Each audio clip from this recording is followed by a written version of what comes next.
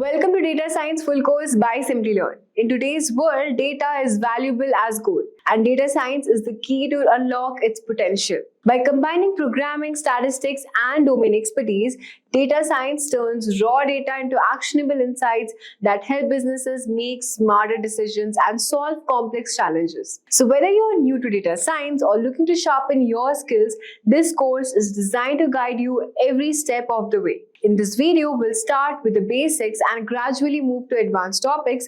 You'll also learn the fundamentals of data science, the journey to become a data scientist, and how to quickly grasp core concepts. Plus, you'll work on beginner-friendly projects that prepare you for real-world scenarios. Looking ahead to 2025, the demand for data scientists is set to skyrocket, with companies across industries seeking experts who can analyze and interpret data effectively. Entry-level data scientists can expect salaries around 6 lakh to 8 lakh per annum in India and around $80,000 to $100,000 in the US. And by the end of this course, you will be equipped with practical tips, interview and guidance, and the confidence to step into a rewarding data science career. Also, if you're interested to make a career in machine learning and AI, unlock your potential with AI and machine learning with Simplilearn's professional certificate course in generative AI and machine learning. Collaboration with IIT Kanpur, designed for aspiring AI enthusiasts, this professional course offers hands-on experience with machine learning algorithms, deep learning, NLP, guided by industry experts and IIT Kanpur faculty. You can find the course link in the description box and in the pinned comments. So let's get started. Are you one of the many who dreams of becoming a data scientist? Keep watching this video if you're passionate about data science, because we will tell you how does it really work under the hood. Emma is a data scientist. Let's see how a day in her life goes while she's working on a data science project. Well, it is very important to understand the business problem first. In her meeting with the clients, Emma asks relevant questions, understands and defines objectives for the problem that needs to be tackled. She's a curious soul who asks a lot of whys, one of the many traits of a good data scientist. Now, she gears up for data acquisition, to gather and scrape data from multiple sources like web servers, logs, databases, APIs, and online repositories. Oh, it seems like finding the right data takes both time and effort. After the data is gathered comes data preparation. This step involves data cleaning and data transformation. Data cleaning is the most time-consuming process as it involves handling many complex scenarios. Here, Emma deals with inconsistent data types, misspelled attributes, missing values, duplicate values, and whatnot. Then, in data transformation, she modifies the data based on defined mapping rules. In her project, ETL tools like Talent and Informatica are used to perform complex transformations that helps the team to understand the data structure better. Then, understanding what you actually can do with your data is very crucial. For that, Emma does exploratory data analysis. With the help of EDA, she defines and refines the selection of feature variables that will be used in the model development. But what if Emma skips this step? She might end up choosing the wrong variables, which will produce an inaccurate model. Thus, exploratory data analysis becomes the most important step. Now, she proceeds to the core activity of a data science project, which is data modeling. She repetitively applies diverse machine learning techniques like KNN, decision tree, naive Bayes to the data to identify the model that best fits the business requirement. She trains the models on the training dataset and tests them to select the best performing model. Emma prefers Python for modeling the data. However, it can also be done using R and SAS. Well, the trickiest part is not yet over: visualization and communication. Emma meets the clients again to communicate the business findings in a simple and effective manner to convince the stakeholders. She uses tools like Tableau, Power BI, and ClickView that can help her in creating powerful reports and dashboards. And then finally, she deploys and maintains the model. She tests the selected model in a pre-production environment before deploying it in the production environment, which is the best practice, right? After successfully deploying it, she uses reports and dashboards to get real-time analytics. Further, she also monitors and maintains the project's performance. Well, that's how Emma completes the data science project. We have seen the daily routine of a data scientist is a whole lot of fun, has a lot of interesting aspects, and comes with its own share of challenges. Now, let's see how data science is changing the world. Data science techniques along with genomic data provides a deeper understanding of genetic issues in reaction to particular drugs and diseases. Logistic companies like DHL, FedEx have discovered the best routes to ship, the best suited time to deliver, the best mode of transport to choose, thus leading to cost efficiency. With data science, it is possible to not only predict employee attrition, but to also understand the key variables that influence employee turnover. Also, the airline companies can now easily predict flight delay and notify the passengers beforehand to enhance their travel experience. Well, if you're wondering, there are various roles offered to a data scientist, like data analyst, machine learning engineer, deep learning engineer, data engineer, and of course, data scientist. The median base salaries of a data scientist can range from $95,000 to $165,000. So that was about the data science. Are you ready to be a data scientist? If yes, then start today.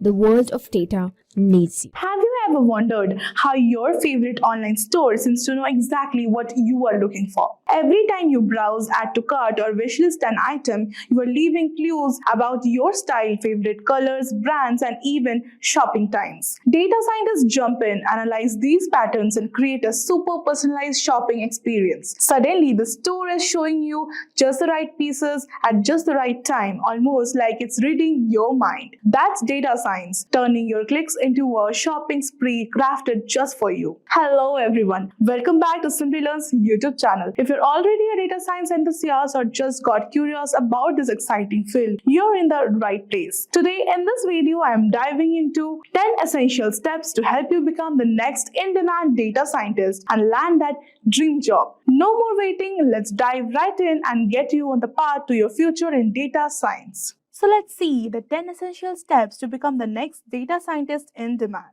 Step number 1 is programming languages. Starting with Python as a beginner is a great move because it's simple, versatile, and widely used in data science. Python's straightforward syntax makes it beginner-friendly, helping you grasp programming basics quickly and dive into data science libraries like Pandas, NumPy, and Matplotlib with ease. Adding R to your skill set is valuable because it excels at statistical analysis and data visualization, two essential parts of data science. You can be comfortable with Python and R within a month or two.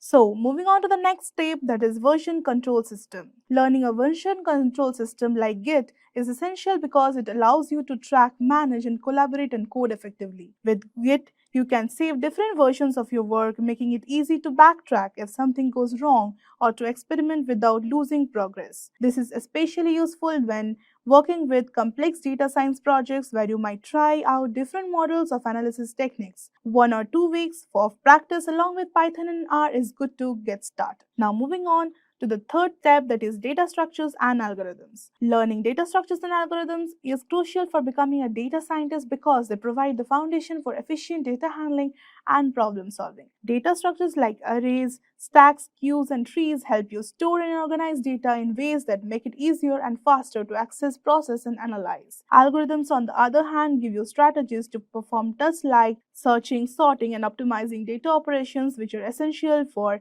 handling large data sets. While many candidates struggle with DAC, mastering it gives you an edge, helping you stand out in the interviews and shine as a skilled data scientist capable of tackling the toughest data problems. Spend about 2 months in this, you will get in the shape for sure. Now moving on to the step number 4, that is SQL. Learning SQL is essential for data scientists because it enables you to access, manage, and manipulate data directly within databases where most real-world data resides.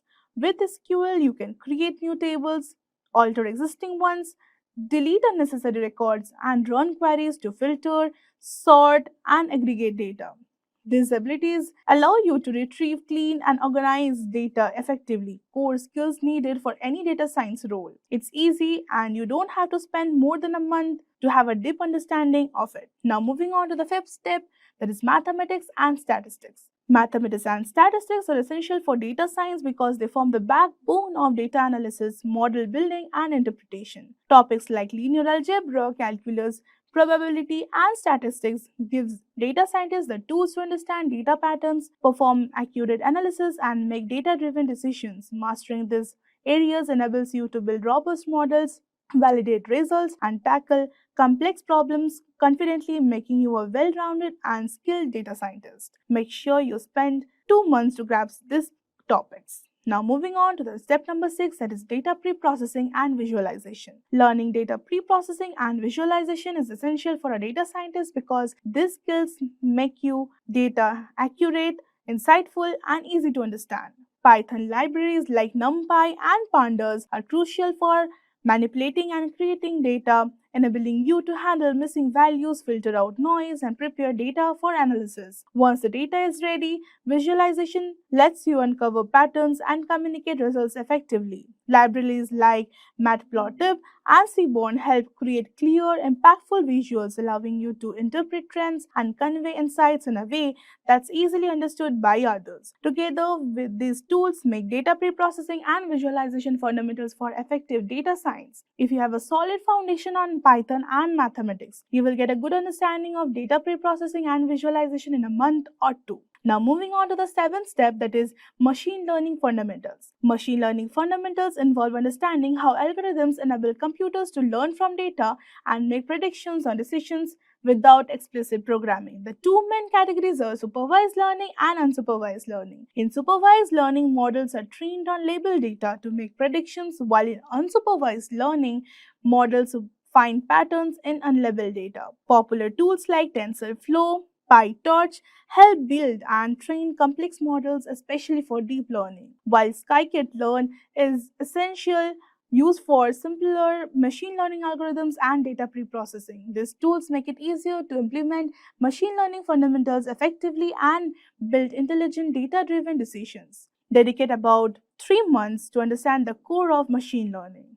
Now coming to the next step, that is deep learning. Deep learning is a subset of machine learning that focuses on algorithms inspired by the structures of the human brain called neural networks. Deep learning uses neural networks with multiple layers, often dozens or hundreds, to learn complex patterns from large data sets. Specialized types like convolutional neural networks, that is CNNs, are great for image processing, while recurrent neural networks RNNs are used for sequence data like text or time series. Essential tools like TensorFlow, PyTorch make building, training, and deploying deep learning models more accessible, allowing you to create powerful AI solutions across various domains. I think it will take about 2 months to have a good hold on deep learning concepts and how to implement them. Now moving on to the 9th step, that is specializations. Once you have grasped the deep learning, it's like reaching a new level as a data scientist. Just as doctors specialize in areas in nephrology and cardiology, data scientists often choose to specialize in fields like natural language processing or computer vision. Natural language processing focuses on teaching machines to understand and generate human language, enabling applications like chatbots, sentiment analysis, and language translation. It's about making computers read, write, and even interpret human emotions through text or speech. Computer vision, on the other hand, is all about enabling machines to see and interpret images or videos. This field powers innovations like facial recognition, object detection, and autonomous driving. Now, you don't need to learn both. You can choose what interests you the most. Now, spend 1 to 2 months diving deep into one of these areas.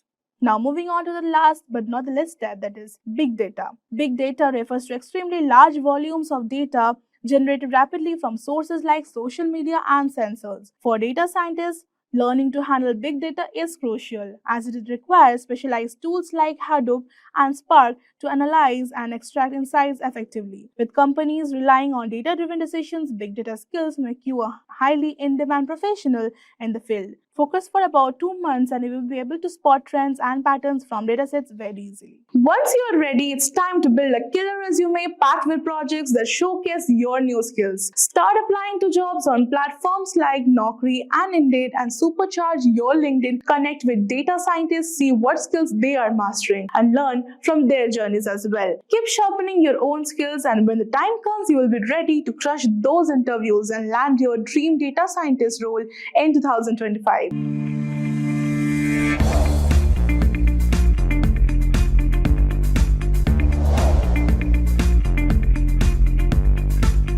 Learning objectives. Welcome to Math Refresher, Probability and Statistics.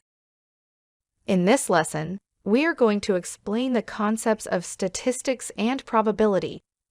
Describe conditional probability, define the chain rule of probability, discuss the measure of variance, identify the types of Gaussian distribution. Basic of statistics and probability. Probability and statistics. Data science relies heavily on estimates and predictions. A significant portion of data science is made up of evaluations and forecast. Statistical methods are used to make estimates for further analysis. Probability theory is helpful for making predictions. Statistical methods are highly dependent on probability theory, and all probability and statistics are dependent on data. Data is information acquired for reference or research via observations, facts, and measurements. Data is a set of facts structured in the form that computers can interpret, such as numbers, words, estimations, and views. Importance of data. Data aids in seeing more about the information by identifying possible connections between two features. Data assists in the detection of distortion by uncovering hidden patterns. Based on prior information patterns, data may be utilized to anticipate the future or predict the current state of affairs. Also, data aids in determining whether two pieces of information have any instance in common or not. Types of data. Data might be quantitative. That is data that can be measured or counted in numbers. Or it may be qualitative, which is data which is generally divided into groups, or in simpler words, which cannot be counted or measured in numbers. Let's consider an example. A customer information data of a bank may contain quantitative and qualitative data. Consider this snapshot where we have customer ID, surname, geography, gender, age, balance, has C or card, is active member. Amongst these variables, we can see surname is mostly qualitative as it cannot be counted and measured in numbers. Geography and gender are also qualitative as they cannot be counted in numbers and are mostly groups. Has C or card, that is, has credit card and is active member, although are containing numerical in form. But these are categorical. That means these have been divided into groups of 1 and 0 that represent yes and no as an answer. Hence, these two variables are also qualitative. Customer ID is again, although a numerical data. However, the significance or intuition behind customer ID is categorical. Hence, it may be kept in the qualitative data also. However, age and balance. These are numerical information which have been measured or counted, and numerical operations can be performed on them. Hence, these are under quantitative data categories. Introduction to Descriptive Statistics. Descriptive Statistics. A descriptive measurement is summary measure that quantitatively portrays the most important features of a set of data, allowing for a better comprehension of the information. Data can be measured as different levels. The levels of measurement describe the nature of information stored in the data assigned to the variables. Qualitative data can be measured as nominal or ordinal. Quantitative data can be measured in terms of interval and ratio type. Nominal data. The data is categorized using names, labels, or qualities. For example, brand name, zip code, and gender. Ordinal data can be arranged in order or ranked and can be compared. Examples include grades, star reviews, position and race, and date. Interval data is the data that is ordered and has meaningful differences between the data points. Example, temperature in Celsius and year of birth. Ratio data is similar to the interval level with the added property of inherent zero. Mathematical calculations can be performed on both interval as well as ratio data. For example, height, age, and weight. Population versus sample. Before analyzing the data, it's important to figure out if it's from a population or a sample. Population is a collection of all available items as well as each unit in our study. Sample is a subset of the population that contains only a few units of the population. Population data is used for study when the data pool is very small and can give all the required information. Samples are collected randomly and represent the entire population in the best possible way. Measures of central tendency. The central tendency is a single value that aids in the description of the data by determining its center position. Measures of central tendency are sometimes known as summary statistics or measures of central location. The most popular measurements of central tendency are mean, median, and mode. The normal distribution is a bell-shaped, symmetrical distribution in which mean, median, and mode all are equal. The curve over here shows the bell-shaped curve or the normal distribution of variable x. The point over here that is x1 is the point which represents the mean, median, and mode of this distribution. Mean. Mean is calculated by dividing the sum of all data values by the total number of data values. It gets affected when there are unusual or extreme values. It is sensitive to the outliers. Mean can be calculated as summation over all the values of x in a collection divided by the size of the collection. For example, we have a collection where we have values as 7, 3, 4, 1, 6, and 7. We find out the sum of these values, which is 28, and there are a total of 6 values. So 28 divided by 6 gives us a mean value of 4.66. Median. It is the middle value in the set of the data that has been sorted in ascending order. It is a better alternative to mean, since it is less impacted by outliers and skewness. It is closer to the actual central value. Median is calculated differently for different sizes of data.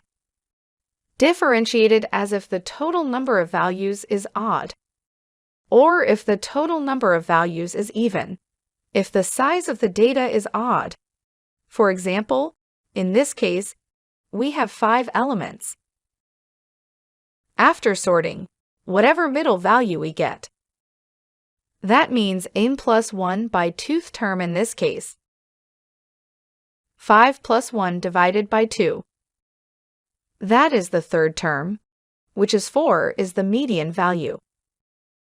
In case when the total number of values is even like here, there are 6 values. The average or the mean of the 2 central values is considered as the median. In this case, the median is the mean of 6 and 4, which is 5. Mode.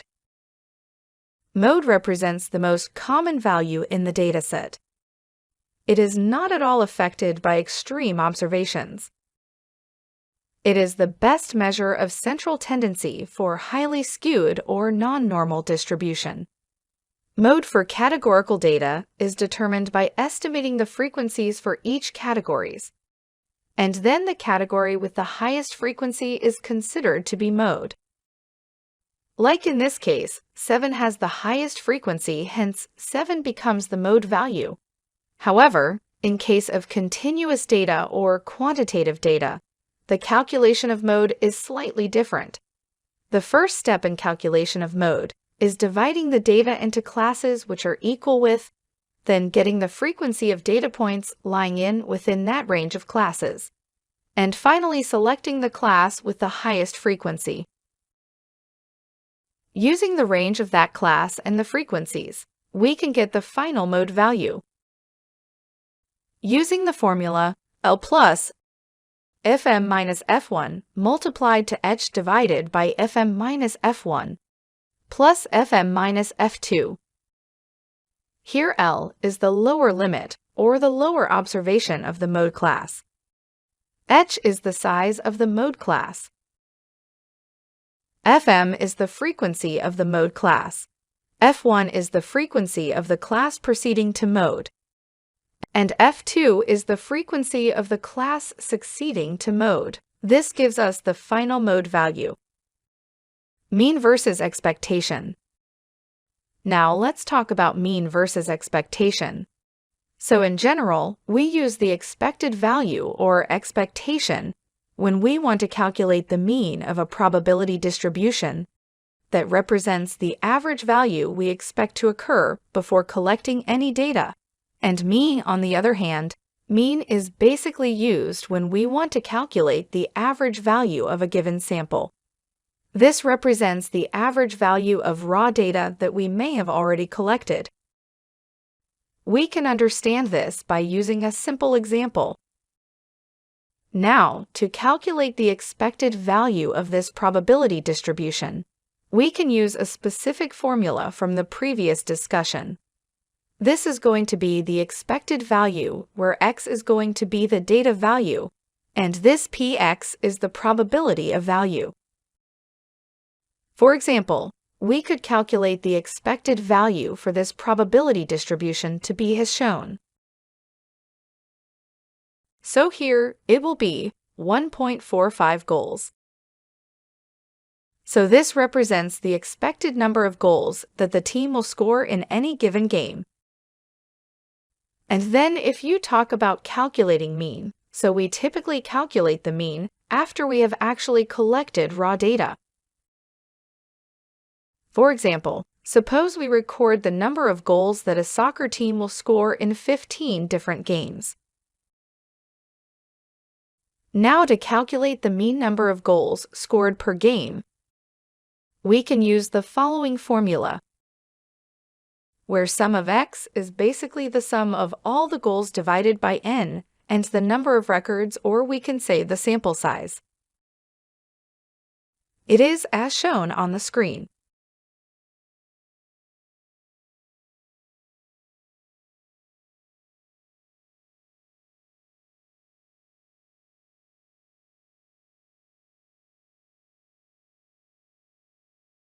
So this represents the mean number of goals scored per game by the team.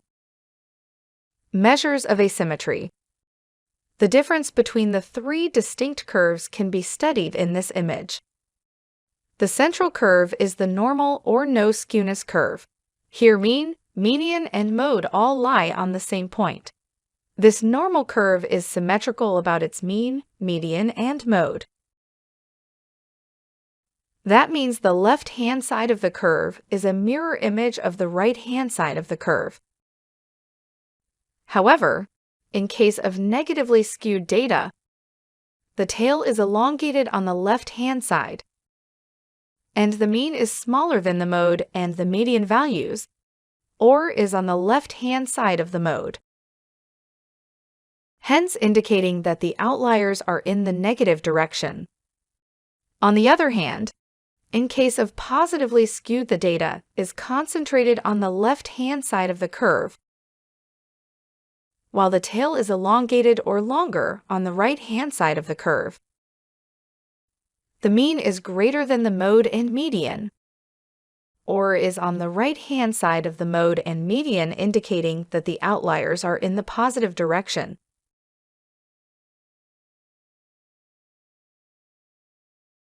Let's consider an example.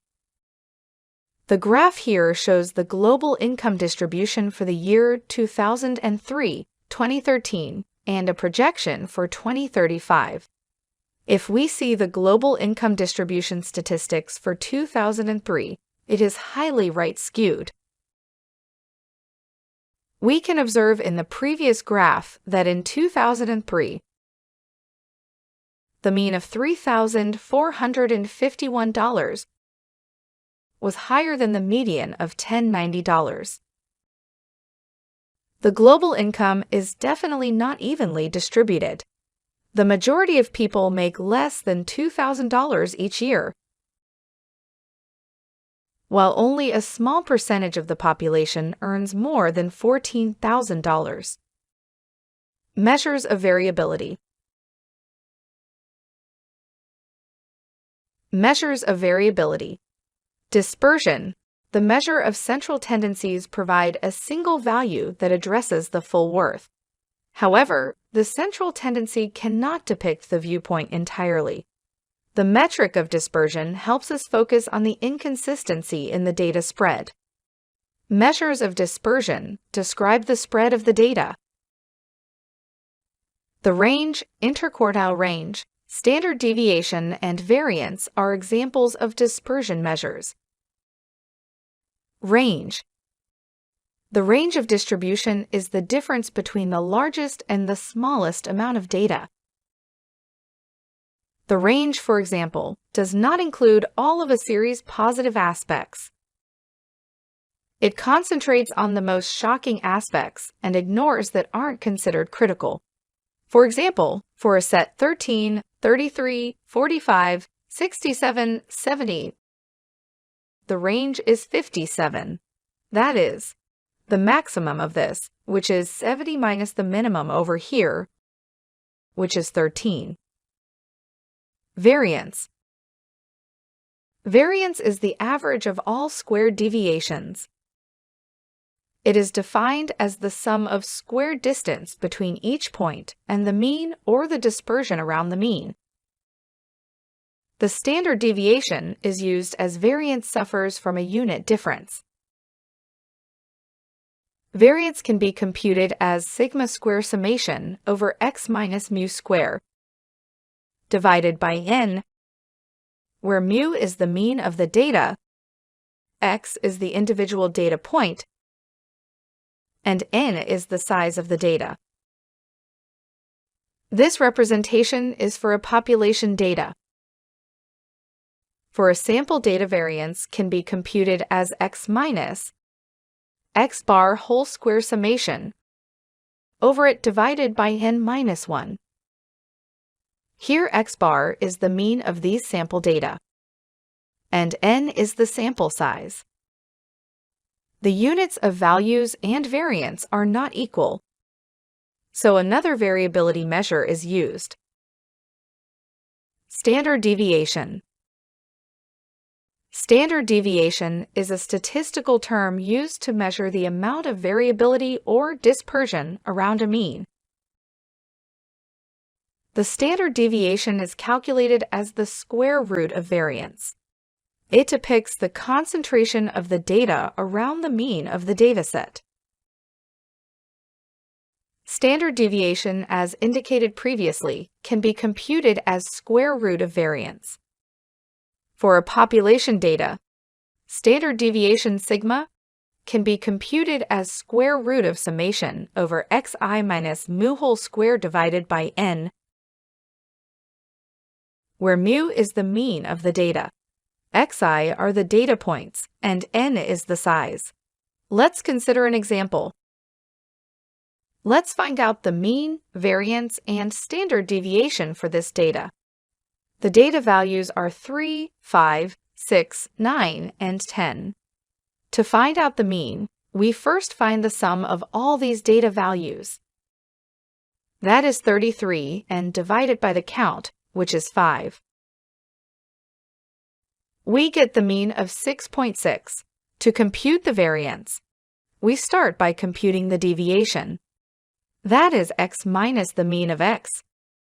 Here 3 is one of the values of the data, and 6.6 is the mean.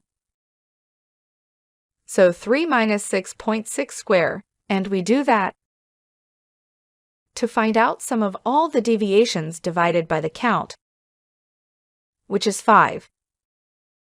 We end up getting an overall variance of 6.64. Standard deviation, as we know, is measured at square root of variance. That is square root of 6.64, which amounts to 2.576. Measures of relationship. Measures of relationship. Covariance. Covariance is the measure of joint variability of two variables. It measures the direction of the relationship between the variables. It determines if one variable will cause the other to alter in the same way. Covariance between variable x and y can be computed as summation over the product of xi minus x bar and yi minus y bar the whole divided by n minus 1. Here x bar and y bar are the mean of x and y respectively. The value of covariance can range from minus infinity to a plus infinity. Correlation. Correlation is normalized covariance. It measures the strength of association between two variables. The most common measure for correlation is the Pearson correlation coefficient. Correlation between two variables, x and y, can be measured with respect to covariance as covariance between x and y divided by the standard deviation of x and standard deviation of y. The value of correlation ranges from a -1 to +1. Types of correlation. Correlation can be either a positive correlation, zero correlation, or a negative correlation. The first picture over here represents a perfect positive correlation, wherein a straight line with a positive slope is representing the relationship between the two variables. Zero correlation means that the line representing the relationship between the two variables is horizontal to the x-axis. Perfect negative correlation can be represented by a straight line with a negative slope. Correlation equals to 1 implies a positive relationship. That is when one variable increases, the other variable also increases. A correlation value of -1 implies a negative relationship. That is when one variable increases, the other decreases. The correlation coefficient of 0 shows that the variables are completely independent of each other. Let's consider an example. Here, we have two variables, height and weight. To compute the correlation between height and weight, we use the correlation formula as covariance of x and y divided by standard deviation of x and standard deviation of y. Here, height is the x variable and weight is the y variable. First, to compute covariance, we compute the x minus x bar and y minus y bar values, and then the product of them. We then compute x minus x bar square and y minus y bar square values to compute the standard deviations of height and weight respectively. Correlation, as we know, has been defined as covariance of x and I and y divided by standard deviations of x and y. This can also be represented as summation over x minus x bar multiplied to y minus y bar divided by square root of summation over sum of squared deviations. That is x minus x bar square multiplied to square root of summation over y minus y bar whole square. That is sum of square deviations for y. Now, let's find out values to put into this formula. First, we find out the overall sum of height to get the mean of height, which is 5.14. Similarly, we get the sum of weight to get the mean of weight as 50. We now get the summation over x minus x bar multiplied to y minus y bar to get the numerator for the formula. Then we compute x minus x bar square summation and y minus y bar square. That is sum of squared deviation of x and y respectively. Now we put in the values in this final correlation formula to get a correlation value of 0.889. This indicates that height and weight have a positive relationship. It is evident that as height grows, weight also increases. In this module, we will be talking about expectation and variance. So the expected value, or we can say mean of a given variable, that we can denote by x is a discrete random variable where it is a weighted average of the possible values that x can take, and each value is going to be according to the probability of that specific event occurring. So usually the expected value of x is denoted by a simple formula where we can define the expectation based on the x parameter, which is going to be the sum of each possible outcome multiplied by the probability of the outcome occurring. So in more concrete terms, the expectation is what we would expect the outcome of an experiment to be on average. We can take an example for the coin. If a coin is being tossed 10 times, then one is most likely to get 5 heads and 5 tails. Same logic can be discussed if we talk about another example of rolling a die. So there are 6 possible outcomes when you roll a die. 1, 2, 3, 4, 5, 6. And each of these has a probability of 1 by 6 of occurring. So we can say that the expectation is going to be 1 multiplied by the probability of that happening, which is going to be 1 by 6, plus 2 by 6, plus 3 by 6, plus 4 by 6, plus 5 by 6, plus 6 by 6, and that is going to give us 3.5 as an output.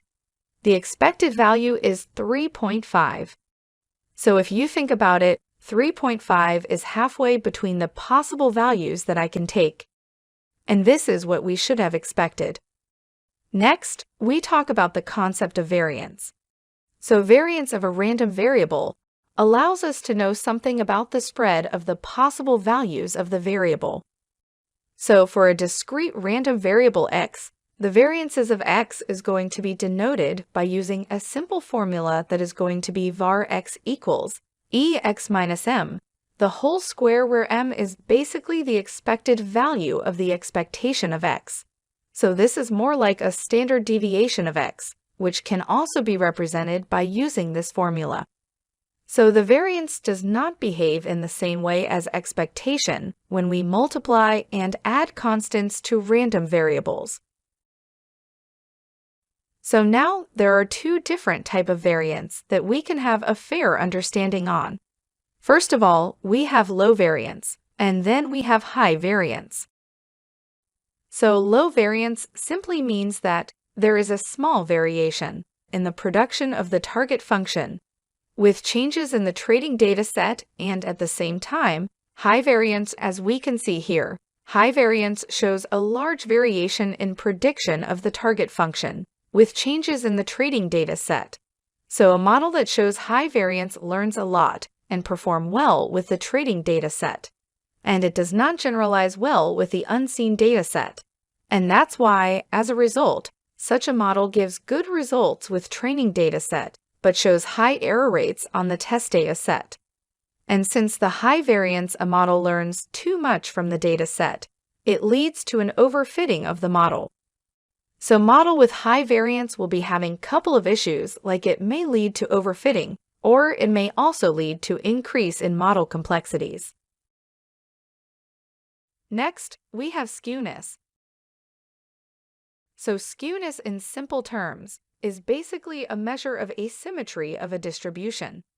So distribution is asymmetrical when its left and right sides are not the mirror images. Right now, this is a mirrored image, and a distribution can have right positive, or we can say negative, or it can have zero skewness. So right skewed in this scenario is basically the distribution is longer on the right side of its peak. And a left skew distribution is going to be, we can say, where it is longer on the left side. So we can see we have this one as a part of right side. It is more elongated towards the right side, and this one is more elongated towards the left side. So we can think of skewness in terms of tails. A tail is long tampering and the end of a distribution. So it simply indicates that they are observations at one end of the distribution, but that they are relatively infrequent. So a right skew distribution has a long tail on the right side, as you can see here, so the number supports observed. Let's say we have a data on a per year basis. So again, we can have a more skewness towards the right side, where data is being dropping as we continue to increase the number of years. For example, we may have a high sales towards the beginning of year, suppose in 2022. But again, as we proceed to 2023, second half we are seeing the dip in performance. So that is rightly skewed. And same way, let's suppose if we started with the sales figure, it was really less in suppose 2002. But again, as we proceeded to 2023 now, our sales have been gradually increasing. So it's more like skew towards the left section as a part of negative skew. Next we have kurtosis. So kurtosis is basically a measure of the tailedness of a distribution. So tailedness is how often the outliers occur, and acts as kurtosis is the tailedness of the distribution related to a normal distribution. So a distribution with medium kurtosis is called as mesokurtic. A distribution with low kurtosis like this one. This is called as the platykurtic, and then distribution with high kurtosis like this one. This is called as the leptokurtic. So tails here, they are tapering ends on either side of a distribution like this. So they represent the probability or the frequency of values that are extremely high or extremely low to the mean. In other words, tails here represents how often the outliers occur. So there are three types of kurtosis. We have platykurtic, which is negative, leptokurtic, which is a positive towards the upper end, and then we have mesokurtic, which is a normal distribution. So mesokurtic is the medium tail. So normal distributions, they have a kurtosis of 3. So any distribution with a kurtosis of a prox value of 3 is going to be mesokurtic, and kurtosis is described in terms of excess kurtosis, which is kurtosis minus 3. And since normal distribution, they have a kurtosis of 3-axis kurtosis, makes comparing a distribution kurtosis to a normal distribution even easier. Introduction to probability. Probability theory. Probability is a measure of the likelihood that an event will occur. Let's consider an example of coin toss, where the chances of getting heads on a coin are 1 by 2 or 50%. The probability of each given event is between 0 and 1, both inclusive. Sum of an event's cumulative probability cannot be greater than 1. Hence, the probability of an event X lies between 0 and 1. This means that the integral of probability of distribution over X equals to 1. Conditional probability.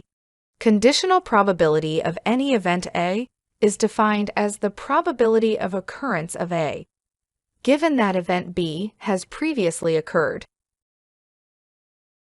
Condition probability of event A given B can be estimated as probability of A intersection B, that is, probability of both A and B happening together, divided by the probability of B.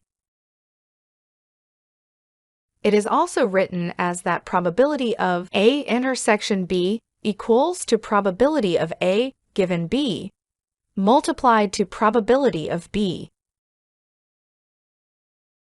Let's consider an example. In a coin, we are doing a 2-coin flip. Coin 1 gets heads, and tails in subsequent flips,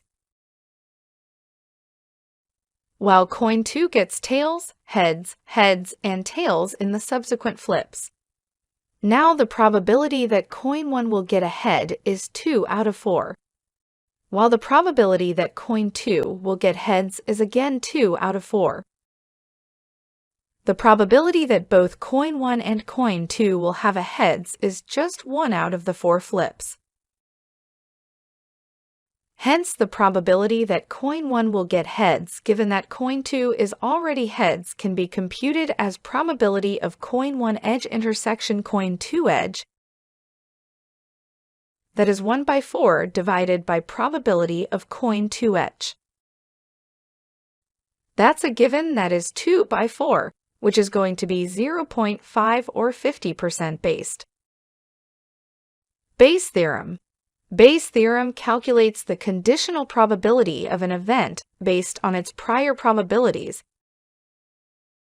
Basically, Bayes' theorem incorporates the prior probability distribution to predict the posterior probabilities. Bayes' theorem for conditional probability can be expressed as probability of A given B equals probability of B given A divided by probability of B multiplied to probability of A. Bayes' theorem allows updating the probability values by using new information or evidence. Here, probability of A is known as prior probability. That is the probability of event before any new data is collected. Probability of A given B is known as the posterior probability. It is the revised probability of an event occurring after taking into consideration the new information. Probability of B given A is known as the likelihood, and probability of B is probability of observing an evidence. Bayes' model. An example. Consider an example for calculating the likelihood of having diabetes based on frequency of fast food consumption. Here is the observed data. Let's say the fast food audience is 20%. Diabetes prevalence is 10%, and 5% is fast food and diabetes. The chances of diabetes given fast food, that is the conditional probability of D given B, can be calculated as probability of diabetes and fast food together divided by probability of fast food. That means 5% divided by 20%.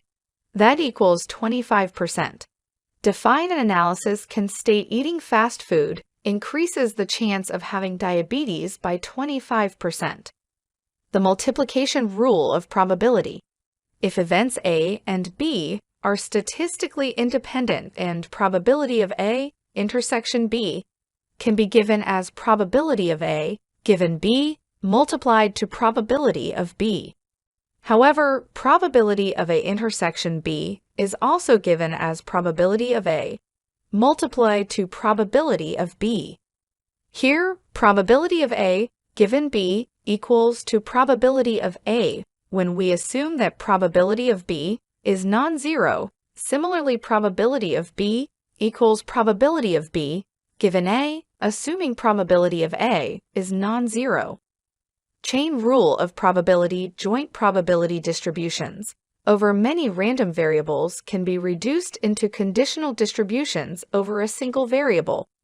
It can be expressed as probability of x1, x2, so on until xn equals probability of x1 intersection probability of xi, given probability of x1 till xi minus 1. For example, the joint probability of A, B, and C can be given as probability of A given B. C multiplied to probability of B, given C multiplied to probability of C. Logistic sigmoid. The logistics function is a type of sigmoid function that aims to predict the class to which a particular sample belongs.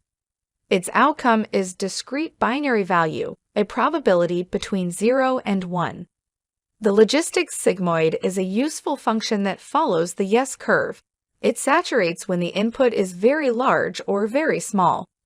Logistic sigmoid is expressed as sigma of x equals 1 upon 1 plus e to the power minus x. The logistic sigmoid can be expressed as sigmoid function of x is given as 1 upon 1 plus e to the power minus x, where e is the Euler's number. Gaussian distribution. The Gaussian distribution is a type of distribution in which data tends to cluster around a central value with little or no bias to the left or right. It is often referred to as normal distribution. In absence of prior information, the normal distribution is frequently a fair assumption in machine learning. Equation. The formula for calculating Gaussian distribution is described as the normal distribution of x. That is the function of x given mean as mu and variance is sigma square can be calculated as 1 upon sigma square root of 2 pi e to the power minus half x minus mu divided by sigma whole square, where mu is the mean or peak value, which also is the expected value of x. Sigma is the standard deviation, sigma square is the variance. A standard normal distribution has a mean of 0 and a standard deviation of 1. Gaussian distribution can be univariate, which describes the distribution of a single variable x. It can also be multivariate, where it can just use to describe the distribution of several variables. It is represented in 3D of ND formats. Law of large numbers. Now let's talk about law of large numbers. The law of large numbers states that an observed sample average from a large sample will be close to the true population average, and that it will get closer in the larger sample. So the law of large number does not guarantee that a given sample, spatially a small sample, will reflect the true population characteristics, or that a sample does not reflect the true population will be balanced by a subsequent sample. This is for the law of large numbers to express the relationship between scale and growth rate. So there are multiple examples through which we can understand. And it is widely used in statistical analysis in working with the central limit theorem in terms of the business growth. So there are multiple real-time setup in which these are going to be used. So if you talk about tossing a coin, so tossing a coin in a number of times will give us two different type of outcomes. The result will spread evenly between head and tails, and the expected average value is going to be half. That means 50 times tails and 30 times heads. But again, if you toss a coin 1,000 times, then the result can be in different manners, because out of 1,000, let's say 850 times it has been head, and only 150 times it has been tails, and so on. So that's why the possibility of one event occurring is going to be changed in large sample sets as compared to a small sample sets, as in let's say 10 times. So the number of heads and tails unbalanced for lower number of trials, so we can see it is unbalanced. But again, as soon as we toss more number of coins, more leans towards the balance value, or we can see the observed averages. Next, we have p-value. So p-value is basically a number calculated from the statistical test that describes how likely we are to have found a particular set of observations if the null hypothesis were true. So p-values are used in hypothesis testing to help decide whether to reject the null hypothesis. And the smaller the p-value, the more likely we are to reject the null hypothesis. So we have a term called as null hypothesis. So all statistical tests, they have null hypothesis. So for most tests, the null hypothesis is that there is no relationship between our variables of in first, or that there is no difference among groups. For example, in a two-tailed t-test, the non-hypothesis is that the difference between two groups is going to be 0.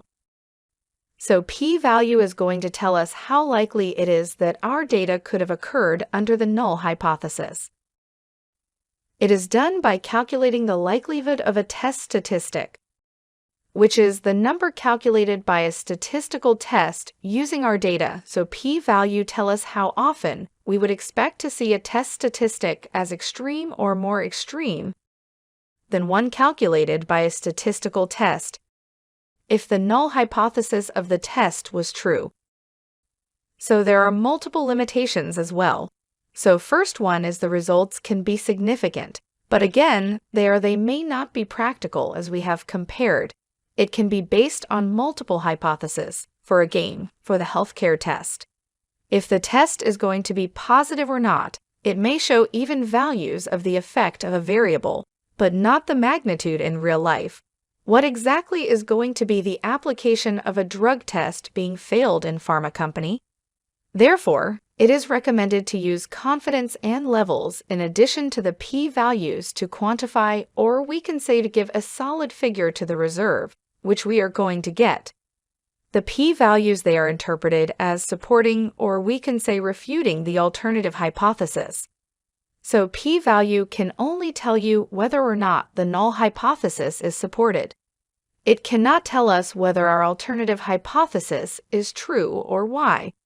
So the risk of rejecting the null hypothesis is often higher than the p-value. So especially when we are looking at a single study or when using small sample sizes. So this is because the smaller frame of reference, the greater are the chance that as we stumble across a statistically significant pattern completely by accident. Key takeaways. Key takeaways. Probability and statistics structure the premise of the data.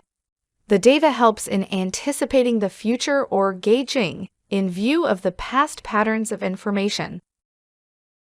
The central tendency is a single value that helps to describe the data by identifying these central positions. The mean, median, and mode are the measures of central tendencies.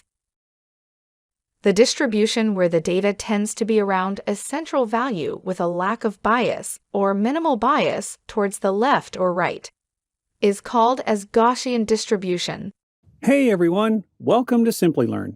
Today's video will compare and contrast artificial intelligence, deep learning, machine learning, and data science. But before we get started, consider subscribing to Simplilearn's YouTube channel and hit the bell icon. That way, you'll be the first to get notified when we post similar content. Before moving on, let me ask you two interesting queries. Which among the following is not a branch of artificial intelligence? Data analysis, machine learning, deep learning, neural networks. And the second query is, what is the main difference between machine learning and deep learning? Please leave your answer in the comments section below, and stay tuned to get the answer. First, we will unwrap deep learning. Deep learning was first introduced in the 1940s. Deep learning did not develop suddenly, it developed slowly and steadily over 7 decades. Many theses and discoveries were made on deep learning from the 1940s to 2000. Thanks to companies like Facebook and Google, the term deep learning has gained popularity and may give the perception that it is a relatively new concept. Deep learning can be considered as a type of machine learning and artificial intelligence, or AI, that imitates how humans gain certain types of knowledge. Deep learning includes statistics and predictive modeling. Deep learning makes processes quicker and simpler, which is advantageous to data scientists to gather, analyze, and interpret massive amounts of data. Having the fundamentals discussed, let's move into the different types of deep learning. Neural networks are the main component of deep learning, but neural networks comprise 3 main types, which contain artificial neural networks, or ANN, convolution neural networks, or CNN, and recurrent neural networks, or RNN. Artificial neural networks are inspired biologically by the animal brain. Convolutional neural networks surpass other neural networks when given inputs such as images, voice, or audio. It analyzes images by processing data. Recurrent neural networks uses sequential data or series of data.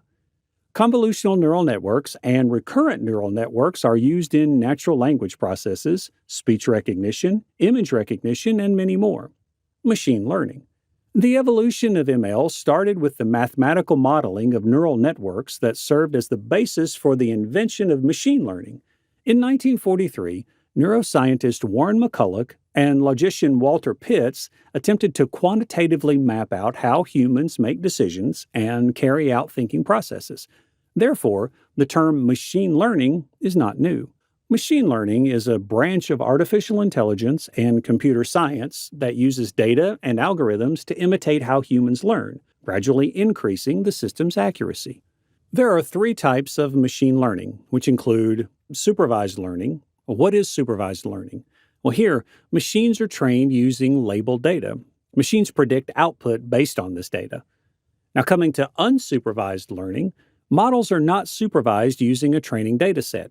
It is comparable to the learning process that occurs in the human brain while learning something new. And the third type of machine learning is reinforcement learning. Here, the agent learns from feedback. It learns to behave in a given environment based on actions and the result of the action. This feature can be observed in robotics. Now, coming to the evolution of AI. The potential of artificial intelligence wasn't explored until the 1950s, although the idea has been known for centuries. The term artificial intelligence has been around for a decade. Still, it wasn't until British polymath Alan Turing posed the question of why machines couldn't use knowledge like humans do to solve problems and make decisions. We can define artificial intelligence as a technique of turning a computer-based robot to work and act like humans. Now let's have a glance at the types of artificial intelligence. Weak AI performs only specific tasks, like Apple's Siri, Google Assistant, and Amazon's Alexa. You might have used all of these technologies, but the types I am mentioning after this are under experiment. General AI can also be addressed as artificial general intelligence. It is equivalent to human intelligence, hence, an AGI system is capable of carrying out any task that a human can. Strong AI aspires to build machines that are indistinguishable from the human mind. Both general and strong AI are hypothetical right now. Rigorous research is going on this matter. There are many branches of artificial intelligence, which include machine learning, deep learning, natural language processing, robotics, expert systems, fuzzy logic. Therefore, the correct answer for which is not a branch of artificial intelligence is option A, data analysis. Now that we have covered deep learning, machine learning, and artificial intelligence, the final topic is data science. Concepts like deep learning, machine learning, and artificial intelligence can be considered a subset of data science. Let us cover the evolution of data science. The phrase data science was coined in the early 1960s to characterize a new profession that would enable the comprehension and analysis of the massive volumes of data being gathered at the time. Since its beginnings, data science has expanded to incorporate ideas and methods from other fields, including artificial intelligence, machine learning, deep learning, and so forth. Data science can be defined as the domain of study that handles vast volumes of data using modern tools and techniques to find unseen patterns, derive meaningful information, and make business decisions. Therefore, data science comprises machine learning, artificial intelligence, and deep learning. Deep learning. Deep learning was first introduced in the 1940s. Deep learning did not develop suddenly, it developed slowly and steadily over 7 decades. Many theses and discoveries were made on deep learning from the 1940s to 2000. Thanks to companies like Facebook and Google, the term deep learning has gained popularity and may give the perception that it is a relatively new concept. Deep learning can be considered as a type of machine learning and artificial intelligence, or AI, that imitates how humans gain certain types of knowledge. Deep learning includes statistics and predictive modeling. Deep learning makes processes quicker and simpler, which is advantageous to data scientists to gather, analyze, and interpret massive amounts of data. Having the fundamentals discussed, let's move into the different types of deep learning. Neural networks are the main component of deep learning, but neural networks comprise 3 main types, which contain artificial neural networks, or ANN, convolution neural networks, or CNN, and recurrent neural networks, or RNN. Artificial neural networks are inspired biologically by the animal brain. Convolutional neural networks surpass other neural networks when given inputs such as images, voice, or audio. It analyzes images by processing data. Recurrent neural networks uses sequential data or series of data. Convolutional neural networks and recurrent neural networks are used in natural language processes, speech recognition, image recognition, and many more. Machine learning. The evolution of ML started with the mathematical modeling of neural networks that served as the basis for the invention of machine learning. In 1943, neuroscientist Warren McCulloch and logician Walter Pitts attempted to quantitatively map out how humans make decisions and carry out thinking processes. Therefore, the term machine learning is not new. Machine learning is a branch of artificial intelligence and computer science that uses data and algorithms to imitate how humans learn, gradually increasing the system's accuracy. There are 3 types of machine learning, which include supervised learning. What is supervised learning? Well, here, machines are trained using labeled data. Machines predict output based on this data. Now, coming to unsupervised learning, Models are not supervised using a training dataset. It is comparable to the learning process that occurs in the human brain while learning something new.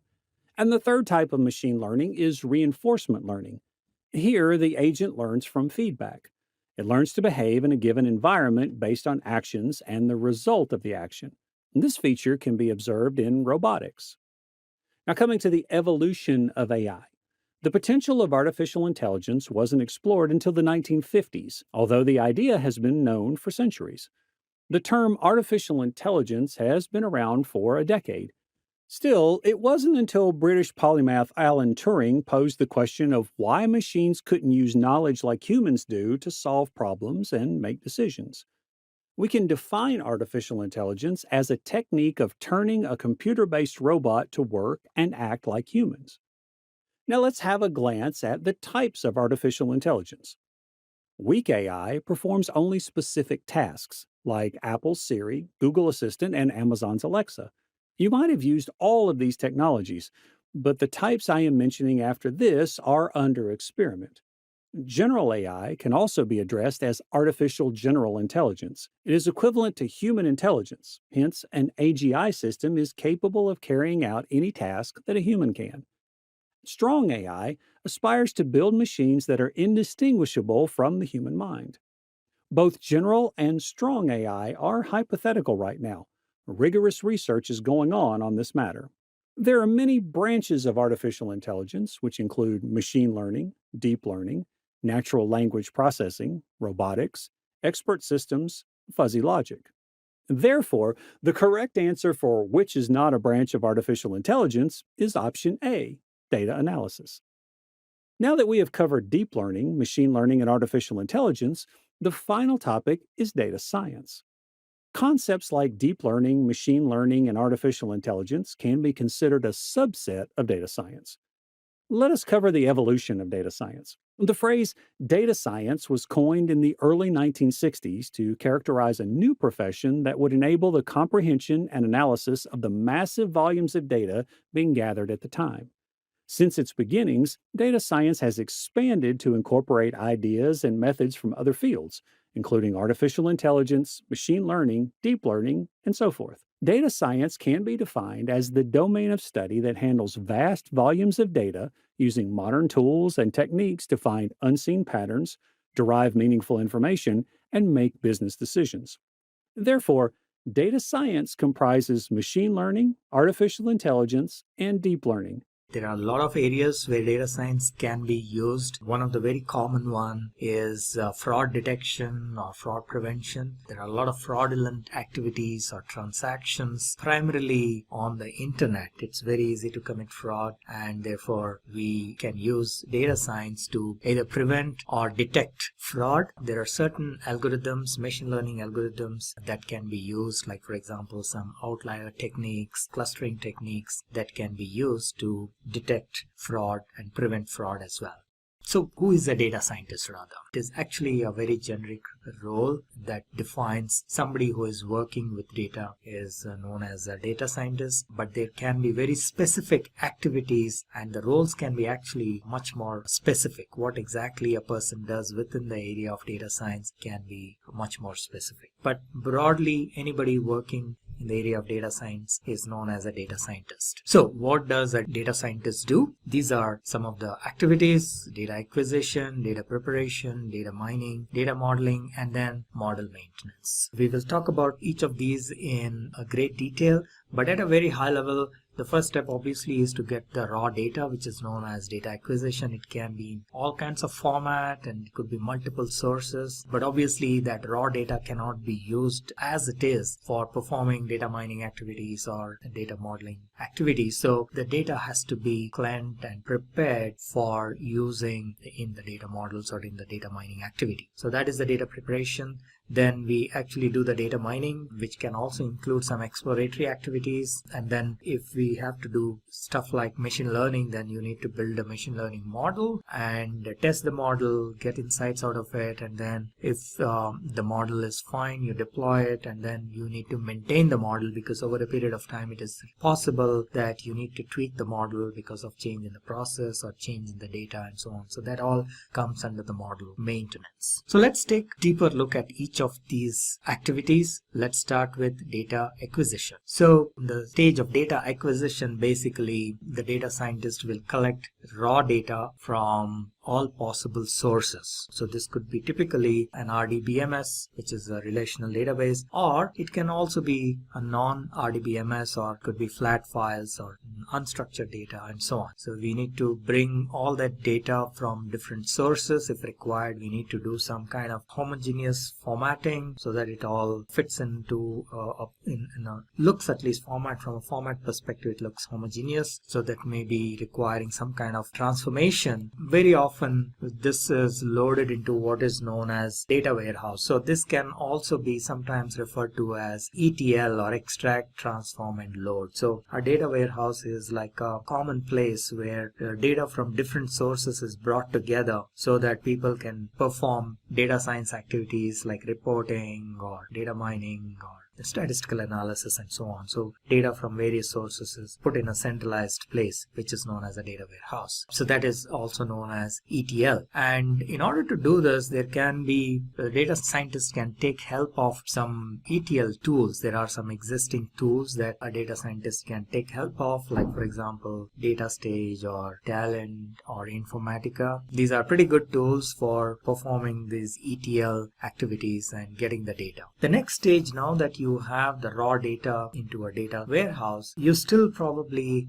are not in a position to straight away use this data for performing the data mining activities. So that is where data preparation comes into play, and there are multiple reasons for that. One of them could be the data is dirty, there are some missing values and so on and so forth. So a lot of time is actually spent in this particular stage. So a data scientist spends a lot of time, almost 60 to 70% of the time, in this part of the project or the process, which is data preparation. So there are, again, within this there can be multiple sub activities, starting from, let's say, data cleaning. You will probably have missing values. The data, there is some columns, the values are missing, or the values are incorrect, there are null values, and so on and so forth. So that is basically the data cleaning part of it. Then you need to perform certain transformations, like for example normalizing the data and so on, right? So, or you could probably have to modify categorical values into numerical values and so on and so forth. So these are transformational activities. Then we may have to handle outliers. So the data could be such that there are a few values which are way beyond the normal behavior of the data. For whatever reason, either people have keyed in wrong values, or for some reason some of the values are completely out of range. So those are known as outliers. So there are certain ways of handling these outliers and detecting and handling these outliers. So this is a part of what is known as exploratory analysis. So you quickly explore the data to find out and you can use visual tools like plots and identify what are the outliers and see how we can get rid of the outliers and so on. Then the next part could be data integrity. Data integrity is to validate, for example, if there are some primary keys, that all the primary keys are populated. There are some foreign keys, then at least most of the foreign keys should be populated, and otherwise when we are trying to query the data, you may get wrong values and so on. So that is the data integrity part of it. And then we have what is known as data reduction. Sometimes we may have duplicate values, we may have columns that may be duplicated because they are coming from different sources, the same values are there, and so on. So a lot of this can be done using what is known as data reduction, and thereby you can reduce the size of the data drastically, because very often this could be redundant data which can be removed and so on. So let's take a look at what are the various techniques that are used for data cleaning. So we need to ensure that the data is valid and it is consistent and uniform and accurate. So these are the various parameters that we need to ensure as a part of the data cleaning process. Now, what are the techniques that are used for data cleaning? So we will see what each of these are in this particular case. And so what is the data set that we have? We have data about a bank, and it's customer details. So let's take an example and see how we go about cleaning the data. And in this particular example, we are assuming we are using Python. So let's assume we loaded this data, which is the raw file.csv. This is how the customer data looks like. And we will see, for example, if we take a closer look at the geography column, we will see that there are quite a few blank spaces. So how do we go about when we have some blank spaces, or if it is a string value, then we put an empty string here, or we just use a space or empty string.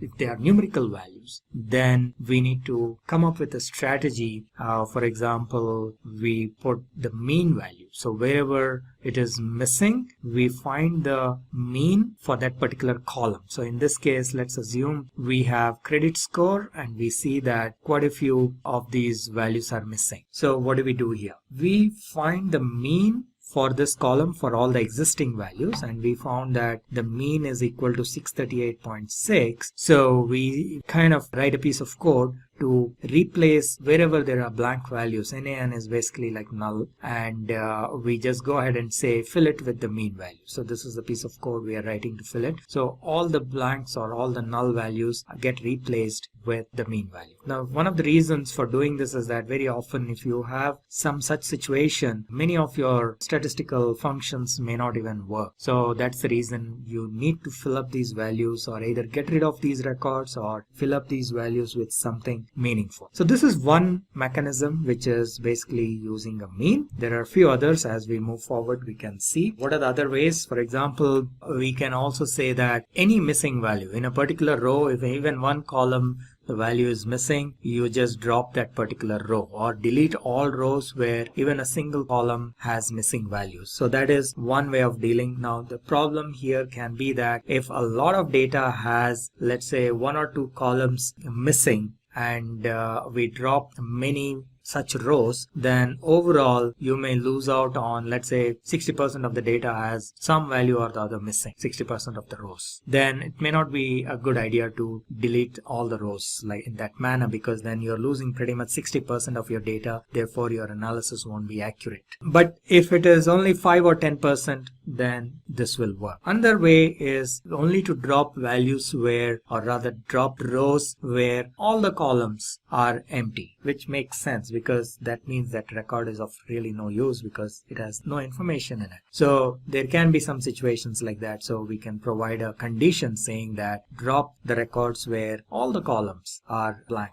or not applicable. We can also specify some kind of a threshold. Let's say you have 10 or 20 columns in a row. You can specify that maybe 5 columns are blank or null, then you drop that record. So again, we need to take care that such a condition, such a situation, the amount of data that has been removed or excluded is not large. If it is like maybe 5%, maximum 10%, then it's okay. But by doing this, if you're losing out on a large chunk of data, then it may not be a good idea. You need to come up with something better. What else we need to do next is, so the data preparation part is done. So now we get into the data mining part. So what exactly we do in data mining? Primarily, we come up with ways to take meaningful decisions. So data mining will give us insights into the data, what is existing there, and then we can do additional stuff like maybe machine learning and so on to perform advanced analytics and so on. So one of the first steps we do is what is known as data discovery, and which is basically like exploratory analysis. So we can use tools like Tableau for doing some of this. So let's just take a quick look at how we go about that. So Tableau is excellent data mining, or actually more of a reporting or a BI tool. And you can download a trial version of Tableau at tableau.com, or there is also Tableau Public, which is free and you can actually use and play around. However, if you want to use it for enterprise purpose, then it is commercial software, so you need to purchase license, and you can then run some of the data mining activities. Say your data source, your data is in some Excel sheet, so you can select the source as Microsoft Excel or any other format, and the data will be brought into the Tableau environment, and then it will show you what is known as dimensions and measures. So dimensions are all the descriptive columns.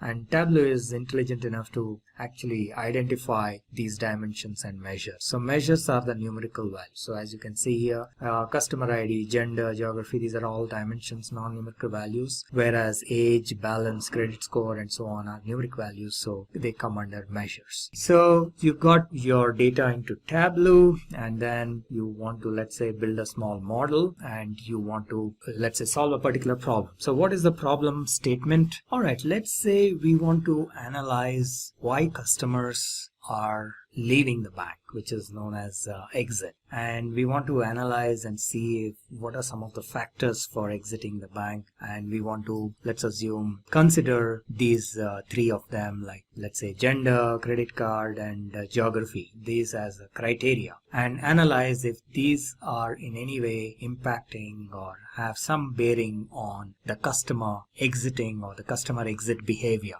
Okay, so let's use Tableau, and very quickly we will be able to find out how these parameters are affecting. All right, so let's see. So this is our customer data. So from our Excel sheet, we have data set about, let's say 10,000 rows, and we want to find out what is the criteria. Let's start with gender. Let's say we want to first use gender as a criteria. So Tableau really offers an easy drag and drop kind of a mechanism, so that makes it really easy to perform this kind of analysis. So what we need to do is exited says whether the customer has exited or not, so it has a value of 0 and 1, and then of course you have gender and so on. So we will take these two and simply drag and drop. Okay, so exited, and then we will put gender. And if we drag and drop into the analysis side of Tableau. All right, so here what we are doing is we are showing male, female as two different columns here, and 0 for people who did not exit and 1 for people who exited, and that is color coded. So the blue color means people who did not exit, and this yellow color means people who did exit. All right, so now if we pull the data here, create like bar graphs, this is how it would look. So what is yellow? Let's go back. So yellow is who exited, and for the male, only 16.45% have exited. And we can also draw a reference line that will help us, or even provide aliases. So these are a lot of fancy stuff that is provided by Tableau. You can create aliases, and so that it looks good rather than basic labels. And you can also add a reference line. So you add a reference line, something like this. From here we can make out that on an average, female customers exit more than the male customers, right? So that is what we are seeing here on an average. So we have analyzed based on gender. We do see that there is some difference in the male and female behavior. Now let's take the next criteria, which is the credit card. So let's see if having a credit card has any impact on the customer exit behavior. So just like before, we drag and drop the credit card has credit card column. If we drag and drop here, and then we will see that there is pretty much no difference between people having credit card and not having credit card. 20.81% of people who have no credit card have exited, and similarly 20.18% of people who have credit card have also exited. So the credit card is not having much of an impact. That's what this piece of analysis shows. Last, we will basically go and check how the geography is impacting. So once again, we can drag and drop geography column onto this side, and if we see here, there are geographies like, I think there are about 3 geographies like France, Germany, and Spain, and we see that there is some kind of impact with the geography as well. Okay, so what we derive from this is that the credit card is really, we can ignore the credit card variable or feature from our analysis because that doesn't have any impact, but gender and geography we can keep and do further analysis. Okay, all right. So what are some of the advantages of data mining? Bit more detailed analysis can help us in predicting the future trends, and it also helps in identifying customer behavior patterns. Okay, so you can take informed decisions because the data is telling you or providing you with some insights, and then you take a decision based on that. If there is any fraudulent activity, data mining will help in quickly identifying such a fraud as well. And of course, it will also help us in identifying the right algorithm for performing more advanced data mining activities like machine learning and so on. Alright, so the next activity, now that we have the data, we have prepared the data and perform some data mining activity, the next step is model building. Let's take a look at model building. So what is model building? If we want to perform a more detailed data mining activity, like maybe perform some machine learning, then you need to build a model. And how do you build a model? First thing is you need to select which algorithm you want to use to solve the problem on hand, and also what kind of data that is available, and so on and so forth. So you need to make a choice of the algorithm, and based on that you go ahead and create a model, train the model, and so on. Now machine learning is kind of at a very high level classified into supervised and unsupervised. So if we want to predict a continuous value, it could be a price or a temperature or a height or a length or things like that. So those are continuous values, and if you want to find some of those, then you use techniques like regression, linear regression, simple linear regression, multiple linear regression, and so on. So these are the algorithms. On the other hand, there will be situations, or there may be situations, where you need to perform unsupervised learning. In case of unsupervised learning, you don't have any historical labeled data so to learn from. So that is when you use unsupervised learning, and some of the algorithms in unsupervised learning are clustering. K-means clustering is the most common algorithm used in unsupervised learning. And similarly, in supervised learning, if you want to perform some activity on categorical values, like for example, it is not measured but it is counted, like you want to classify whether this image is a cat or a dog, whether you want to classify whether this customer will buy the product or not, or you want to classify whether this email is spam or not spam. So these are examples of categorical values, and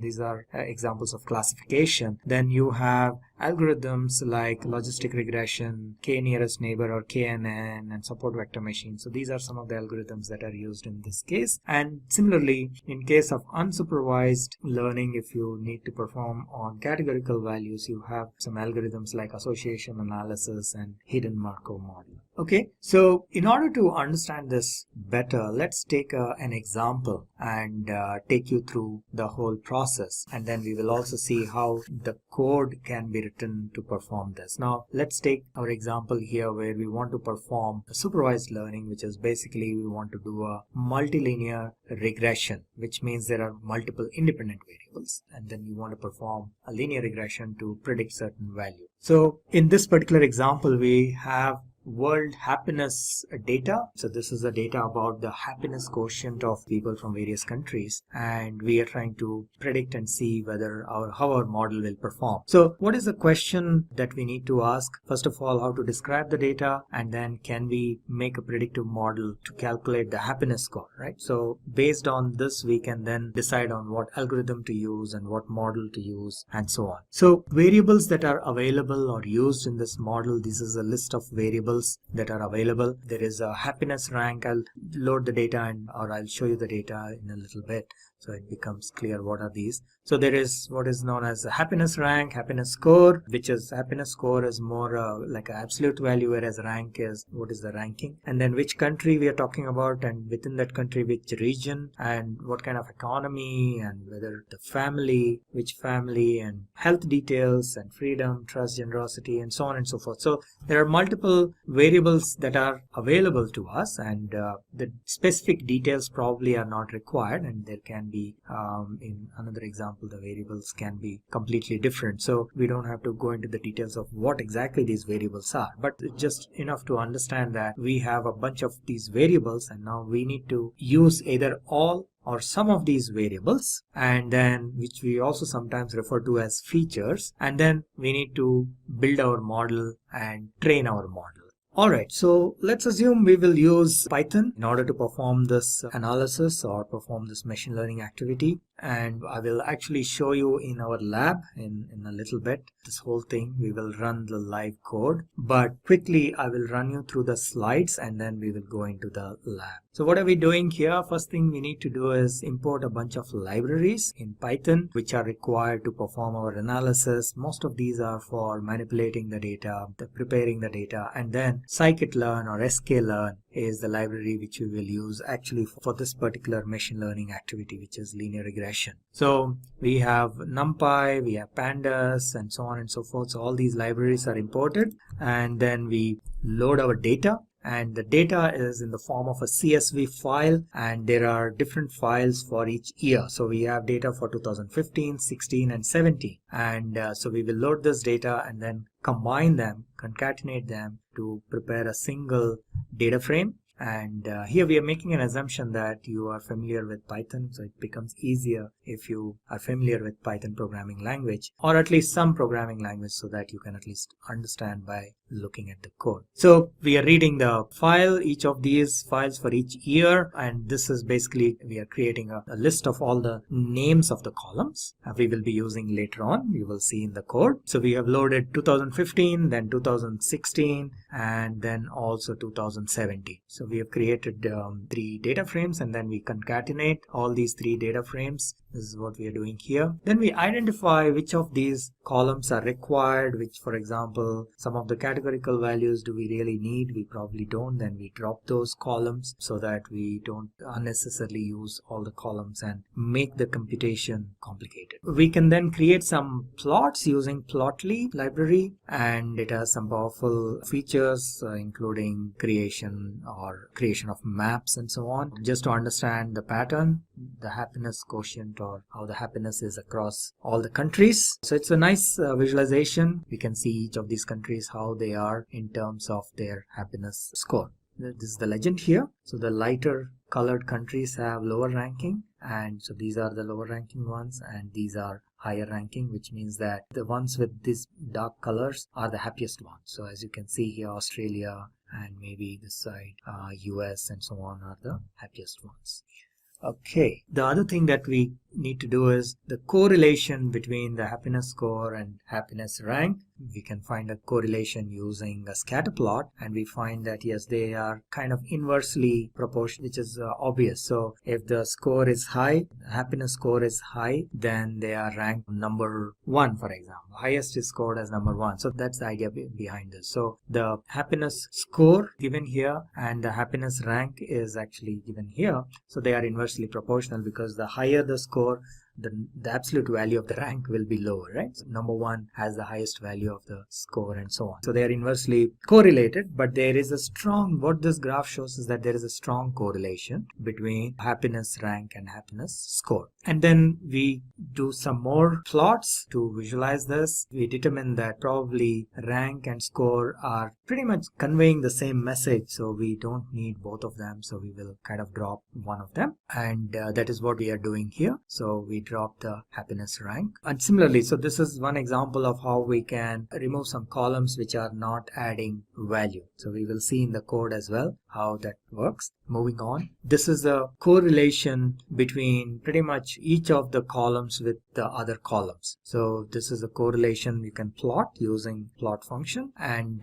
we will see here that, for example, happiness score and happiness score are correlated, strongest correlation, right? Because every variable will be highly correlated to itself. So that's the reason. So the darker the color is, the higher the correlation. And and correlation in numerical terms goes from 0 to 1. So 1 is the highest value, and it can only be between 0 and 1. Correlation between two variables can be only have a value between 0 and 1. So the numerical value can go from 0 to 1, and 1 here is dark color, and 0 is kind of dark, but it is blue color. From red it goes down, the dark blue color indicates pretty much no correlation. So from this heat map we see that happiness and economy and family are probably, also health probably, are the most correlated, and then it keeps decreasing after freedom, kind of keeps decreasing and coming to pretty much 0. Alright, So that is a correlation graph, and then we can probably use this to find out which are the columns that need to be dropped, which do not have very high correlation, and we take only those columns that we will need. So this is the code for dropping some of the columns. Once we have prepared the data, when we have the required columns, then we use scikit-learn to actually split the data. First of all, this is a normal machine learning process. You need to split the data into training and test data set. In this case, we are splitting into 80-20. So 80 is the training data set and 20 is the test data set. So that's what we are doing here. So we use train test split method or function. So you have all your training data in x_train, the labels in y_train. Similarly, x_test has the test data, the inputs, whereas the labels are in y_test. So that's how. And this value, whether it is 80-20 or 50-50, that is all individual preference. So in our case, we are using 80-20. All right. And then the next is to create a linear regression instance. So this is what we are doing. We are creating an instance of linear regression, and then we train the model using the fit function, and we are passing x and y, which is the x value and the label data, regular input and the label data, label information. Then we do the test. We run we perform the evaluation on the test data set. So this is what we are doing with the test data set, and then we will evaluate how accurate the model is and using the scikit-learn functionality itself. We can also see what are the various parameters and what are the various coefficients, because in linear regression you will get like a equation of like a straight line, y is equal to beta 0 plus beta 1 x1 plus beta 2 x2. Those beta 1, beta 2, beta 3 are known as the coefficients, and beta 0 is the intercept. After the training, you can actually get these information of the model. What is the intercept value, what are the coefficients, and so on, by using these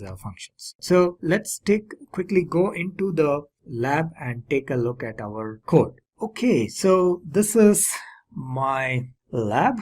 This is my Jupyter notebook where the code, I have the actual code, and I will take you through this code to run this linear regression on the world happiness data. So we will import a bunch of libraries, NumPy, Pandas, Plotly, and so on. Also, yeah, scikit-learn, that's also very important.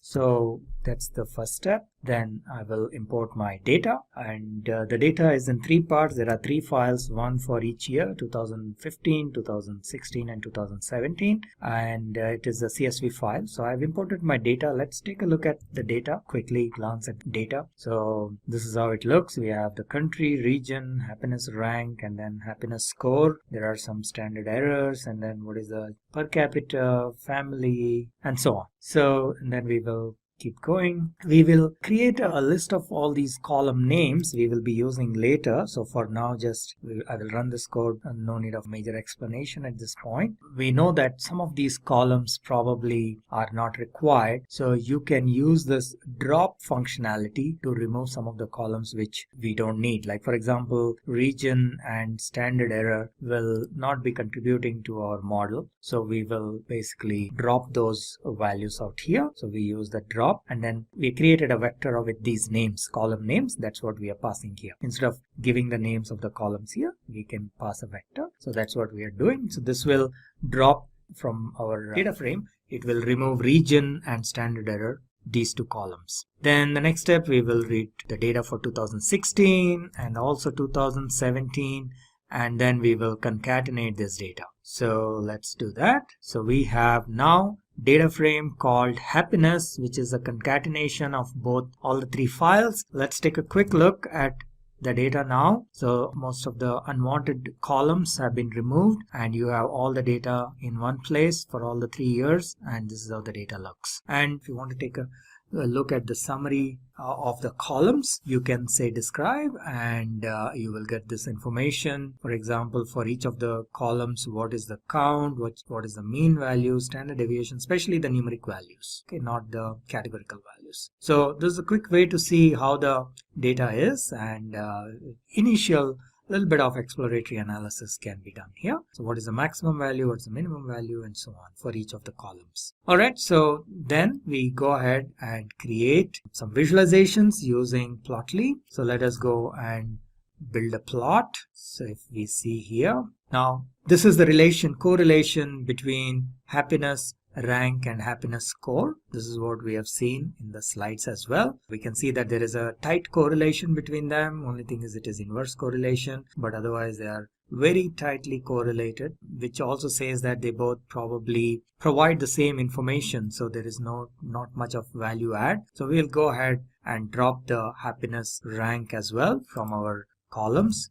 So that's what we are doing here. And now we can do the creation of the correlation heat map. Let us plot the correlation heat map to see how each of these columns is correlated to the others. And as we have seen in the slides, this is how it looks. So happiness score is very highly correlated. So this is the legend we have seen in the slide as well. So blue color indicates pretty much zero or very low correlation. Deep red color indicates very high correlation, and the value correlation is a numeric value, and the value goes from 0 to 1. If two items or two features or columns are highly correlated, then there will be as close to 1 as possible, and two columns that are not at all correlated will be as close to 0 as possible. So that's how it is. For example, here happiness score and happiness score, every column or every feature will be highly correlated to itself. So it is like between them there will be correlation value will be 1. So that's why we see deep red color. But then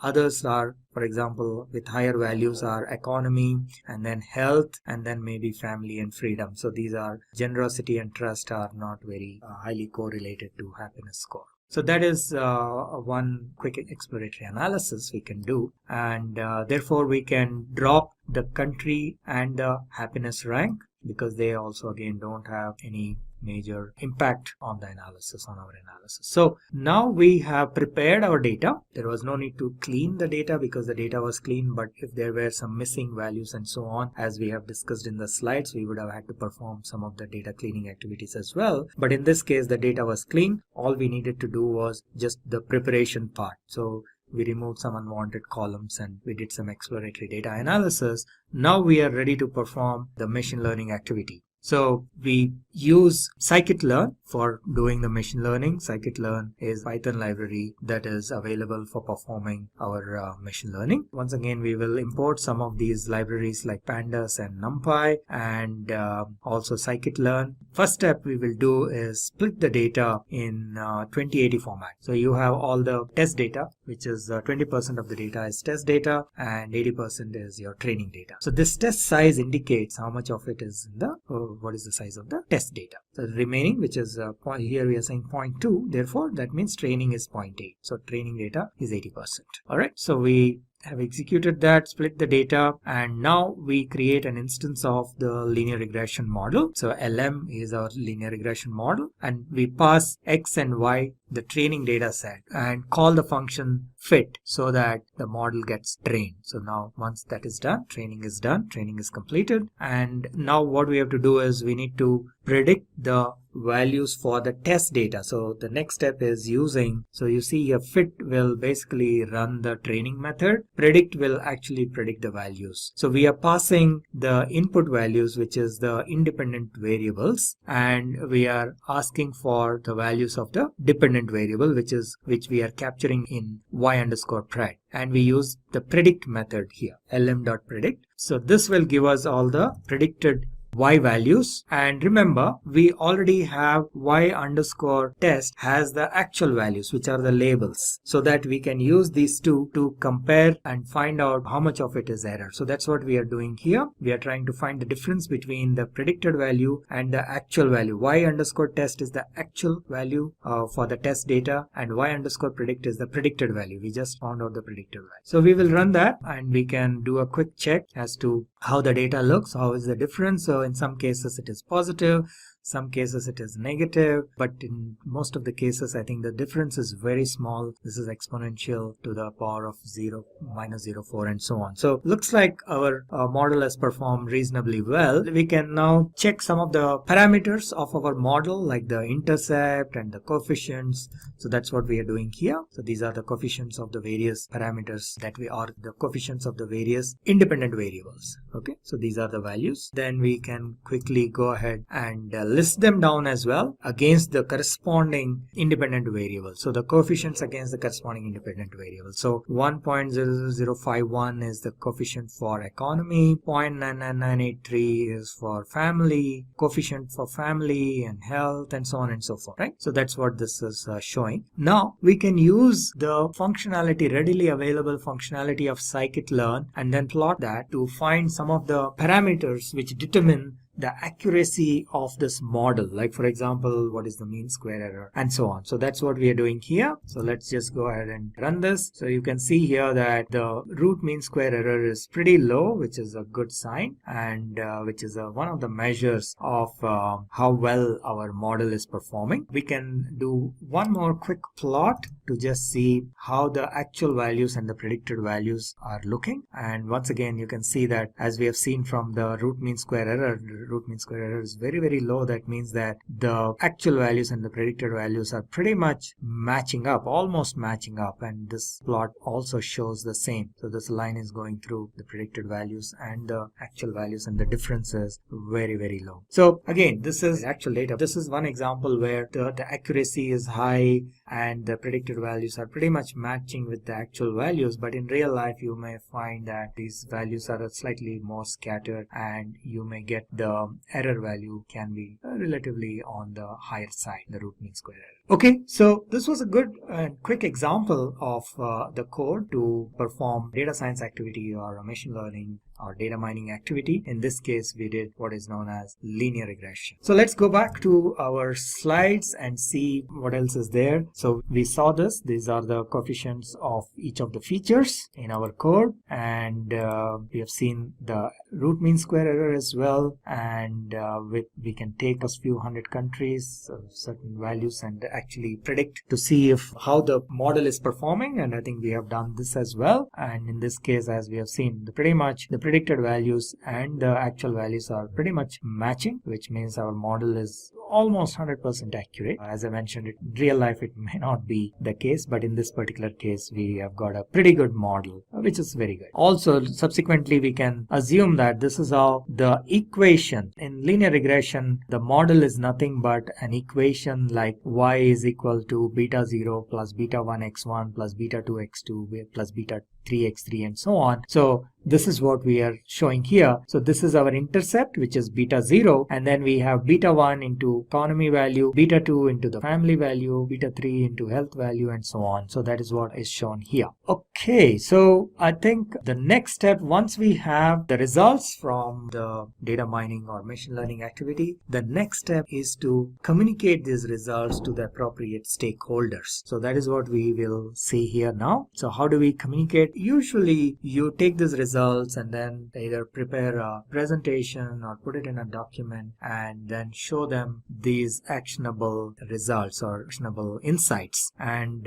you need to find out who are your target audience and put all the results in context. And maybe if there was a problem statement, you need to put the results in the context of the problem statement. What was our initial goal that we wanted to achieve? So that we need to communicate here based on, you remember we started off with what is the question and what is the data and so on, and then what is the answer. So we need to put the results and then what is the methodology that we have used. All that has to be put and clearly communicated in business terms so that the people understand very well from a business perspective. So once the model building is done, once the results are published and communicated, the last part is maintenance of this model. Now very often what can happen is the model may have to be subsequently updated or modified because of multiple reasons. Either the data has changed, the way the data comes has changed, or the process has changed, or for whatever reason the accuracy may keep changing. Once you have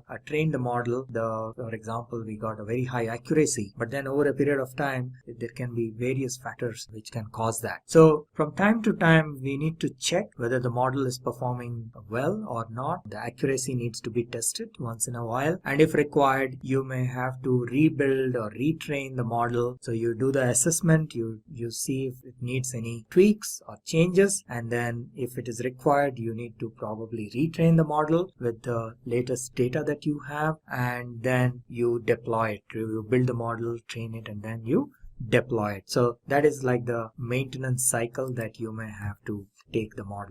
Data analyst versus data engineer versus data scientist. Which one to choose? This is one of the most popular questions asked by learners looking for a career in data and analytics. I'm sure you too would have come across these job roles in the ever-growing data science landscape. Though they all deal with data, these jobs are not the same. There are significant differences between what a data analyst, data engineer, and a data scientist does.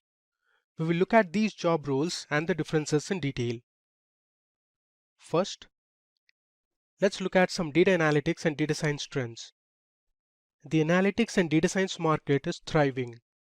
Data analytics, data engineering, and data science are the key trends in today's accelerating market.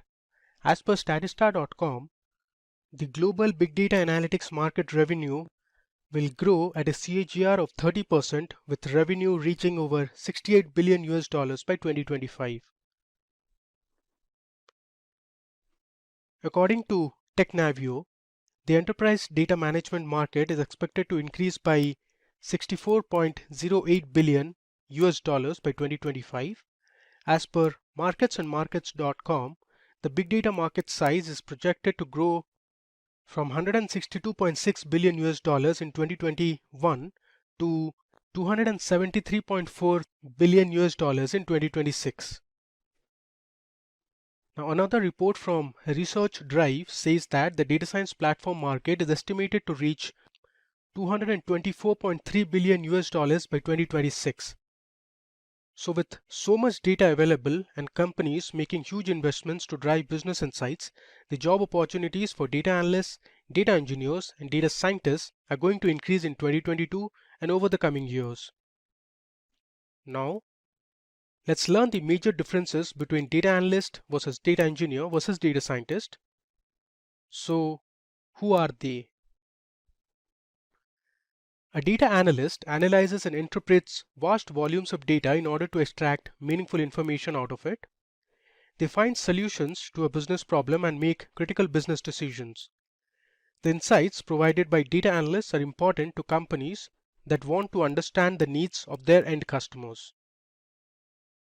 Now, talking about who a data engineer is, a data engineer, on the other hand, builds infrastructure and scalable pipelines to manage the flow of data and prepare it for analysis.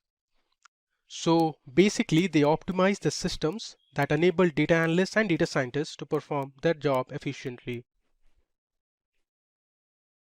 Data scientists are professionals who analyze and visualize existing data and use algorithms to build predictive models for making future decisions. They also engage with business leaders to understand their needs and present complex findings. With that, let's look at the primary roles and responsibilities of these three job roles. Data analysts are responsible to collect, clean, store, and process data. They discover hidden patterns from data by performing exploratory data analysis and visualize data by creating charts and graphs. Acquiring data from primary and secondary sources is one of their key tasks. They build reports and dashboards and also maintain databases. Now, talking about the roles and responsibilities of a data engineer. A data engineer performs data acquisition. They design, build, and test data as well to develop and maintain data architecture. Data engineers are tasked with testing, integrating, managing, and optimizing data from a variety of sources. So they integrate data into existing data pipelines, prepare data for modeling, and perform various ETL operations. Now, talking about the roles and responsibilities of a data scientist. So data scientists develop machine learning models to identify trends in data for making decisions. They develop hypotheses and use their knowledge of statistics, data visualization, and machine learning to forecast the future for the business. Data scientists visualize data and use storytelling techniques and also write programs to automate data collection and processing. Now move on to the skills possessed by data analysts, data engineers, and data scientists. To become a data analyst, you need to have good hands-on experience with writing SQL queries. You should have excellent Microsoft Excel skills for analyzing data. Data analysts are also good at programming, and they need to know how to visualize data, solve business problems, and possess domain knowledge. Data engineers should have a solid understanding of SQL, MongoDB, and programming. They need to have a good command of data architecture, scripting, data warehousing, and ETL. Data engineers are also good at Hadoop-based analytics. Now, talking about the skills for a data scientist. So a data scientist should have experience with programming in Python and R. They should have a very good understanding of mathematics and statistics as well. Data scientists need to possess analytical thinking and data visualization skills as well. Machine learning, deep learning, and decision making are other critical skills every data scientist should have. Now, we look at the salaries of a data scientist, a data analyst, as well as a data engineer. So a data analyst in the United States earns over $70,000 per annum, while in India, a data analyst can earn nearly 7,25,000 rupees per annum. A data engineer in the United States can earn over $112,500 per year, and in India, you can earn over 9 lakh rupees per annum. Now, talking about the salary of a data scientist in the United States earns over $117,000 per annum, and in India, a data scientist can earn over 11 lakh rupees per annum. Now, coming to the final section of this video, we'll look at the top companies hiring for data analysts, data engineers, and data scientists. So we have the first company as Google, then we have Tesla, next we have the e-commerce giant Amazon, the internet giant Facebook, or the social media giant Facebook. We have the tech giant Oracle. We also have Verizon and Airbnb. So these are some of the top companies that hire for the three roles. If you are an aspiring data scientist who's looking out for online training and certification in data science from the best universities and industry experts, then search no more.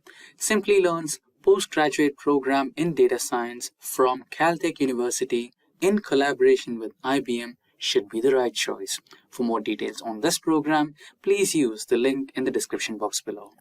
Now let's talk about the life cycle of a data science project. Okay, the first step is the concept study. In this step, it involves understanding the business problem, asking questions, get a good understanding of the business model, meet up with all the stakeholders, understand what kind of data is available, and all that is a part of the first step. So here are a few examples. We want to see what are the various specifications, and then what is the end goal, what is the budget, is there an example of this kind of a problem that has been maybe solved earlier. So all this is a part of the concept study. And another example could be a very specific one to predict the price of a 1.35 carat diamond, and there may be relevant information, inputs that are available, and we want to predict the price.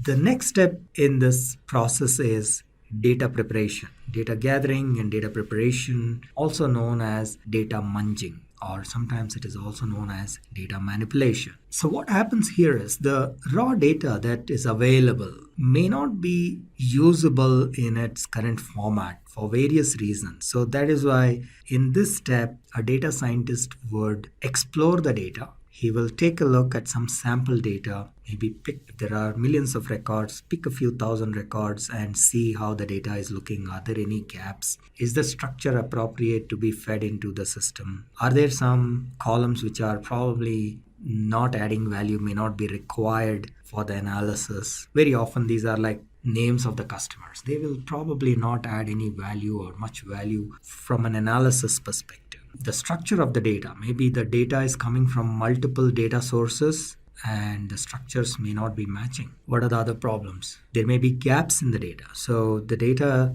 all the columns, all the cells are not filled. If you're talking about structured data, there are several blank records or blank columns. So if you use that data directly, you'll get errors or you'll get inaccurate results. So how do you either get rid of that data or how do you fill these gaps with something meaningful? So all that is a part of data munging or data manipulation. So these are some additional subtopics within that. So data integration is one of them. If there are any conflicts in the data, data may be redundant. Yeah, data redundancy is another issue. There may be, you have, let's say, data coming from two different systems and both of them have customer table, for example, customer information. So when you merge them, there is a duplication issue. So how do we resolve that? So that is one. Data transformation. As I said, there will be situations where data is coming from multiple sources and then when we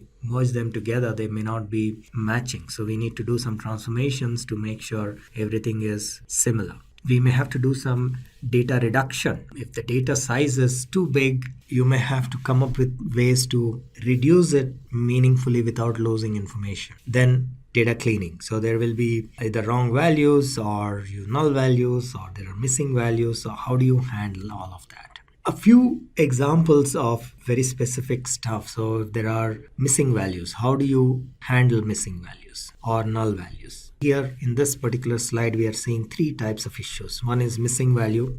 Then you have null value. You see the difference between the two, right? So in the missing value, there is nothing, blank. Null value, it says null. Now, the system cannot handle if there are null values. Similarly, there is improper data. So it's supposed to be numeric value, but there is a string or a non-numeric value. So how do we clean and prepare the data so that our system can work flawlessly? So there are multiple ways and there is no one common way of doing this. It can vary from project to project. It can vary from what exactly is the problem we are trying to solve. It can vary from data scientist to data scientist, organization to organization. So these are like some standard practices people come up with. And of course, there will be a lot of trial and error. Somebody would have tried out something and it worked and will continue to use that mechanism. So that's how we need to take care of data cleaning. Now, what are the various ways of doing, if values are missing? How do you take care of that? Now, if the data is too large and only a few records have some missing values, then it is okay to just get rid of those entire rows, for example. So if you have 1 million records and out of which 100 records don't have full data, so there are some missing values in about 100 records. So it's absolutely fine because it's a small percentage of the data. So you can get rid of the entire records which have missing values. But that's not a very common situation. Very often you will have multiple or at least a large number of a data set. For example, out of 1 million records, you may have 50,000 records which are like having missing values. Now, that's a significant amount. You cannot get rid of all those records. Your analysis will be inaccurate. So how do you handle such situations? So there are again multiple ways of doing it. One is you can probably, if a particular values are missing in a particular column, you can probably take the mean value for that particular column and fill all the missing values with the mean value, so that first of all you don't get errors because of missing values, and second, you don't get results that are way off because these values are completely different from what is there. So that is one way. Then a few other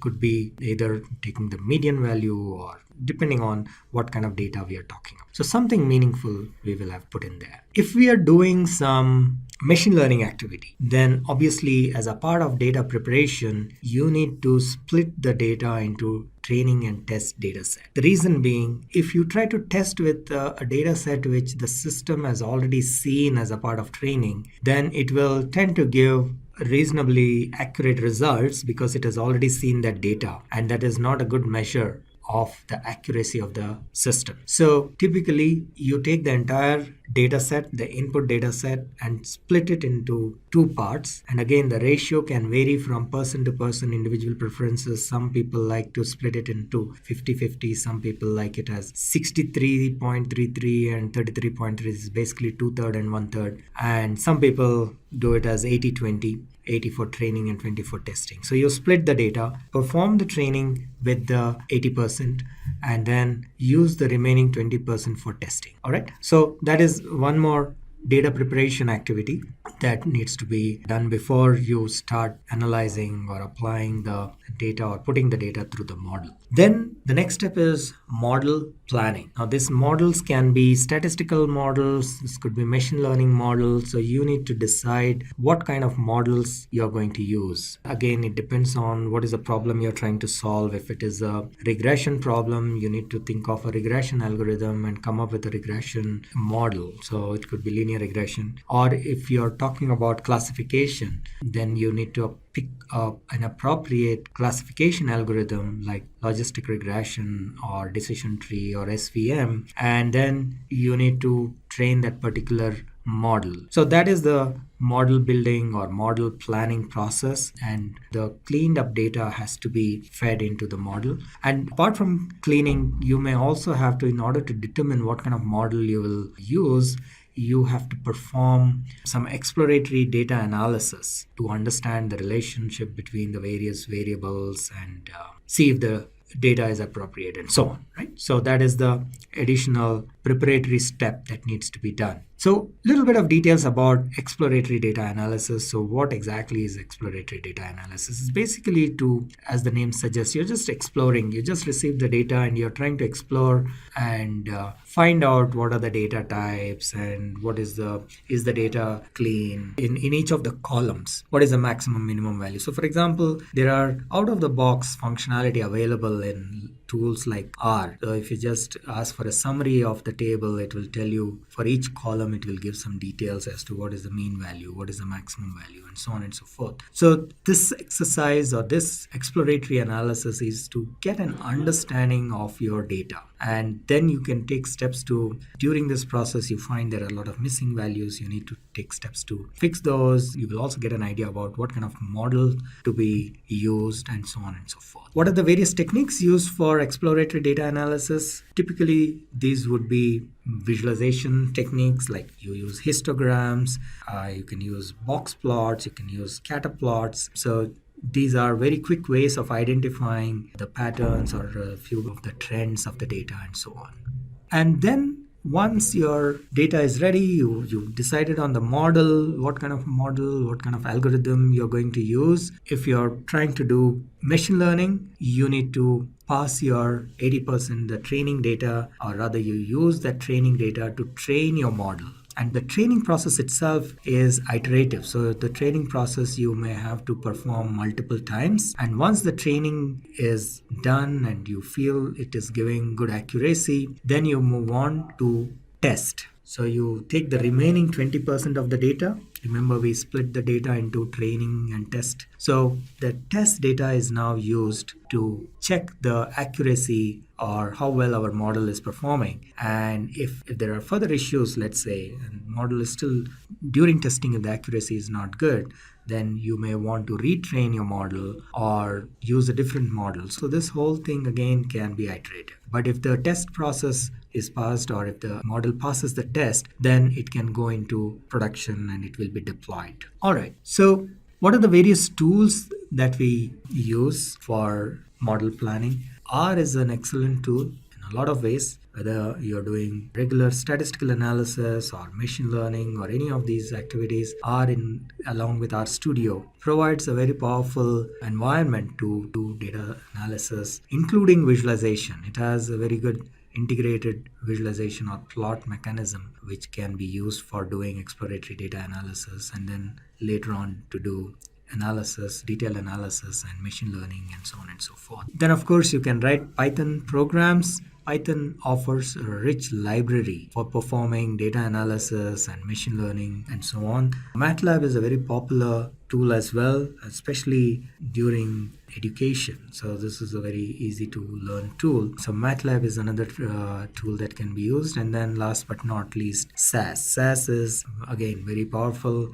It is a proprietary tool and it has all the components that are required to perform very good statistical analysis or perform data science. So those are the various tools that would be required for, or that can be used for model building. And so the next step is model building. So we have done the planning part. We said, okay, what is the algorithm we are going to use? What kind of model we are going to use? Now we need to actually train this model, or build the model rather, so that it can then be deployed. So what are the various ways, or what are the various types of model building activities? So it could be, let's say in this particular example that we have taken, you want to find out the price of 1.35 carat diamond. So this is, let's say, a linear regression problem. You have data for various carats of diamond and you use that information, you pass it through a linear regression model, or you create a linear regression model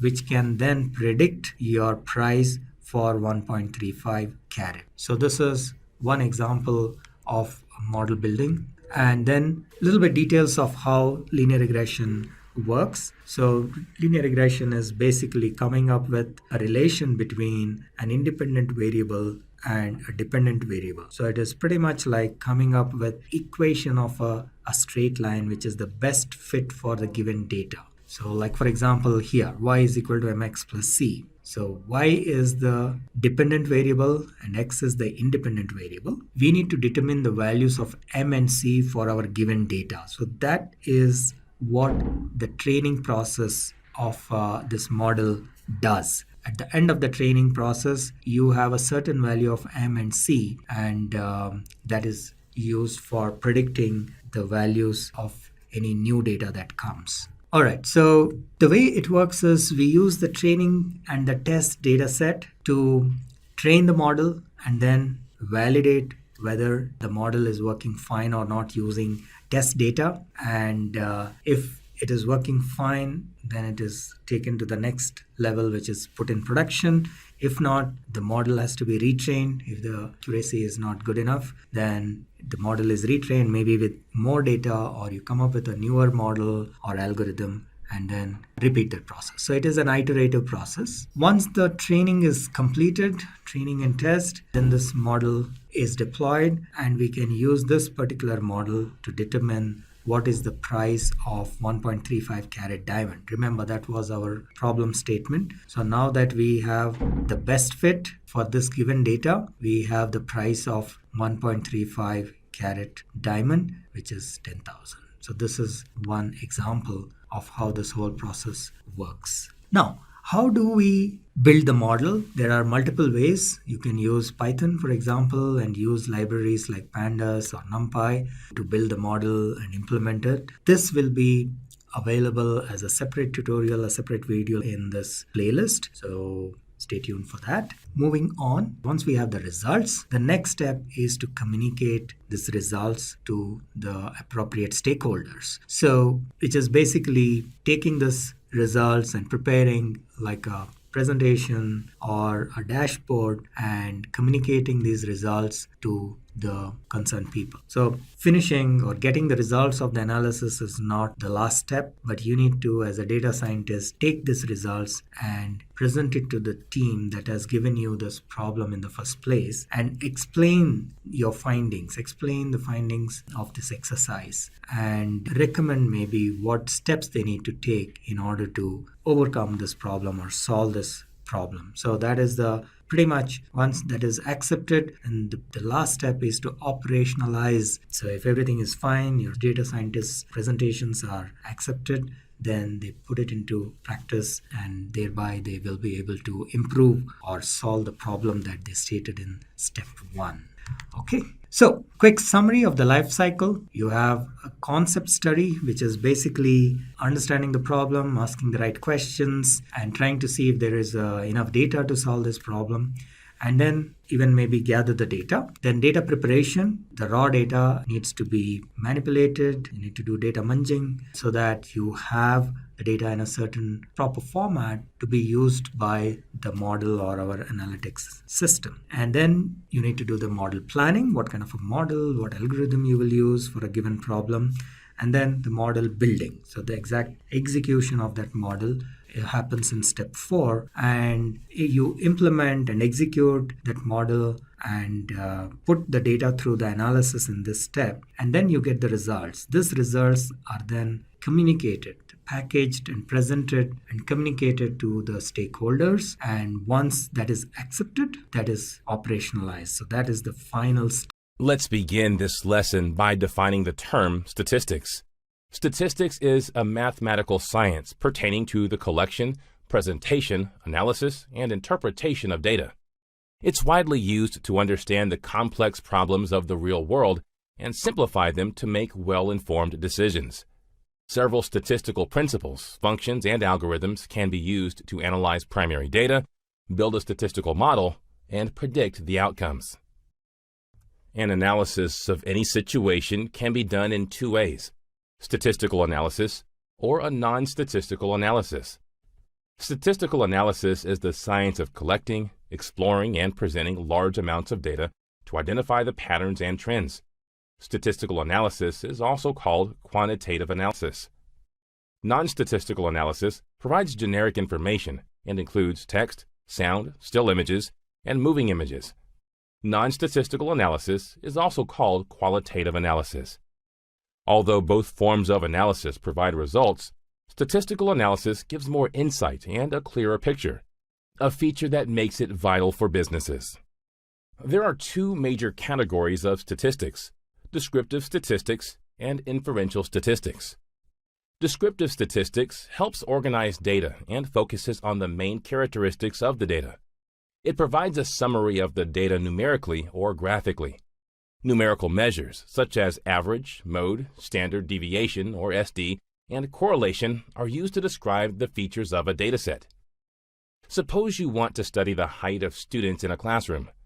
In the descriptive statistics, you would record the height of every person in the classroom and then find out the maximum height, minimum height, and average height of the population. Inferential statistics generalizes the larger dataset and applies probability theory to draw a conclusion. It allows you to infer population parameters based on the sample statistics and to model relationships within the data. Modeling allows you to develop mathematical equations which describe the interrelationships between 2 or more variables. Consider the same example of calculating the height of students in the classroom. In inferential statistics, you would categorize height as tall, medium, and small, and then take only a small sample from the population to study the height of students in the classroom. The field of statistics touches our lives in many ways, from the daily routines in our homes to the business of making the greatest cities run. The effect of statistics are everywhere. There are various statistical terms that one should be aware of while dealing with statistics: population, sample, variable, quantitative variable, qualitative variable, discrete variable, continuous variable. A population is the group from which data is to be collected. A sample is a subset of a population. A variable is a feature that is characteristic of any member of the population differing in quality or quantity from another member. A variable differing in quantity is called a quantitative variable. For example, the weight of a person, number of people in a car. A variable differing in quality is called a qualitative variable or attribute. For example, color, the degree of damage of a car in an accident. A discrete variable is one which no value can be assumed between the 2 given values. For example, the number of children in a family. A continuous variable is one in which any value can be assumed between the 2 given values. For example, the time taken for a 100-meter run. Typically, there are 4 types of statistical measures used to describe the data. They are measures of frequency, measures of central tendency, measures of spread, measures of position. Let's learn each in detail. Frequency of the data indicates the number of times a particular data value occurs in the given dataset. The measures of frequency are number and percentage. Central tendency indicates whether the data values tend to accumulate in the middle of the distribution or toward the end. The measures of central tendency are mean, median, and mode. Spread describes how similar or varied the set of observed values are for a particular variable. The measures of spread are standard deviation, variance, and quartiles. The measure of spread are also called measures of dispersion. Position identifies the exact location of a particular data value in the given data set. The measures of position are percentiles, quartiles, and standard scores. Statistical Analysis System, or SAS, provides a list of procedures to perform descriptive statistics. They are as follows: proc print, proc contents, proc means, proc frequency, proc univariate, proc gchart, proc boxplot, proc gplot. Proc print. It prints all the variables in a SAS dataset. Proc contents. It describes the structure of a dataset. Proc means. It provides data summarization tools to compute descriptive statistics for variables across all observations and within the groups of observations. Proc frequency. It produces one-way to n-way frequency and cross-tabulation tables. Frequencies can also be an output of a SAS dataset. Proc univariate. It goes beyond what proc means does and is useful in conducting some basic statistical analyses and includes high-resolution graphical features. Proc gchart. The gchart procedure produces 6 types of charts: block charts, horizontal, vertical bar charts, pie, donut charts, and star charts. These charts graphically represent the value of a statistic calculated for one or more variables in an input SAS dataset. The charted variables can be either numeric or character. Proc boxplot. The boxplot procedure creates side-by-side box and whisker plots of measurements organized in groups. A box and whisker plot displays the mean, quartiles, and minimum and maximum observations for a group. Proc gplot. Gplot procedure creates two-dimensional graphs, including simple scatter plots, overlay plots in which multiple sets of data points are displayed on one set of axes, plots against a second vertical axis, bubble plots, and logarithmic plots.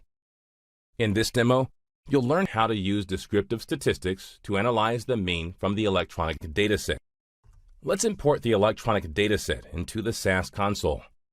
In the left plane, right-click the electronic.xlsx dataset and click Import Data. The code to import the data generates automatically. Copy the code and paste it in the new window.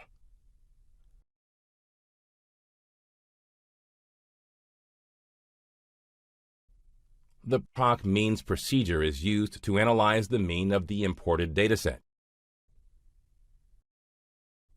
The keyword data identifies the input dataset. In this demo, the input dataset is electronic. The output obtained is shown on the screen. Note that the number of observations, mean, standard deviation, and maximum and minimum values of the electronic dataset are obtained. This concludes the demo on how to use descriptive statistics to analyze the mean from the electronic dataset. So far, you have learned about descriptive statistics. Let's now learn about inferential statistics.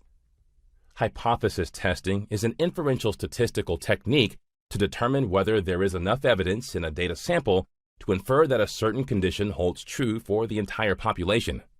To understand the characteristics of the general population, we take a random sample and analyze the properties of the sample. We then test whether or not the identified conclusions correctly represent the population as a whole. The population of hypothesis testing is to choose between two competing hypotheses about the value of a population parameter.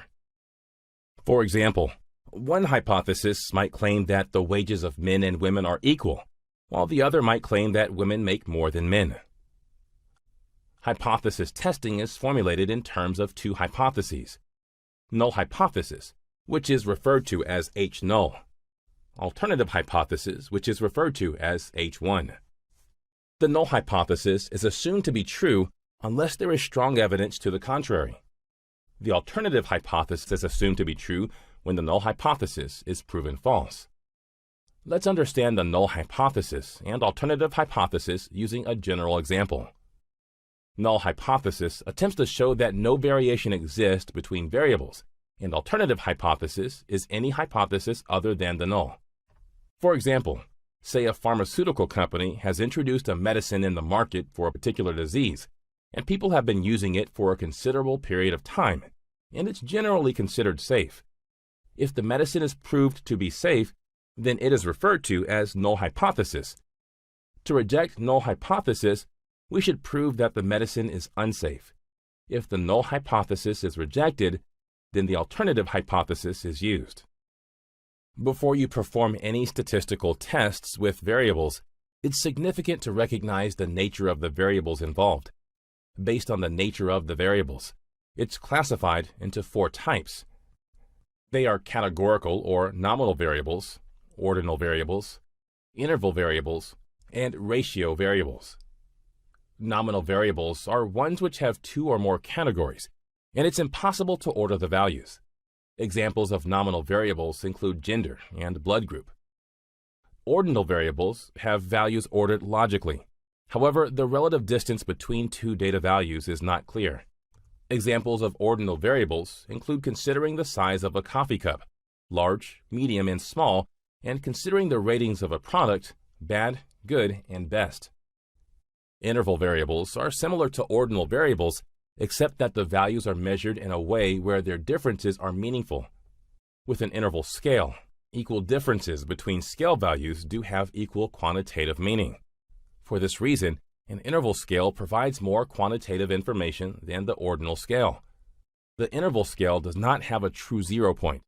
A true zero point means that a value of 0 on the scale represents zero quantity of the construct being assessed. Examples of interval variables include the Fahrenheit scale used to measure temperature and distance between 2 compartments in a train. Ratio scales are similar to interval scales in that equal differences between scale values have equal quantitative meaning. However, ratio scales also have a true zero point, which give them an additional property. For example, the system of inches used with a common ruler is an example of a ratio scale. There is a true zero point because 0 inches does in fact indicate a complete absence of length. In this demo, you'll learn how to perform the hypothesis testing using SAS. In this example, let's check against the length of certain observations from a random sample. The keyword data identifies the input dataset. The input statement is used to declare the aging variable and cards to read data into SAS.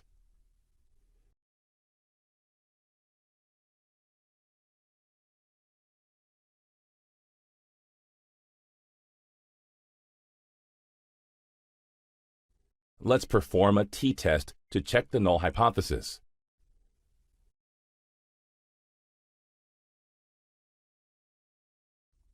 Let's assume that the null hypothesis to be that the mean days to deliver a product is 6 days. So null hypothesis equals 6. Alpha value is the probability of making an error, which is 5% standard, and hence alpha equals 0.05. The variable statement names the variable to be used in the analysis.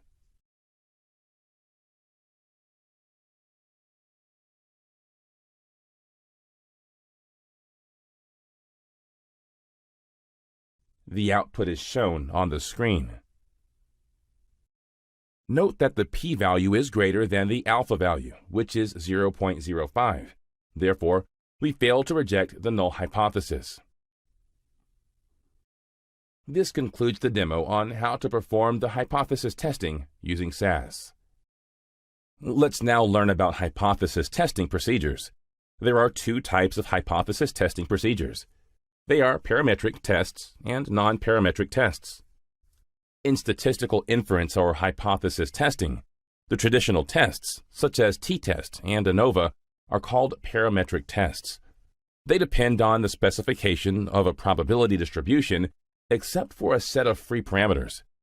In simple words, you can say that if the population information is known completely by its parameter, then it is called a parametric test.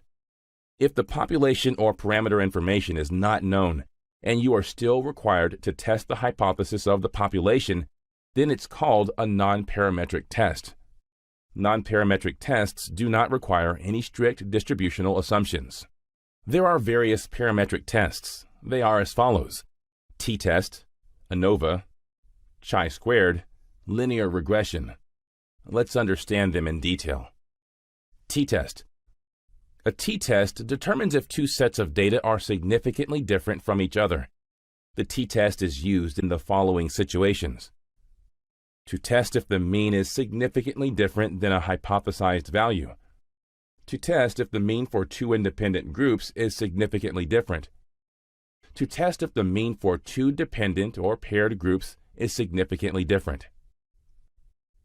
For example, let's say you have to find out which region spends the highest amount of money on shopping. It's impractical to ask everyone in the different regions about their shopping expenditure. In this case, you can calculate the highest shopping expenditure by collecting sample observations from each region. With the help of the t-test, you can check if the difference between the regions are significant or a statistical fluke. ANOVA. ANOVA is a generalized version of the t-test and used when the mean of the interval dependent variable is different to the categorical independent variable. When we want to check variance between two or more groups, we apply the ANOVA test. For example, let's look at the same example of the t-test example. Now you want to check how much people in various regions spend every month on shopping. In this case, there are four groups, namely East, West, North, and South. With the help of the ANOVA test, you can check if the difference between the regions is significant or a statistical fluke. Chi-square. Chi-square is a statistical test used to compare observed data with data you would expect to obtain according to a specific hypothesis. Let's understand the chi-square test through an example. You have a data set of male shoppers and female shoppers. Let's say you need to assess whether the probability of females purchasing items of $500 or more is significantly different from the probability of males purchasing items of $500 or more. Linear regression. There are two types of linear regression: simple linear regression and multiple linear regression. Simple linear regression is used when one wants to test how well a variable predicts another variable. Multiple linear regression allows one to test how well multiple variables, or independent variables, predict a variable of interest. When using multiple linear regression, we additionally assume the predictor variables are independent. For example, finding a relationship between any two variables, say sales and profit, is called simple linear regression. Finding a relationship between any three variables, say sales, cost, telemarketing, is called multiple linear regression. Some of the non-parametric tests are Wilcoxon rank sum test and Kruskal-Wallis H-test. Wilcoxon rank sum test. The Wilcoxon signed rank test is a non-parametric statistical hypothesis test used to compare two related samples or matched samples to assess whether or not their population mean ranks differ. In Wilcoxon rank sum test, you can test the null hypothesis on the basis of the ranks of the observations. Kruskal-Wallis H-test. Kruskal-Wallis H-test is a rank-based non-parametric test used to compare independent samples of equal or different sample sizes. In this test, you can test the null hypothesis on the basis of the ranks of the independent samples. The advantages of parametric tests are as follows. Provide information about the population in terms of parameters and confidence intervals. Easier to use in modeling, analyzing, and for describing data with central tendencies and data transformations. Express the relationship between two or more variables. Don't need to convert data into rank order to test. The disadvantages of parametric tests are as follows. only support normally distributed data, only applicable on variables, not attributes. Let's now list the advantages and disadvantages of non-parametric tests. The advantages of non-parametric tests are as follows. Simple and easy to understand. Do not involve population parameters and sampling theory. Make fewer assumptions. Provide results similar to parametric procedures. The disadvantages of non-parametric tests are as follows. Not as efficient as parametric tests, difficult to perform operations on large samples manually. We'll discuss the types of distribution in statistics. But before we move ahead, let's have a brief introduction on what is probability distribution. A probability distribution is a list of all of the possible outcomes of a random variable along with their corresponding probability values. And it is used in many fields, but we rarely do explain what they are. So, in this video, we'll discuss the three main types of probability distribution, that is normal, binomial, and Poisson distribution. So, let's move ahead. So what is normal distribution? Normal distribution is a continuous probability density that has a probability density function which gives us a symmetrical bell curve. Now data can be distributed or spread out in different ways, but there are many cases where the data tends to be around a central value with no bias to the left or right, which means that it doesn't show any particular spikes towards the left or the right, and it gets close to a normal distribution. Half of the data will fall on the left of the mean and the other half will fall on the right. Now let's take a look at a graph which shows the height distribution in a class. As you can see, the average height is in the middle and the data to the left of the average height represents the short people and the data to the right of it represents the taller people. The y-axis shows us the likelihood of any of these heights occurring. The average height has the most distribution, or it has the most number of cases in the class, and as the height decreases or increases, the number of people who have that height also decreases.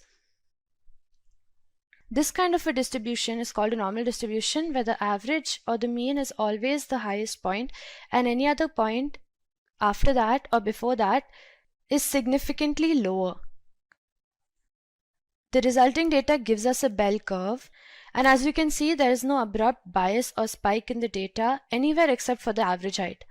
So this kind of a curve is called a bell curve, and it's usually seen in a normal distribution. The reason we call this a normal distribution is because the data is normally distributed, with the average being the highest and all the other data points having a lower likelihood. Now we came across two terms which are associated with normal distribution: continuous probability density and probability density function. What is continuous probability density? Continuous probability density is a probability distribution where the random variable x can take any given value. Because there are infinite values that x could assume, the probability of x taking on any specific value is 0. For example, let's say you have a continuous probability density for men's height. What is the probability that a man will have the exact height of 70 inches? It is impossible to find this out, because the probability of one man measuring exactly 70 inches is very low. It is more probable that he will measure around 70.1 inches or maybe 69.97 inches. And it doesn't stop there. The fact is that it's impossible to exactly measure any variable that's on a continuous scale, and because of this it's impossible to figure out the probability of one exact measurement which is occurring in a continuous probability density. Next, we have the probability density function. It's nothing but a function or an expression which is used to define the range of values that a continuous random variable can take. An example of this would be to gauge the risk and reward of a stock. A probability density function is a statistical measure which is used to gauge the likelihood of a discrete value. A discrete variable can be measured exactly, while a continuous variable can have infinite values. However, for both continuous as well as discrete variables, we can define a function which gives us the range of values within which these variables will fall, and that function is known as the probability density function. Now let's take a look at standard deviation. What is standard deviation? Standard deviation is used to measure how the values in your data differ from one another or how spread out your data is. A standard deviation is a statistic that measures the dispersion of a data set relative to its mean. The standard deviation is calculated as the square root of variance by determining each data point's deviation relative to the mean. If the data points are further from the mean, that means that there's a higher deviation within the data set, and then the data is said to be more spread out. This leads to a higher standard deviation too. Let's take an example of income in rural and urban areas. In rural areas, let's say such as farming areas, the income doesn't differ that much. More or less everyone earns the same. Because of this, our bell curve has a very low standard deviation and it has a very narrow peak. However, in urban areas, the wealth distribution is very uneven. Some people can have very high incomes and can be earning a lot, while other people can have very low incomes. Furthermore, the data distribution between these two income points is going to be more spread out because there are a lot more people living there who work in various fields and who have various incomes. Because of this, our standard deviation is more spread out and our bell curve will also have a wider peak. Now, how can we find the standard deviation? Standard deviation is obtained by subtracting each data value from the mean and finding the squared average of these values. Let's look at how we can do this with the help of an example. These values correspond to the height of various dogs.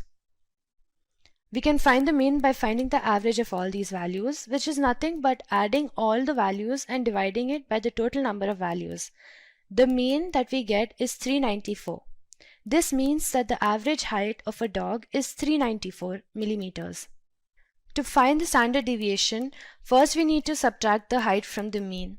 This will tell us how far from the mean our data points actually are. Next, we will square up all of these differences and add them up and again divide it by the total number of values that we have. This is called the variance. The variance that we get in this case is 21704. Finally, when we find the square root of this value, we will get the standard deviation. The standard deviation here is 147. The standard deviation will tell us how our data points differ from the average, and it gives us a basic value suggesting how spread out our data is from the very middle or from the mean. So when we plot these values, this value 147 will mean that a curve will have a width of 147 points around the mean. Now, what is the standard normal distribution? The standard normal distribution is a type of normal distribution that has a mean of 0 and a standard deviation of 1. This means that the normal distribution has its center at 0 and it has intervals which increase by 1. All normal distributions, like the standard normal distribution, are unimodal and symmetrically distributed with a bell-shaped curve.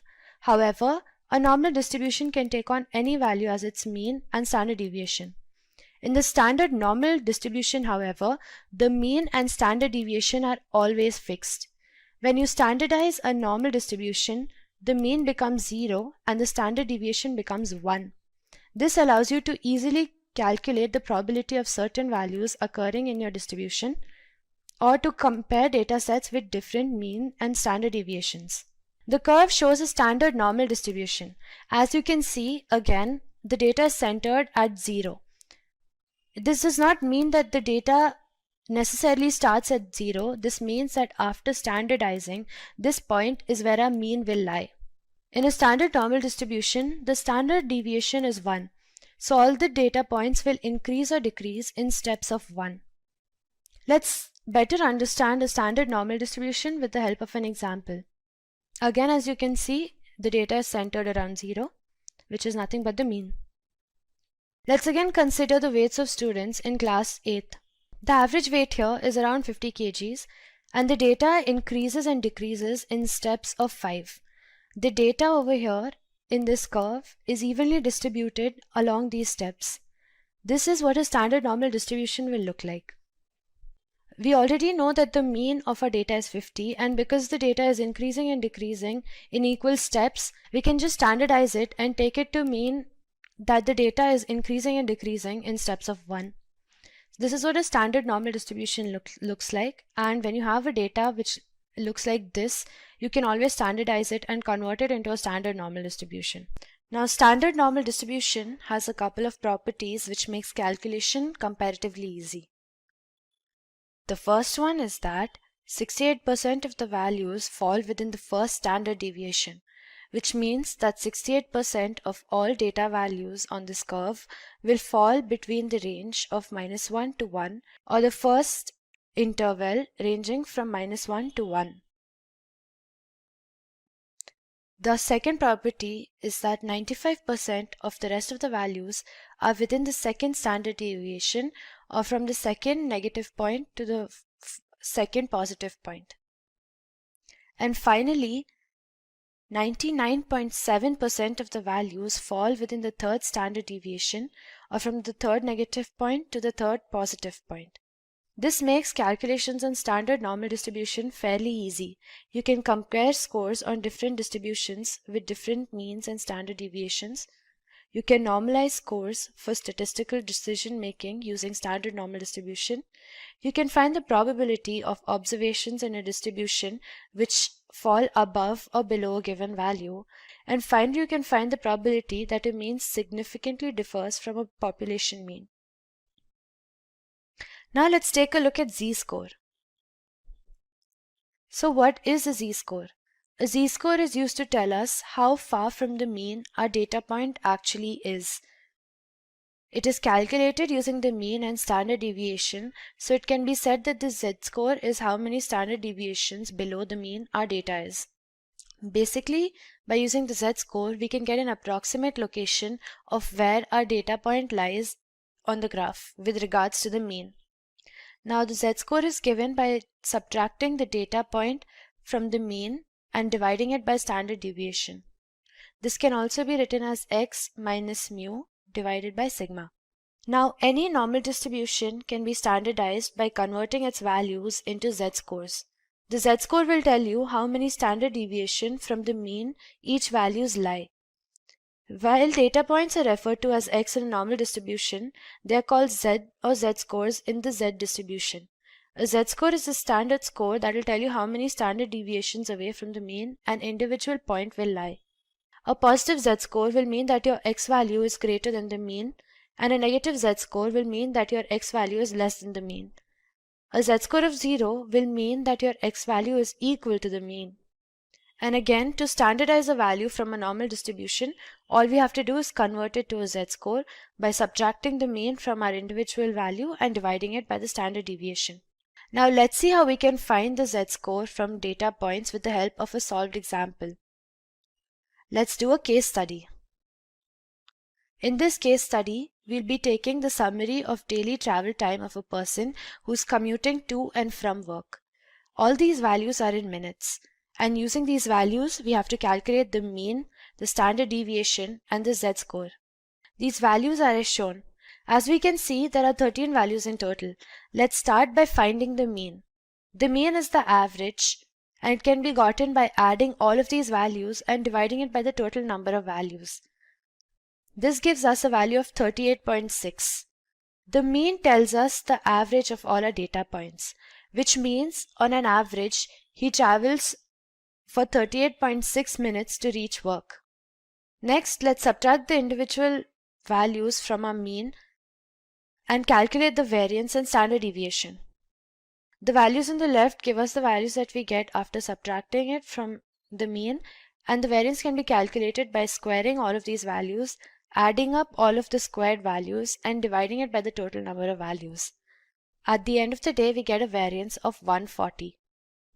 To calculate the standard deviation, all we have to do is take a square root of the variance, which gives us a value of 11.8. Now, the mean signifies the average of our values, and we already know this. It gives us the average time which is taken to travel. But the standard deviation will tell us the average value of how much our data points differ from the mean. It tells us the deviation within our own data, and it tells us how far away on an average a point is from the mean. Now, the value that we get is 11.8, which means that on an average, a single data point is around 11.8 data points away from the mean. Now let's calculate the z-score. The z-score is given by subtracting individual data points from the mean and dividing it by the standard deviation. We know that we have a standard deviation of 11.8 and a mean of 38.6. Using these values, we can calculate the z-scores for individual x values. Now we know that a negative z-score means that our x value is lower than our mean. But what does the number 1.06 mean? This means that the z-score for 26 is 1.06 standard deviations away from the mean. The negative symbol here means that our x value is less than the mean. And by how less? 1.06 times the standard deviation. Now we know that the negative value of a z-score means that our x value is less than our mean. But what does the number 1.06 mean? This means that the z-score is 1.06 times the standard deviation less than the mean. The same thing can be said for the z-score of 33. It is 0.47 times the standard deviation less than the mean. The z-score of 65 is 2.23 times the standard deviation more than the mean. That means it has to be added to the mean. The reason that we know it's more than the mean is because this has a positive value. So this means that using z-scores, we can know where our data points fall relative to other points on the graph. The z-score will tell us how far away from the mean a point is in steps of our standard deviation. Basics and terminology. The first one is outcome. Whenever we do an experiment like flipping a coin or rolling a dice, we get an outcome. For example, if we flip a coin, we get an outcome of heads or tails. And if we roll a die, we get an outcome of 1, 2, 3, 4, 5 or 6. Random experiment. A random experiment is any well-defined procedure that produces an observable outcome that could not be perfectly predicted in advance. A random experiment must be well defined to eliminate any vagueness or surprise. It must produce a definite observable outcome so that you know what happened after the random experiment is run. Random events. Consider a simple example. Let us say that we toss a coin up in the air. What can happen when it gets back? It either gives a head or a tail. These two are known as outcome, and the occurrence of an outcome is an event. Thus, the event is the outcome of some phenomenon. The last one is sample space.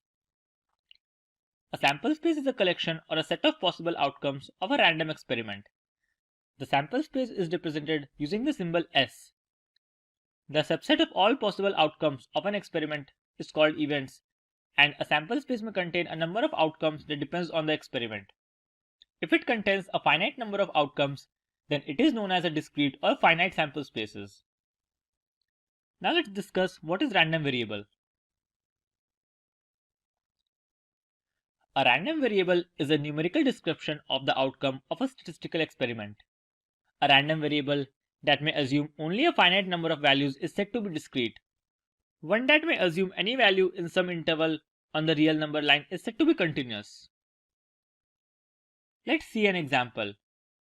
Let x be a random variable defined as the sum of numbers when two dice are rolled. X can assume the values 2, 3, 4, 5, 6, 7, 8, 9, 10, 11 and 12. Notice there is no 1 here because the sum on the two dice can never be 1. Now that we know the basics, let's move on to binomial distribution. The binomial distribution is used when there are exactly two mutually exclusive outcomes of a trial. These outcomes are appropriately labeled success and failure. The binomial distribution is used to obtain the probability of observing X successes in n number of trials, with the probability of success on a single trial denoted by P.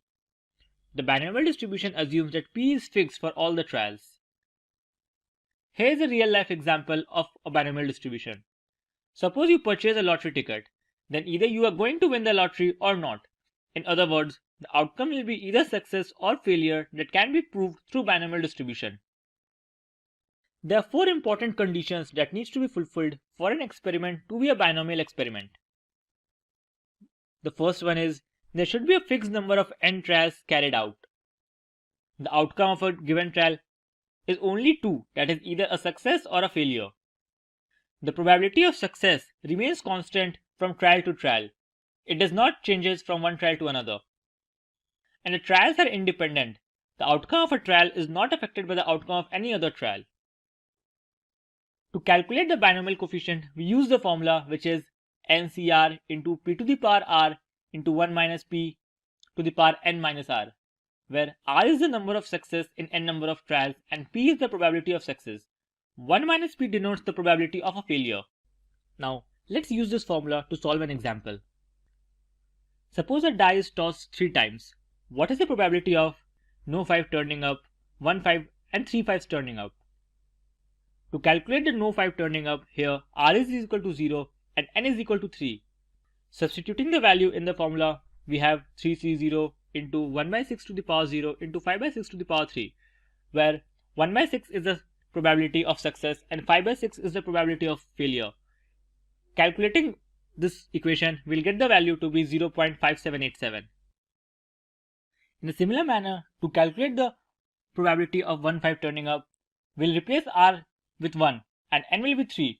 So Px1 will be equal to 3C1 into 1 by 6 to the power 1 into 5 by 6 to the power 2, which will come out to be 0.347.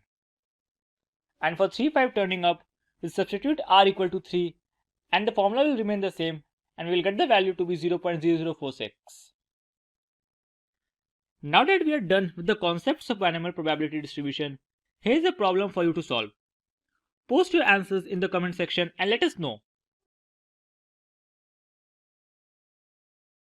A Poisson distribution is a probability distribution used in statistics to show how many times an event is likely to happen over a given period of time. To put it another way, it's a count distribution. Poisson distributions are frequently used to comprehend independent event at a constant rate over a given interval of time. The Poisson distribution was developed by French mathematician Simon Denis Poisson in 1837. A Poisson distribution is used in cases where the chances of any individual event being a success is very small. The number of defective pencils per box of a 6,000 pencil, the number of plane crashes in India in 1 year, or the number of printing mistakes in each page of a book. All of these examples can have use of Poisson distribution. The Poisson distribution can be used to calculate how likely it is that something will happen X number of times.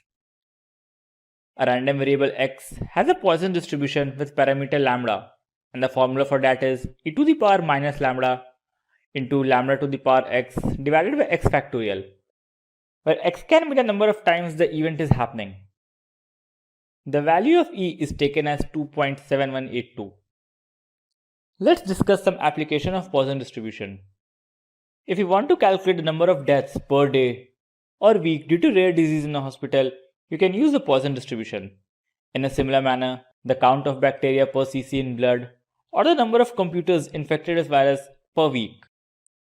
The number of mishandled baggage per 1000 passengers can also have an application for Poisson distribution. Let's discuss one example to see how you can calculate the Poisson distribution. Suppose on an average, a cancer kills 5 people each year in India. What is the probability that one person is killed this year? We'll assume all these events are independent random events. So, by the formula, we have x is equal to 1 because we have to calculate the probability of one person that is killed this year. So, p x equal to 1 will be equal to e to the power minus 5 into 5 to the power 1 divided by 1 factorial, which will come out to be 0.033, which will be near to 3.3%. So, The probability that only one person is killed this year due to cancer is 3.3%. If you are an aspiring data scientist who's looking out for online training and certification in data science from the best universities and industry experts, then search no more. Simplilearn's postgraduate program in data science from Caltech University in collaboration with IBM should be the right choice. For more details on this program, please use the link in the description box below.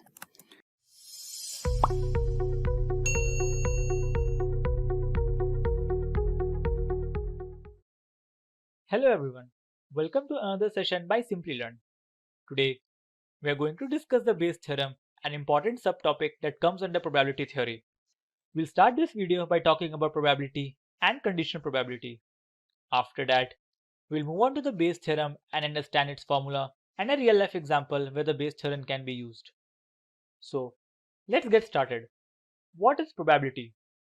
Probability is a branch of mathematics concerning numerical descriptions of how likely an event is to occur, or how likely it is that a proposition is true. The probability of an event is a number between 0 and 1, where roughly speaking, 0 indicates the impossibility of the event and 1 indicates certainty. The higher the probability of an event, the more likely is that the event will occur. Let's look at an example. A simple example is the tossing of a fair unbiased coin. Since the coin is fair, the outcome, that is heads and the tails, are both equally probable. The probability of heads equals the probability of the tails, and since no other outcomes are possible, the probability of either heads or tails can be said to be 1 by 2, which is also 50%. The probability of an event can be calculated by number of ways it can happen divided by the total number of outcomes. Now that we know about the probability, let's see if you can answer this question. What is the probability of drawing a jack and a queen consecutively from a deck of 52 cards without replacement? Here are your options. Post your answers in the comment section and let us know. Now let's move on to conditional probability. Let A and B be the two events associated with a random experiment. Then the probability of A's occurrence under the condition that B has already occurred and probability of B is not equal to 0 is called the conditional probability. It is denoted by PA/B. Thus, we can say that PA/B is equal to PA intersection B divided by P of B, where PA/B is the probability of occurrence of A given that B has already occurred, and PB is the probability of occurrence of B. To know more about conditional probability, you can check our previous video which is specifically on conditional probability. Now let's move on to Bayes theorem. The Bayes theorem is a mathematical formula for calculating conditional probability in probability and statistics. In other words, it is used to figure out how likely an event is associated on its proximity to another. Bayes' law or Bayes' rule are the other names of this theorem. The formula for the Bayes theorem can be written in a variety of ways. The most common version is PA/B is equal to P of B/A into P of A divided by P of B, where PA/B is the conditional probability of event A occurring given that B is true, and PA and P of B are the probabilities of A and B occurring independently of one another. Let's solve a problem using the Bayes theorem to understand it better. There is a cricket match tomorrow, and in recent years it has rained only 5 days each year. Unfortunately, the meteorologist has predicted the rain for tomorrow. Now, when it rains, the meteorologist correctly forecasts rain 90% of the time, and when it doesn't rain, he incorrectly forecasts rain 10% of the time. Let's calculate what is the probability that it will rain on the match day. So, the two sample spaces here are the events that it rains and it does not rain. Additionally, a third event is also there that meteorologist predicts the rain. So the notation for these events appear below. Event A1 is equal to it rains on the match day, event A2 that it does not rain on the match day, and event B is the meteorologist predicting the rain. Now in terms of probability, we know the following. Probability of A1 is 5 by 365 that it rains 5 days in a year, which will come out to be 0.0136. PA2 is 360 by 365, that is no days for 360 days in a year, which will come out to be 0.986. PB/A1 is 0.9. This signifies when it rains, the meteorologist predicts the rain 90% of the time. In a similar manner, PB by A2 is 0.1, that it does not rain, the meteorologist predicts the rain 10% of the time. Combining all this, we can calculate P A1/B, that is the probability it will rain on the given match day, given a forecast of rain by meteorologist. The answer can be determined using the Bayes theorem as shown below. So here's the formula of the Bayes theorem, and putting all the values that we have calculated in the previous slide, the probability that it will rain on the match day given a forecast of the rain by meteorologist will come out to be 0.111, which will be equal to 11.11%. So there's an 11% chance that it will rain on the match day given that the meteorologist has predicted the rain. I hope this example is clear to you. It's a weekend, and John decided to watch the latest movie recommended by Netflix at his friend's place.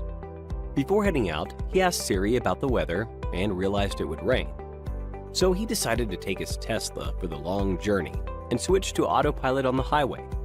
After coming home from the eventful day, he started wondering how technology has made his life easy. He did some research on the internet and found out that Netflix, Siri, and Tesla are all using AI. So, what is AI? AI, or artificial intelligence, is nothing but making computers-based machines think and act like humans. Artificial intelligence is not a new term. John McCarthy, a computer scientist, coined the term artificial intelligence back in 1956. But it took time to evolve as it demanded heavy computing power. Artificial intelligence is not confined to just movie recommendations and virtual assistants. Broadly classifying, there are three types of AI. Artificial narrow intelligence, also called weak AI, is the stage where machines can perform a specific task. Netflix, Siri, chatbots, facial recommendation systems are all examples of artificial narrow intelligence. Next up, we have artificial general intelligence, referred to as an intelligent agent's capacity to comprehend or pick up any intellectual skill that a human can. We are halfway into successfully implementing this phase. IBM's Watson supercomputer and GPT-3 fall under this category. And lastly, artificial superintelligence. It is the stage where machines surpass human intelligence. You might have seen this in movies and imagined how the world would be if machines occupied it. Fascinated by this, John did more research and found out that machine learning, deep learning, and natural language processing are all connected with artificial intelligence. Machine learning, a subset of AI, is the process of automating and enhancing how computers learn from their experiences without human help. Machine learning can be used in email spam detection, medical diagnosis, etc. Deep learning can be considered a subset of machine learning. It is a field that is based on learning and improving on its own by examining computer algorithms. While machine learning uses simpler concepts, deep learning works with artificial neural networks, which are designed to imitate the human brain. This technology can be applied in face recognition, speech recognition, and many more applications. Natural language processing, popularly known as NLP, can be defined as the ability of machines to learn human language and translate it. Chatbots fall under this category. Artificial intelligence is advancing in every crucial field like healthcare, education, robotics, banking, e-commerce, and the list goes on. Like in healthcare, AI is used to identify diseases, helping healthcare service providers and their patients make better treatment and lifestyle decisions. Coming to the education sector, AI is helping teachers automate grading, organizing, and facilitating parent-guardian conversations. In robotics, AI-powered robots employ real-time updates to detect obstructions in their path and instantaneously design their routes. Artificial intelligence provides advanced data analytics that is transforming banking by reducing fraud and enhancing compliance.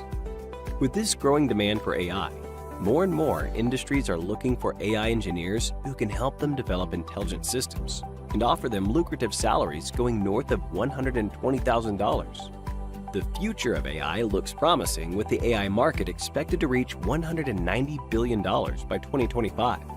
We know humans learn from their past experiences, and machines follow instructions given by humans. But what if humans can train the machines to learn from their past data and do what humans can do and much faster? Well, that's called machine learning. But it's a lot more than just learning. It's also about understanding and reasoning. So today, we will learn about the basics of machine learning. So that's Paul. He loves listening to new songs. He either likes them or dislikes them. Paul decides this on the basis of the song's tempo, genre, intensity, and the gender of voice. For simplicity, let's just use tempo and intensity for now.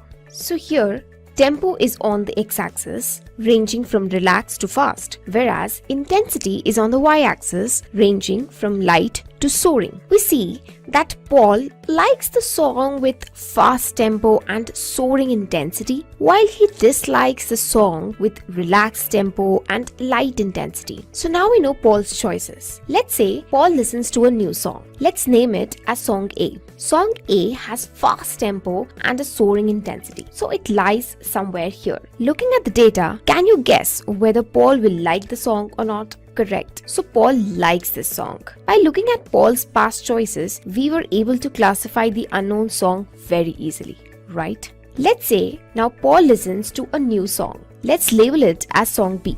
So Song B lies somewhere here with medium tempo and medium intensity. Neither relaxed nor fast, neither light nor soaring. Now can you guess whether Paul likes it or not? Not able to guess whether Paul will like it or dislike it? Are the choices unclear? Correct. We could easily classify Song A. But when the choice became complicated, as in the case of Song B, yes, and that's where machine learning comes in. Let's see how. In the same example, for Song B, if we draw a circle around the Song B, we see that there are 4 votes for like, whereas 1 vote for dislike. If we go for the majority votes, we can say that Paul will definitely like the song. That's all. This was a basic machine learning algorithm also. It's called k-nearest neighbors. So this is just a small example in one of the many machine learning algorithms. Quite easy, right? Believe me, it is. But what happens when the choices become complicated, as in the case of Song B? That's when machine learning comes in. It learns the data, builds the prediction model, and when the new data point comes in, it can easily predict for it.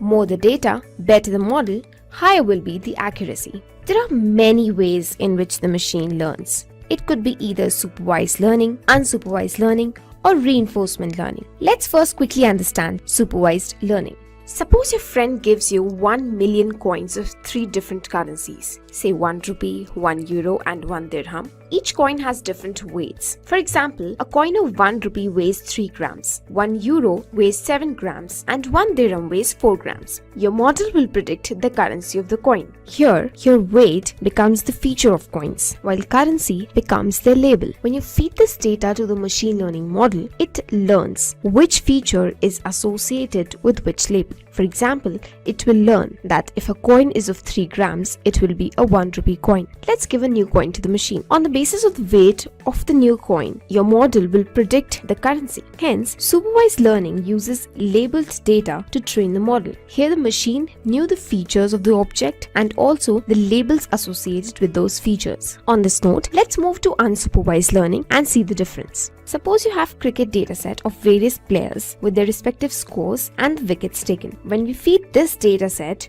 to the machine identifies the pattern of player performance. So it plots this data with the respective wickets on the x-axis while runs on the y-axis. While looking at the data, you will clearly see that there are 2 clusters. The one cluster are the players who scored high runs and took less wickets, while the other cluster is of the players who scored less runs but took many wickets. So here we interpret these 2 clusters as batsmen and bowlers. The important point to note here is that there were no labels of batsmen and bowlers. Hence, the learning with unlabeled data is unsupervised learning. So we saw supervised learning where the data was labeled and the unsupervised learning where the data was unlabeled.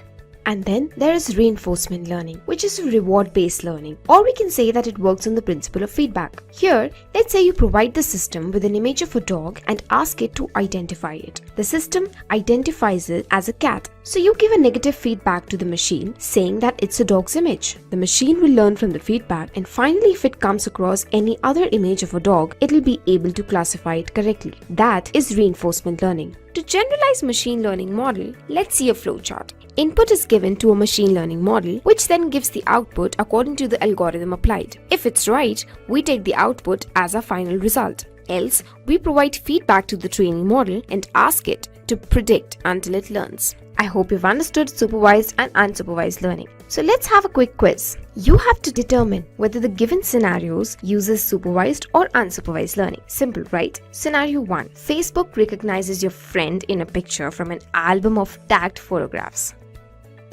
Scenario 2. Netflix recommends new movies based on someone's past movie choices.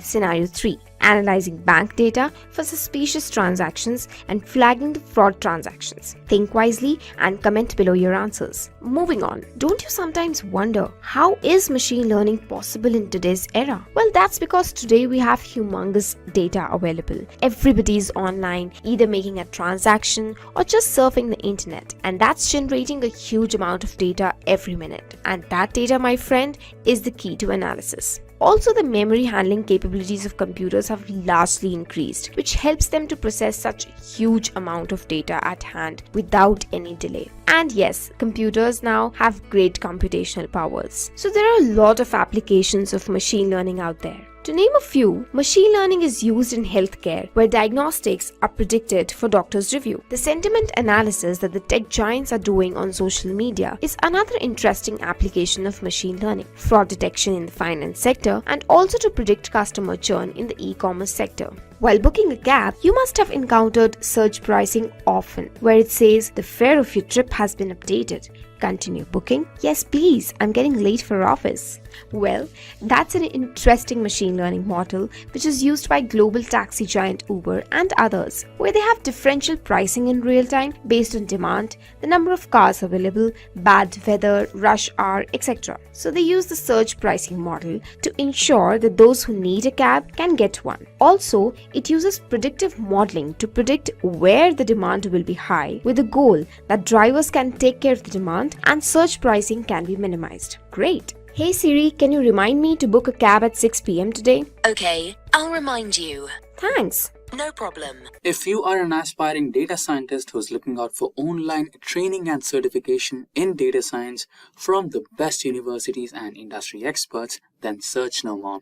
Simplilearn's postgraduate program in data science from Caltech University in collaboration with IBM should be the right choice. For more details on this program, please use the link in the description box below. Let's dive in a little deeper and see how machine learning works. Let's say you provide a system with the input data that carries the photos of various kinds of fruits. Now you want the system to figure out what are the different fruits and group them accordingly. So what the system does, it analyzes the input data. Then it tries to find patterns like shapes, size, and color. Based on these patterns, the system will try to predict the different types of fruit and segregate them. Finally, it keeps track of all such decisions it took in the process to make sure it's learning. The next time you ask the same system to predict and segregate the different types of fruits, it won't have to go through the entire process again. That's how machine learning works. Now let's look into the types of machine learning. Machine learning is primarily of three types. First one is supervised machine learning. As the name suggests, you have to supervise your machine learning while you train it to work on its own. It requires labeled training data. Next up is unsupervised learning, wherein there will be training data but it won't be labeled. Finally, there is reinforcement learning, wherein the system learns on its own. Let's talk about all these types in detail. Let's try to understand how supervised learning works. Look at the pictures very carefully. The monitor depicts the model or the system that we are going to train. This is how the training is done. We provide a data set that contains pictures of a kind of a fruit, say an apple. Then we provide another data set which lets the model know that these pictures were that of a fruit called apple. This ends the training phase. Now, what we will do is we provide a new set of data which only contains pictures of apple. Now here comes the fun part. The system can actually tell you what fruit it is. And it will remember this and apply this knowledge in future as well. That's how supervised learning works. You are training the model to do a certain kind of an operation on its own. This kind of a model is generally used into filtering spam mails from your email accounts as well. Yes, surprised, aren't you? So let's move on to unsupervised learning now. Let's say we have a data set which is cluttered. In this case, we have a collection of pictures of different fruits. We feed this data to the model, and the model analyzes the data to figure out patterns in it. In the end, it categorizes the photos into 3 types, as you can see in the image, based on their similarities. So, you provide the data to the system and let the system do the rest of the work. Simple, isn't it? This kind of a model is used by Flipkart to figure out the products that are well suited for you. Honestly speaking, this is my favorite type of machine learning out of all the 3. And this type has been widely shown in most of the sci-fi movies lately. Let's find out how it works. Imagine a newborn baby. You put a burning candle in front of the baby. The baby does not know that if it touches the flame, its fingers might get burned. So it does that anyway and gets hurt. The next time you put that candle in front of the baby, it will remember what happened the last time and would not repeat what it did. That's exactly how reinforcement learning works. We provide the machine with a data set wherein we ask it to identify a particular kind of a fruit, in this case an apple. So what it does as a response, it tells us that it's a mango. But as we all know, it's a completely wrong answer. So as a feedback, we tell the system that it's wrong, it's not a mango, it's an apple. What it does, it learns from the feedback and keeps that in mind. When the next time, when we ask a same question, it gives us the right answer. It is able to tell us that it's actually an apple. That is a reinforced response. So that's how reinforcement learning works. It learns from its mistakes and experiences. This model is used in games like Prince of Persia or Assassin's Creed or FIFA, wherein the level of difficulty increases as you get better with the games. Just to make it more clear for you, let's look at a comparison between supervised and unsupervised learning. Firstly, the data involved in case of supervised learning is label. As we mentioned in the examples previously, we provide the system with a photo of an apple and let the system know that this is actually an apple. That is called label data. So the system learns from the label data and makes future predictions. Now, unsupervised learning does not require any kind of label data because its work is to look for patterns in the input data and organize it. The next point is that you get a feedback in case of supervised learning. That is, once you get the output, the system tends to remember that and uses it for the next operation. That does not happen for unsupervised learning. And the last point is that supervised learning is mostly used to predict data, whereas unsupervised learning is used to find out hidden patterns or structures in data. I think this would have made a lot of things clear for you regarding supervised and unsupervised learning. Now, let's talk about a question that everyone needs to answer before building a machine learning model. What kind of a machine learning solution should we use? Yes, you should be very careful with selecting the right kind of solution for your model. Because if you don't, you might end up losing a lot of time, energy, and processing cost.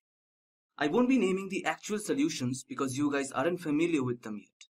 So we will be looking at it based on supervised, unsupervised, and reinforcement learning. So let's look into the factors that might help us select the right kind of machine learning solution. First factor is the problem statement describes the kind of model you will be building, or as the name suggests, it tells you what the problem is. For example, let's say the problem is to predict the future stock market prices. So for anyone who is new to machine learning would have trouble figuring out the right solution.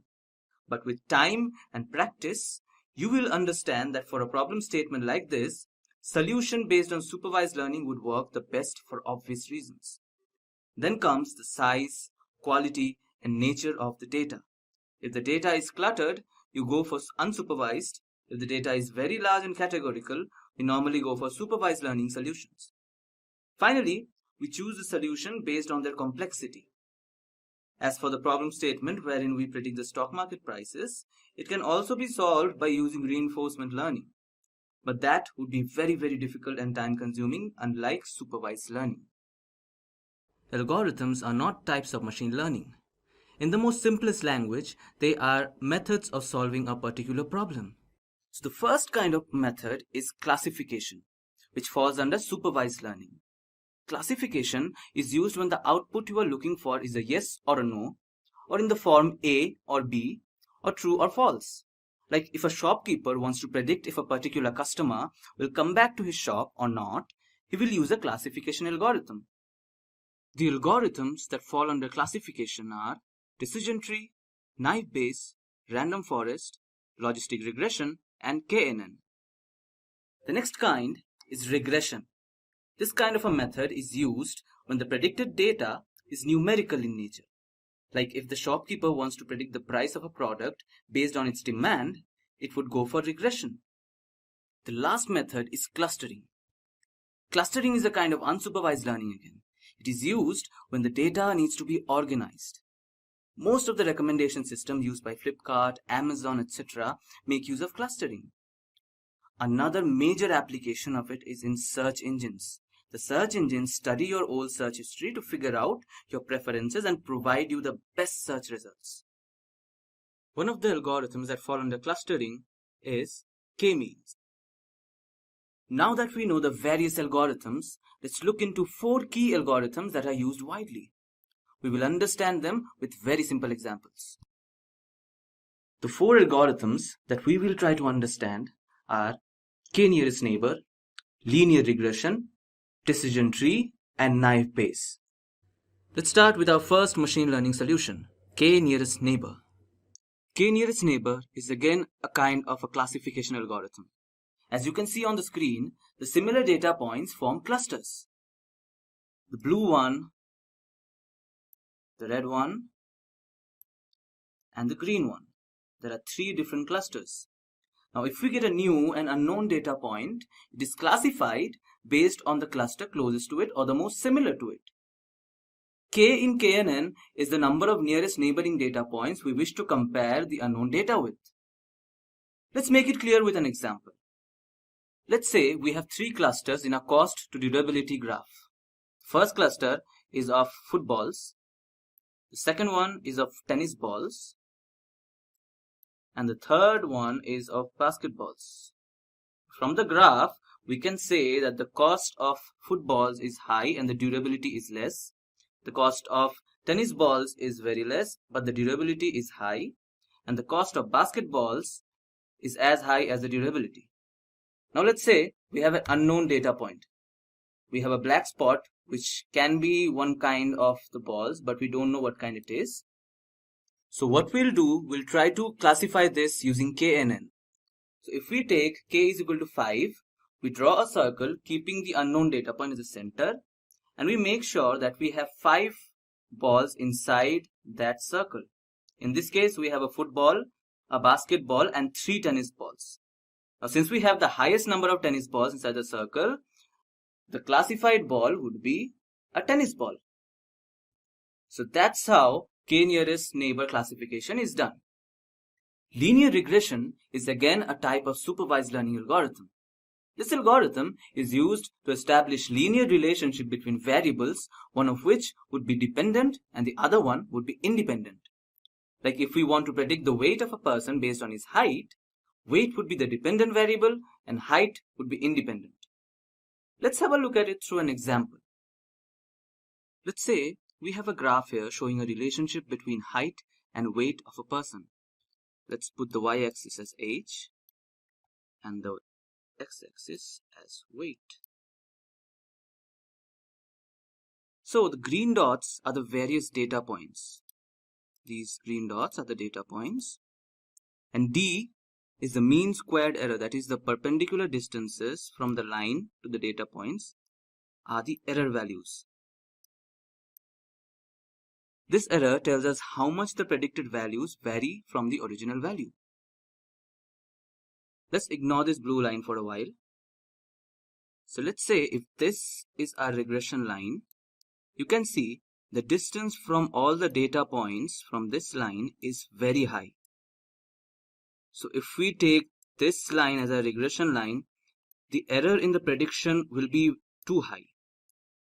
So in this case, the model will not be able to give us a good prediction. Let's say we draw another regression line here like this.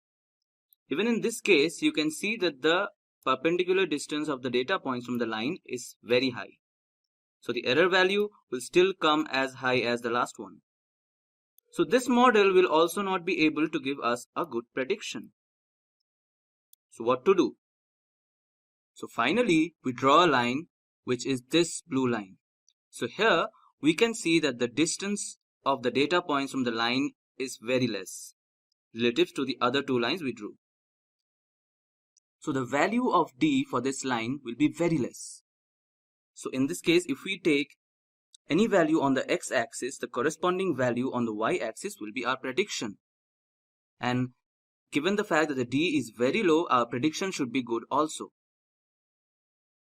This is how regression works. We draw a line, a regression line that is, in such a way that the value of D is the least, eventually giving us good predictions. This algorithm, that is decision tree, is a kind of an algorithm you can very strongly relate to.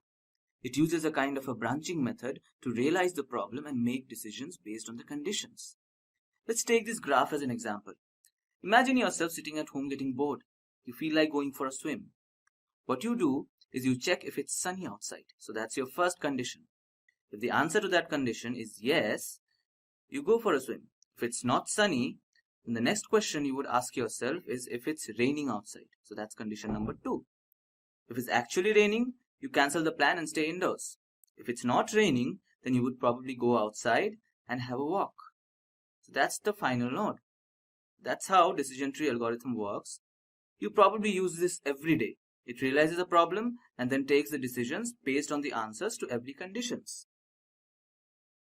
Naive-Bayes algorithm is mostly used in cases where a prediction needs to be done on a very large dataset. It makes use of conditional probability. Conditional probability is the probability of an event, say A, happening given that another event B has already happened. This algorithm is most commonly used in filtering spam mails in your email account. Let's say you receive a mail. The model goes through your old spam mail records. Then it uses Bayes' theorem to predict if the present mail is a spam mail or not. So PC of A is the probability of event C occurring when A has already occurred. PA of C is the probability of event A occurring when C has already occurred. And PC is the probability of event C occurring, and PA is the probability of event A occurring. Let's try to understand Naive-Bayes with a better example. Naive-Bayes can be used to determine on which days to play cricket. Based on the probabilities of a day being rainy, windy, or sunny, the model tells us if a match is possible. If we consider all the weather conditions to be event A for us, and the probability of a match being possible event C, so the model applies the probabilities of event A and C into the Bayes theorem and predicts if a game of cricket is possible on a particular day or not. In this case, if the probability of C of A is more than 0.5, we can be able to play a game of cricket. If it's less than 0.5, we won't be able to do that. That's how Naive-Bayes algorithm works. We're going to cover reinforcement learning today. And what's in it for you? We'll start with why reinforcement learning. We'll look at what is reinforcement learning. We'll see what the different kinds of learning strategies are that are being used today in computer models under supervised versus unsupervised versus reinforcement. We'll cover important terms specific to reinforcement learning. We'll talk about Markov's decision process, and we'll take a look at a reinforcement learning example. Well, we'll teach a tic-tac-toe how to play. Why reinforcement learning? Training a machine learning model requires a lot of data, which might not always be available to us. Further, the data provided might not be reliable. Learning from a small subset of actions will not help expand the vast realm of solutions that may work for a particular problem. And you can see here we have the robot learning to walk. Very complicated setup when you're learning how to walk, and you'll start asking questions like, if I'm taking one step forward and left, well, what happens if I pick up a 50-pound object? How does that change how a robot would walk? These things are very difficult to program because there's no actual information on it until it's actually tried out. Learning from a small subset of actions will not help expand the vast realm of solutions that may work for a particular problem. And we'll see here it learned how to walk. This is going to slow the growth that technology is capable of. Machines need to learn to perform actions by themselves and not just learn off humans. And you see the objective climb a mountain. A real interesting point here is that as human beings we can go into a very unknown environment and we can adjust for it and kind of explore and play with it. Most of the models, the non-reinforcement models in computer machine learning aren't able to do that very well. There's a couple of them that can be used or integrated. To see how it goes is what we're talking about with reinforcement learning. So what is reinforcement learning? Reinforcement learning is a sub-branch of machine learning that trains a model to return an optimum solution for a problem by taking a sequence of decisions by itself. Consider a robot learning to go from one place to another. The robot is given a scenario and must arrive at a solution by itself. The robot can take different paths to reach the destination. It will know the best path by the time taken on each path. It might even come up with a unique solution all by itself. And that's really important as we're looking for unique solutions. We want the best solution, but you can't find it unless you try it. So when we're looking at our different systems, our different model, we have supervised versus unsupervised versus reinforcement learning. And with the supervised learning, that is probably the most controlled environment. We have a lot of different supervised learning models, whether it's linear regression, neural networks, there's all kinds of things in between, decision trees. The data provided is labeled data with output values specified. And this is important because when we talk about supervised learning, you already know the answer for all this information. You already know the picture has a motorcycle in it, so you're supervised learning. You already know that the outcome for tomorrow, for going back a week, you're looking at stock, you can already have like the graph of what the next day looks like, so you have an answer for it. And you have labeled data which is used, you have an external supervision, and solves problems by mapping labeled input to known output. So very controlled. Unsupervised learning, and unsupervised learning is really interesting because it's now taking part in many other models. They start with, you can actually insert an unsupervised learning model in almost either supervised or reinforcement learning as part of the system, which is really cool. Data provided is unlabeled data. The outputs are not specified. Machine makes its own predictions. Used to solve association with clustering problems. Unlabeled data is used. No supervision. Solves problems by understanding patterns and discovering output. So you can look at this and you can think some of these things go with each other. They belong together. So it's looking for what connects in different ways. And there's a lot of different algorithms that look at this. When you start getting into those, there's some really cool images that come up of what unsupervised learning is. How it can pick out, say, the area of a donut. One model will see the area of the donut, and the other one will divide it into 3 sections based on its location versus what's next to it. So there's a lot of stuff that goes in with unsupervised learning. And then we're looking at reinforcement learning. Probably the biggest industry in today's market in machine learning, or growing market. It's very infant stage as far as how it works and what it's going to be capable of. The machine learns from its environment using rewards and errors. Used to solve reward-based problems. No predefined data is used. No supervision. Follows trial and error problem solving approach. So again, we have a random, at first you start with a random, I try this, it works and this is my reward, doesn't work very well maybe, or maybe it doesn't even get you where you're trying to get it to do, and you get your reward back, and then it looks at that and says, well, let's try something else, and it starts to play with these different things, finding the best route. So let's take a look at important terms in today's reinforcement model. And this has become pretty standardized over the last few years, so these are really good to know. We have the agent. Agent is the model that is being trained via reinforcement learning. So this is your actual entity that has, however you're doing it, whether you're using a neural network or a Q table or whatever, combination thereof. This is the actual agent that you're using. This is the model. And you have your environment. The training situation that the model must optimize to is called its environment. And you can see here, I guess we have a robot who's trying to get a chest full of gems or whatever, and that's the output. And then you have your action. This is all possible steps that can be taken by the model, and it picks one action. And you can see here that it's picked 3 different routes to get to the chest of diamonds and gems. We have a state, the current position condition returned by the model. And you could look at this if you're playing like a video game. This is the screen you're looking at. So when you go back here, the environment is a whole game board. So if you're playing one of those Mobius games, You might have the whole game board going on, but then you have your current position. Where are you on that game board? What's around that? What's around you? If you were talking about a robot, the environment might be moving around the yard, where it is in the yard and what it can see, what input it has in that location. That would be the current position condition returned by the model. And then the reward. To help the model move in the right direction, it is rewarded. Points are given to it to appraise some kind of action. So, yeah, you did good, or if didn't do as good, trying to maximize the reward and have the best reward possible. And then policy. Policy determines how an agent will behave at any time. It acts as a mapping between action and present state. This is part of the model. What is your action that you're going to take? What's the policy you're using to have an output from your agent? One of the reasons they separate policy as its own entity is that you usually have a prediction of a different options, and then the policy, well, how am I going to pick the best? Based on those predictions, I'm going to guess at different options, and we'll actually weigh those options in and find the best option we think will work. So it's a little tricky, but the policy thing is actually pretty cool how it works.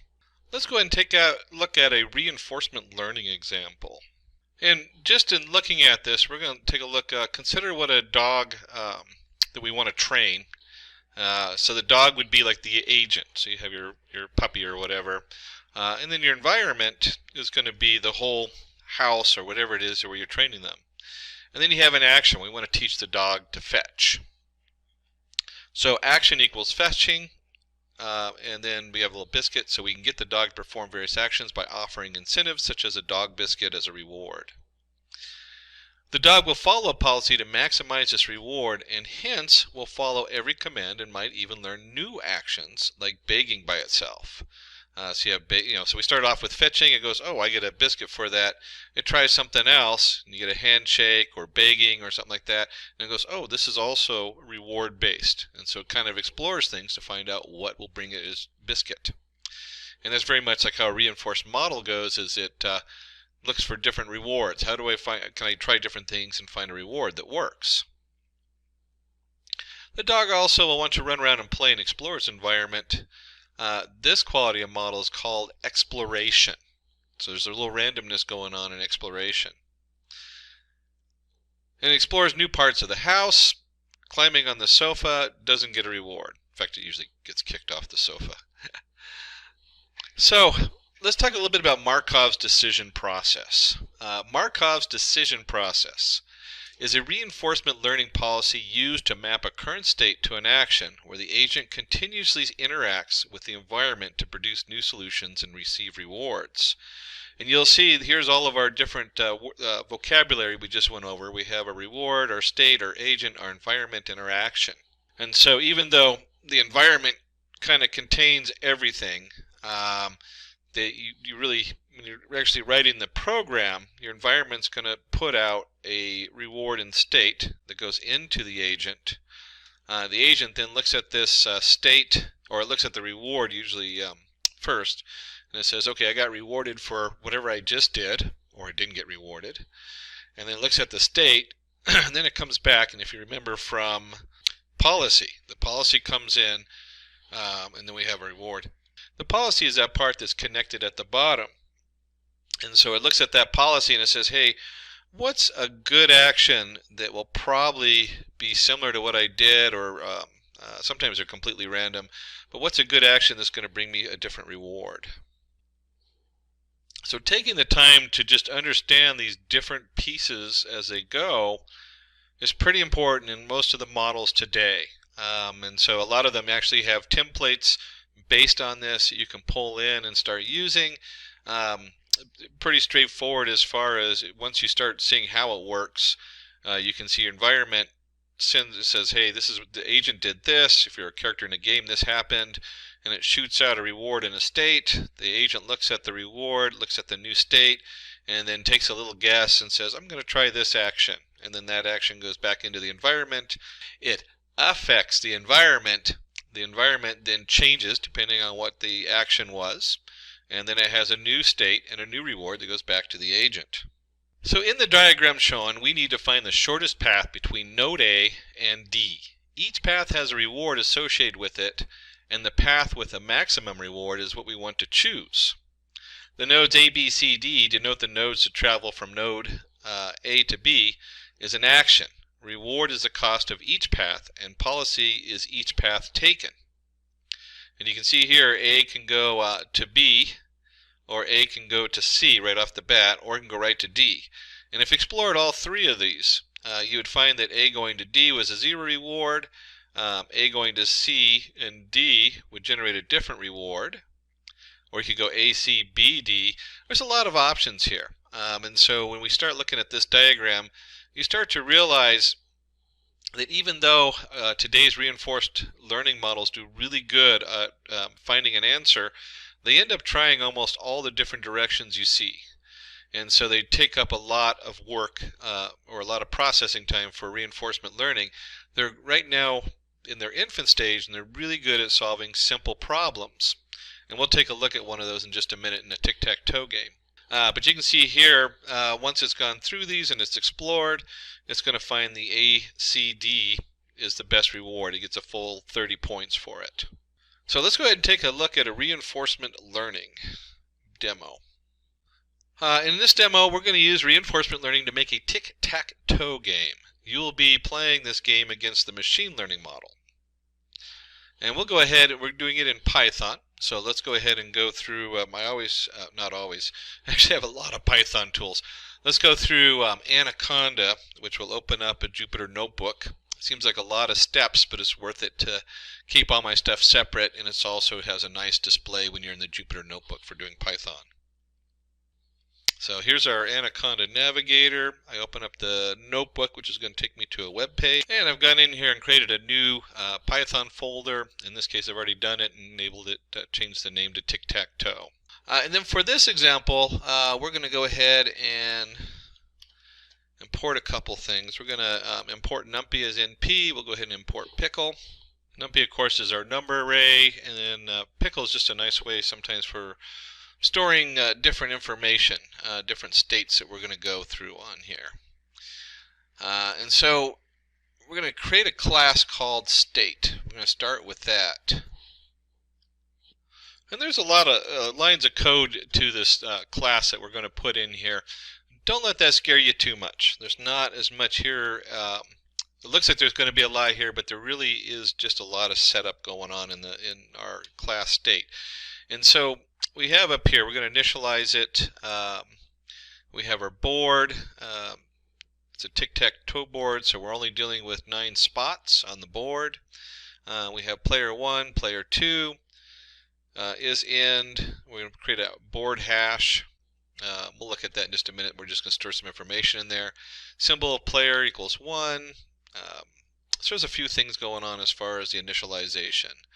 Then something simple, we're just going to get the hash of the board. We're going to get the information from the board on there, which is columns and rows. We want to know when a winner occurs, so if you get 3 in a row, that's what this whole section here is for. Let me go ahead and scroll up a little bit. And you can get a copy of this code if you send a note over to Simplilearn. We'll send you over this particular file, and you can play with it yourself and see how it's put together. I don't want to spend a huge amount of time on this because this is just some real general Python coding. But you can see here we're just going through all the rows, and you add them together, and if it equals 3 in a row. Same thing with columns. Diagonal, so you got to check the diagonal. That's what all this stuff does here, is it just goes through the different areas. Actually, let me go ahead and put, there we go. And then it comes down here and we do our sum, and it says true, -3 just says did somebody win, or is it a tie? So you got to add up all the numbers on there anyway, just in case they're all filled up. And next we also need to know available positions. These are ones that no one's ever used before. This way when you try something, or the computer tries something, it's not going to give it an illegal move. That's what the available positions is doing.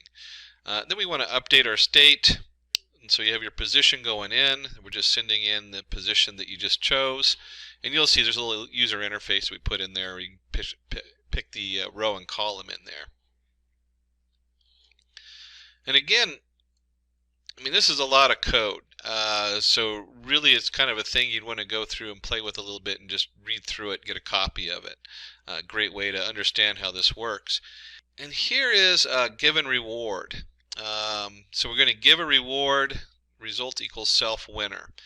This is one of the hearts of what's going on here, is we have a result self.winner.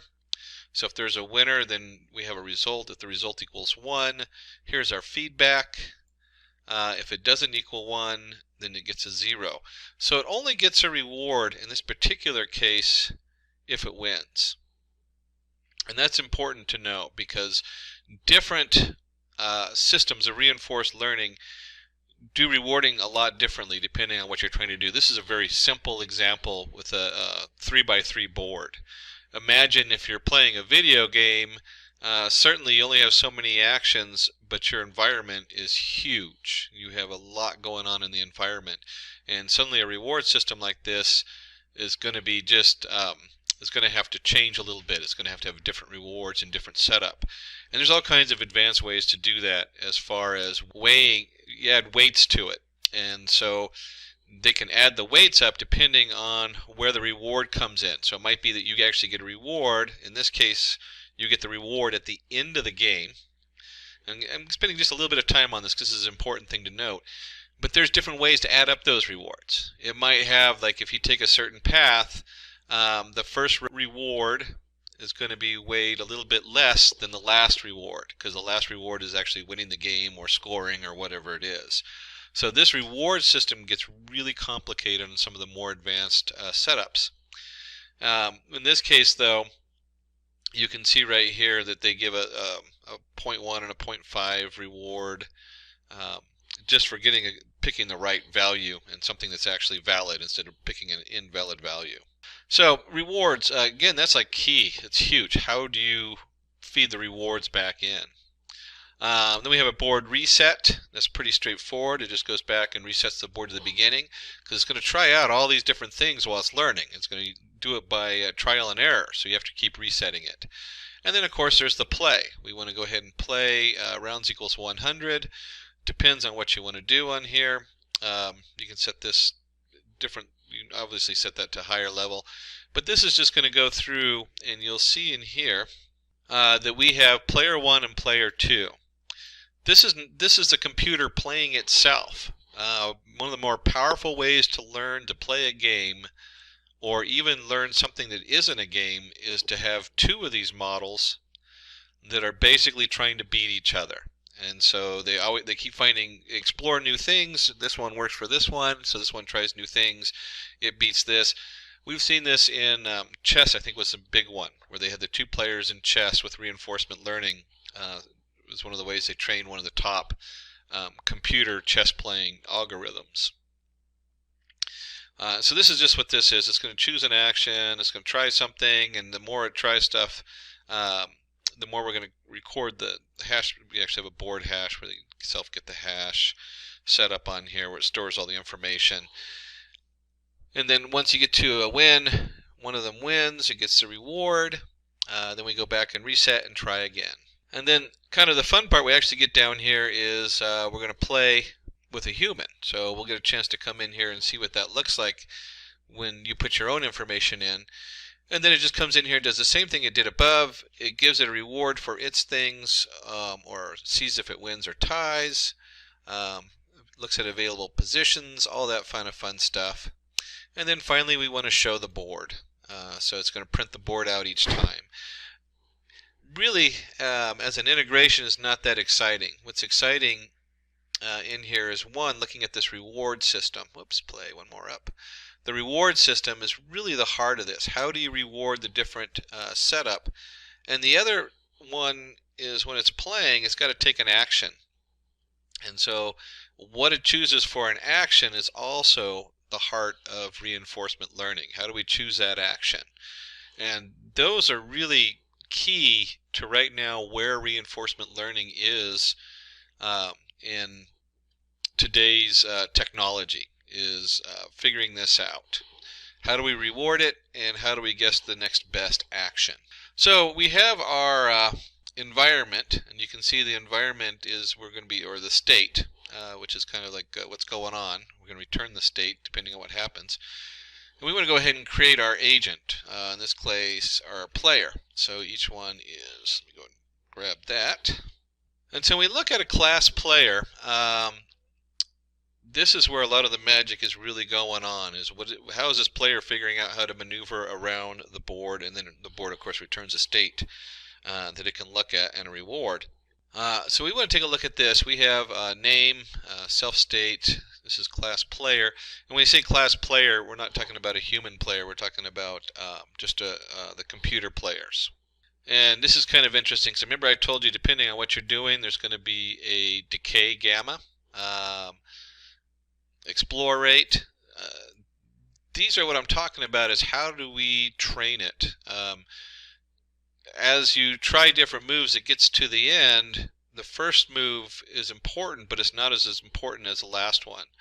And so you could say that the last one has the heaviest weight, and then as you get there, the first one, let's see, the first move gives you a 5 reward, the second gives you a 2 reward, and the third one gives you a 10 reward, because that's the final ending. You got it. The 10's going to count more than the first step. And here's our, we're going to get the board information coming in, and then choose an action. This was the second part that I was talking about that was so important. So once you have your training going on, we have to do a little randomness, and you can see right here is our NP random uniform. So it's picking out a random number. Take a random action. This is going to just pick which row and which column it is. And so choosing the action, this one you can see we're just doing random states, choice, length of positions, action position, and then it skips in there and takes a look at the board for P in positions. And it's actually storing the different boards each time you go through, so it has a record of what it did, so it can properly weigh the values. And this simply just appends a hash state. What's the last state? Append it to the to our states on here. Here's our feedback reward. So the reward comes in, and it's going to take a look at this and say, is it none? What is the reward? And here is that formula. Remember I was telling you about up here that was important because it has decay gamma times the reward. This is where, as it goes through each step, and this is really important, this is kind of the heart of this, of what I was talking about earlier. You have step 1, and this might have a reward of 2. You have step 2, I probably should have done ABC. This has a step 3, step 4, and so on until you get to step N, and this might have a reward of 10. So reward of 10, we're going to add that, but we're not adding, let's say this one right here, let's say this reward here right before 10 was, let's say it's also 10. That just makes the math easy. So we had 10 and 10. We had 10, this is 10 and 10n, whatever it is, but it's 0.9. So instead of putting a full 10 here, we only do 9. That's 0.9 times 10. And so this formula, as far as the decay times the reward minus the cell state value, it basically adds in, it says here's 1, or here's 2, I'm sorry, I should have done this ABC, it would have been easier. So the first move goes in here and it puts 2 in here. Then we have our self set up on here. You can see how this gets pretty complicated in the math, but this is really the key, is how do we train our states? And we want the final state, the win, to get the most points. If you win, you get most points. And the first step gets the least amount of points. So you're really training this almost in reverse. You're training it from the last place where you have, like it says, okay, this is now where I need to sum up my rewards, and I want to sum them up going in reverse, and I want to find the answer in reverse. Kind of an interesting play on the mind when you're trying to figure this stuff out. And of course we want to go ahead and reset the board down here and save the policy, load policy. These are the different things that are going in between the agent and the state to figure out what's going on. Let's go ahead and load that up. And then finally, we want to go ahead and create a human player. And the human player is going to be a little different in that you choose an action, row and column. Here's your action. If action in positions, meaning positions that are available, you return the action. If not, it just keeps asking you until you get the action that actually works. And then we're going to go ahead and append to the hash state, which we don't need to worry about because it returns the action up here. And feed forward. Again, this is because it's a human. At the end of the game, backpropagate and update state values. This part isn't being done because it's not programming the model. The model is getting its own rewards. So we've gone ahead and loaded this in here. So here's all our pieces. And the first thing we want to do is set up P1 player 1, P2 player 2, and then we're going to send our players to our state. So now it has P1, P2, and it's going to play, 50,000 rounds. Now we can probably do a lot less than this, and it's not going to get the full results. In fact, you know what? Let's go ahead and just do 5, just to play with it, because I want to show you something here. Oops. Somewhere in there I forgot to load something.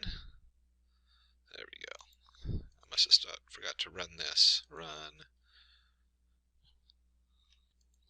Oops, forgot a reference there for the board, rows and columns, 3 by 3. There's actually in the state, it references that. We can just tack it on the end. It was supposed to be at the beginning.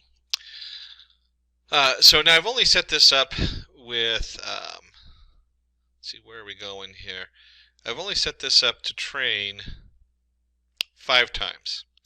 And the reason I did that is we're going to come in and actually play it, and then I'm going to change that, and we can see how it differs on there. There we go. And it didn't even make it through a run, and we're going to go ahead and save the policy. So now we have our player 1 and our player 2 policy. The way we set it up, it has 2 separate policies loaded up in there. And then we're going to come in here and we're going to do player 1 is going to be the computer, experience rate 0, load policy 1, human player human, and we're going to go ahead and play this. Now remember, I only went through it just 1 round of training, in fact minimal training. And so it puts an X there, and I'm going to go ahead and do row 0, column 1.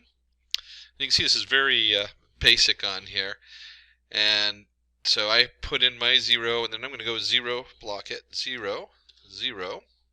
And you can see right here, it let me win. Just like that, I was able to win. 0, 2, and woo, human wins. So I only trained it 5 times. We're going to run this again, and this time, instead of 5, let's do 5,000 or 50,000. I think that's what the guys in the back had. And this takes a while to train it. This is where reinforcement learning really falls apart. Look how simple this game is. We're talking about a 3 by 3 set of columns. And so for me to train it on this, I could do a Q table which would go much quicker. You could build a quick Q table with almost all the different options on there, and you would probably get the same result much quicker. We're just using this as an example. So when we look at reinforcement learning, you need to be very careful what you apply it to. It sounds like a good deal until you do like a large neural network where you're doing, you set the neural network to a learning increment of 1. So every time it goes through, it learns. And then you do your actions. So you pick from the learning setup, and you actually try actions on the learning setup until you get what you think is going to be the best action. So you actually feed what you think is right back through the neural network. There's a whole layer there, which is really fun to play with. And then it has an output. Well, think of all those processes. I mean, that is just a huge amount of work it's going to do. Let's go ahead and skip ahead here. Give it a moment. It's going to take a minute or two to go ahead and run. Now, to train it, we went ahead and let it run, and it took a while. This took, I got a pretty powerful processor, and it took about 5 minutes plus to run it. And we'll go ahead and run our player setup on here. Oops, it brought in the last whoops, it brought in the last round. So give me just a moment to redo the policy save. There we go. I forgot to save the policy back in there. And then go ahead and run our player again. So we've saved the policy, and then we want to go ahead and load the policy for P1 as a computer. And we can see the computer's gone in the bottom right corner. I'm going to go ahead and go 1, 1, which is the center. And it's gone right up the top, and if you have ever played tic-tac-toe, you know the computer has me. But we'll go ahead and play it out. Row 0, column 2.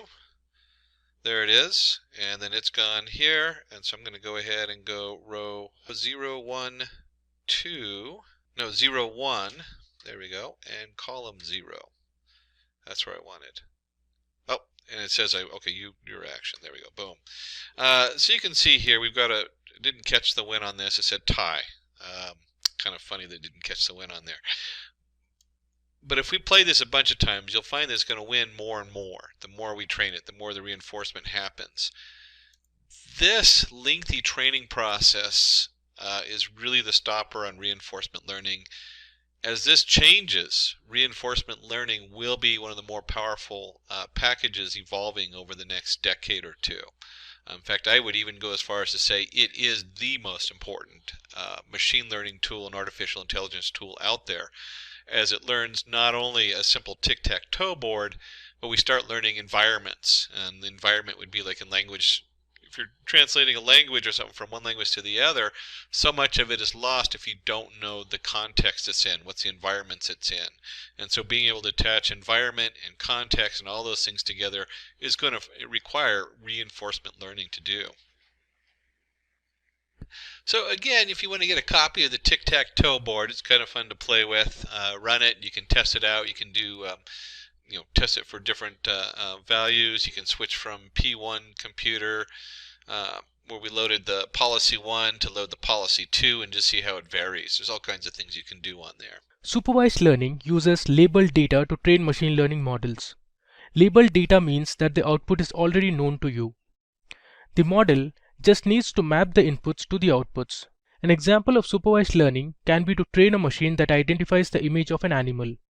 Below you can see we have a trained model that identifies the picture of a cat. Unsupervised learning uses unlabeled data to train machines. Unlabeled data means there is no fixed output variable. The model learns from the data, discovers patterns and features in the data, and returns the output. Here is an example of an unsupervised learning technique that uses the images of vehicles to classify if it's a bus or a truck. So the model learns by identifying the parts of a vehicle, such as the length and width of the vehicle, the front and rear end covers, roof hoods, the types of wheels used, etc. Based on these features, the model classifies if the vehicle is a bus or a truck. Reinforcement learning trains a machine to take suitable actions and maximize reward in a particular situation.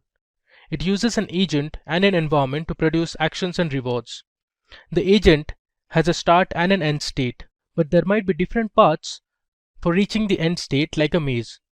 In this learning technique, there is no predefined target variable. An example of reinforcement learning is to train a machine that can identify the shape of an object given a list of different objects such as square, triangle, rectangle, or a circle. In the example shown, the model tries to predict the shape of the object, which is a square here. Now, let's look at the different machine learning algorithms that come under these learning techniques. Some of the commonly used supervised learning algorithms are linear regression, logistic regression, support vector machines, k-nearest neighbors, decision tree, random forest, and naive Bayes.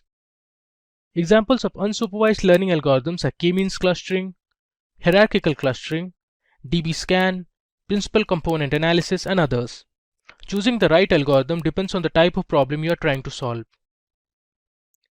Some of the important reinforcement learning algorithms are Q-learning, Monte Carlo, SARSA, and Deep Q network. Now let's look at the approach in which these machine learning techniques work. So supervised learning takes labeled inputs and maps it to known outputs, which means you already know the target variable. Unsupervised learning finds patterns and understands the trends in the data to discover the output.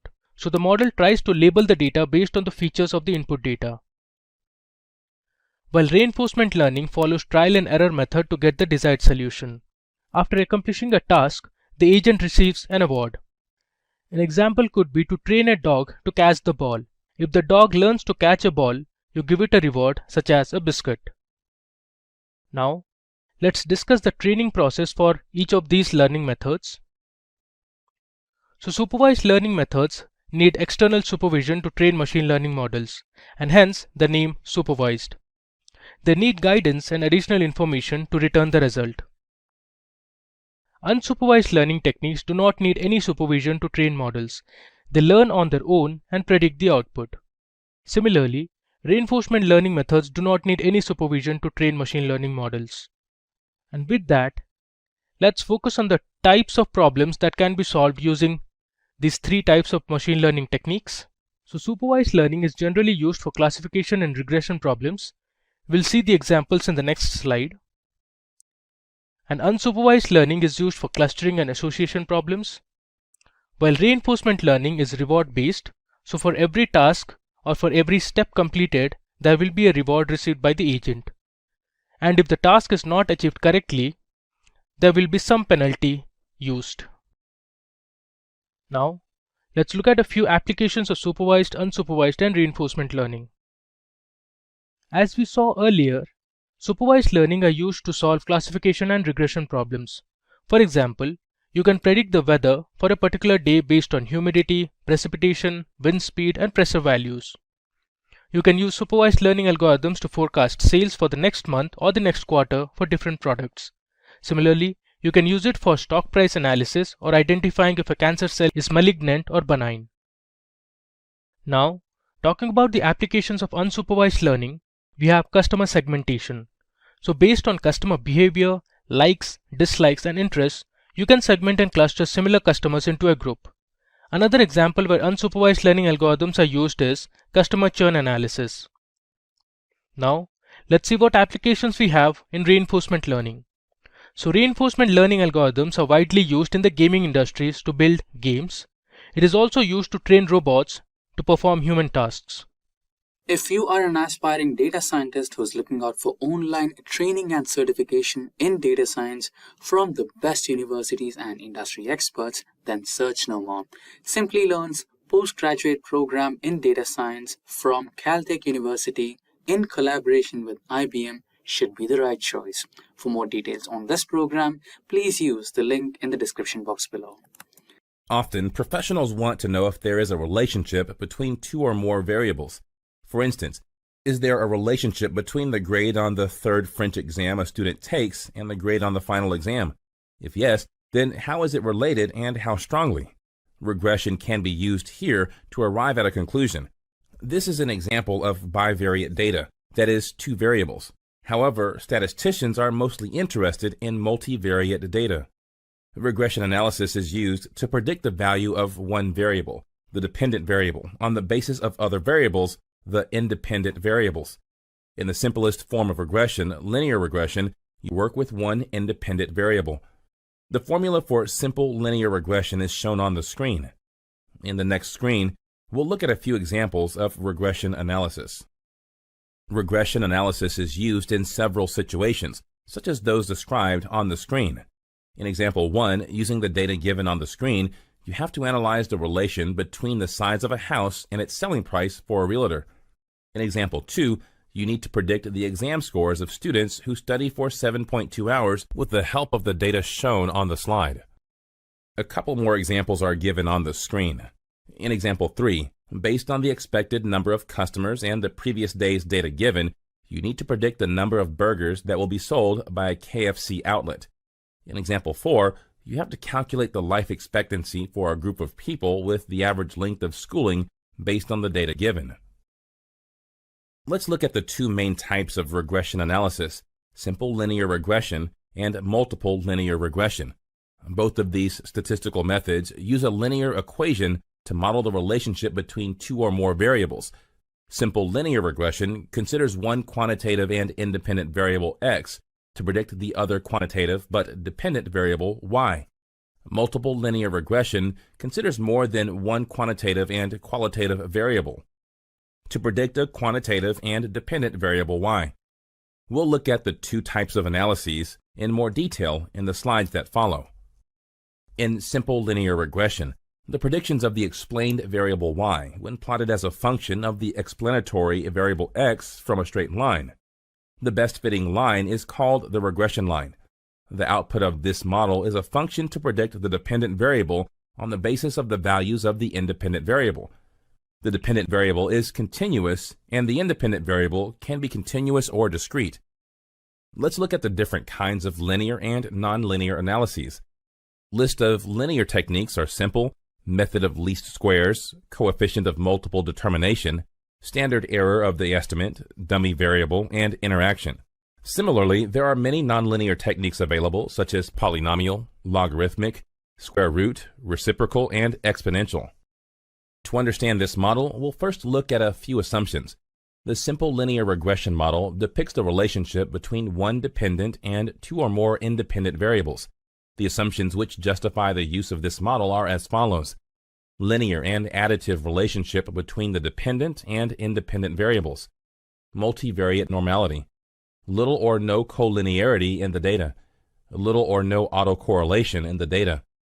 Homoscedasticity, that is, variance of errors same across all values of x. The equation for this model is shown on the screen. A more descriptive graphical representation of simple linear regression is given on the screen.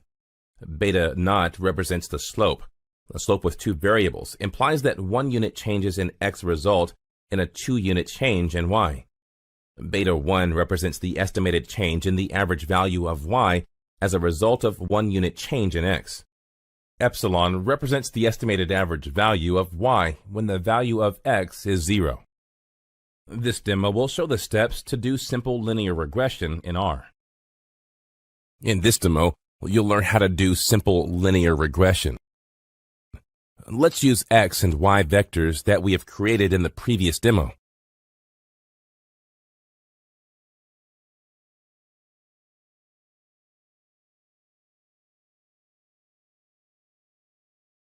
We also ensured there exists a relationship between x and y visually by plotting a graph.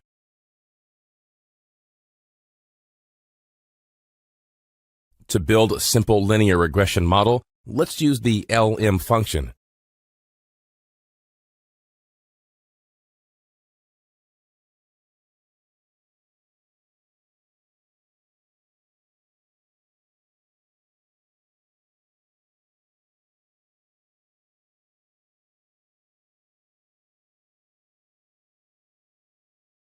To see how the linear model fits into x and y, let's plot the linear line by the AB line function.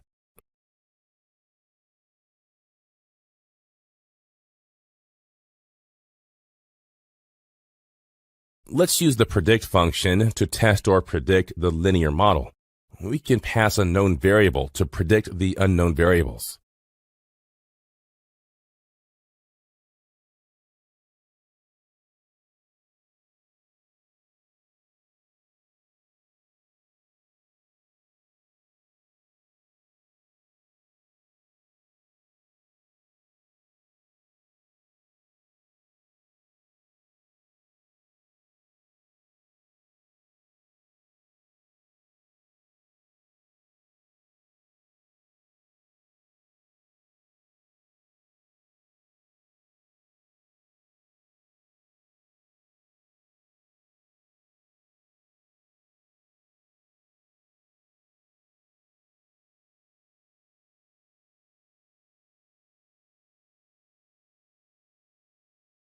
Let's look at an example of a common use for linear regression, profit estimation of a company. If I was going to invest in a company, I would like to know how much money I could expect to make. So we'll take a look at a venture capitalist firm and try to understand which companies they should invest in.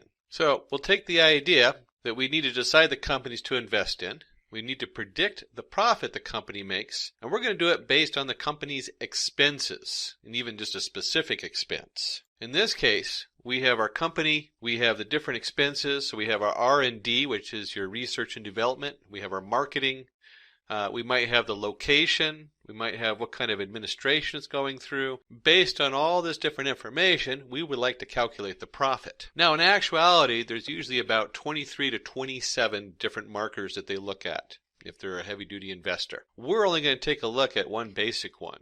We're going to come in, and for simplicity, let's consider a single variable R&D and find out which companies to invest in based on that. So when we take our R&D and we're plotting the profit based on the R&D expenditure, how much money they put into the research and development, and then we look at the profit that goes with that. We can predict a line to estimate the profit. So we can draw a line right through the data. And when you look at that, you can see how much they invest in the R&D is a good marker as to how much profit they're going to have. We can also note that companies spending more on R&D make good profit. So let's invest in the ones that spend a higher rate in their R&D. What's in it for you? First, we'll have an introduction to machine learning, followed by machine learning algorithms. These will be specific to linear regression and where it fits into the larger model. Then we'll take a look at applications of linear regression, understanding linear regression, and multiple linear regression. Finally, we'll roll up our sleeves and do a little programming in use case profit estimation of companies. Let's go ahead and jump in.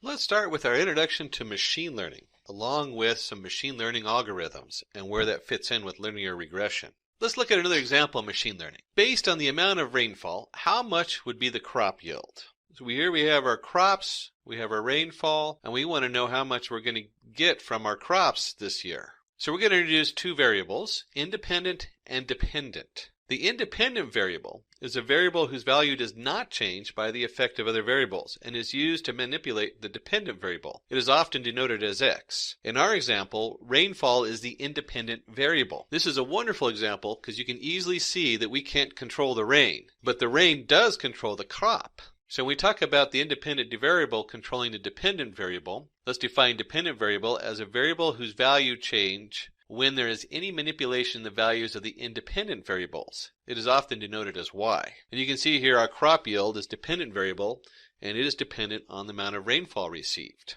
Now that we've taken a look at a real-life example, let's go a little bit into the theory and some definitions on machine learning and see how that fits together with linear regression. Numerical and categorical values. Let's take our data coming in, and this is kind of random data from any kind of project. We want to divide it up into numerical and categorical. So numerical is numbers, age, salary, height, where categorical would be a description, the color, a dog's breed, gender. Categorical is limited to very specific items, where numerical is a range of information.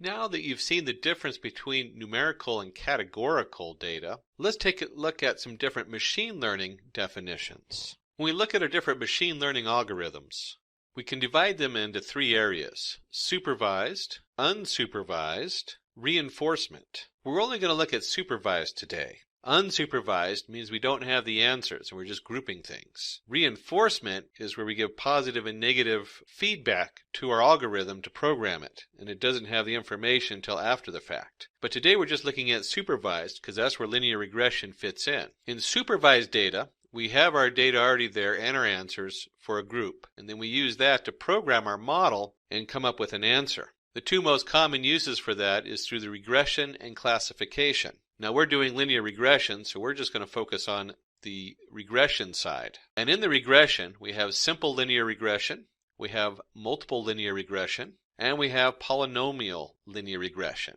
Now on these three, simple linear regression is the examples we've looked at so far where we have a lot of data and we draw a straight line through it. Multiple linear regression means we have multiple variables. Remember where we had the rainfall and the crops? We might add additional variables in there like how much food do we give our crops? When do we harvest them? Those would be additional information add into our model. And that's why it'd be multiple linear regression. And finally we have polynomial linear regression. That is, instead of drawing a line, we can draw a curved line through it. Now that you see where regression model fits into the machine learning algorithms, and we're specifically looking at linear regression, let's go ahead and take a look at applications for linear regression. Let's look at a few applications of linear regression.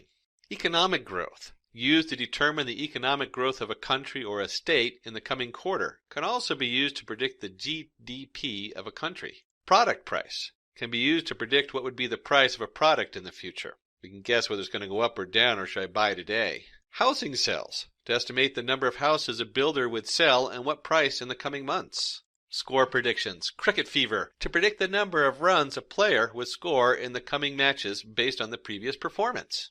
I'm sure you can figure out other applications you could use linear regression for. So let's jump in and let's understand linear regression and dig into the theory. Understanding linear regression. Linear regression is a statistical model used to predict the relationship between independent and dependent variables by examining two factors. The first important one is which variables in particular are significant predictors of the outcome variable. And the second one that we need to look at closely is how significant is the regression line to make predictions with the highest possible accuracy. If it's inaccurate, we can't use it. So it's very important we find out the most accurate line we can get. Since linear regression is based on drawing a line through data, we're going to jump back and take a look at some Euclidean geometry. The simplest form of a simple linear regression equation with one dependent and one independent variable is represented by y equals m times x plus c. And if you look at our model here, we plotted 2 points on here, x1 and y1, x2 and y2. Y being the dependent variable, remember that from before, and x being the independent variable. So y depends on whatever x is. M, in this case, is the slope of the line, where m equals the difference in the y2 minus y1 and x2 minus x1. And finally we have c, which is the coefficient of the line, or where it happens to cross the zero axes. Let's go back and look at an example we used earlier of linear regression. We're going to go back to plotting the amount of crop yield based on the amount of rainfall. And here we have our rainfall. Remember, we cannot change rainfall. And we have our crop yield, which is dependent on the rainfall. So we have our independent and our dependent variables. We're going to take this and draw a line through it as best we can through the middle of the data. And then we look at that, we put the red point on the y-axis is the amount of crop yield you can expect for the amount of rainfall, represented by the green dot. So if we have an idea what the rainfall is for this year and what's going on, then we can guess how good our crops are going to be. And we've created a nice line right through the middle to give us a nice mathematical formula. Let's take a look and see what the math looks like behind this. Let's look at the intuition behind the regression line. Now, before we dive into the math and the formulas that go behind this and what's going on behind the scenes, I want you to note that when we get into the case study and we actually apply some Python script, that this math that you're going to see here is already done automatically for you. You don't have to have it memorized.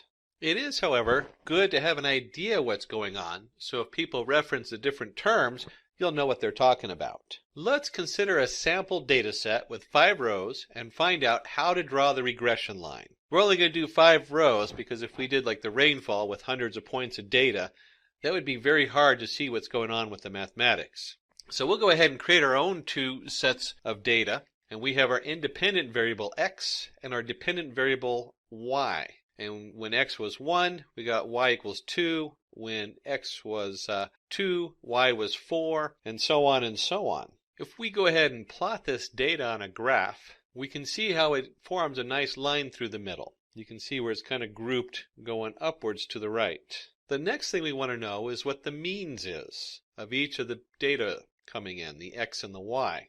The means doesn't mean anything other than the average. So we add up all the numbers and divide by the total. So 1 plus 2 plus 3 plus 4 plus 5 over 5 equals 3. And the same for y, we get 4. If we go ahead and plot the means on the graph, we'll see we get 3, 4, which draws a nice line down the middle. A good estimate. Here we're going to dig deeper into the math behind the regression line.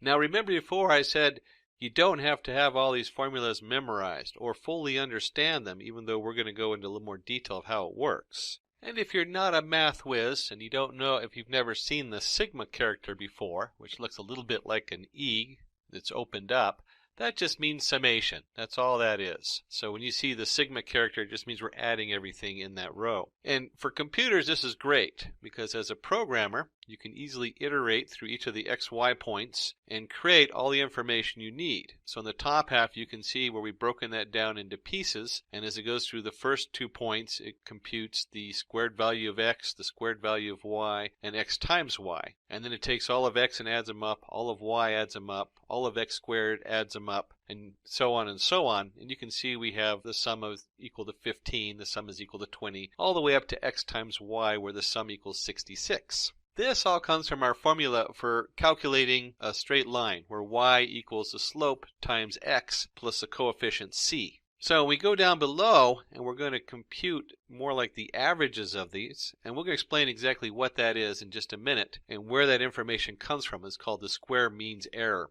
But we'll go into that in detail in a few minutes. All you need to do is look at the formula and see how we've gone about computing it line by line instead of trying to have a huge set of numbers pushed into it. And down here you'll see where the slope m equals, and on the top part if you read through the brackets you have the number of data points times the sum of x times y, which we computed one line at a time there, and that's just the 66, and take all that and you subtract it from the sum of x times the sum of y, and those have both been computed. So you have 15 times 20. And on the bottom we have the number of lines times the sum of x squared, easily computed as 86 for the sum, minus, I'll take all that and subtract the sum of x squared. And we end up, as we come across with our formula, you can plug in all those numbers, which is very easy to do on the computer. You don't have to do the math on a piece of paper or a calculator. And you'll get a slope of 0.6. And you'll get your c coefficient. If you continue to follow through that formula, you'll see it comes out as equal to 2.2. Continuing deeper into what's going behind the scenes, let's find out the predicted values of y for corresponding values of x using the linear equation where m equals 0.6 and c equals 2.2. We're going to take these values and we're going to go ahead and plot them. We're going to predict them, so y equals 0.6 times where x equals 1, plus 2.2 equals 2.8, so on and so on. And here, the blue points represent the actual y values, and the brown points represent the predicted y values, based on the model we created. The distance between the actual and predicted values is known as residuals or errors. The best fit line should have the least sum of squares of these errors, also known as e-square. If we put these into a nice chart where you can see x and you can see y, what the actual values were, and you can see y predicted, you can easily see where we take y minus y predicted and we get an answer. What is the difference between those two? And if we square that, y minus y prediction squared, we can then sum those squared values. That's where we get the 0.64 plus the 0.36 plus 1, all the way down until we have a summation equals 2.4. So the sum of squared errors for this regression line is 2.4. We check this error for each line and conclude the best fit line having the least e-square value. In a nice graphical representation, we can see here where we keep moving this line through the data points to make sure the best fit line has the least square distance between the data points and the regression line. Now, we only looked at the most commonly used formula for minimizing the distance. There are lots of ways to minimize the distance between the line and the data points, like sum of squared errors, sum of absolute errors, root mean square error, etc. What you want to take away from this is whatever formula is being used, you can easily, using a computer programming and iterating through the data, calculate the different parts of it. That way, these complicated formulas you see with the different summations and absolute values are easily computed one piece at a time. Up until this point, we've only been looking at two values, x and y. Well, in the real world, it's very rare that you only have two values when you're figuring out a solution. So let's move on to the next topic, multiple linear regression. Let's take a brief look at what happens when you have multiple inputs. So in multiple linear regression, we have, we'll start with the simple linear regression, where we had y equals m plus x plus c, and we're trying to find the value of y. Now with multiple linear regression, we have multiple variables coming in. So instead of having just x, we have x1, x2, x3. And instead of having just one slope, each variable has its own slope attached to it. As you can see here, we have m1, m2, m3, and we still just have the single coefficient. So when you're dealing with multiple linear regression, you basically take your single linear regression and you spread it out. So you have y equals m1 times x1 plus m2 times x2, so on all the way to m to the nth, x to the nth, and then you add your coefficient on there. Implementation of linear regression. Now we get into my favorite part. Let's understand how multiple linear regression works by implementing it in Python. If you remember before, we were looking at a company and just based on its R&D, trying to figure out its profit. We're going to start looking at the expenditure of the company. We're going to go back to that, and we're going to predict its profit. But instead of predicting it just on the R&D, we're going to look at other factors like administration costs, marketing costs, and so on. And from there, we're going to see if we can figure out what the profit of that company is going to be. To start our coding, we're going to begin by importing some basic libraries. And we're going to be looking through the data before we do any kind of linear regression. We're going to take a look at the data to see what we're playing with. Then we'll go ahead and format the data to the format we need to be able to run it in the linear regression model. And then from there, we'll go ahead and solve it and just see how valid our solution is. So let's start with importing the basic libraries. Now, I'm going to be doing this in Anaconda Jupyter Notebook, a very popular IDE. I enjoy it because it's such a visual to look at and it's so easy to use. Just any IDE for Python will work just fine for this. So break out your favorite Python IDE. So here we are in our Jupyter Notebook. Let me go ahead and paste our first piece of code in there. And let's walk through what libraries we're importing. First, we're going to import NumPy as NP. And then I want you to skip one line and look at import pandas as PD. These are very common tools that you need with most of your linear regression. The NumPy, which stands for NumPython, is usually denoted as NP, and you have to almost have that for your sklearn toolbox. So you always import that right off the beginning. Pandas, although you don't have to have it for your sklearn libraries, it does such a wonderful job of importing data, setting it up into a data frame so we can manipulate it rather easily, and it has a lot of tools also in addition to that. So we usually like to use the pandas when we can, and I'll show you what that looks like. The other three lines are for us to get a visual of this data and take a look at it. So we're going to import matplotlibary.pyplot as PLT and then Seaborn as SNS. Seaborn works with the matplot library. So you have to always import matplotlibary and then Seaborn sits on top of it. And we'll take a look at what that looks like. You could use any of your own plotting libraries you want. There's all kinds of ways to look at the data. These are just very common ones, and the Seaborn is so easy to use that it just looks beautiful. It's a nice representation that you can actually take and show somebody. And the final line is the ampersand matplotlibary inline. That is only because I'm doing an inline IDE. My interface in the Anaconda Jupyter Notebook requires I put that in there, or you're not going to see the graph when it comes up. Let's go ahead and run this. It's not going to be that interesting because we're just setting up variables. In fact, it's not going to do anything that we can see, but it is importing these different libraries and setup. The next step is load the data set and extract independent and dependent variables. Now, here in the slide, you'll see companies equals pd.read CSV, and it has a long line there with the file at the end, 1000companies.csv. You're going to have to change this to fit whatever setup you have. And the file itself, you can request.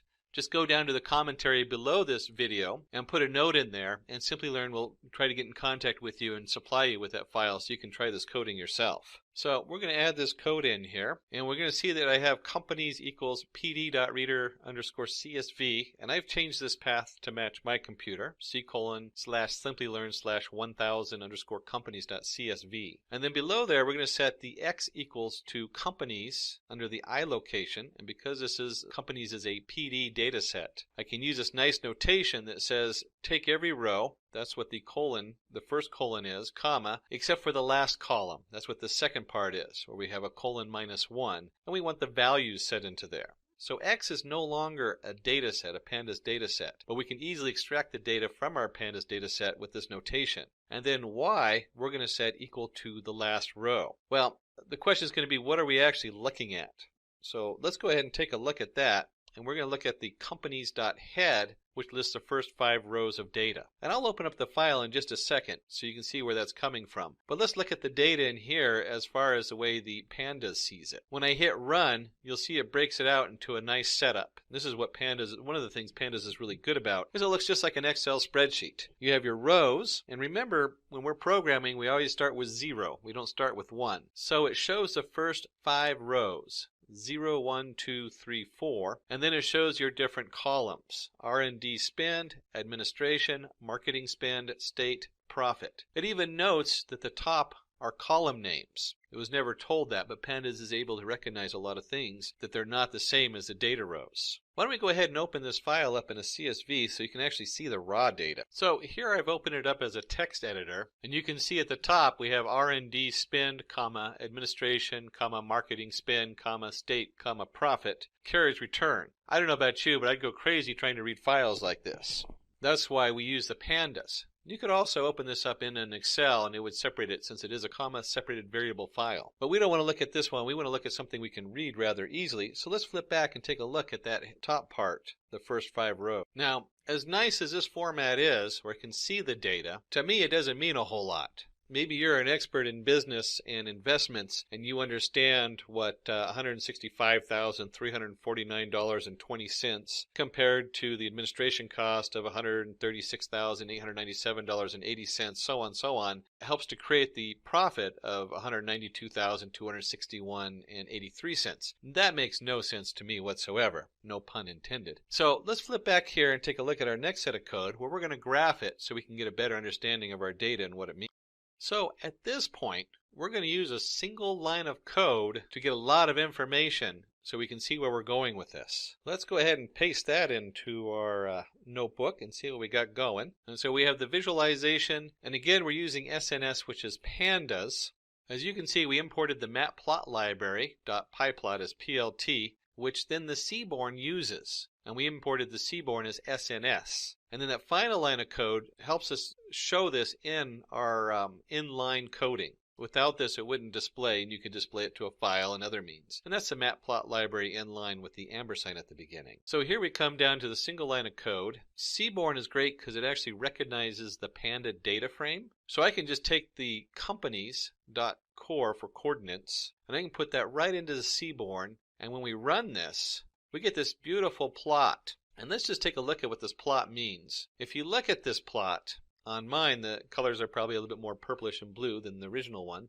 We have the columns and the rows. We have R&D spending, we have administration, we have marketing spending, and profit. And if you cross-index any 2 of these, since we're interested in profit, if you cross-index profit with profit, it's going to show up, if you look at the scale on the right, way up in the dark. Why? Because those are the same data. They have an exact correspondence. So R&D spending is going to be the same as R&D spending, and the same thing with administration costs. So right down the middle, you get this dark row, or dark diagonal row, that shows that this is the highest corresponding data. That's exactly the same. And as it becomes lighter, there's less connections between the data. So we can see with profit, obviously profit is the same as profit. And next, it has a very high correlation with R&D spending, which we looked at earlier. And it has a slightly less connection to marketing spending, and even less to how much money we put into the administration. So now that we have a nice look at the data, let's go ahead and dig in and create some actual useful linear regression models so that we can predict values and have a better profit. Now that we've taken a look at the visualization of this data, we're going to move on to the next step. Instead of just having a pretty picture, we need to generate some hard data, some hard values. So let's see what that looks like. We're going to set up our linear regression model in 2 steps. The first one is we need to prepare some of our data so it fits correctly. And let's go ahead and paste this code into our Jupyter notebook. And what we're bringing in is we're going to bring in the sklearn pre-processing, where we're going to import the label encoder and the one-hot encoder. To use the label encoder, we're going to create a variable called label encoder and set it equal to capital L label capital E encoder. This creates a class that we can reuse for transferring the labels back and forth. Now about now you should ask, what labels are we talking about? Let's go take a look at the data we processed before and see what I'm talking about here. If you remember when we did the companies.head and we printed the top 5 rows of data, we have our columns going across. We have column 0, which is R&D spending, column 1, which is administration, column 2, which is marketing spending, and column 3 is state. And you'll see under state we have New York, California, Florida. Now, to do a linear regression model, it doesn't know how to process New York. It knows how to process a number. So the first thing we're going to do is we're going to change that New York, California, and Florida, and we're going to change those to numbers. That's what this line of code does here. X equals, and then it has the colon comma 3 in brackets. The first part, the colon comma, means that we're going to look at all the different rows. So we're going to keep them all together. But the only row we're going to edit is the third row. And in there we're going to take the label coder and we're going to fit and transform the X, also the third row. So we're going to take that third row, we're going to set it equal to a transformation. And that transformation basically tells it that instead of having a New York, it has a 0 or a 1 or a 2. And then finally we need to do a one hot encoder, which equals one hot encoder categorical features equals 3. And then we take the X and we go ahead and do that equal to one hot encoder fit transform X to array. This final transformation preps our data for us so it's completely set the way we need it as just a row of numbers. Even though it's not in here, let's go ahead and print X and just take a look at what this data is doing. You'll see you have an array of arrays, and then each array is a row of numbers. And if I go ahead and just do row 0, you'll see I have a nice organized row of numbers that the computer now understands. We'll go ahead and take this out there because it doesn't mean a whole lot to us. It's just a row of numbers. Next, on setting up our data, we have avoiding dummy variable trap.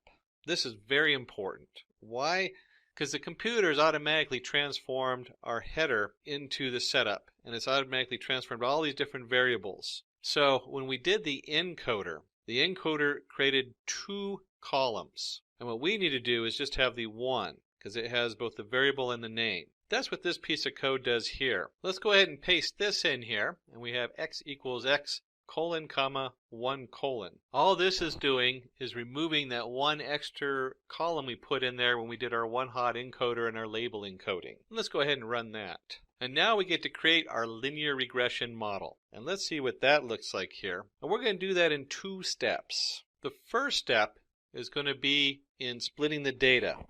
Now, whenever we create a predictive model of data, we always want to split it up so we have a training set and we have a testing set. That's very important. Otherwise, we'd be very unethical without testing it to see how good our fit is. And then we'll go ahead and create our multiple linear regression model and train it and set it up. Let's go ahead and paste this next piece of code in here, and I'll go ahead and shrink it down a size or 2 so it all fits on one line. So from the sklearn model selection, we're going to import train, test, split. And you'll see that we've created 4 completely different variables. We have capital X train, capital X test, smaller case y train, smaller case y test. That is the standard way that they usually reference these when we're doing different models.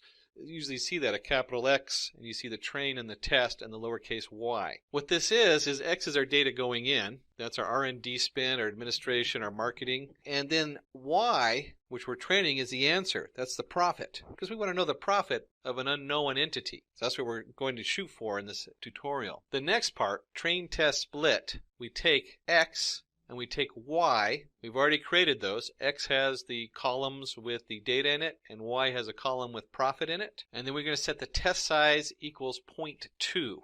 That basically means 20%.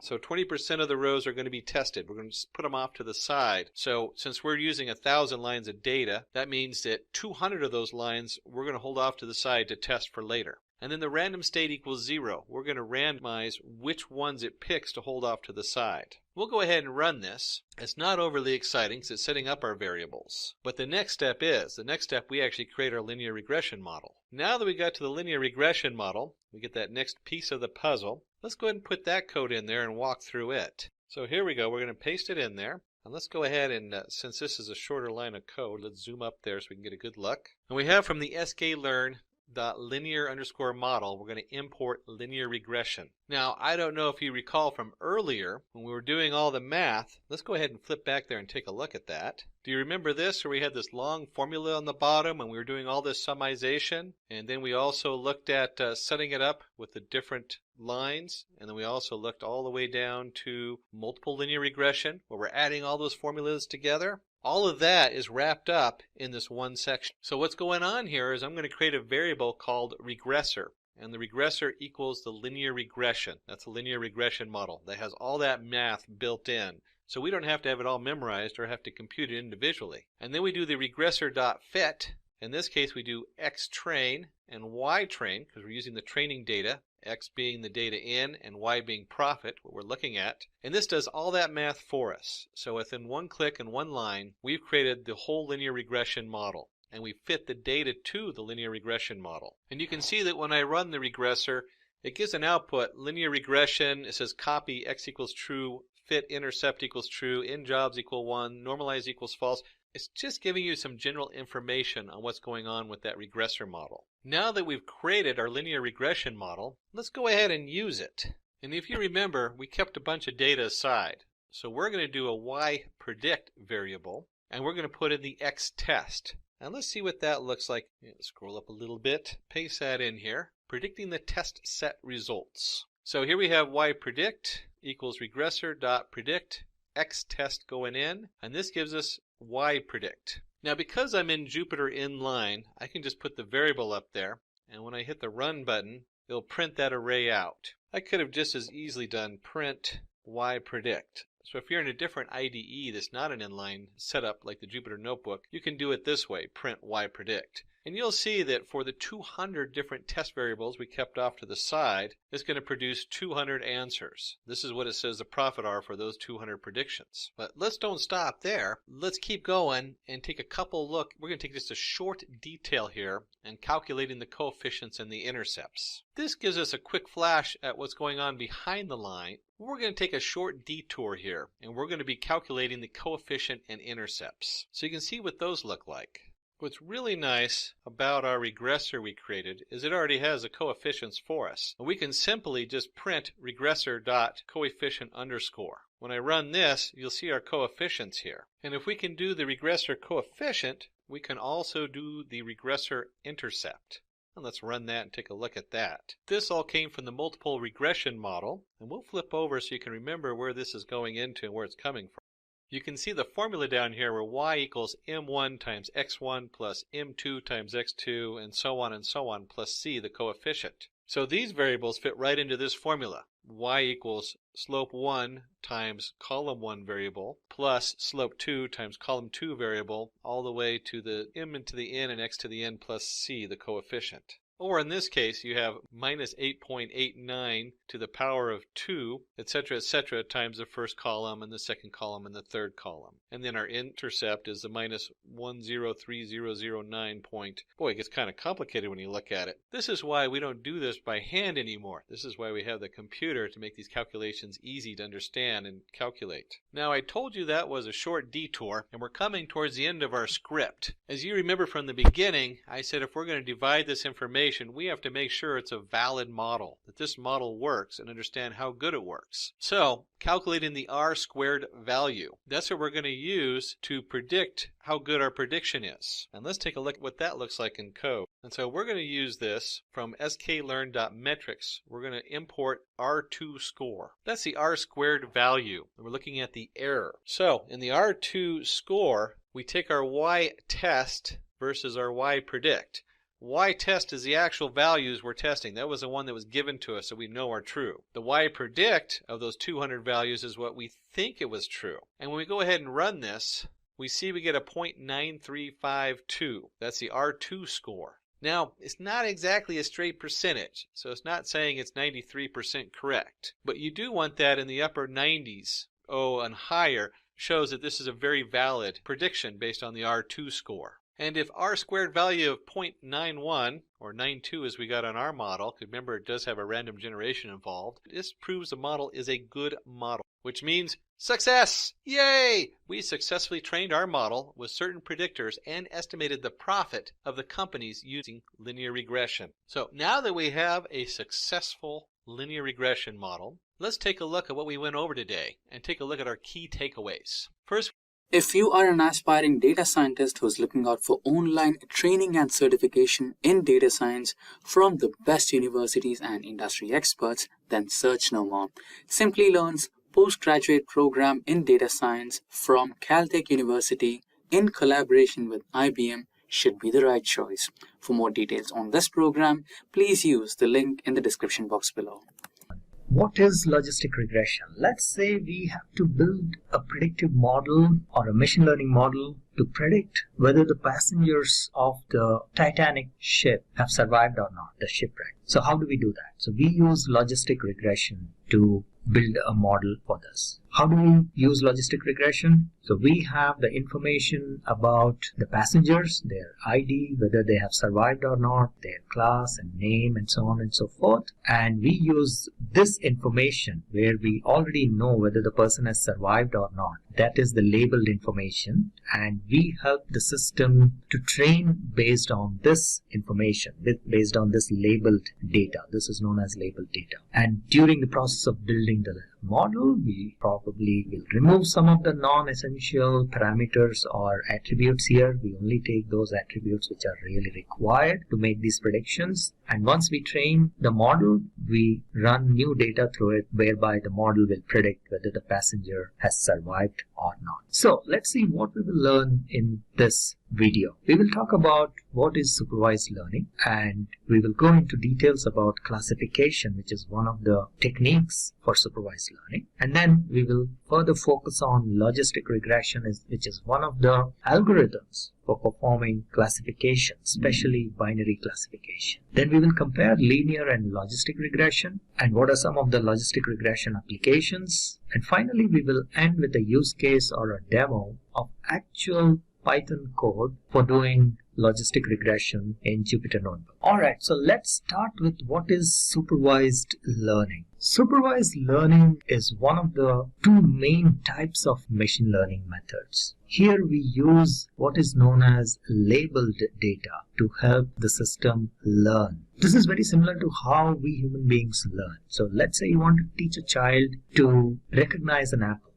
How do we do that? We never tell the child, okay, this is an apple has a certain diameter on the top, a certain diameter at the bottom, and this has a certain RGB color. No, we just show an apple to the child and tell the child this is apple. And then next time when we show an apple, child immediately recognizes, yes, this is an apple. Supervised learning works very similar on the similar lines. So where does logistic regression fit into the overall machine learning process? Machine learning is divided into two types, mainly two types. There is a third one called reinforcement learning, but we will not talk about that right now. So one is supervised learning and the other is unsupervised learning. Unsupervised learning uses techniques like clustering and association, and supervised learning uses techniques like classification and regression. Now, supervised learning is used when you have labeled data. You have historical data, then you use supervised learning. When you don't have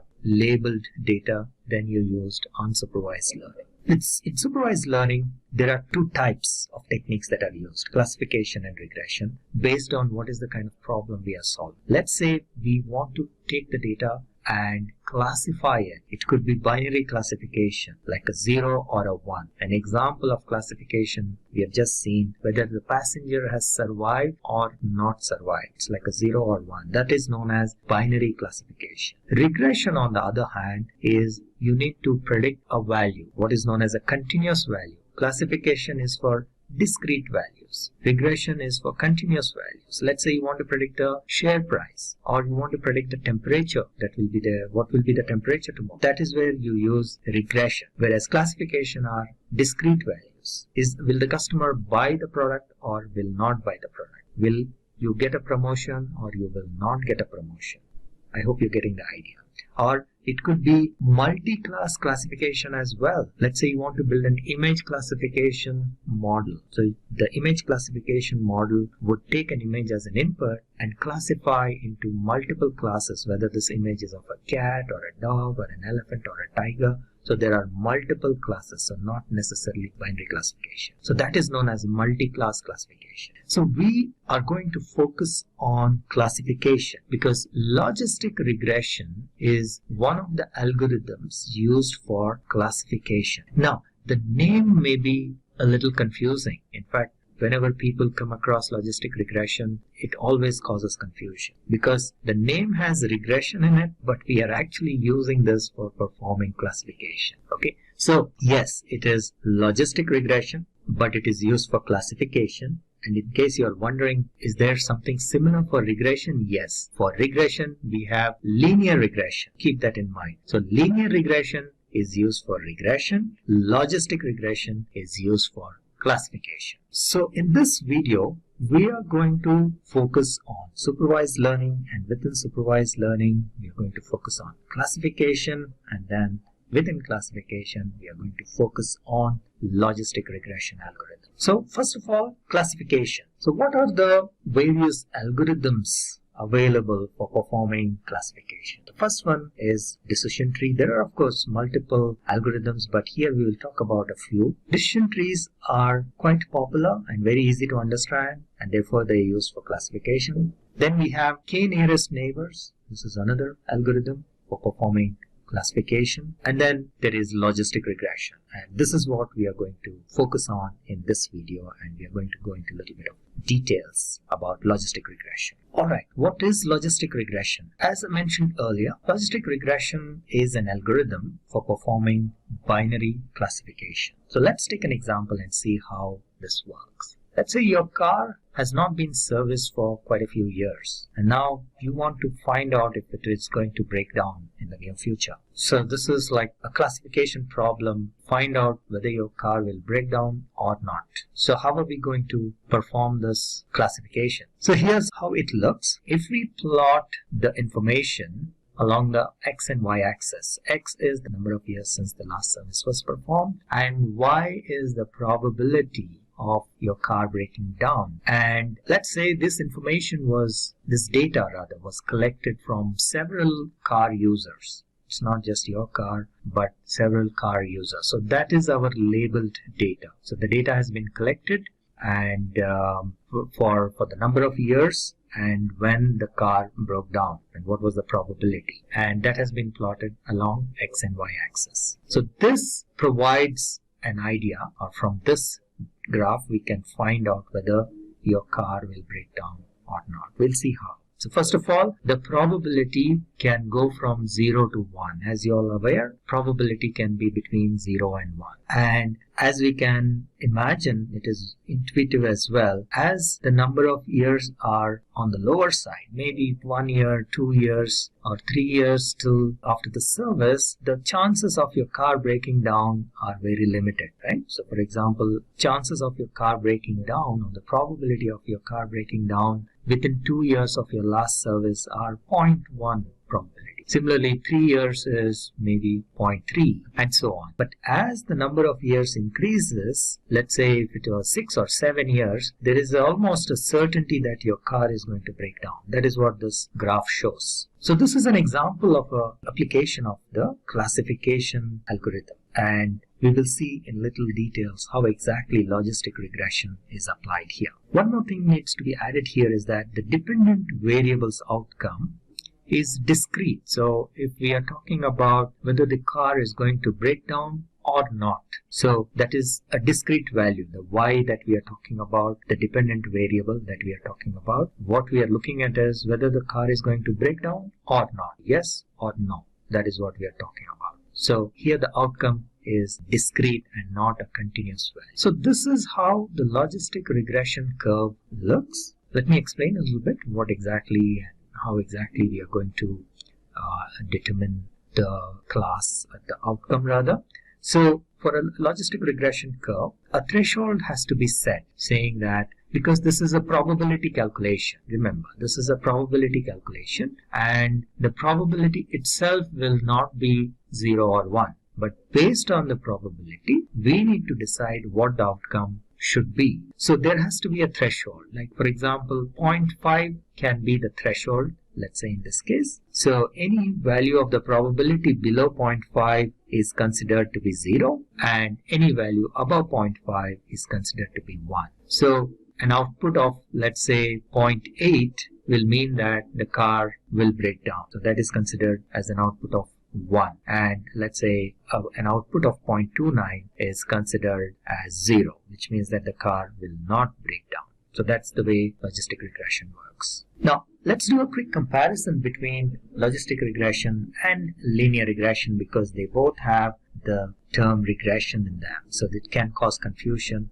So let's try to remove that confusion. So what is linear regression? Linear regression is a process, is once again an algorithm for supervised learning. However, here you're going to find a continuous value. You're going to determine a continuous value. It could be the price of a real estate property. It could be your hike, how much hike you're going to get, or it could be a stock price. These are all continuous values. These are not discrete compared to a yes or a no kind of a response that we are looking for in logistic regression. So this is one example of a linear regression. Let's say the HR team of a company tries to find out what should be the salary hike of an employee. So they collect all the details of their existing employees, their ratings and their salary hikes, what has been given, and that is the labeled information that is available, and the system learns from this. It is trained and it learns from this labeled information, so that when a new employee's information is fed based on the rating, it will determine what should be the hike. So this is a linear regression problem and a linear regression example. Now, salary is a continuous value. You can get 5,000, 5,500, 5,600. It is not discrete like a cat or a dog or an apple or a banana. These are discrete, or a yes or a no. These are discrete values, right? So this, where you're trying to find continuous values, is where we use linear regression. So let's say, just to extend on this scenario, we now want to find out whether this employee is going to get a promotion or not. So we want to find out, that is a discrete problem, right? A yes or no kind of a problem.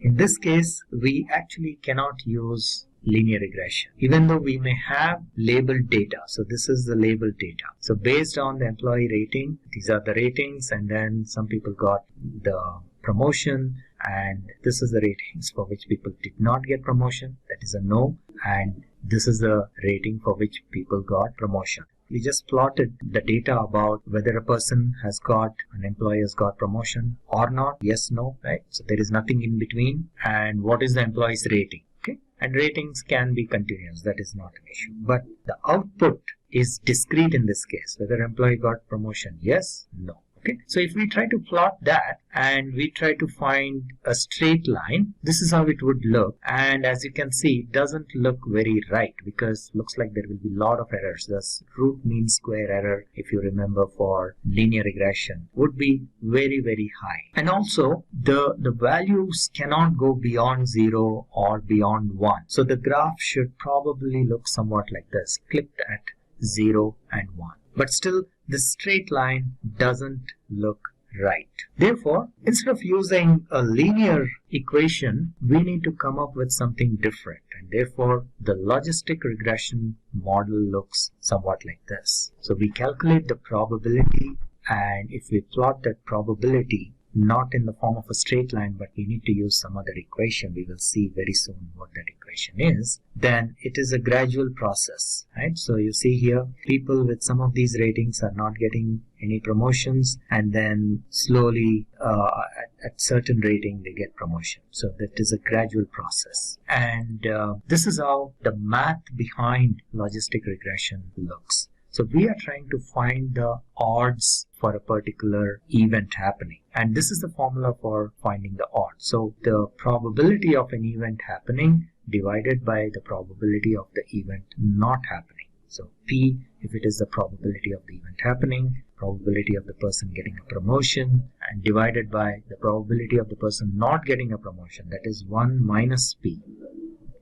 So this is how you measure the odds. Now, the values of the odds range from 0 to infinity. So when this probability is 0, then the value of the odds is equal to 0. And when the probability becomes 1, then the value of the odds is 1 by 0, that will be infinity. But the probability itself remains between 0 and 1. Now, this is how an equation of a straight line looks. So y is equal to beta 0 plus beta 1x, where beta 0 is the y-intercept and beta 1 is the slope of the line. If we take the odds equation and take a log of both sides, then this would look somewhat like this. And the term logistic is actually derived from the fact that we are doing this. We take a log of px by 1 minus px. This is an extension of the calculation of odds that we have seen, right? And that is equal to beta 0 plus beta 1x, which is the equation of the straight line. And now from here, if you want to find out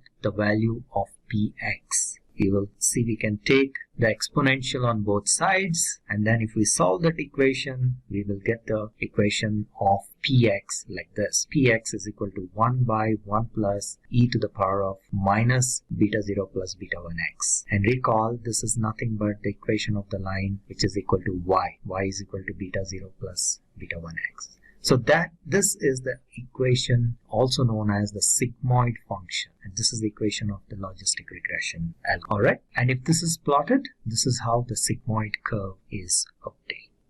So let's compare linear and logistic regression, how they are different from each other. Let's go back. So linear regression is solved or used to solve regression problems, and logistic regression is used to solve classification problems. So both are called regression, but linear regression is used for solving regression problems where we predict continuous values, whereas logistic regression is used for solving classification problems where we have to predict discrete values. The response variables in case of linear regression are continuous in nature, whereas here they are categorical or discrete in nature. And linear regression helps to estimate the dependent variable when there is a change in the independent variable, whereas here in case of logistic regression, it helps to calculate the probability or the possibility of a particular event happening. And linear regression, as the name suggests, is a straight line. That's why it's called linear regression, whereas logistic regression is a sigmoid function,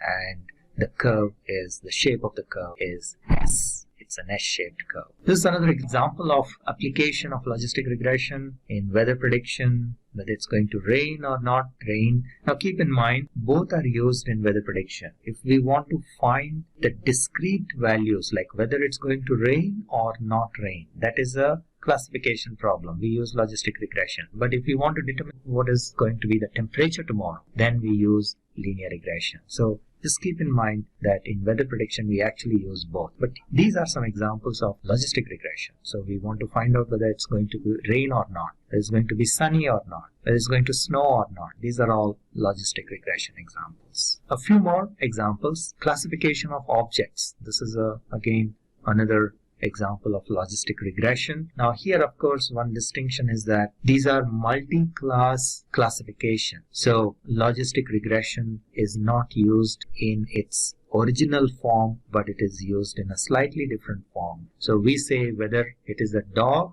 or not a dog. I hope you understand. So instead of saying is it a dog or a cat or an elephant, we convert this into saying, so because we need to keep it to binary classification. So we say, is it a dog or not a dog? Is it a cat or not a cat? So that's the way logistic regression can be used for classifying objects. Otherwise, there are other techniques which can be used for performing multi-class classification. In healthcare, logistic regression is used to find the survival rate of a patient. So they take multiple parameters like trauma score and age and so on and so forth, and they try to predict the rate of survival.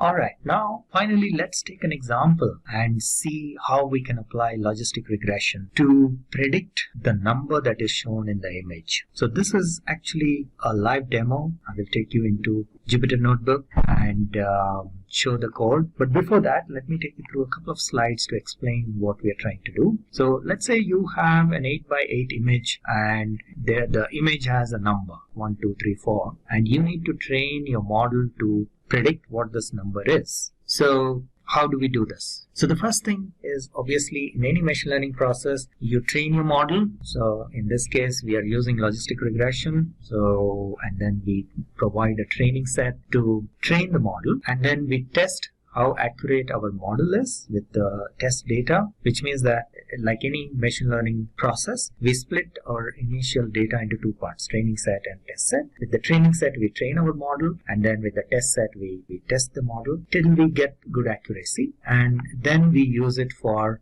inference, right? So that is typical methodology of training, testing, and then deploying of machine learning models. So let's take a look at the code and see what we are doing. So I'll not go line by line, but just take you through some of the blocks. So first thing we do is import all the libraries, and then we basically take a look at the images and see what is the total number of images. We can display using matplotlib some of the images or a sample of these images, and then we split the data into training and test, as I mentioned earlier, and we can do some exploratory analysis, and then we build our model. We train our model with the training set, and then we test it with our test set and find out how accurate our model is using the confusion matrix, the heat map, and use heat map for visualizing this. And I will show you in the code what exactly is the confusion matrix and how it can be used for finding the accuracy. In our example, we get an accuracy of about 0.94, which is pretty good, or 94%, which is pretty good. Alright, so what is a confusion matrix? This is an example of a confusion matrix, and this is used for identifying the accuracy of a classification model, or like a logistic regression model. So the most important part in a confusion matrix is that, first of all, this, as you can see, this is a matrix, and the size of the matrix depends on how many outputs we are expecting.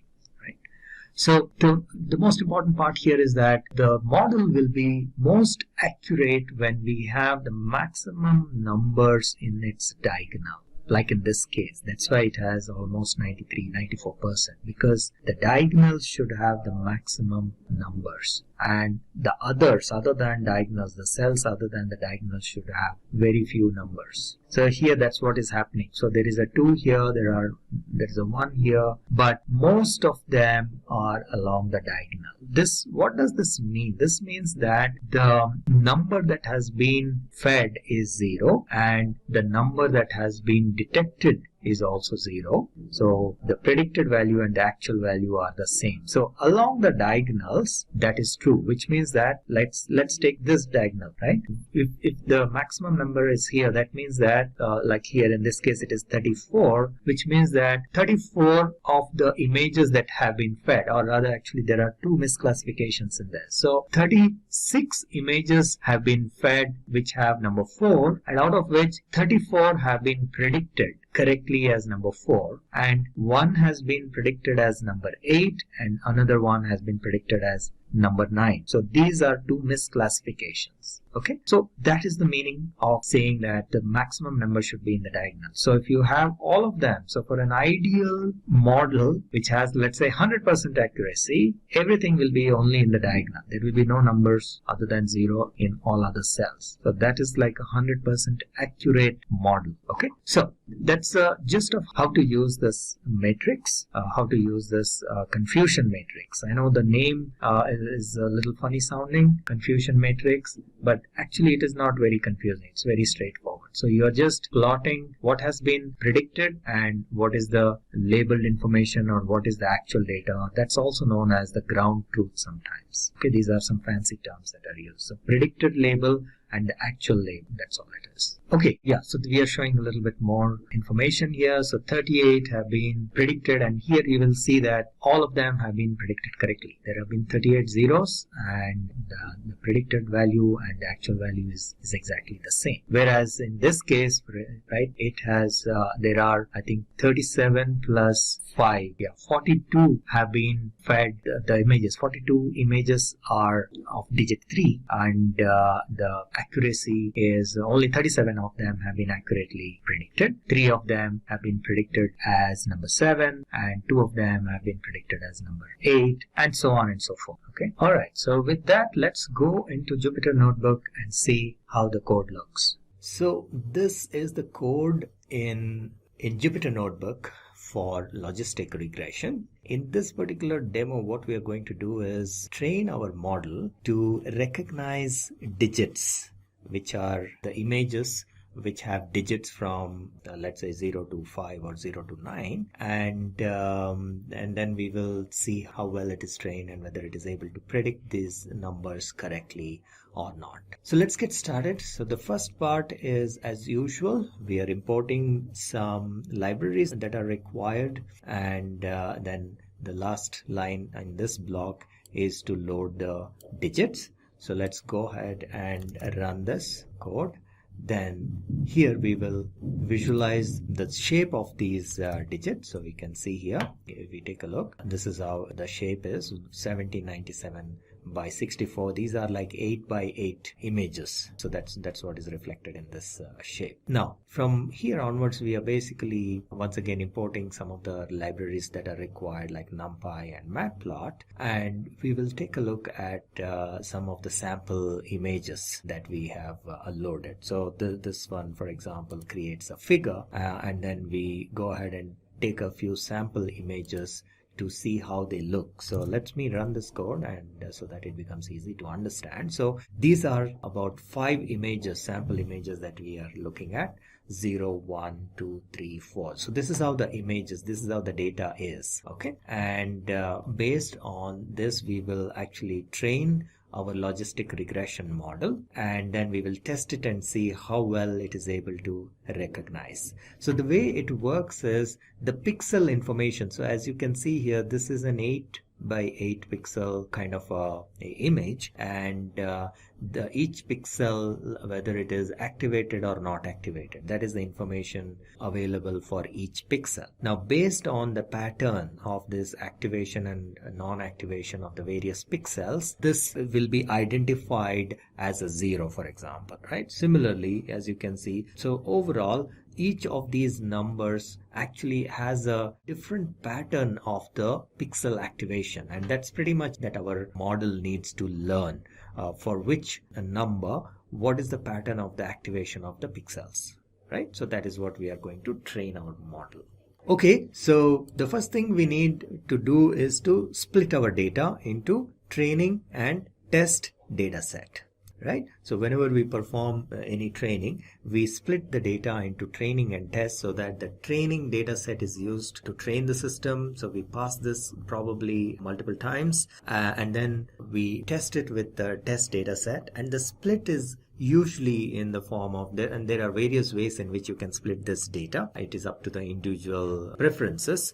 In our case here, we are splitting in the form of 23 and 77. So when we say test size as 0.23, that means 23% of the entire data is used for testing, and the remaining 77% is used for training. So there is a readily available function which is called train test split. So we don't have to write any special code for the splitting. It will automatically split the data based on the proportion that we give here, which is test size. So we just give the test size, automatically training size will be determined, and we pass the data that we want to split, and the results will be stored in x_train and y_train for the training data set. And what is x_train? These are the features, right, which is like the independent variable, and y_train is the label, right? So in this case, what happens is we have the input value, which is, or the features value, which is in x_train, and since this is labeled data, for each of them, each of the observations, we already have the label information saying whether this digit is a 0 or a 1 or a 2, so that this is what will be used for comparison to find out whether the system is able to recognize it correctly or there is an error. For each observation, it will compare with this, right? So this is the label. So the same way, x_train, y_train is for the training data set, x_test, y_test is for the test data set. Okay, so let me go ahead and execute this code as well, and then we can go and check quickly what is how many entries are there and in each of these. So x_train, the shape is 1383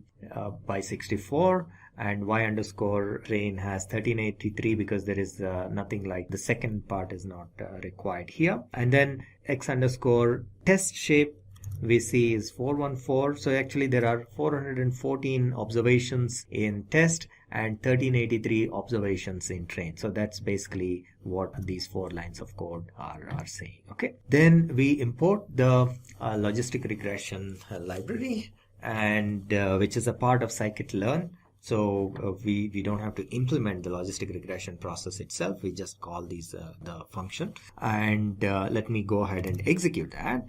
so that we have the logistic regression library imported. Now we create an instance of logistic regression, right? So logistic regr is an instance of logistic regression, and then we use that for training our model. So let me first execute this code. So these two lines, so the first line basically creates an instance of logistic regression model, and then the second line is where we are passing our data, the training data set. Right, this is our the predictors, and this is our target. We are passing this data set to train our model. All right. So once we do this, in this case the data is not large, but by and large the training is what takes usually a lot of time. So we spend in machine learning activities, in machine learning projects, we spend a lot of time for the training part of it. Okay, so here the data set is relatively small, so it was pretty quick. So all right, so now our model has been trained using the training data set, and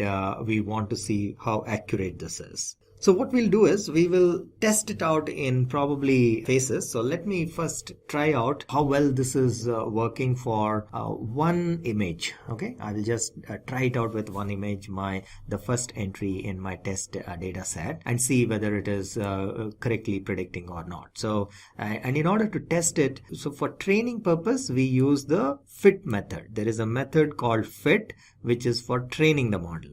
And once the training is done, if you want to test for a particular value, new input, you use the predict method. Okay, so let's run the predict method, and we pass this particular image, and we see that the shape is or the prediction is 4. So let's try a few more.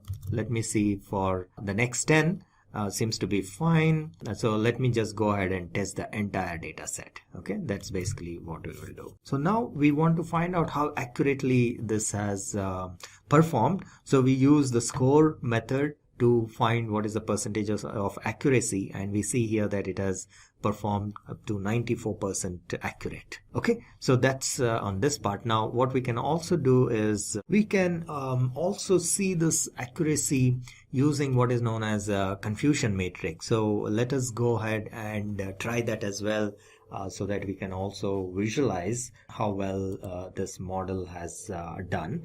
So let me execute this piece of code, which will basically import some of the libraries that are required, and we basically create a confusion matrix, an instance of confusion matrix, by running confusion matrix and passing these values. So we have, so this confusion underscore matrix method takes two parameters. One is the y underscore test, and the other is the prediction. So what is the y underscore test? These are the labeled values which we already know for the test data set, and predictions are what the system has predicted for the test data set. Okay, so this is known to us, and this is what the system has, the model has generated. So we kind of create the confusion matrix and we will print it, and this is how the confusion matrix looks. As the name suggests, it is a matrix, and the key point out here is that the accuracy of the model is determined by how many numbers are there in the diagonal. The more the numbers in the diagonal, the better the accuracy is. Okay, and first of all, the total sum of all the numbers in this whole matrix is equal to the number of observations in the test data set. That is the first thing, right? So if you add up all these numbers, that will be equal to the number of observations in the test data set, and then out of that the maximum number of them should be in the diagonal. That means the accuracy is pretty good. If the numbers in the diagonal are less and in all other places there are a lot of numbers, which means the accuracy is very low. The diagonal indicates a correct prediction. This means that the actual value is same as the predicted value. Here again, actual value is same as the predicted value, and so on, right? So the moment you see a number here, that means the actual value is something and the predicted value is something else, right? Similarly here, the actual value is something and the predicted value is something else. So that is basically how we read the confusion matrix. Now, how do we find the accuracy? You can actually add up the total values in the diagonal. So it's like 38 plus 44 plus 43 and so on, and divide that by the total number of test observations that will give you the percentage accuracy using a confusion matrix. Now let us visualize this confusion matrix in a slightly more sophisticated way using a heat map. So we will create a heat map with we'll add some colors as well. It's like a more visually more appealing. So that's the whole idea. So let me run this piece of code, and this is how the heat map looks. And as you can see here, the diagonals again are all the values are here, most of the values, so which means this seems to be reasonably accurate. And yeah, basically the accuracy score is 94%. This is calculated, as I mentioned, by adding all these numbers divided by the total test values, or the total number of observations in test data set. Okay, so this is the confusion matrix for logistic regression. Alright, so now that we have seen the confusion matrix, let's take a quick sample and see how well the system has classified, and we will take a few examples of the data. So if we see here, we picked up randomly a few of them. So this is number 4, which is the actual value, and also the predicted value. Both are 4. This is an image of 0, so the predicted value is also 0. Actual value is of course 0. Then this is the image of 9. So this has also been predicted correctly, 9, and actual value is 9. And this is the image of 1, and again this has been predicted correctly as like the actual value. Okay, so this was a quick demo of logistic regression, how to use logistic regression to identify images. So we put them side to side. We have our linear regression, which is a predictive number used to predict a dependent output variable based on independent input variable. Accuracy is measured using least squares estimation. So that's where you take, you could also use absolute value. The least squares is more popular. There's reasons for that mathematically and also for computer runtime. But it does give you an accuracy based on the least square estimation. The best fit line is a straight line, and clearly that's not always used in all the regression models. There's a lot of variations on that. The output is a predicted integer value. Again, this is what we're talking about when we talk about linear regression. And we're talking about regression, it means the numbers coming out. Linear usually means we're looking for that line versus a different model. And it's used in business domain, forecasting stocks. It's used as a basis of most predictions with numbers. So if you're looking at a lot of numbers, you're probably looking at a linear regression model. For instance, if you do just the high lows of the stock exchange, and you're going to take a lot more of that if you want to make money off the stock, you'll find that the linear regression model fits probably better than almost any of the other models, even high-end neural networks and all these other different machine learning and AI models, because they're numbers. They're just a straight set of numbers. You have a high value, a low value, volume, that kind of thing. So when you're looking at something that's straight numbers and are connected in that way, usually you're talking about a linear regression model, and that's where you want to start. A logistic regression model used to classify dependent output variable based on independent input variable. So just like the linear regression model and like all of our machine learning tools, you have your features coming in. And so in this case you might have label, an image or something like that is probably the very popular thing right now, labeling broccoli and vegetables or whatever. Accuracy is measured using maximum likelihood estimation. The best fit is given by a curve. And we saw that when we're talking about linear regression, you definitely are talking about a straight line, although there is other regression models that don't use straight lines. And usually when you're looking at a logistic regression, the math, as you saw, was still kind of a Euclidean line, but it's now got that sigmoid activation, which turns it into a heavily weighted curve. And the output is a binary value between 0 and 1. And it's used for classification. Image processing, as I mentioned, is what people usually think of, although they use it for classification of like a window of things. So you could take a window of stock history and you could generate classifications based on that and separate the data that way. If it's going to be that this particular pattern occurs, it's going to be upward trending or downward trending. In fact, a number of stock traders use that not to tell them how much to bid or what to bid, but they use it as to whether it's worth looking at the stock or not, whether the stock's going to go down or go up. And it's just a 0 or 1. Do I care, or do I even want to look at it? So let's do a demo so you can get a picture of what this looks like in Python code. Let's predict the price at which insurance should be sold to a particular customer based on their medical history. We will also classify on a mushroom dataset to find the poisonous and non-poisonous mushrooms. And when you look at these two datas, the first one, we're looking at the price. So the price is a number. So let's predict the price which the insurance should be sold to. And the second one is we're looking at either it's poisonous or it's not poisonous. So first off, before we begin the demo, I'm in the Anaconda Navigator. In this one, I've loaded the Python 3.6 and using the Jupyter Notebook. And you can use Jupyter Notebook by itself. You can use the Jupyter Lab, which allows multiple tabs. It's basically the notebook with tabs on it. But the Jupyter Notebook is just fine, and it'll go into Google Chrome, which is what I'm using for my Internet Explorer. And from here we open up New, and you'll see Python 3. And again, this is loaded with Python 3.6. And we're doing the linear versus logic regression, or logit. You'll see L-O-G-I-T is one of the names that kind of pops up when you do a search on here. But it is a logic. We're looking at the logistic regression models. And we'll start with the linear regression because it's easy to understand. You draw a line through stuff. And so in programming, we got a lot of stuff to unfold here in our startup as we preload all of our different parts. And let's go ahead and break this up. We have at the beginning import pandas. So this is our data frame. It's just a way of storing the data.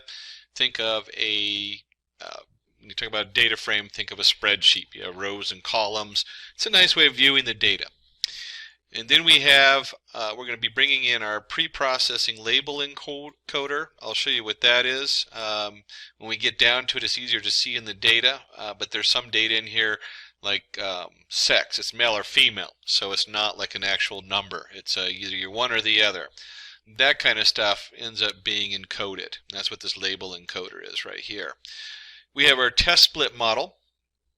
If you're going to build a model, you do not want to use all the data. You want to use some of the data and then test it to see how good it is. And if it can't have seen the data you're testing on until you're ready to test it on there and see how good it is. And then we have our logistic regression model, our categorical one, and then we have our linear regression model. These are the two, these right here. Let me just clear all that. There we go. These two right here are what this is all about. Logistic versus linear. Is it categorical? Are we looking for a true false, or are we looking for a specific number? And then finally, usually at the very end, we have to take and just ask how accurate is our model. Did it work? If you're trying to predict something, in this case we're going to be doing insurance costs. How close to the insurance cost does it measure that we expect it to be? You know, if you're an insurance company, you don't want to promise to pay everybody's medical bill and not be able to. And in the case of the mushrooms, you probably want to know just how much at risk you are for following this model as far as whether you're going to eat a poisonous mushroom and die or not. So we'll look at both of those, and we'll talk a little bit more about the shortcomings and the value of these different processes. So let's go ahead and run this. This is loaded the data set on here, and then because we're in Jupyter Notebook, I don't have to put the print on there. We just do data set, and it prints out all the different data on here, and you can see here for our insurance, because that's what we're starting with. We're loading that with our pandas, and it prints it in a nice format where you can see the age, sex, body mass index, number of children, smoker. So this might be something that the insurance company gets from the doctor. It says, hey, this is what we need to know to give you a quote for what we're going to charge you for your insurance. And you can see that it has 1,338 rows and 7 columns. You can count the columns, 1, 2, 3, 4, 5, 6, 7. So there's 7 columns on here.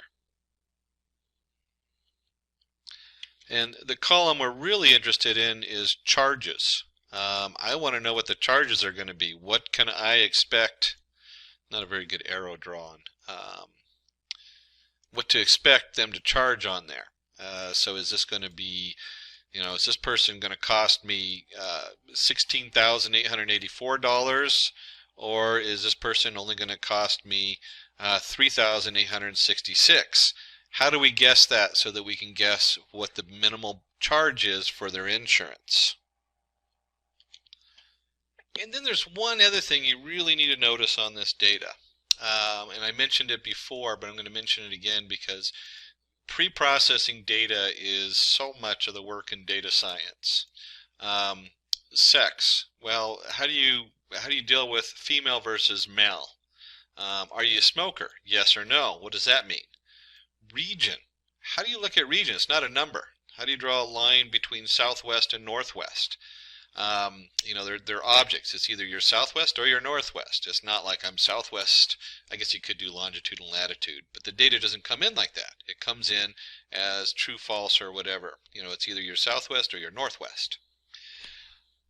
So we need to do a little bit of pre-processing of the data on here to make this work.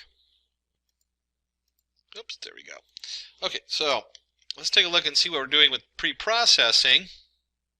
And again, this is really where you spend a lot of time with data science, is trying to understand how and why you need to do that.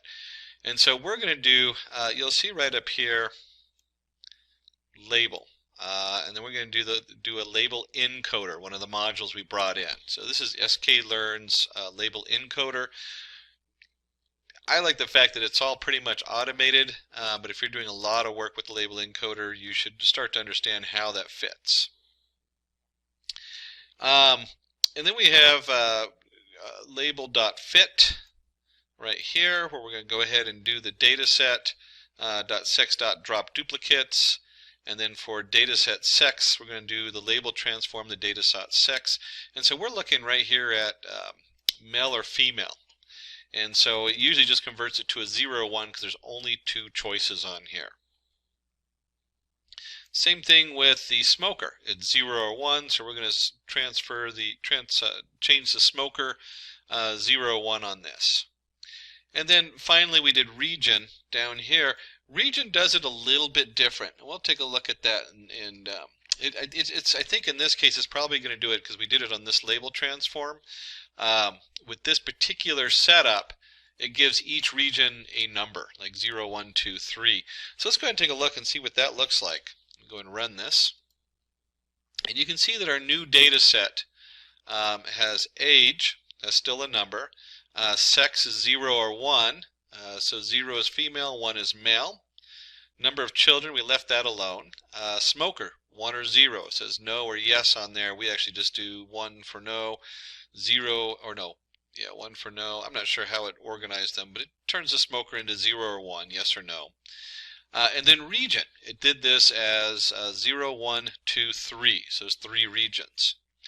Now, a lot of times when you're working with data science and you're dealing with regions or even word analysis, instead of doing one column and labeling it 0, 1, 2, 3, a lot of times you increase your features. And so you would have region northwest would be 1 column, yes or no. Region southwest would be 1 column, yes or no. True, 0, 1. But for this particular setup, this will work just fine on here. Now that we spent all that time getting it set up, here's the fun part. Here's the part where we're actually using our setup on this, and you'll see right here we have our Y linear regression dataset drop the charges, because that's what we want to predict. And so our X linear data set drop the charges, because that's what we're going to predict. We're predicting charges right here, so we don't want that as our input for our features. And our Y output is charges. That's what we want to guess. We want to guess what the charges are. And then what we talked about earlier is we don't want to do all the data at once, so we're going to take 0.3 It means 30%. We're going to take 30% of our data, and it's going to be as the testing site. So here's our Y test and our X test down there. And so that part, our model will never see it until we're ready to test to see how good it is. And then of course right here you'll see our training set, and this is what we're going to train it. We're going to train it on 70% of the data. And then finally the big ones, this is where all the magic happens. This is where we're going to create our magic setup, and that is right here. Our linear model, we're going to set it equal to the linear regression model, and then we're going to fit the data on here. And then at this point, I always like to pull up, if you're working with a new model, it's good to see where it comes from. And this comes from the Scikit-learn, and this is the sklearn linear model, linear regression that we imported earlier. And you can see they have different parameters. The basic parameter works great if you're dealing with just numbers. I mentioned that earlier with stock, high-lows. This model will do as good as any other model out there if you're doing just the very basic high-lows and looking for a linear fit, a regression model fit. And one of the things when I'm looking at this is I look for methods. And you'll see here's our fit that we're using right now, and here's our predict. And we'll actually do a little bit in the middle here as far as looking at some of the parameters hidden behind it, the math that we talked about earlier. And so when we go in this, we go ahead and run this, you'll see it loads the linear regression model and just has a nice output that says, hey, I loaded the linear regression model. And then the second part is we did the fit. And so this model is now trained. Our linear model is now trained on the training data. And so one of the things we can look at is the, for IDX and column name and enumerate X linear trained columns, kind of an interesting thing. This prints out the coefficients. So when you're looking at the back end of the data, you remember we had that formula, bxx1 plus bxx2 plus the intercept, and so forth. These are the actual coefficients that are in here. This is what it's actually multiplying these numbers by. And you can see like region gets a minus value, so when it adds it up, I guess region. You can read a lot into these numbers. It gets very complicated. There's ways to mess with them. If you're doing a basic linear regression model, you usually don't look at them too closely. But you might start looking in these and saying, hey, you know what, smoker, look how smoker impacts the cost. It's just massive. So this is a flag that, hey, the value of the smoker really affects this model. And then you can see here where the body mass index, so somebody who is overweight is probably less healthy and more likely to have cost money. And then of course age is a factor, and then you can see down here we have sex is then a factor also, and it changes as you go in there. Negative number, it probably has its own meaning on there. Again, it gets really complicated when you dig into the workings and how the linear model works on that. And so we can also look at the intercept. This is just kind of fun. So it starts at this negative number and then adds all these numbers to it. That's all that means. That's our intercept on there. And that fits the data we have on that. And so you can see right here, we can go back and, oops, give me just a second. There we go. We can go ahead and predict the unknown data, and we can print that out. And if you're going to create a model to predict something, we'll go ahead and predict it. Here's our Y prediction value, linear model predict. And then we'll go ahead and create a new data frame. In this case, from our X linear test group, we'll go ahead and put the cost back into this data frame. And then the predicted cost, we're going to make that equal to our Y prediction. And so when we pull this up, you can see here that we have the actual cost and what we predicted the cost is going to be. There's a lot of ways to measure the accuracy on there, but we're going to go ahead and jump into our mushroom data. And so in this, you can see here we've run our basic model. We've built our coefficients. You can see the intercept, the back end. You can see how we're generating a number here. Now with mushrooms, we want a yes or no. We want to know whether we can eat them or not. And so here's our mushroom file. We're going to go ahead and run this, take a look at the data. And again, you can ask for a copy of this file. Send a note over to simplilearn.com. And you can see here that we have a class, the cap shape, cap surface, and so forth. So there's a lot of feature. In fact, there's 23 different columns in here going across. And when you look at this, I'm not even sure what these particular, like PEE, PE, I don't even know what the class is on this. I'm going to guess by the notes that the class is poisonous or edible. So if you remember before, we had to do a little pre-coding on our data. Same thing with here.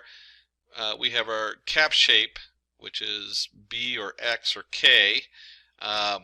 We have cap color. These really aren't numbers, so it's really hard to do anything with just a single number. So we need to go ahead and turn those into a label encoder, which again, there's a lot of different encoders. With this particular label encoder, it's just switching it to 0, 1, 2, 3 and giving it an integer value. In fact, if you look at all the columns, all of our columns are labels. And so we're just going to go ahead and loop through all the columns in the data, and we're going to transform it into a label encoder. And so when we run this, you can see how this gets shifted from XBXXK to 0, 1, 2, 3, 4, 5, or whatever it is. Class is 0, 1, 1 being poisonous, 0 looks like it's editable, and so forth on here. So we're just encoding it. If you were doing this project, depending on the results, you might encode it differently. Like I mentioned earlier, you might actually increase the number of features as opposed to labeling it 0, 1, 2, 3, 4, 5. In this particular example, it's not going to make that big of a difference how we encode it. And then, of course, we're looking for the class, whether it's poisonous or edible. So we're going to drop the class in our X logistics model, and we're going to create our Y logistics model is based on that class. So here's our XY.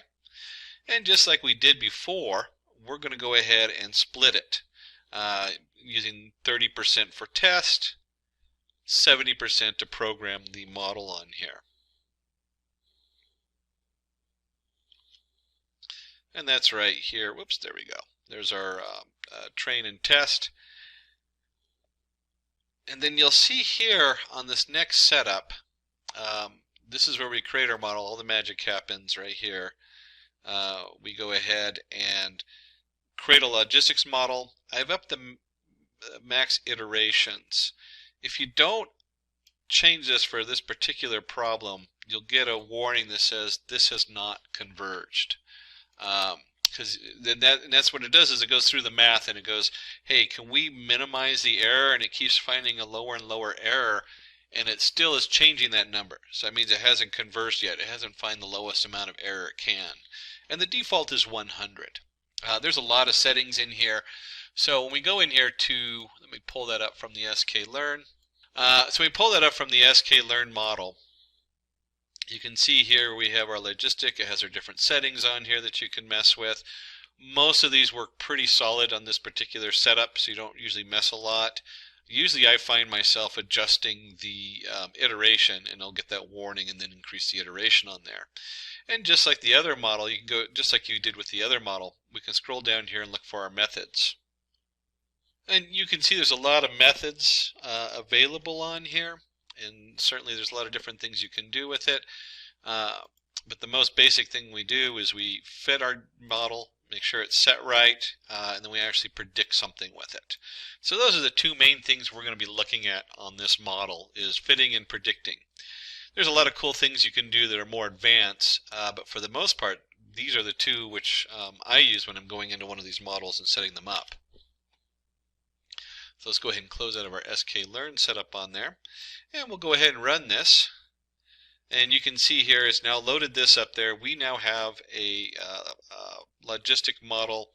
And we've gone ahead and done a predict here also, just like I was showing you earlier. So here's where we're actually predicting the data. So we've done our first two lines of code as we create the model. We fit the model to our training data. And then we go ahead and predict for our test data. Now, in the previous model, we didn't dive into the test score. I think I just showed you a graph, and we can go in there, and there's a lot of tools to do this. We're going to look at the model score on this one. And let me just go ahead and run the model score. And it says that it's pretty accurate. We're getting a roughly 95% accuracy. Wow, that's good. 95% accuracy. 95% accuracy might be good for a lot of things. But when you look at something as far as whether you're going to pick a mushroom on the side of the trail and eat it, we might want to look at the confusion matrix. And for that, we're going to put in our Y-logistic test, the actual values of edible and unedible, and we're going to put in our prediction value. And if you remember on here, let's see, I believe it's poisonous was 1, 0 is edible. So let's go ahead and run that, 0, 1. 0 is good.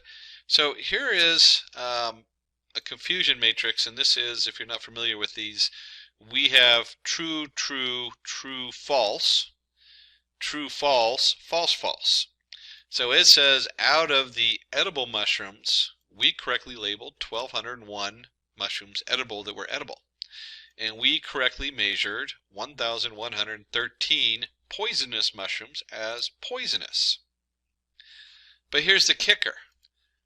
I labeled 56 edible mushrooms as being poisonous. Well, that's not too big of a deal. We just don't eat them. But I measured 68 mushrooms as being edible that were poisonous. So probably not the best choice to use this model to predict whether you're going to eat a mushroom or not. And you'd want to dig a little deeper before you start picking mushrooms off the side of the trail. So a little warning there when you're looking at any of these data models, looking at the error and how that error fits in with what domain you're in. Domain in this case being edible mushrooms. Be a little careful. Make sure that you're looking at them correctly. So we've looked at edible or not edible. We've looked at regression model as far as the end values, what's going to be the cost and what our predicted cost is, so we can start figuring out how much to charge these people for their insurance. And so these really are the fundamentals of data science. When you pull them together, when I say data science, I'm talking about your machine learning code. Classification is probably one of the most widely used tools in machine learning in today's world. It is also one of the simpler versions to start understanding how a lot of machine learning works. We're going to start by taking a look at what exactly is classification, the important terminologies around classification. We'll look at some real-world applications, my favorite, popular classification algorithms, and there are a lot out there, so we're only going to touch briefly on a variety of them so you can see how the different flavors work. And we'll have some hands-on demos in Python embedded throughout the tutorial. Classification. Classification is a task that requires the use of machine learning algorithms to learn how to assign a class label to a given data. You can see in this diagram we have our unclassified data. It goes through a classification algorithms, and then you have classified data. It's hard to just see it as data, and that really is where you kind of start and where you end when you start running these machine learning algorithms and classification. And the classification algorithms is a little black box in a lot of respects. And we'll look into that. You can see what I'm talking about when we start swapping in and out different models. Let's say we are given the task of classifying a given bunch of fruits and vegetables on the basis of their category, i.e. fruits are to be grouped together and vegetables are to be grouped together. And so we have a data set, we'll call it the bunch, is divided into clusters, one of which consists of the fruits, while the other has the vegetables. You can actually look at this as any kind of data. When we talk about breast cancer, can we sort out in images to see what is malignant, what is benign? Very popular one. Can you classify flowers, the iris data set?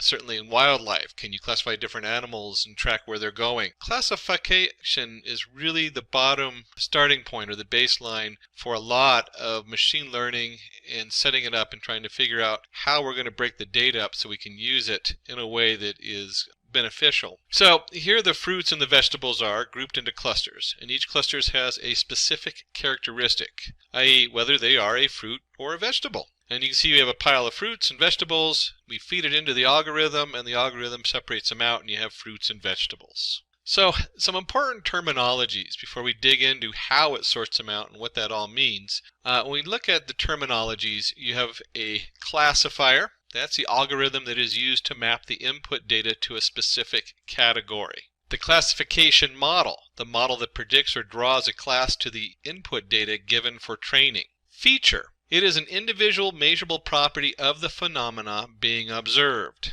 And labels, the characteristics on which the data points of a data set are categorized. The classifier and the classification model go together. A lot of times the classifier is part of the classification model, and then you choose which classifier you use after you choose which model you're using. Where features are what goes in, labels are what comes out. So your classifier model is right in the middle of that. That's that little black box we were just talking about. Clusters. They are a group of data points which have some common characteristics. Binary classification. It is a classification condition with two outcomes which are either true or false. Multi-label classification. This is a classification condition where each sample is assigned to a set of labels or targets. Multi-class classification. The classification with more than two classes. Here each sample is assigned to one and only one label. When we look at this group of terminologies, a few important things to notice. Going from the top, clusters, when we cluster data together, we don't necessarily have to have an end goal. We just want to know what features cluster together. These features then are mapped to the outcome we want. In many cases, the first step might not even care about the outcome, only about what data connects with other data. And there's a lot of clustering algorithms out there that do just the clustering part. Binary classification. It is a classification condition with two outcomes which are either true or false. We're talking usually it's either a cat or it's not a cat. It's either a dog or it's not a dog. That's the kind of thing we talk about binary classification. And then that goes into multi-label classification. Think of label as you can have an object that is brown, you can have an object that is labeled as a dog, so it has a number of different labels. That's very different than a multi-class classification where each one's a binary. You can either be a cat or a dog. You can't be both a cat and a dog. Real-world applications. So to make sense of this, of course, the challenge is always in the details, is to understand how we apply this in the real world. So in real-world applications, we use this all the time. We have email spam classifier. So you have your email inbox coming in. It goes through the email filter that we usually don't see in the background, and it goes, this is either valid email or it's a spam, and it puts it in the spam filter if that's what it thinks it is. Alexa's voice classifier, Google Voice, any of the voice classifiers, they're looking for points, so they try to group words together, and then they try to find those groups of words trigger a classifier. So it might be that the classifier is to open your tasks program or open your text program so that you can start sending a text. Sentiment analysis is really big. When we're tracking products, we're tracking marketing, trying to understand whether something is liked or disliked is huge. That's like one of the biggest driving forces in sales nowadays, and you almost have to have these different filters going on if you're running a large business of any kind. Fraud detection. You can think of banks.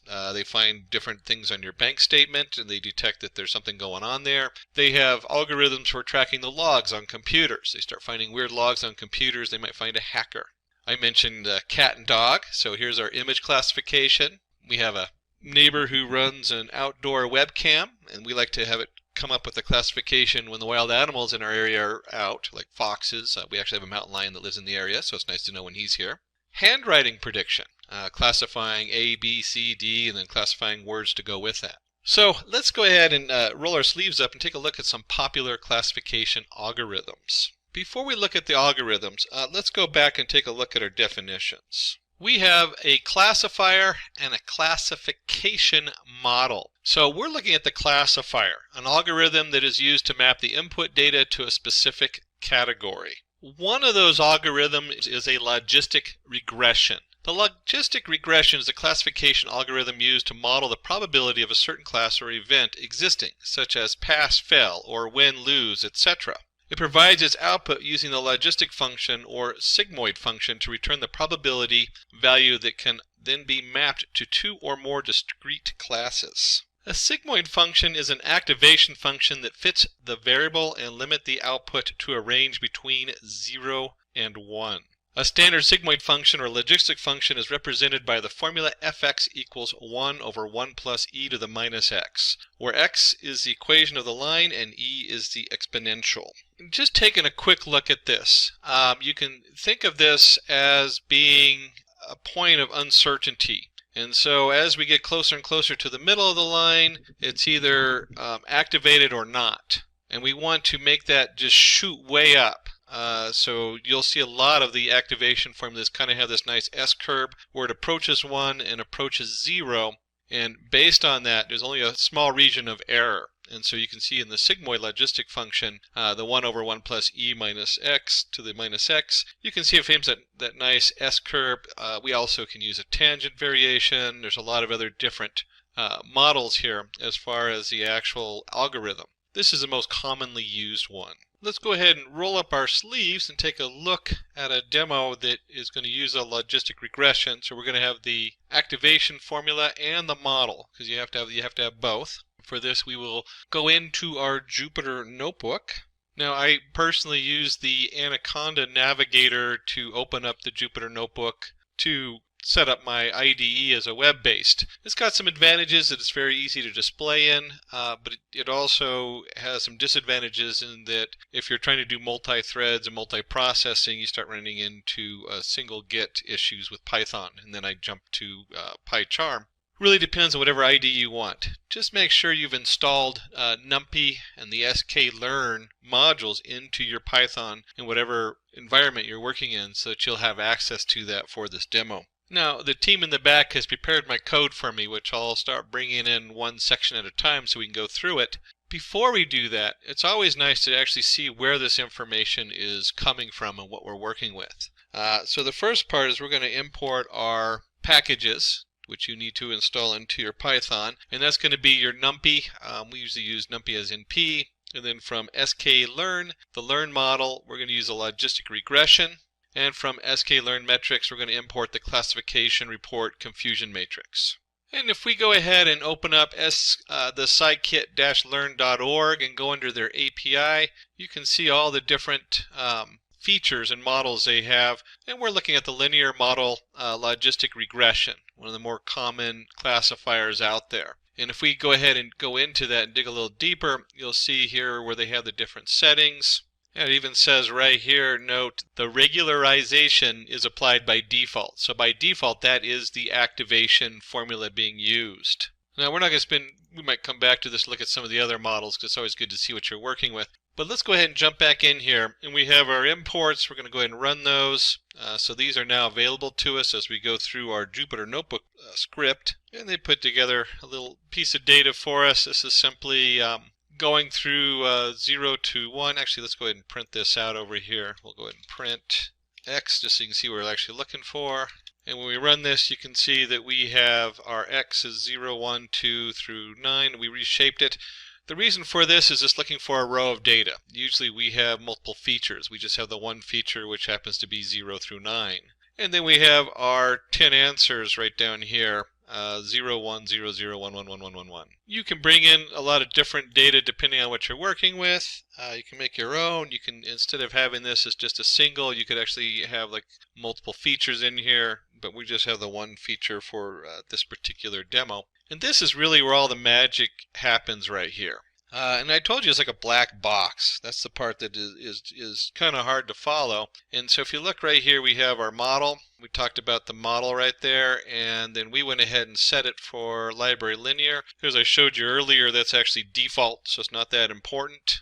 Random state equals 0. This stuff you don't worry too much about. And then with the scikit-learn, you'll see the model fit. This is very common to scikit. They use similar stuff in a lot of other different packages, but you'll see that that's very common. You have to fit your data. And that means we're just taking the data and we're fitting our X right here, which is our features. That's our X. and here's why. These are the labels we're looking for. So before we were looking at, is it fraud, is it not, is it cat, is it not, that kind of thing. And this is looking at 0, 1, so we want to have a binary setup on this. And we'll go ahead and run this. You can see right here it just tells us what we loaded it with as our defaults, and that this model has now been created and we've now fit our data to it. And then comes the fun part. You work really hard to clean your data, to bake it and cook it. There's all kinds of, I don't know why they go with the cooking terms as far as how we get this data formatted.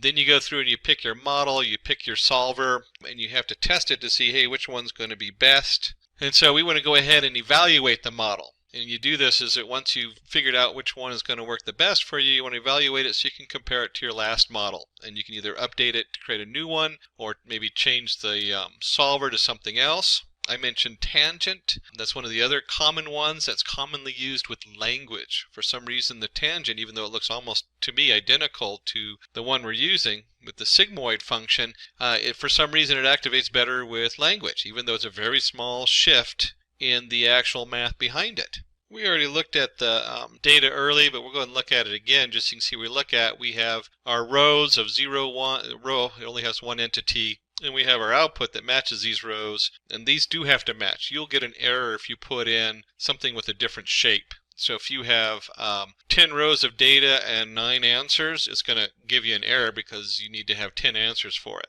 A lot of times you separate this too when you're doing larger models. But for this, we're just going to take a quick look at that.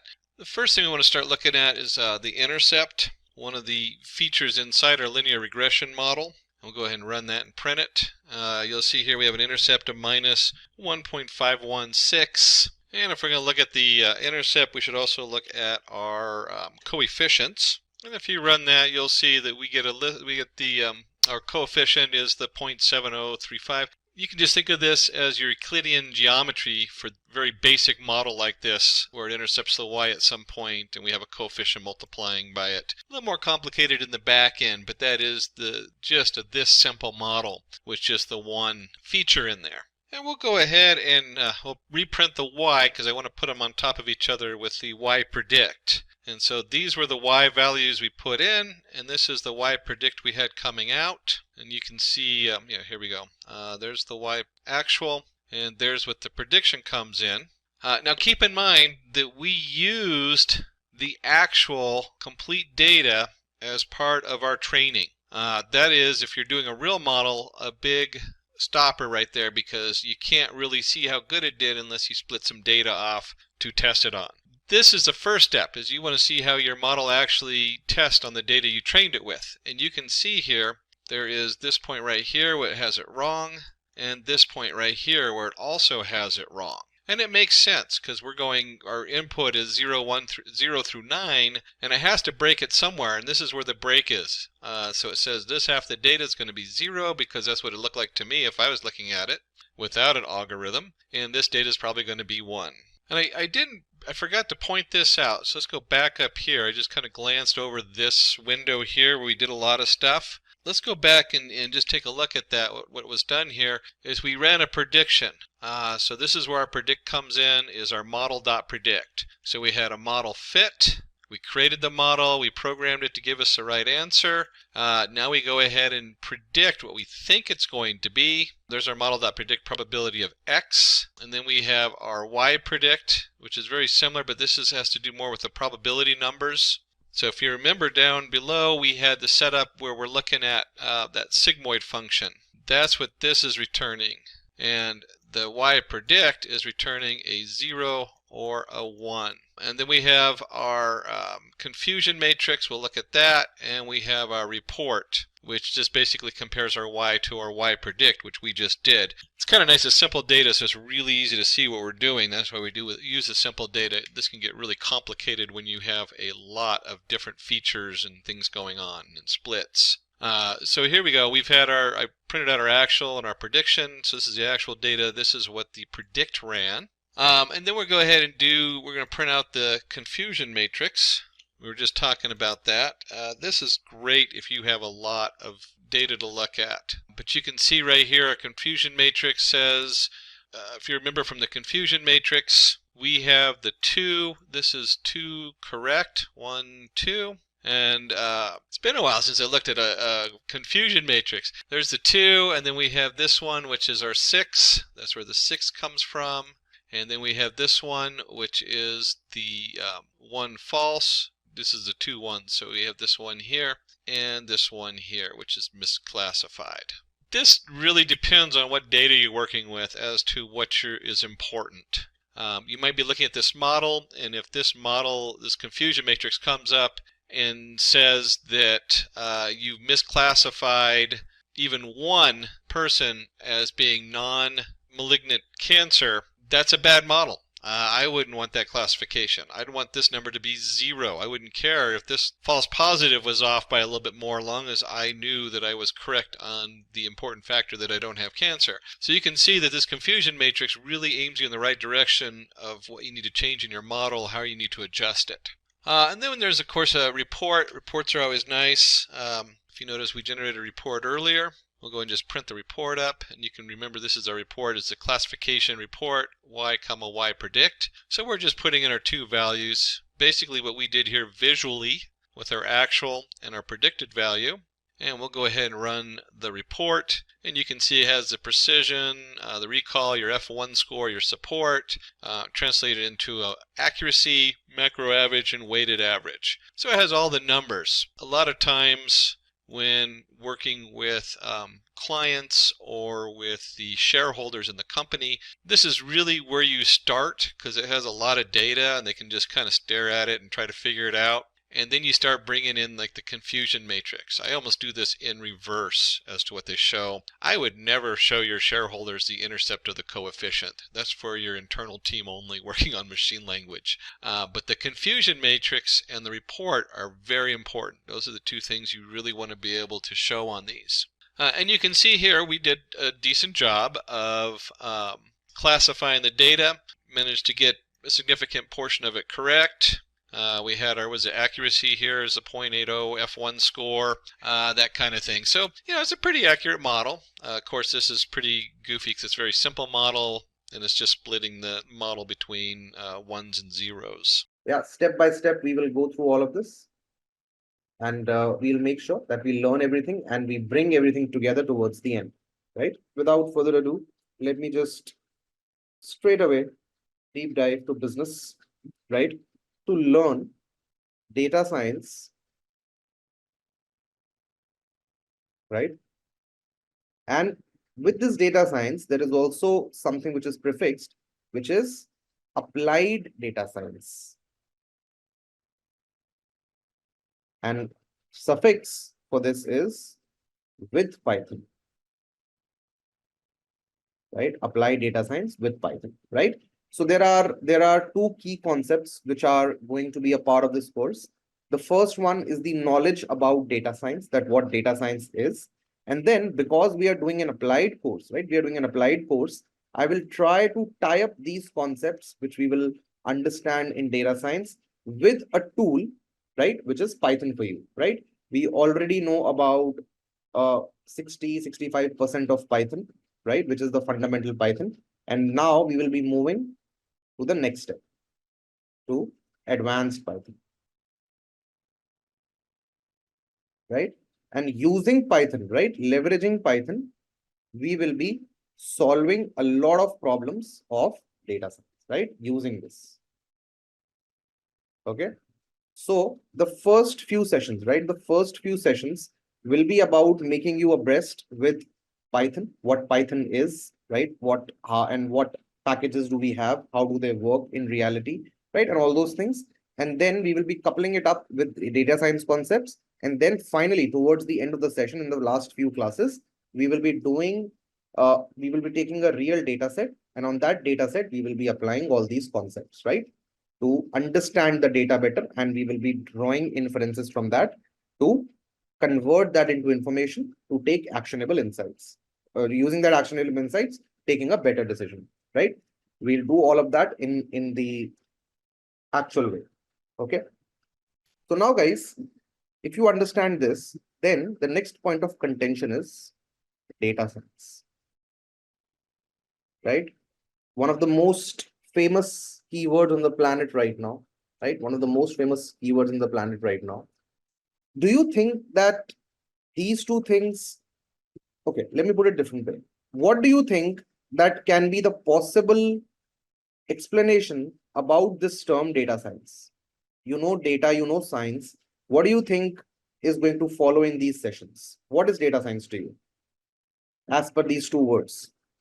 Okay, so this is people made up of two words, right? Data and science, right?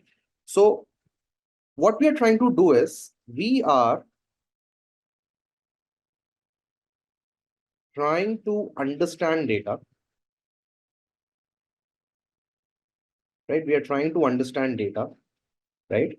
And then do something to it, right? Understanding its science, understanding the nature, the behavior of this data, and converting it in something called as information, right? Do we know difference between data and information? Data is something which is completely raw, okay? It is completely raw. It has no meaning, right? It has no meaning, isn't it? For example, I give you the stats of some player, like suppose say Dhoni. I give you stats of Mahendra Singh Dhoni, right? That what were his scores, what is his name, what is his age, and all those things. Now everything is there, right? But we don't know what to do about it, right? Do you think the score of Dhoni has any context, people? It has any context? No, right? But when I deep down, when I go and deep dive about it, right? What is the first thing you find out of scores? What is the first thing you find out of scores? You try to find the average of score, isn't it? That in last 10 innings, right? In last 10 innings, before this also, you need something which is called as a problem statement, isn't it? Now, for example, the problem statement is selectors wants to understand that whether Mahendra Singh Dhoni should be picked up. So there's a problem now, right? Selectors want to see that whether Dhoni is fit for the next tournament or not. So what we will do, we will now try to take the mean of the scores, right? For last 10 innings. And if the score is suppose X, we will try to compare this with Y. What is Y? Y is a reference, right? Y is a reference that we want to compare it against. Now, when you are doing this comparisons, when you are applying these techniques to the score, this is now slowly becoming information, right? And at the end of the day, once you have the strike rate, once you have the mean score of Dhoni, once you have his age, once you have his fitness score, all those things will now help you to take this particular decision, because now what you have is called as information, right? Because this has context, right? This has meaning, and this is usually processed, right? This is usually processed, right? This is usually processed. Now, what did we do? Now, what did we do here? If you will go and read about data science says,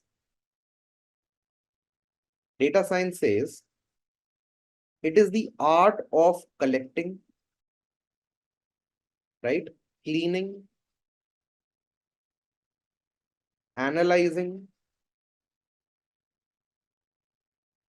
modeling, improving, right? And visualizing, right? Visualizing the data, right? If a person is adept in doing all these things, this person, people, is cumulatively called a data scientist, right? That person is called a data scientist, right? So before going to the definition of data scientist now, I will give you some more examples, right? I'll give you some more examples. Data science, people, as I said, is a combination of these things, right? You have to collect the data, right? You have to collect the data, right? And this has a lot of things. Data can be connected from two types. One is primary and the second one is secondary. Right? What is the primary way of collecting data? From your IoT devices, right? From sensors, from your inbuilt machines, right? Then from your surveys, which you float, right? Questionnaires, right? All these things are primary ways. What is the secondary way of collecting data? Purchasing data, right? Using internet data,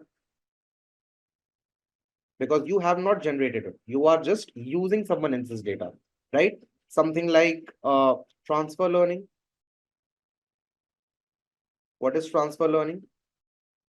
Transfer learning is a technique where suppose I am bank A and you are bank B, right? So bank A has created some model, right? Trained on their data. Now you are going to use the exact same model, right? You're going to use the exact same model, right? Maybe you're not seeing the data, but you are just using the property of data like mean, median, mode, and a lot of modeling things which will come. We will learn about them. And you use this model on your particular data, right? So in a way, you did not have enough data to create the model yourself, but you are now using someone else's model to run your data on it, right? So this is called as transfer learning. So this kind of collection is basically secondary data collection. So you can collect the data, right? Then you can perform data analysis, right? You can perform data analysis, right? How will you perform this data analysis? Using complex algorithms, right? Using complex algorithms, right? Some statistics, right? You can use artificial intelligence,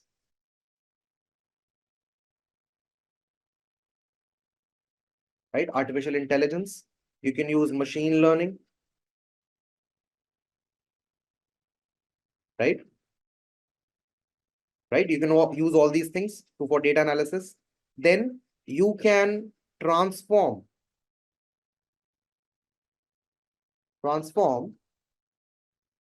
the patterns into predictions, right? You can transfer these patterns into predictions, right? Which can be used for business decision making, right? For business decision making. Then you can validate the results, right? And present the results. Right? So this is like a complete life cycle of a data scientist, right? So before going further, let me give you what combinations do you need to have to become a data scientist. The first one is domain knowledge.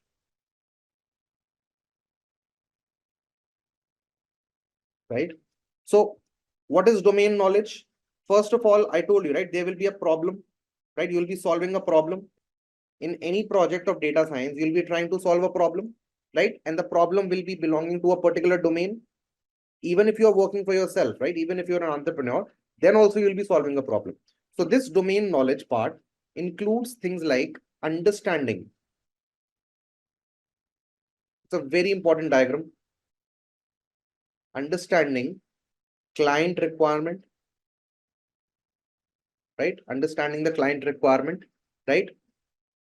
Important criterions, right? Important criteria knowledge, right? For example, to give an example, suppose we have created a machine learning model, okay? Understanding the data, we have created a machine learning model whose accuracy is 90%, right? Is 90% a good accuracy? Yeah, fairly decent accuracy. Yes. Suppose you have to predict sales, right? You're selling something. Suppose you're selling clothes and you want to predict what will be the sales for the next week. When you use this model, whatever the output model gives you, what is going to be the accuracy of your output using this model? How much accuracy? 90%. But my question is, model is 90%. But my question to you is that if 90% accuracy is on sales data, a person like me will be very, very happy. Okay, very, very happy. I'll be probably dancing, right?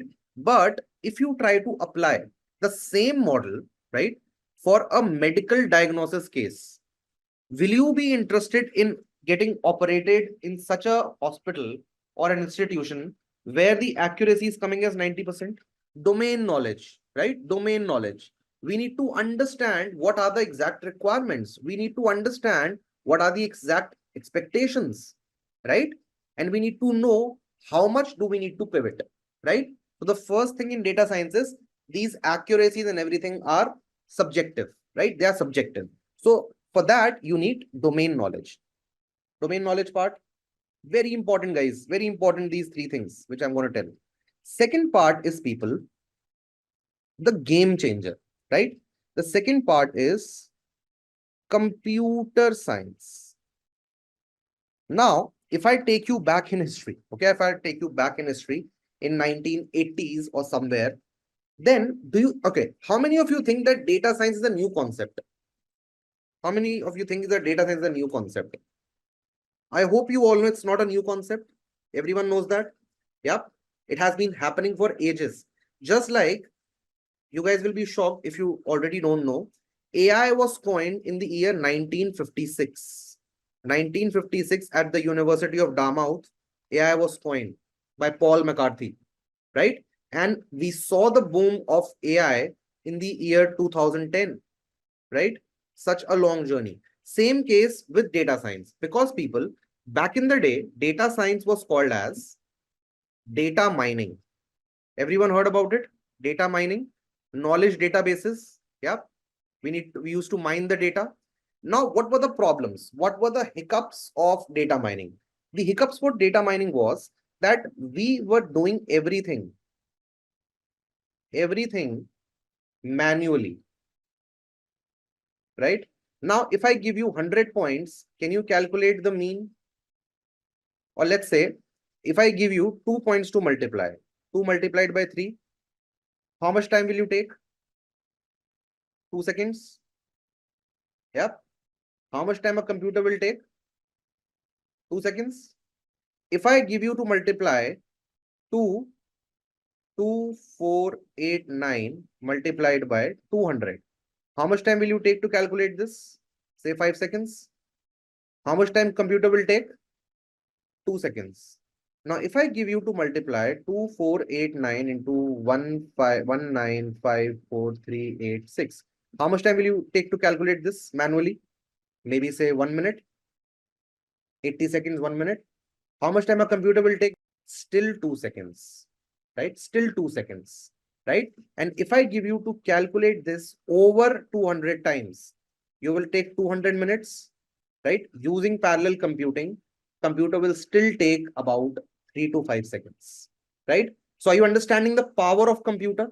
Do you understand this concept in this relationship? What was happening back then? What computer science did, people, was it revolutionized the way data mining was happening. And that thing now is called as that thing now is called as data science, in which computer science is one of the most important contributors. So this is just one reason. Now, manually, right? Manually, if I give you, say, 1 million rows of data, right? 1 million rows of data, right? So how many pages will you need to store this data? Suppose your notebook is like this, right? These boxes, and here you are storing the data, 1 million. So maybe you can buy n number of notebooks. But now, do you think it's as easy in storing something in computer? Because back in the day, people, we had memory issues, isn't it? Memory constraints. So there is something called as Murray's law, right? Which says as the advancement in microprocessors will increase, the price of microprocessor will decrease, right? So this is what is happening right now. Back in 1980s, if I show you, right, guys, right? Yeah, 2.5 kg exactly, right? It was size of a fridge, hard disk, but now it fits in your palm, right? So this was enabled, the storage techniques, right? The processing techniques, the infrastructure, right? Things like big data. What kind of data do you think we will be dealing with, people, in data science? You all know the term, very famous term, the kind of data, big data, right? Everyone knows about big data. What is big data? Yes, a data which is fast, right? It has velocity, veracity, variety, right? So this kind of data needs to be stored. This kind of data needs to be processed. So which thing brought all these things into data science? It was given to us by computer science, right? So computer science people included things like database management, right? Data validation, right? Data infrastructure, right? Data infrastructure, right? Then we had languages, computer languages, which is Python right now for us, right? Again, do you think when you do this thing manually, right? Suppose you do this thing manually, how easy do you think it will become using something like Python or any other computer language to create complex models? How easy it will be to do that? To create the complexity in models, right? Where you can capture the non-linear nature. Isn't it, people? Isn't it? For example, let me tell you this. 2, 4, 6, 8, 10, dash. What do you think is the next number, guys? 12. If I tell you to define this to me in, okay, leave that. What do you think is going to be the next number here?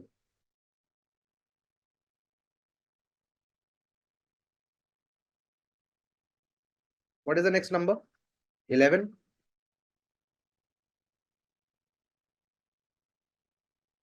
Next number? 25. Perfect. Now, guys, if I ask you to write these numbers, right, the way you predicted them, can you give me a function?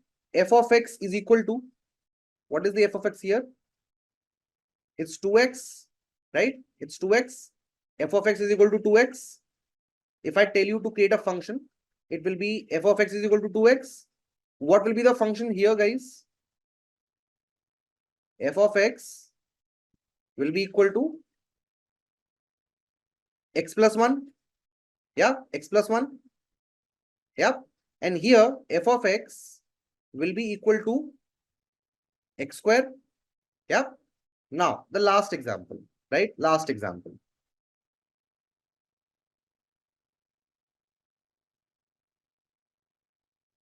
What is the next number here? I don't want the number. I want the function. I want this so that I can generalize. Isn't it? How did you reach this figure? How many of you think it's not possible to determine this? How many of you think it is not possible to determine this? Yeah. How many of you think? What if I just change this question and ask you, how many of you think it is not possible to determine this manually? Same response, but now I say, how many of you think it is not possible to determine this with computers? Will your answer still remain no? Do you think I cannot approximate this function using computers? We have something called as deep neural networks, and they are called as universal function approximators, right? So this is the problem, people. This is the problem, right? I will show this to you when the time comes, right? I will remember this example and I will show this to you. But now what I'm trying to tell you is the things which seemed impossible manually was solved by what? It was solved by computers. The distribution of this is like this. Can you figure it out yourself? No, right? We cannot, isn't it? We cannot do that. So this kind of approximation will be given by what? It will be only given by machines, right? And this is, people, what data science is all about, right? It is what computer science did inside data science, right? I hope this is clear. I'm assuming a lot of you will be going for interviews and everything after these course, right? So this will be a very, very important thing for you to know, right? Often it is asked why data science is having computer science in it, right? The reason is this, okay? So this is the role of computer science inside data science. Now, people, the third thing, the third circle, which is one of the most parts, is maths and stats, right? Mathematics, statistics, which was optimization, right? Optimization of your models, right? Design of model, right? Now, guys, if you look carefully, in order to approximate this, what will you be playing with? You will be playing with a lot of data. You will be playing with a lot of mathematical concepts and statistical concepts, isn't it? What do you call this? This is maths, right? This is statistics and mathematics. Finding mean, median, mode, standard deviations, probability, statistics, all these will lead to this kind of result, isn't it? So this becomes the third wheel of this particular of this particular diagram, and this point of intersection, right? The sweet point of intersection is basically data science. Yeah, is particularly data science, right? So now, people, this point, okay, this point is basically representing data engineering, right? Data engineering, right? Data engineering is, people, the part of data science which enables us to capture the correct data, right? How the data will flow, how the data will be stored, how the data will be cleaned, right? All this is done by whom? It is done by data engineering. Just because, so am I right, guys? You will go for interviews, right, after this, and try to fetch yourself jobs in this domain, data science, AI, ML, if my understanding is correct. Is that the aim? Yes. So now, guys, there will be three types of companies. Or let's say, to simplify it, let's say two types. One is small and the other one is big, right? So in a small organization, if you become a part of small organization and you are the data scientist there, you can be involved in all of these things, right? All of these things. Possible, right? Your bosses and your management will expect you to construct all these flows, right? No computer science, you should know maths and stats, and you should have the domain knowledge, and you will be asked to do all of this. But if you are going to become a part of a big organization, usually all these roles are fragmented. All of these roles are fragmented, right? There is a separate data infrastructure team. There's a separate data governance team. Now, guys, when you go on to collect the data, can you collect any sensitive data about? Is it possible? Ethically, it's not right, and legally also it's not right. My question to you is, who will look after this compliance?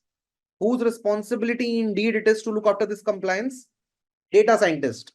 So this is about fragmentation. If you are part of a big organization, this thing will be taken by someone else, right? But if you are a part of a small organization, you will be expected to do this all by yourself. If you are part of a big organization, then do you think you need to have this domain knowledge? The answer is no. Why? Because there will be separate set of people who are called as what? Who are called as business analyst. Have you heard about this position, people? Business analyst. What is a business analyst role? It is basically a technical translator, right? Who knows technical, who knows domain.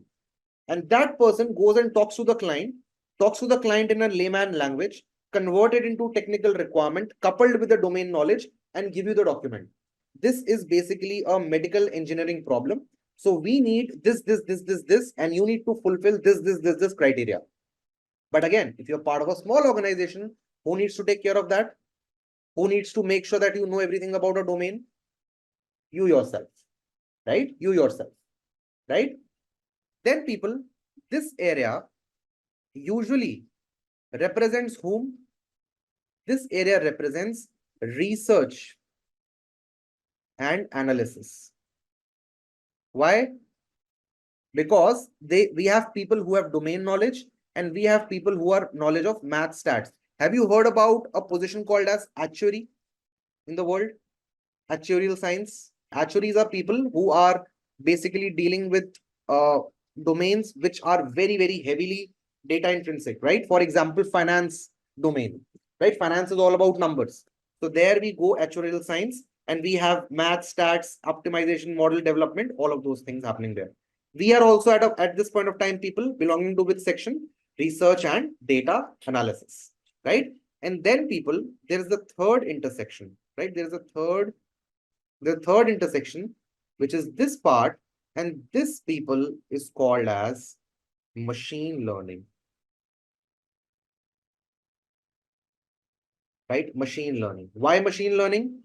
If you can combine the power of maths, stats, right, and you can combine the power of computer science, you will find yourself to be in a position where you can call yourself a machine learning engineer, right? How does a machine learning engineer becomes a data scientist? When they couple it up with the domain expertise, right? So in this course, people, in this course, we will teach you computer science. We will teach you a little bit about math stats, but what we cannot teach you is domain knowledge. Yeah. And making the base of what we are about to do very, very important to understand, right? If you understand this, then half the battle is won, right? So now to answer the question which was posted earlier, answer to the question which was posted earlier, there are different things in the world of data science, right? So you can pick and choose anything, or you can do everything by yourself. If you guys are engineers, then I think you can be at this sweet spot going forward in life. If you choose a domain for yourself, for example, you choose to be a part of automobile industry, you choose to be a part of medical industry, you choose to be a part of, say, retail industry, you choose to be a part of aeronautics industry, right? You choose to be a part of finance industry, right? So whatever you will choose, this thing will get developed over time, right? This is the most difficult out of these three. Try to give you the example, right? My domain was agricultural industry, right? The agri products. I have worked extensively in agricultural industry, right? So again, for now, in my current role, this is something which I don't have. I have this expertise, I have this expertise. So same will be with you, and you guys will develop this knowledge over the time. Now I will try to give you an example, right? Elections, to make you understand how data science can be used in one particular use case, okay? Maybe we can extend that to a lot of other use cases and examples, right? Talking about election season, right? Talking about the election season, right? We will try to understand how do we use data science, because it is very extensively used in this data science, right? Now, let me talk about the first phase. Let's say this is pre-election phase, right? Right, this is pre-election phase. In this pre-election phase, what do you think will be the tasks with which an agency like Election Commission of India will be doing? The first task can be that they will be doing the voter registration, right? Voter registration and data management, isn't it? Yeah, it will start with that. And what will be the things inside this? The first thing will be data collection, right? First thing will be data collection. So you will collect the data from all the registered voters, right? Maybe it can be their demographic information, where they live, what is their age, what is their gender, right? What is their past polling behavior? Have they turned out previously or not, right? All these details we can collect. Then can we also do data cleaning? Because I've told you, right, that there can be a lot of redundancies. Some person's name can appear twice, right? Some people can be mismatched. Suppose, for example, we have learned this in Python. Raghav, Raghav, Raghav,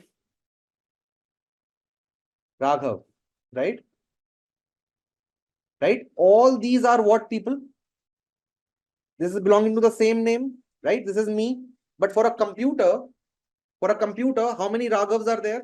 Different ones, all are different, right? So example like these, right? Some people might have died, they might not be existing anymore, right? So all this part will be taken care where people in the data cleaning process, right? Removing the duplicates, updating the new addresses, right? Correcting the information about every voter, all those things, right? And now, lastly, we can also include a flavor of data analytics, right? What will data analytics include in this? We can analyze the demographic data to identify eligible voters, isn't it? Yeah, people, till now we haven't understood this. Why it is not automated? How will you pick up all the how will you pick up all the details and nuances? Suppose you're filling a form, right? By mistake, you have suppose you are 25 years of age. Suppose you have written 250. So does that mean I remove this? I remove this entry of yours? Because by mistake, you have written your age as 250. Is age 250 possible in our current world? Never, right? So I will have to tell the machine that because this is a mistake, please convert it to 25, isn't it? This is called as imputation. So this is mostly a manual task, not manual, but you have to understand the problem manually and then code it on computer. Suppose someone has written their state as EDLHI, right? And country as IDIN, right? So what is this state referring to? What is this country referring to? The humans are very smart. India, right? We can say this is India. And if this is India, then what is this pointing out to? Delhi? Just because you said, and it's a leading question. I wanted to explain this. Tell me, is it possible to do this automatically? No, right? We have to employ manual rules, right? We have to tell, because who's more intelligent? Humans or machines? Humans, right? Machines are just more optimized, right? So we know through human intelligence that this is pointing to Delhi and this is not EDLHI. So this is data cleaning, right? Lastly, we have data analytics. So do you think people, based on these data points, we can understand that who are the eligible voters and maybe who are not registered yet, maybe who have not voted in the past? Can we do all those analytics and reach out to those peoples and persons? That's the first part. This is just the first part, pre-election phase. Now, moving on to the second part, right? Moving on to the second part. Let's say we say public opinion regarding the polling, right? The polling which is about to happen. The first thing will be you want to collect information about people, right? So can you go out and reach all 1.8 billion people in this country? That what is their likable vote for which party? Is it possible? 1.8 billion. Do you think it's possible for 1 billion? Do you think it's possible for 500 million? Do you think it's possible for 100 million? No, right? So basically, I'm talking about what I have something which is called as a population, right? And if I have to study about this population, which is 1.8 billion people, which is impossible, which you just said, what do I need to do? Should I stop my process? No, right? I will go and collect something which is called a sample, right? We always work in samples, right?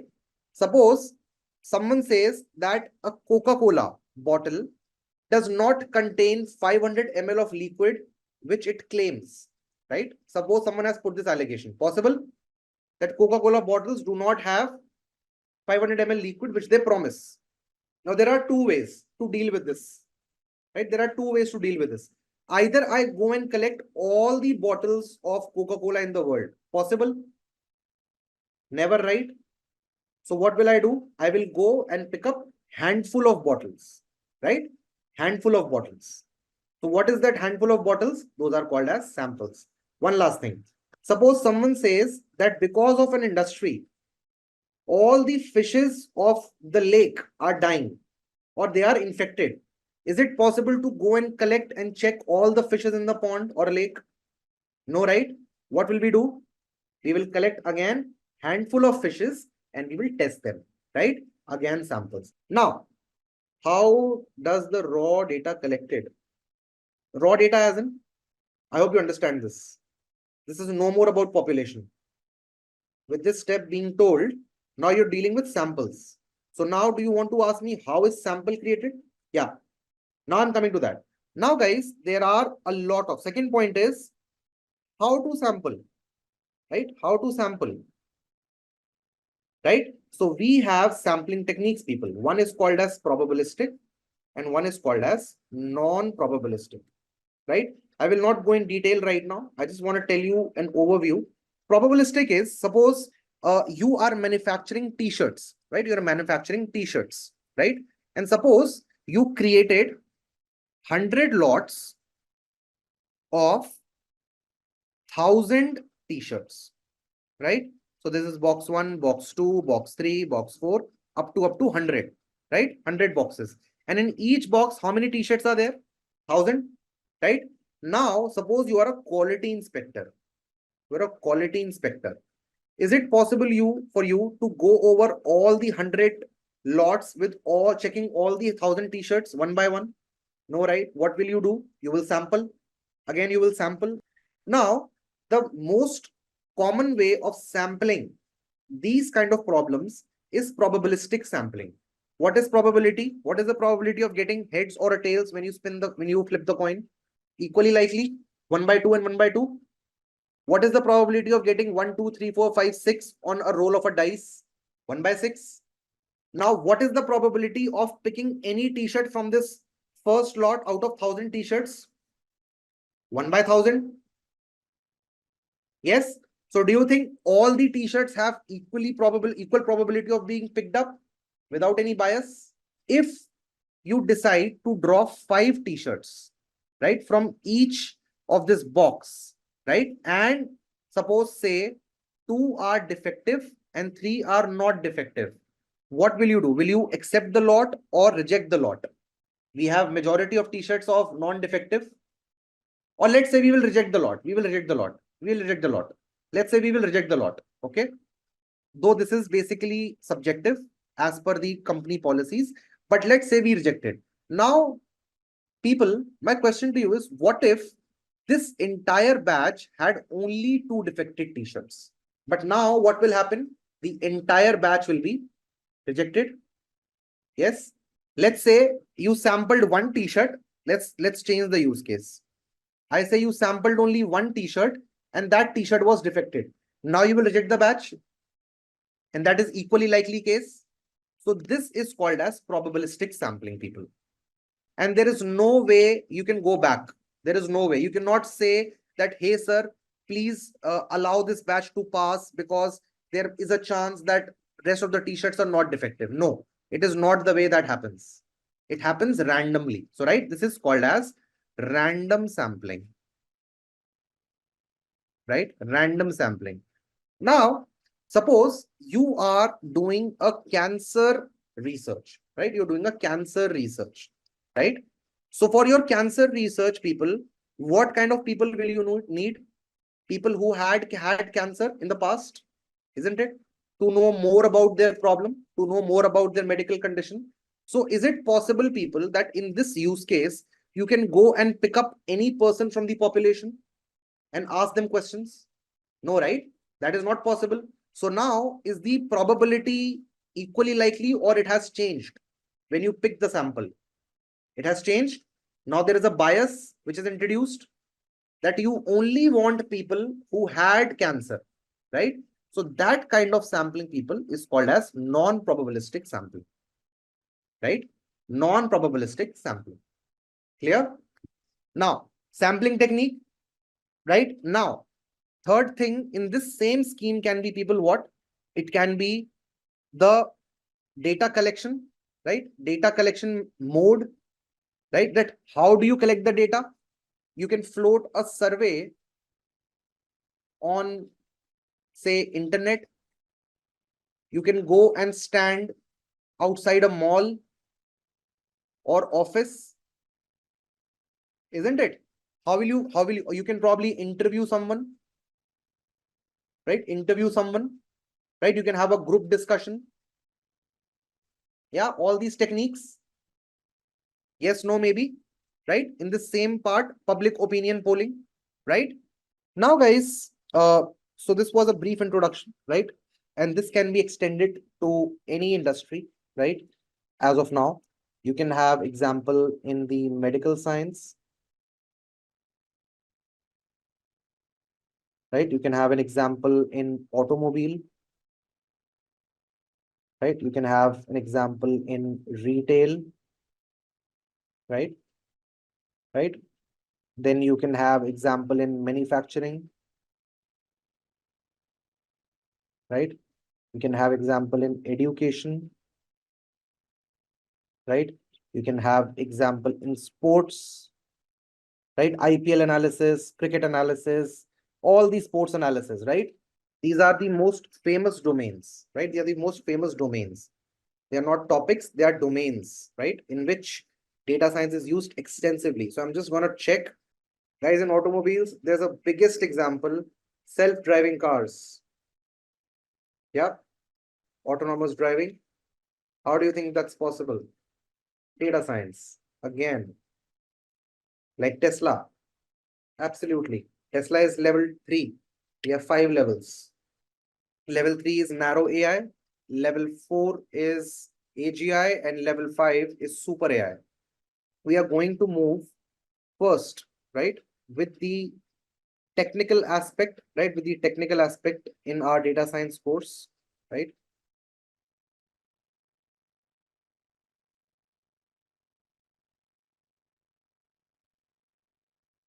Right, which is based on Python, right, because that is our base language which we have learned so far, right? So in Python, people, we will start and cover 4 of the packages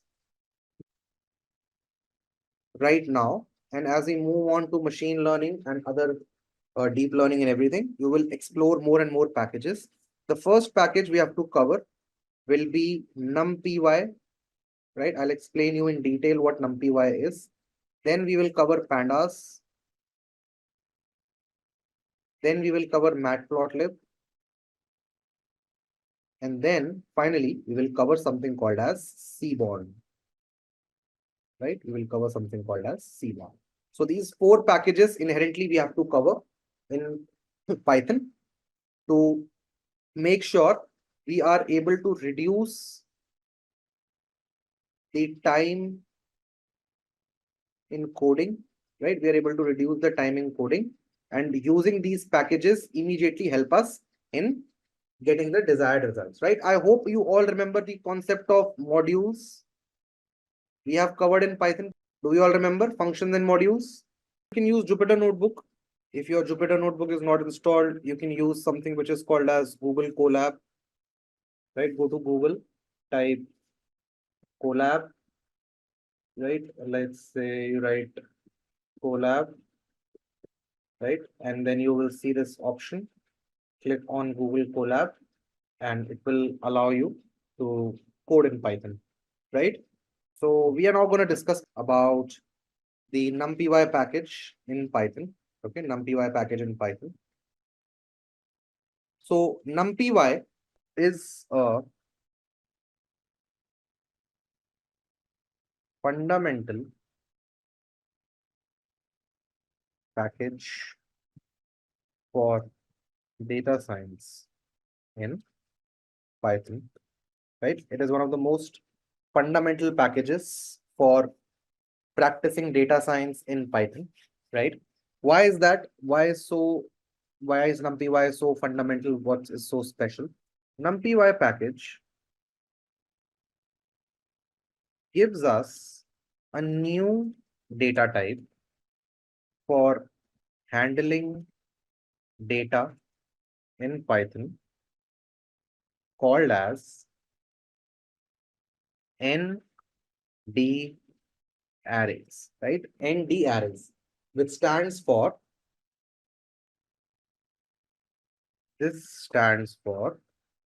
n dimensional arrays, right? N-dimensional arrays, right? This stands for n-dimensional arrays. So till now, we have studied about list, integer, tuples, strings, right? Out of which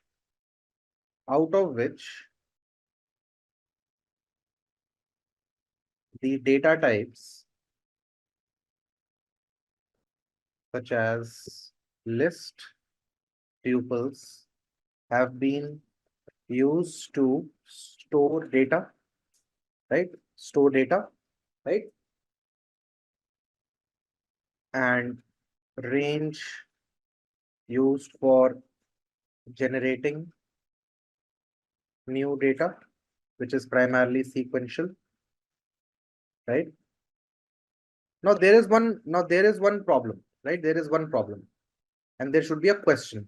That there should be a question. Why do we need a new data type to work with data science, right? Why do we need this? Yep. So the answer to this question, people, the answer to this question lies in a small explanation, right? Yep.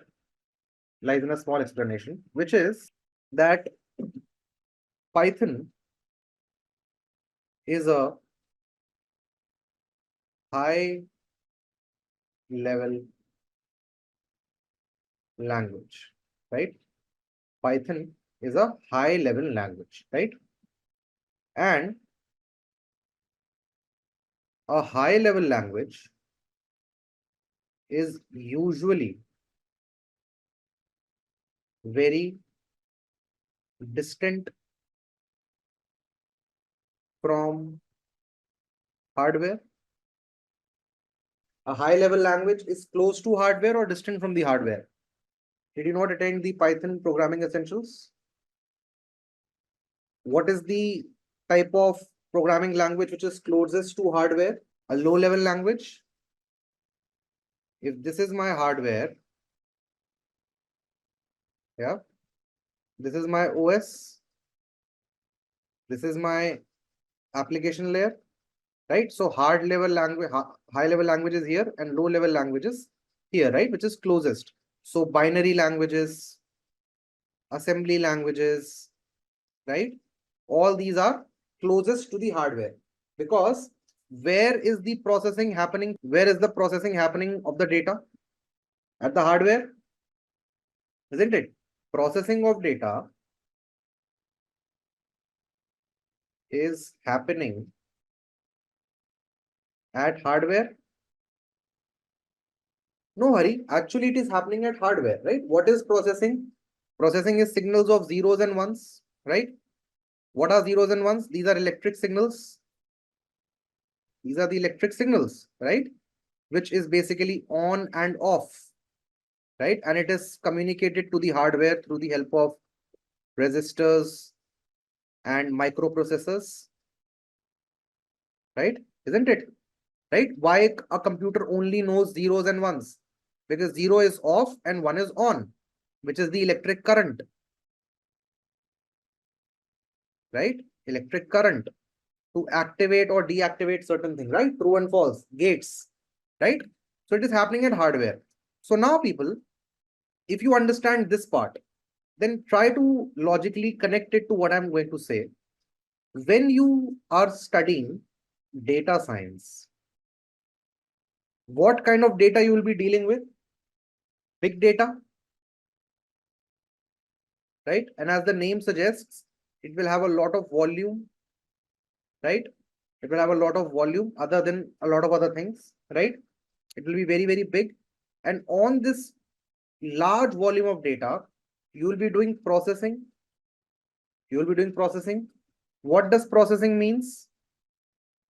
What does processing means? Operations. So where is this operation happening? This is happening in hardware. And for hardware, which is the closest language to hardware? A low level language, But now, people, we have a situation in front of us. What is the situation? That what are we trying to do data science with? What are we trying to do data science with? Python, right? And Python is what? A high level language, isn't it? Yeah. So there's a discrepancy. Yeah, a big one. Because high level language, these are slow in processing, right? These are very slow in processing, right? So for these kind of languages, to handle this kind of data and these kind of operations, yeah, is very difficult, right? So let's keep this part aside if you understand this. Now let's go to the second point, right? When you learned Python, on a scale of 1 to 10, how easy was it? The ease of use of Python? It's relatively a higher number, right? Relatively a higher number.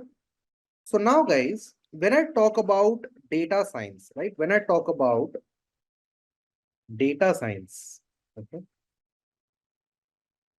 Right? When I talk about data science, my thing is that this will be used by masses, right? Will be used by masses, a lot of people, managers, programmers, business analysts, data analysts, possible, right? Who are from non-technical background, who don't know coding, they also can do data science because data science is a general thing, isn't it? Understanding the data. It should not be limited by your capability to understand the technicalities of a very complex language. So for these people, which language is suitable? Which is Python, right? It is easiest to understand. It's a high level language, almost like English. Yeah.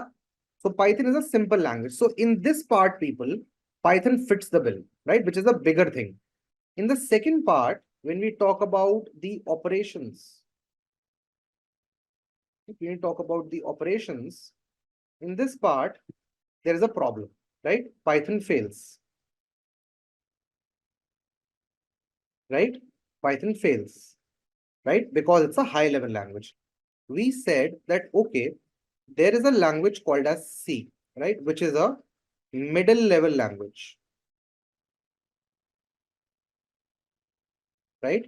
And C language, people, is used to create OS, operating systems. It is used to create networks, networking applications. It is used to create games, right? All the things which are close to hardware, C is used, right? So C fits this bill, right? C fits this bill. Python said that, okay, if C fits the bill and Python is written in C, written on C, right? It's written on top of C language. Now what happened was Python said, okay, if my intrinsic data types, my intrinsic processing is not suitable for data science, but my high level nature is, let's do one thing. Let's take C language and use its power, right? Use its power that it is very close to hardware, and let's create a new data type, right? Let's create a new data type which is written on top of C and which can integrate with Python seamlessly. And people, this new data type was called as array. And this was given to you by something called as numpy package, right? Numpy package. It defined a new data type, which was array. And along with defining the array, it gave various operations, right? It gave various operations one could perform on arrays, right? One could perform on arrays. It's simple, right? Program, the power of processing lied with C, right? It was lying with C. So we developed a new data type using C on top of Python, and that new data type was called as array. And this array was defined in a new module, which was called as numpy module, which told you how to create the arrays and then how to manipulate those arrays for doing data science. We had options like Java, we had options like C, right? We had options like Fortran to be used for data science, but we chose Python because of its simplicity and the simple syntaxes, so that people from non-programming background could also use Python to do data science, right?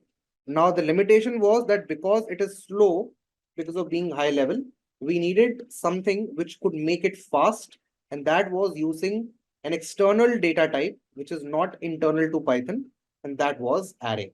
And this array is defined inside a new module or a library called as numpy, which is numerical Python, right? Numerical Python. Back to the programming, right? Where we have understood, right, about this question, right? So numpy essentially is built on top of C language, which is compatible with Python. It leverages the power of closeness of C with hardware, right? C with hardware, which eventually makes the processing faster in Python, right? So this is what the first part is, right? This is what a first part is, right? Now the second thing is, people, so this is about the performance bit, right? This is the performance bit. The above is about the performance of Python, right? Now coming to the next part, which is the memory efficiency, right? Memory efficiency, right? So arrays created by numpy in Python are less memory exhaustive than lists in Python, right? And I will prove these points later on to you through code, right? In list, right? In list, each item is an object, right? Each item is an object, right? I hope you remember this, guys. Each item is an object, right? And it holds, right? It holds meta information like references and types, right? Etc. Right? A lot of information it holds, right? This makes list consume more memory, right?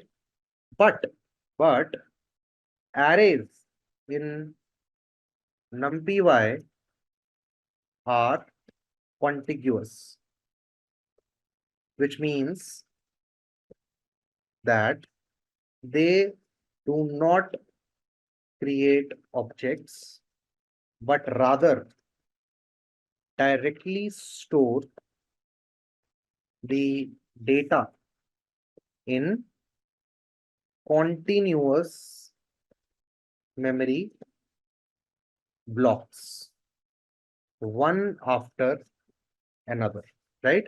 Also, the arrays are homogeneous in nature, right? You can only store the homogeneous data in array, unlike lists. In lists, you could store different data types, right? But in arrays, you cannot, right? You have to store the same kind of data in the array, homogeneous. So it's a contiguous memory block, which is meaning that you can store data in continuity, right? One after another in the memory block. So the access is faster, the memory location and the memory efficiency is very higher, right? As compared to the native data type like lists or tuples in Python. Arrays are basically vectorized operations, right? I'll talk about to you with vectors. What are vectors? Right? They are the vectorized operations, and they are way more convenient to deal with as compared to list in Python. Right? In list, you have to go through a lot of loops, right? We saw that you have to go through the list comprehension, but you will see in Python pandas, sorry, in Python numpy, the vectorized operations are very, very simple, right? They are very, very simple, right?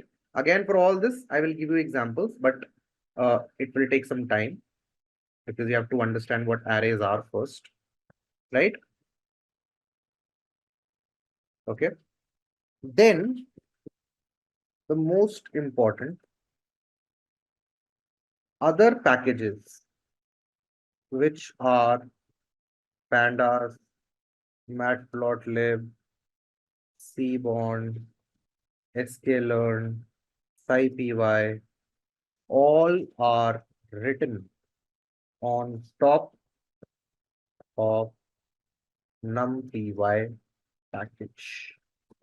That's the reason, for this reason, it's called as fundamental package. All the other packages which make your life easier as a data scientist, where you don't have to worry about code, all these packages make our data science journey smooth because we have to worry less about code and more about logic. Yes. So for these for the understanding of these packages, it's very important that we understand numpy first and then we move forward. Right? Now, then let's get started. So the first step, right? The first step which you have to see, right? The first step which you have to see while using numpy package is basically from where will you import the package, right? From where will you import the package? So to import the package numpy, we write import numpy as np, right? Where np is an alias, right? It's an alias, right? So please do this. Import numpy as np, right? If you don't get any result for this, then you can write pip install numpy, right? Pip install numpy and just execute this, right? When you will execute this, it will give you this message, or it will download this package for you, right? Pip stands for Python index package, right? It is basically like Play Store, App Store, right? Or Windows Store for Python, right? So you are just going to these Play Store, Windows Store, App Store of your Python and asking them to download this for you, right? It is also called as the package manager, right? Pip. If it is done, you can also check the version. You can say np dot underscore underscore version underscore underscore, and it will give you the version of numpy, right?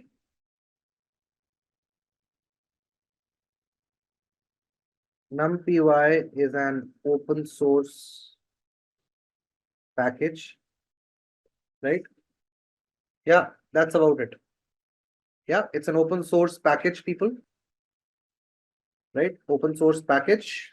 And if you want to see the code, you can go to GitHub. Go to Google, write the code for NumPy. It will show you it on GitHub, right? Done. So let's say okay. So I say we have, okay, before this, let me come to a little bit of theory before I do this with you. So now guys, I said that NumPy has arrays as data type, right? And this is written on C, which runs directly on hardware. Also, this NumPy array is basically a vector, right? It's basically a vector. Now, what is a vector, people? What is a vector? A vector is a quantity which has sign plus magnitude, right? It has a sign and magnitude. If I say this is a Cartesian space, this is I, this is J, and I say this is 3I and 4J, right? 3I cap, 4J cap. So this is a vector, right? And this is the direction. Guys, if you have studied elementary maths, you would know this. Yes, people, this is a vector. If I draw another like this, then this is another vector. So I will call this, say, 2I and 5J. Yep, this is another vector. And this is the theta, right? This is the direction. This is the direction. And what is the magnitude? 3I, 3 square plus 4 square, which is 9 plus 16, which is 25 under root, which is 5. So the magnitude of vector is 5 and direction is equal to theta. This is a vector quantity. Now, what is this? What is this? This is a scalar. This is a scalar. Yeah. Only magnitude. Isn't it? This is scalar, only magnitude. And then I have 2, 3. Right? This is what? This is a vector. It has 2 dimensions or 1 dimension. Only 1 dimension. Right? This is 1 dimension vector. Yep, 1 dimension vector. Now, if I say this 2, 3, 4, 5, what is this called? This is called a matrix. Right? This is called a matrix, which is what? Collection of vectors. And this collection of vectors matrix is called as 2-dimensional. Right? It is called as 2-dimensional. Now, if you have this,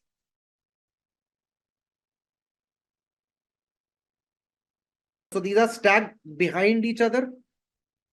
This is 1, this is 2, this is 3, right? So we have 3 layers in matrix. So how many dimensions will be this, people? 1 dimension, 2 dimension, and 3 dimension. This is a 3-dimension matrix, right? Or 3-dimension vector, or 3-dimension array. I'll repeat once again. What is a single value? A single value is called as a scalar, right? It only has magnitude. Now, when you have multiple values, right? This is called as a vector. It has a direction, it has a magnitude, and this is single dimension. Now, multiple vectors, right? Like this, or maybe you can say like this, right? Are you understanding why I'm calling it 1 dimension? It can be either this dimension or it can be this dimension. In any dimension you stack 2 vectors, you will get yourself a matrix, right? You will get yourself a matrix, which is now 2 dimensions. It has rows and it has columns, right? Now, if you stack multiple such matrix one after another, right? This becomes a 3-dimensional matrix. And this can go up to how many dimensions, people? How many dimensions this can go up to? It can go up to, this can go up to n dimensions, right? N dimensions, right? So now do we get it? Why do we call it ND arrays? Yeah, n dimension arrays, right? That why are we calling something what? Right? N dimension arrays. We are only capable of viewing 3 dimensions, people. It can go up to 100 dimensions, 500 dimensions, 1000 dimensions, any dimensions. Scalars are least important. Vectors are more important. So now we have multiple dimensions in arrays, namely 0D, 1D, 2D, 3D, and so on till the ND, right? ND arrays, right? Now, let's create our first array, right? Let's create our first array. And this will be a 0-dimension array, right? 0-dimension array. How will you create this? You will say ARR0 is equal to NP dot array, and you will mention what a scalar value is. What is a scalar value? It is a simple value. I say 2, right? NP dot array equal to 2. And when you will now check or print the type of ARR0, it will tell you class numpy nd array, right? It is a 0-dimension array. And if you want to check the dimension, you just have to write ARR0 dot ndim, right? And it shows you that there is 0 dimensions present. So what is this in short? This is a scalar. I have entered a single value, people, 2, 200, 500, whatever you want to enter. And the syntax is np.array. np.array. You are instructing numpy package to fetch the function array on method array and convert this into that particular data type, right? Array 0. And when you check the type is nd array. But what is the dimension of this nd array? This is 0, which is nothing but a scalar, right? We have created this. This is what we have created, right? Now, guys, if I created this list, right? Say LIS is equal to, yeah. So this was a list, right? This was a list, and this is what, people? What is this that we have just studied? According to that, what dimension is this list? So what I'm trying to do is, I will create a 1D array with a, or let's say from a list, right? Let me show you how do we do that. Okay.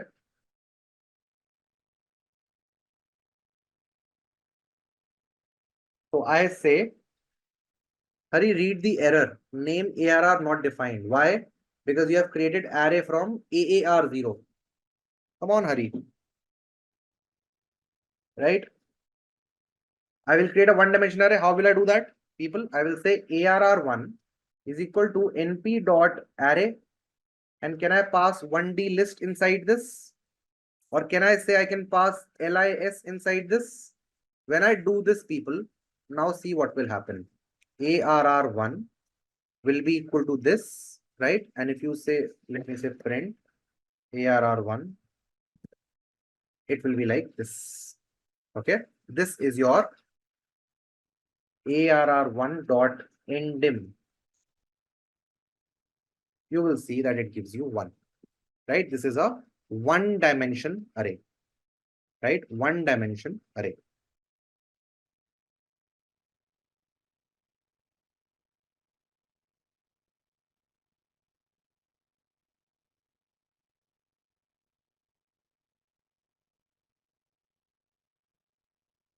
Yes. So for example, when I say scalar, right? When I say scalar, I say 35, right?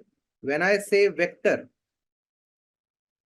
1D, I say, so these are suppose my marks, right? Now I say 35, 40, 50, right? So now what are these? My marks in 3 subjects. Yeah, marks in 3 subjects. This is my, say, Hindi, this is English, and this is maths, right? Or let's say science, because not everyone has Hindi. Science, English, and maths, right, guys? Now, if I have to create a matrix of 2 dimension, what will I write? So that means this is one student. This is one student, people. Isn't it, guys? Yes, no, maybe. So now in matrix, we will have what? We will have multiple students. Yes, no, maybe. In a matrix, people, we will have multiple students. Suppose this was S1. Now you will have S1, S2, S3, S4, like this. And each student will have their own individual list of marks. So can I say that I'm making a nested list? Can I say that, people? I'm making a nested list. So now let's make it. Okay. From a nested list. Okay. A nested list. So I'll say ARR2 is equal to np.arraylist. I will have to create a list first. LIS2 is equal to. So this is my first bracket. What is this bracket representing? This bigger bracket. Now I will put another bracket inside this and I will write 1, 1, 2, 2, 3, 3. I'll put a comma. Again, right? A comma. Then I will say 4, 4, 5, 5, 6, 6, comma, 7, 7, 8, 8, 9, 9. Right? I'll do this. Right? Now I will say list 2.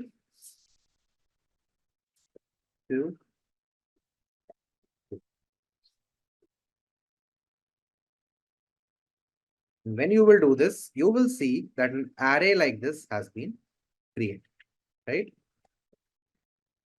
Like this, ARR2, right? This has been created, right?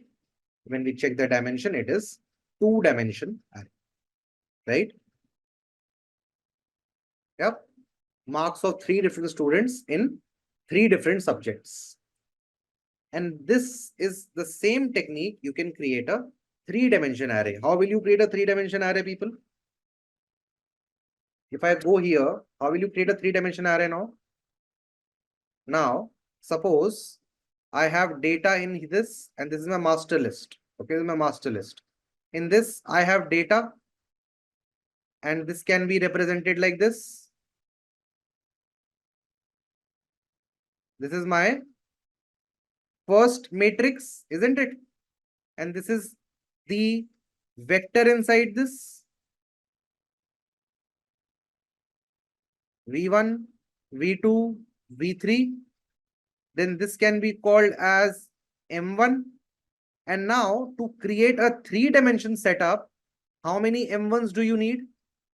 You need multiple M1s, isn't it?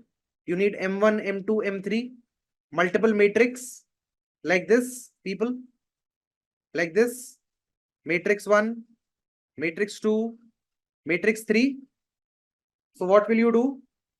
You will have what, people? You will have another yellow, right? And you will have inside this yellow multiple purples, isn't it? Right? Again, like this.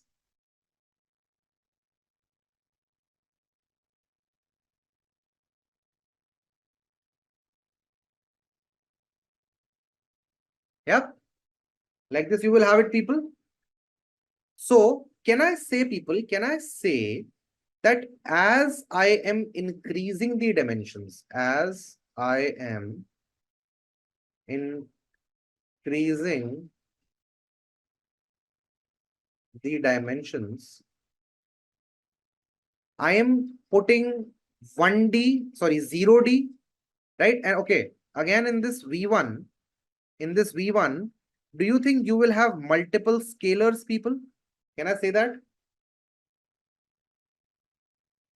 Can I say multiple scalars create a vector, multiple vectors create a matrix, and multiple matrix create one three-dimensional matrix? Can I say that? Let me talk to you about an image, right? Image, right? What is an image made up of, people? What is an image made up of?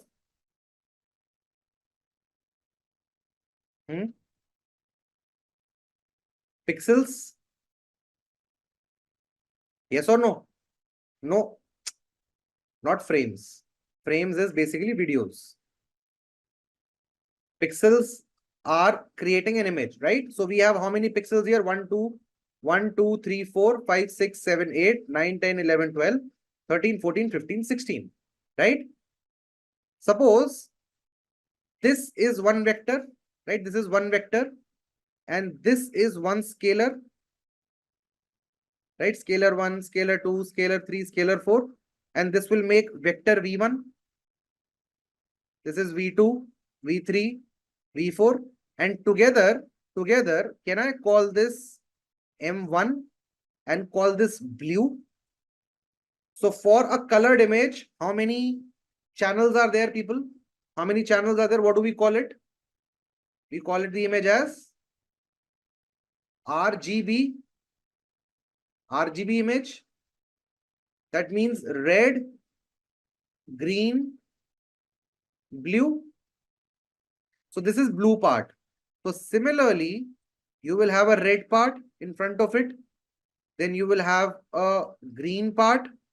And then finally you will have a blue part. Yeah. Are you understanding, guys? Why do we require three-dimensional arrays? Yes. Suppose now you want to make a change at this pixel. So you will go to the third layer, which is the blue layer. Then you will go to the third column. You will go to the third column and third row. And this is how you will reach this pixel. Everyone? Yes, no, maybe? Yes. So this is the reason why we need to create a 3D array, right?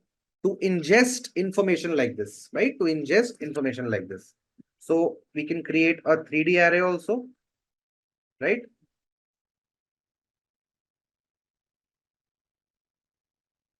Right? And how did I tell you? How many brackets will I have? Squared brackets? I will have 3 squared brackets. So now this is just one student, right? Now I'll put a comma here, right? I'll put a comma here and I will start.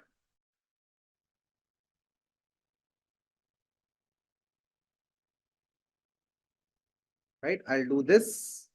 I'll say this list 3, ARR 3, list 3, ARR 3, ARR 3, ARR 3. Right? And now you will see that there is a 3-dimensional array. Right, guys?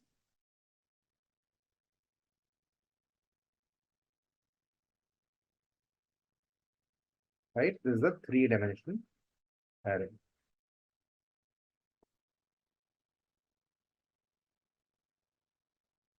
Yep. Moving on, there are multiple ways create arrays, right? The first one we have done. So we have done from lists. From list we have done. Then second will be from we can create a zero array, right? We can create ones array, right? Then we can create custom array, right? I will show this all to you, right? I'll show this all to you. So let's start with the ones array, sorry, zeros array, right? What do you have to do? You have to write, so let's say 0 underscore ARR 0, okay, a 0 dimension 0 array. So you say np dot zeros, right? And you create a 2, right? A 2, right? And if I say 0 dot endim, right? You will see it is a one dimension array, right? It is a one dimension array, right? So 2 is by default taken as, so let me just show this to you. It will look like this, right? It is taken as horizontal. What is the dimension of this, guys? A vector. What is the dimension of this vector? No. It's 1. It is basically 2 cross 1, right? 2 comma 1. Sorry, 1 comma 2. My bad. 1 comma 2. Isn't it? Now, what if you had to create a 2 cross 1? What if you had to create a 2 cross 1? Right? So let me just show that to you. So I say, wait. Like this, okay? Now when I do this, I say ARR 1 and I say here 2 comma 1, right? I say 2 comma 1. Now you will see, people, what will happen to this.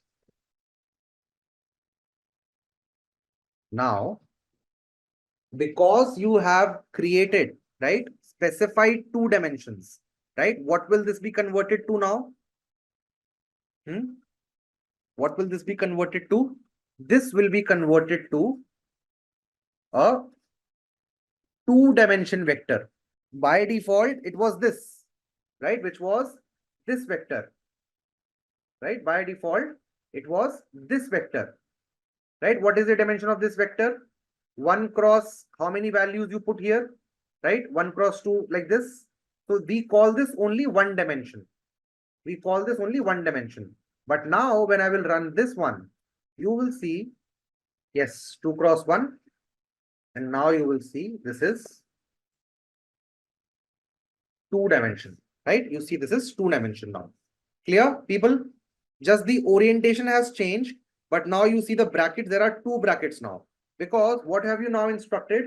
You have now instructed Python and rather numpy to create the vector as 2 cross 1. So you have said, give me this 0 and give me this 0 here. So the moment you do this, you are now specifying the rows and columns.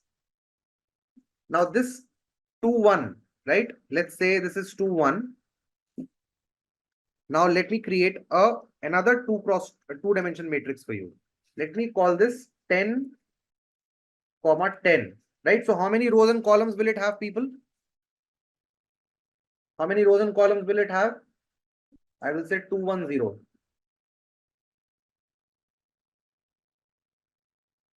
It will have 10 rows and 10 columns like this. You saw this? Yeah, 10 rows and 10 columns, right? By default, it is 1 cross 2 like this. It is a 1-dimensional vector and this is a 2-dimensional vector. What about a 3-dimensional vector? 0 dot 0 underscore ARR3 is equal to np dot zeros, right? np dot zeros, right? Should I just write 3, 3, 3? And I should check for this. Yep. You will have a 3 cross 3 vector, 3 cross 3 matrix with 3 matrix stacked behind each other. Right? If I say 4, this will be 4. So how do we read this? Number of layers, number of rows, and number of columns. So can you help me with a syntax? Can you help me with a syntax which can create me a 3D matrix of 5 layers, 3 rows, and 3 columns? What will I write? 5 layers, 3 rows, and 3 columns. What will I write?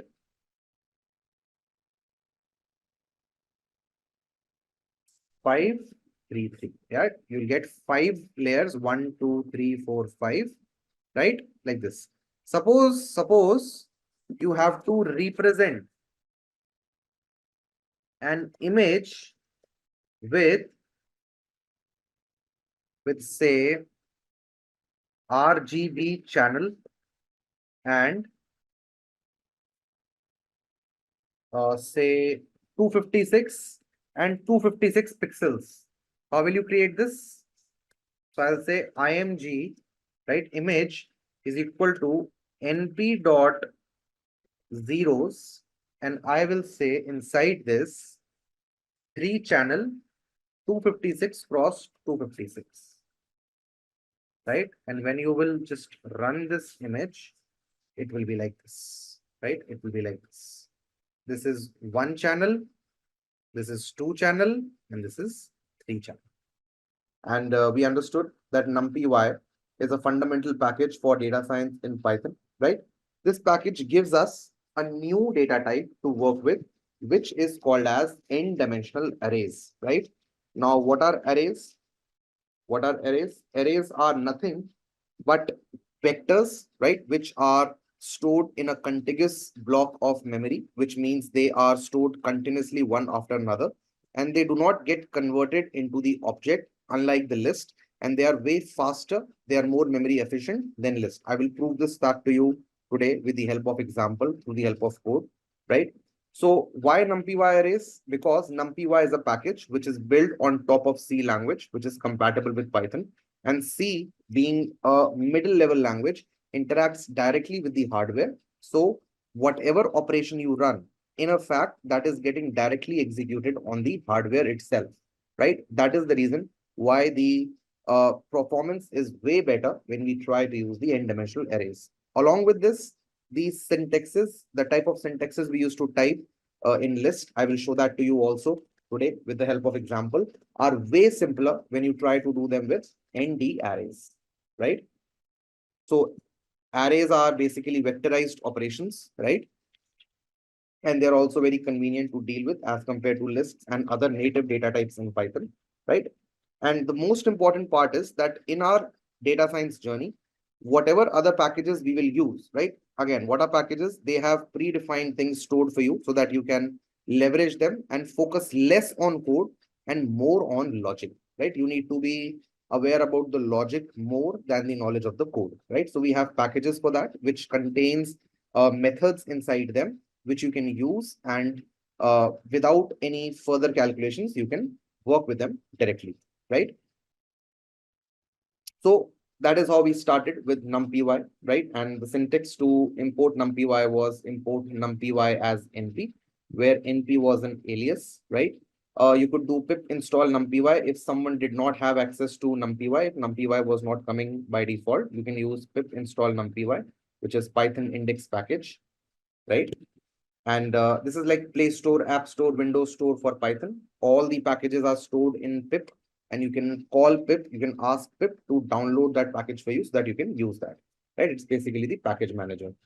So numpy is an open source, and if you want to see the code, you can go to GitHub and check the code out for yourself, right? In numpy, we have n-dimensional arrays. Now the question arises, people, that why do we need numpy, right? So my answer to this particular question is that when you will deal in data science, right? When you will become a data scientist, you will be dealing with data, right? Now my question is, how will you make the machine ingest the data, right? There has to be a way, right, for you to input the data to the machine, right, to make manipulations to the data, to read the data. So all this is started as the base package of NumPy arrays, right? Other than that, it becomes very difficult and cumbersome for us to deal with that.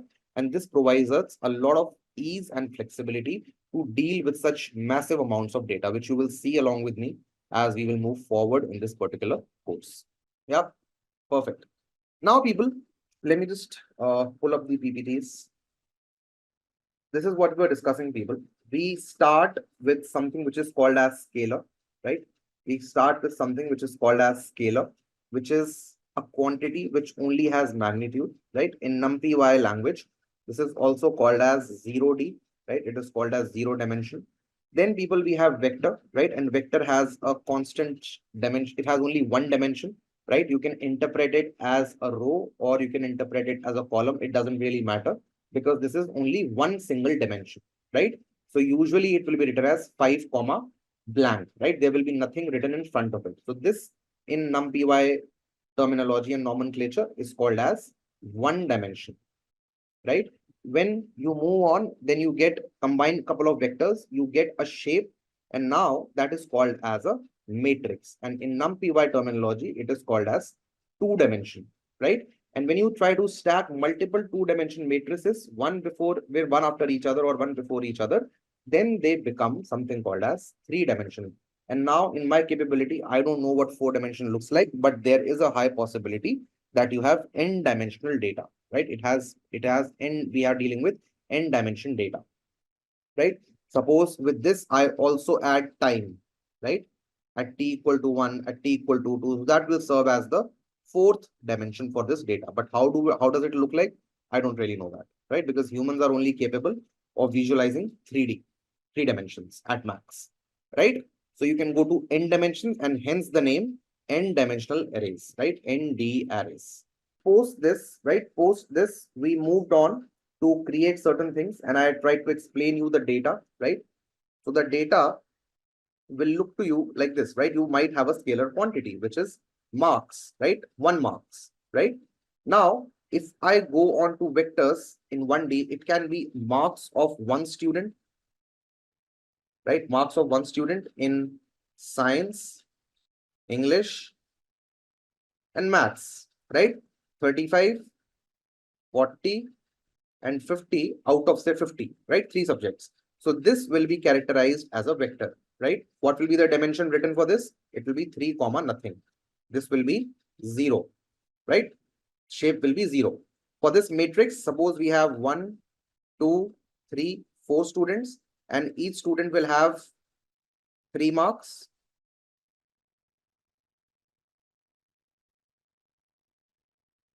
Right? Each student will have 3 marks. So what will be the shape of this? We have 4 rows and 3 columns, right? So this will be the shape, right, of this 2D matrix, right? And now if you stack images, right, one behind each other, then it will be like this, right? RGB image, I give you an example. So this has 4 cross 4 pixels. So the shape will be 3 cross 4 cross 4, right? This will be the shape for this particular 3D matrix, right, guys? So this is how you input the data.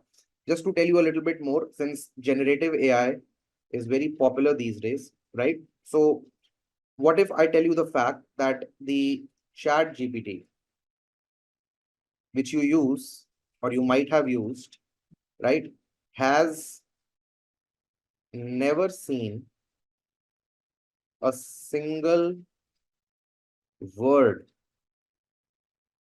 in its lifetime, right? All it sees is numbers, right? Only numbers. How do we see numbers? Suppose I say, my name is Raghav. Raghav is a nice name, right? So these are two data, right? These are two data points. Now, we all know that computers do not understand these, right? Computers do not understand these, right? There is no understanding for computers to know what text is, right? It only knows 0 and 1. Yes, Dharnika, right? It only knows 0s and 1s. So see how we will convert this. So there is something called as vocabulary, right? So vocabulary are nothing but the unique words, right? How many unique words do I have in this? My name is Raghav 4. This is not unique. This is repeating. This is repeating. 5, 6, and this is repeating. So I have 6 words. So now, guys, I will do something called as word to vec, right? Where I will convert these words into vectors. How will I convert them? Look at this. So I will have, suppose this is S1, this is S1, and this is S2, right? So I will represent S1 as, right? I will have a vector of size 6. How? I will say 1, 0, 0, 0, 0, 0, right? 1, 0, 0. How many elements does it have? 6 elements, right? Name will be 0, 1, 0, 0, 0, 0. Is will be 0, 0, 1, 0, 0, 0. And Raghav will be 0, 0, 0, 1, 0, 0. Right? This is S1. My name is Raghav. Now, when it comes to S2, right? When it comes to S2, how will I enter this? S2 0, 0, 0, 1, 0, 0. Raghav. What is here? 0, 0, 1, 0, 0, 0. What is a 0, 0, 0, 0, 1, 0? A nice is 0, 0, 0, 0, 0, 1. And name will be 0, 1, 0, 0, 0, 0. Right? Now, this will be the vector representation of these two sentences. Just to tell you a fact, GPT-3, right? GPT-3 model, right? GPT-3 or GPT 3.5, they have vocabulary of 30,000 words, right? 30,000 words, and each word, right? Each word has a dimension of 12,500 numbers, right? What do I mean? Suppose I say Raghav. So it will be one word and it will be represented by 11,500 different numbers, right? And like Raghav, there will be 30,000 words in this GPT model, right? 30,000 words in this GPT model, right? And this total number of parameters which get trained in the neural network, which we will learn later on, neural networks, they are almost close to 1.75 billion parameters, right? 1.75 billion parameters. So why I'm telling you all this? Because to showcase to you that what is the importance of vectors, right? In the entire machine learning and data science. Yeah, people.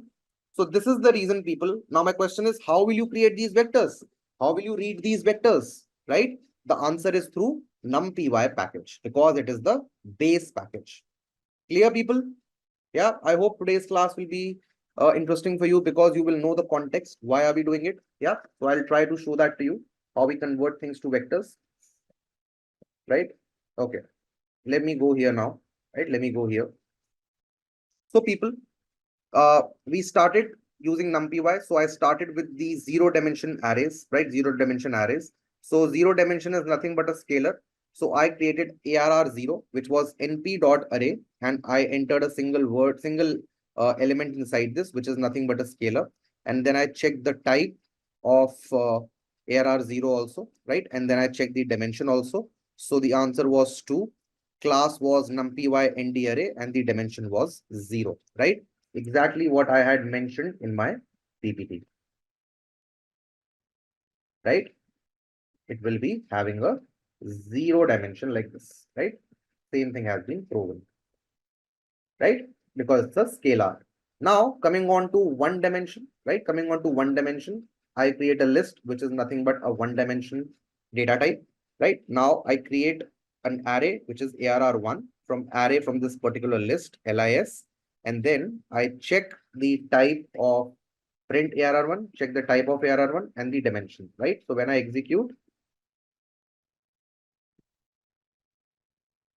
right, then you will see that it was this numpy array and the dimension was 1, right? Exactly like this. So if I show you something else, say print ARR1 dot shape,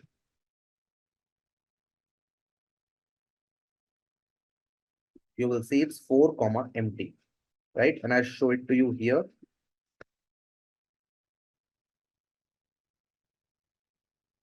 It will be empty, right? Empty. And this will be comma 1, right?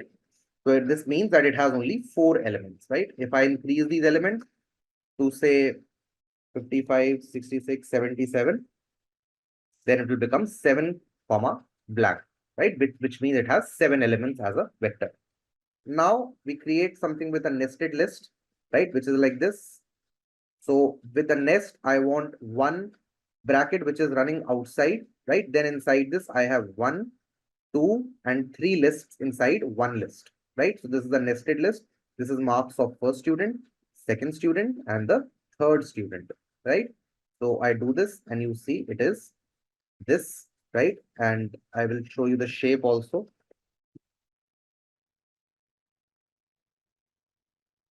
Right? It will be 3 cross 3, 3 rows and 3 columns, 3 rows and 3 columns, right? Now, similarly, we can also create a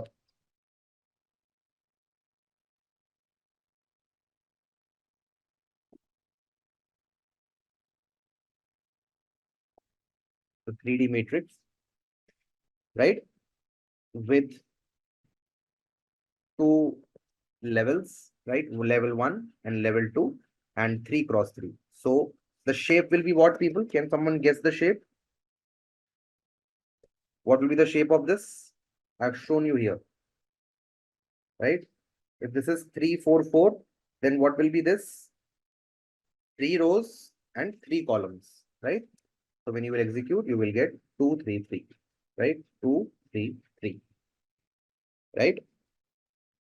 Right now, people, there are multiple ways, right? There are multiple ways to create arrays, and we should know them because all of these comes very, very handy. Not right now. I don't have enough context to give you right now, but later on, you will see with me or with some other trainer that how these will be used in deep learning specifically, right? They are the key of deep learning algorithms, right? Where we initialize some weights, we initialize some biases, and those initializations are nothing but multi-dimensional numpy arrays, right? Numpy arrays. Okay. Right. For example, suppose I have this. I have to multiply this with some random numbers, right? So how will you generate these random numbers? You will generate them through numpy, and you can generate them in a specific kind of shape, right? Which is 2 cross 3, and then you can multiply them. You can multiply the matrices, and you can get your output for yourself, right?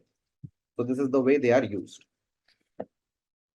So we saw the first thing from list we have already covered. Then now we are moving on to creating zero arrays, right? So I create a zero array of 1 dimension, right? Of 1 dimension, which is 0, 0. They are represented in floats, right? They are represented in floats, 0.0, right? Now you can create a 2-dimensional zero array, right? You can create a 2-dimensional zero array, which is you have to mention just the shape inside 2 cross 1. So it will have 2 rows and 1 columns, right? 2 rows and 1 columns. The difference here is that these are 1 dimension and these are 2 dimensions, right? You have explicitly mentioned the rows and columns. So you can expand this to 10 cross 10 also. Right? You can expand in 10 cross 10 or 10 cross 6, whatever you feel like yourself, right? It will have 10 rows and 6 columns, right? Now you can also create the 3D arrays, 3D zero arrays, right? which is 5, 3, 3. What does 5 means? What does 5 means? First element represents the number of layers. So you have 5 layers, right? It's 5 layer deep. Then you have 3 rows and 3 columns, right? So it will look something like this.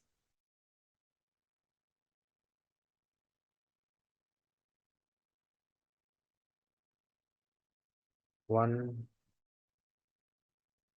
two,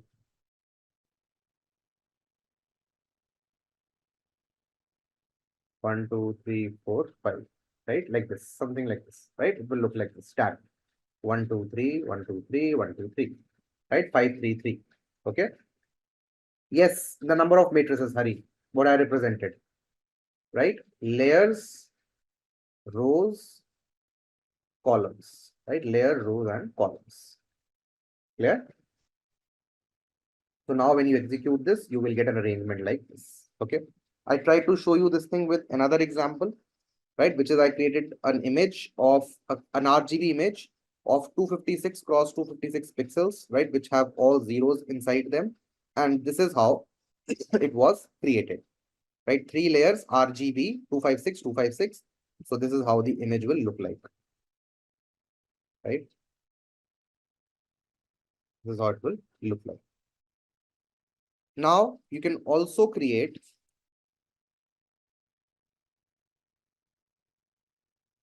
arrays with ones, right? Exactly the same way you created it with zeros. I'll give it to you. I'll give you 5 minutes time to create them. I'll show you one. So I say A1 is equal to NP dot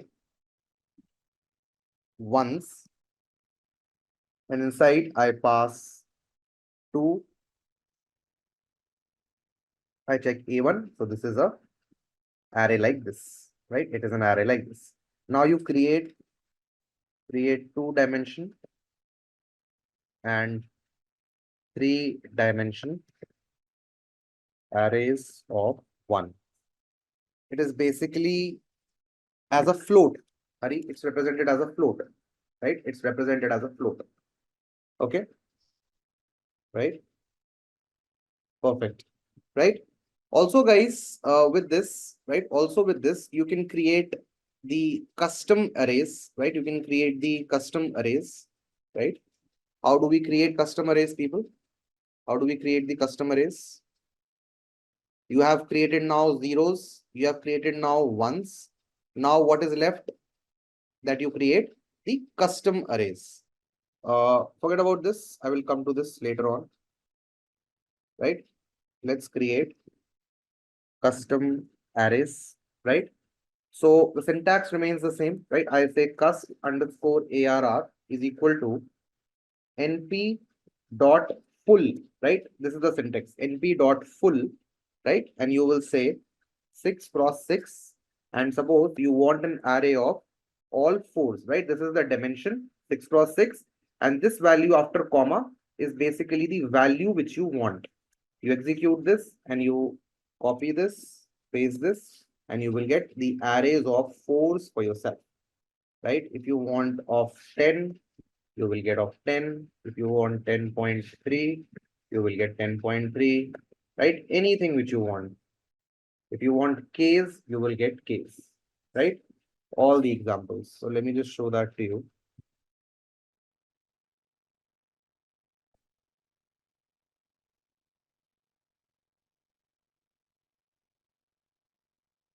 Yep, like this. Now, guys, how did we create or how did we use range in Python? Can you use range to generate numbers between 20 to 50? Right, 20 to 50. Can you give me the syntax quickly? How did you do that in range? How do we do that? We said R is equal to range 20 to 51, right? And then I said I in R, print I, right? And this is how I got the numbers, right? So similar to range in Python, we have a range in numpy, right? How do we use a range? I say a range underscore ARR is equal to np dot a range, right? And then same syntax, I will say 20 to 51, right? 20 to 51, and that's it. And when I will check my ARR, range ARR, you will see I have generated myself numbers between 20 to 50. And a range in numpy, right? A range in numpy. Yes, if you want a interval, so you can use this, say a range 1, and after comma you pass the third argument, suppose it's 3. So now it will jump 3 times, right? 20, 23, 26, 29, 32, 35, like this, up till 50. Now guys, there is something which is called as linspace, right? What is linspace? It stands for linear spacing, which means between two given numbers, this function will fit the required number of numbers, right? For example, we need to create an interval from 0 to 1. People, there are infinite numbers I can have between 0 to 1, isn't it? Infinite numbers I can have between 0 to 1. 0.0000000000001, 0.000000101, right? I can go in the infinite manner, right? Now, for example, you need to create numbers between 0 to 10, right? And you want to create and want to have 10 numbers in it, right? So how will you do this? It's not float, it's about the number theory, right? Between 0 and 1, you have infinite numbers, right? So you say linspace is equal to np dot linspace, right? np dot linspace. You mention from 0 to 10, you want to have 10 numbers, right? And when you will create linspace, you will see that these are the numbers are there which have been created, right? These are the numbers which have been created, right? 9 numbers. Now I say 100 numbers I want. Evenly spaced 100 numbers, right? Evenly spaced 100 numbers. How are they even? You can simply subtract one number from another and the difference for all the numbers will be exactly the same. 0.010101. Subtract any two numbers, it will be 0.010101, right? Where do we need this? We need this to plot the axes, right? When you will plot graphs, you will need axis. Between this interval, you need 5 values. That works like this, okay? Suppose you want from 0 to 10, 5 different values, right? You will have 5 different values like this, right? Between the gap of 0.5, right? If I say 1 to 10, you will have values like this, right? Like this. Clear? 100 values like this. Yeah. Clear, guys? How do we use linspace?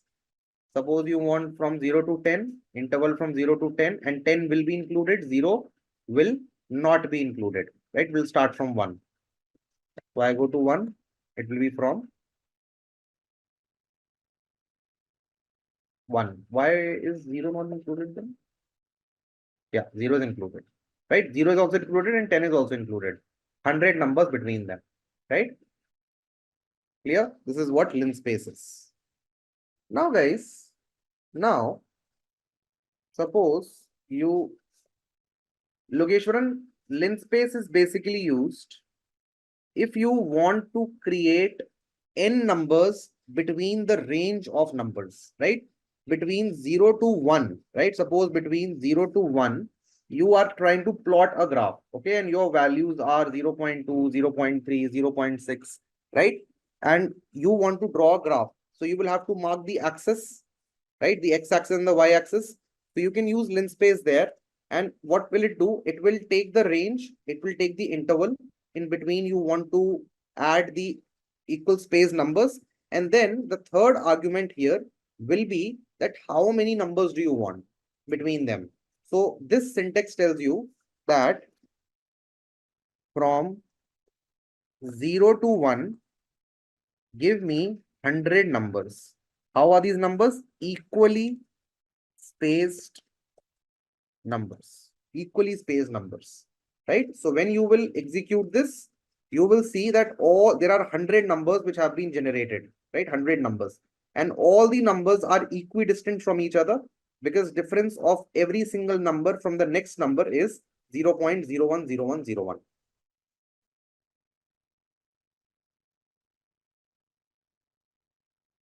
Yep, that's what it does.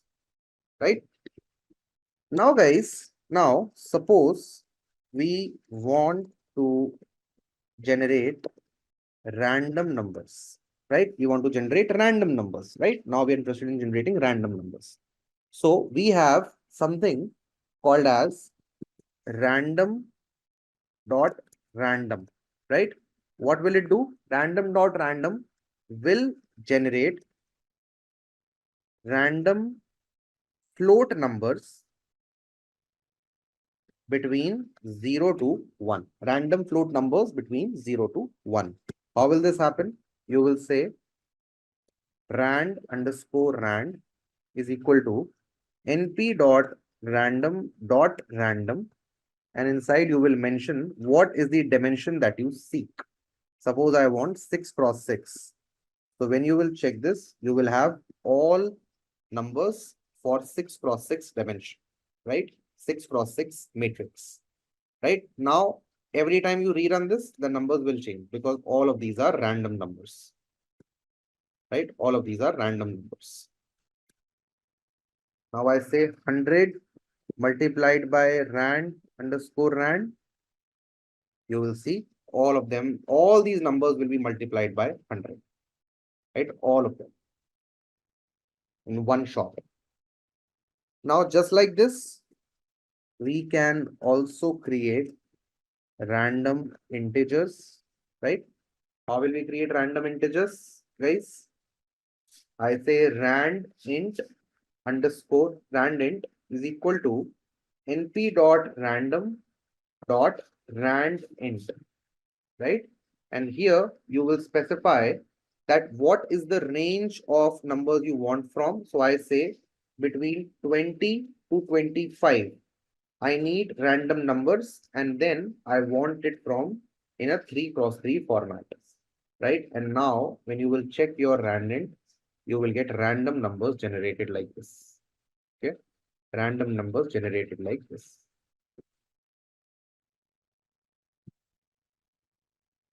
Right? If you say 3 cross 3 cross 3, you will get a 3 cross 3 cross 3 matrix. Even if you will only say 3, you will get a 1D. Right, guys? You can change the dimension. So this is the range from which you want to choose the random numbers, and this is the dimension you want this matrix or vector to be in. Now, guys, we'll move on to the next part, which is basically properties. And again, there are a lot of operations. You'll have to see it yourself, right? Properties and attributes of numpy arrays, right? Property and attributes of numpy arrays. Okay. Now, guys, the first one in this scheme of things is shape of array, right? Shape of array. What is shape of array? It tells you the dimensions of the array stored in a tuple, right? For example, I say ARR 0, right? ARR 1, ARR 2, ARR 3, right? And then I say print this dot shape right? Like this. And you will see that it will give you the shape of each array, right? 0D, 1D, 2D, and 3D, right, people? Shape of the array. Please try it out. We have used it 1 or 2 times, but this is what shape of array actually means. Second is, people, endim, right? Is endim, right? Endim of array, right? It tells you the rank of the array, whether it's 1-dimensional, 2-dimensional, 0-dimensional, 3-dimensional, 4-dimensional. So again, I will do the same thing.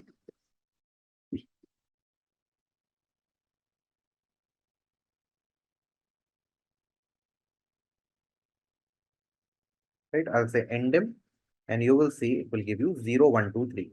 0 dimension, 0 rank, 1 rank, 2 rank, and 3 rank. And it can go all the way up to n rank. Right. Before this, I should have also printed these arrays. Right, these are the arrays.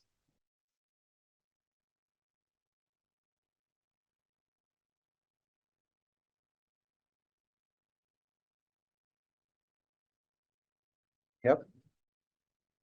These are the arrays which we have, and these are the subsequent things, right? Rank of the array. Then, guys, the third thing is the size of array, right? It tells you the number of elements inside. How many elements do we have inside this array? In ARR1, how many elements do we have? 1, 2, 3, 4, 5, 6, 7. How many elements do we have in this 2 cross 2 AR2? 1, 2, 3, 4, 5, 6, 7, 8, 9, which is rows multiplied by columns, 3 multiplied by 3, right? And how many elements do we have in this 3D? Which is 2 multiplied by 3 multiplied by 3, which is 18, right? So now, when you copy this, right, you can use this and say size, right? So it will say 1, 7, 9, 18.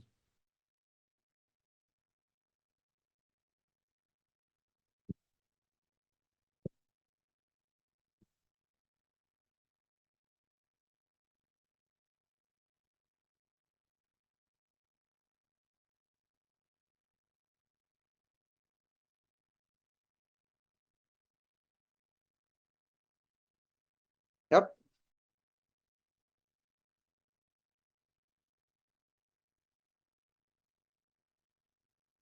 Fourth is, people, the D type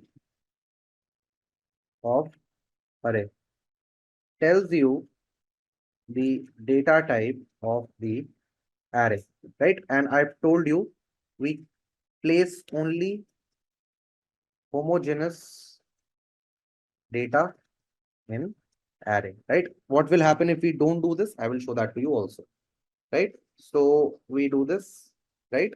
And we say D type, and you will see in 64, all of them are integers, right? All of them are integers. That's the reason we are getting in 64, right? Suppose I create a new array, ARR underscore new, right? Let me say head, right? Heterogeneous. And I say it is like np dot array. Let's say like this.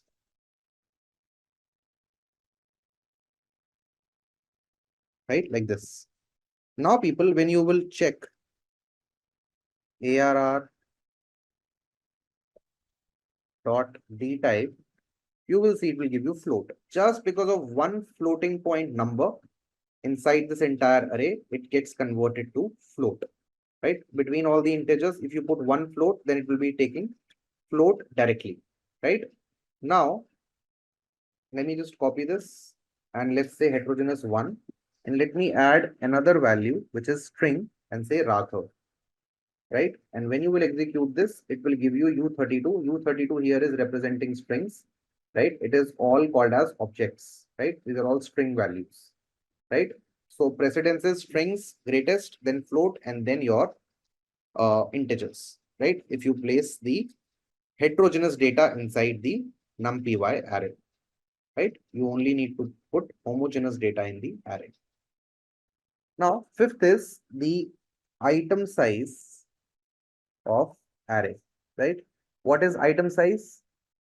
It gives you the byte occupied by each element of an array, right? Because we assume that elements will be homogeneous, it will give you the byte occupied by each element of the array, only one element, okay? So how will it happen? So let's say ARR 0, or let's say ARR 1 dot item size, right? And you will get 8, right? So why 8? Because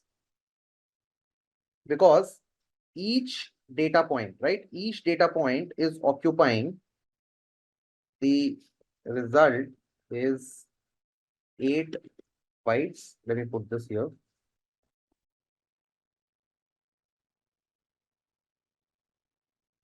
Right, 8 bytes, because each element in ARR1 is occupying 64 bits, which are equivalent to 8 bytes, right? 1 byte is equal to 8 bits. So 64 bits will be equal to 8 bytes, right? That is how it is giving me the result. Now, if you are interested in knowing the entire bytes, right? Entire bytes, then you say n bytes will give you the total bytes occupied by the elements of the array, right? You say print ARR1 dot n bytes, right? And write bytes. It will be 56 bytes, right? Why? Because how many elements do we have in our ARR1? 1, 2, 3, 4, 5, 6, 7, right? 7 8s are 56, right? 56 total bytes are being occupied with by ARR1. Now, guys, the seventh one is as type, right? In array. This will help you change the data type of the array, right? Change the data type of the array. Suppose I have ARR1 dot d type, which is so I say print d type, right? This is N64, right? And now what I do is I say print wait, let me give you a structured way. Print ARR1, right? Let me say array ARR1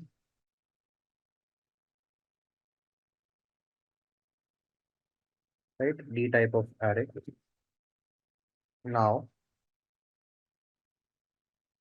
ARR1 is equal to ARR1 dot as type, right? Dot as type. And let's say I want to convert this in NP dot, right? NP dot int 32, right? I want to convert this in ARR int 32, right? When I do this, and now when I will copy these same things, you will see for yourself, right? Now the D type was int 64 and now the D type is int 32, right? If I want, I can do this conversion in float also, float 64, right? And then I will just copy this and I will paste it here, right? And now you will see now the floating point has been activated, right? It has been now activated. We can go till int 8, right? I can go to 16, right? And I can do this. I can go to int 8 also. Yep, like this. Int 8 also. 64, 32. So first one has to be, yeah.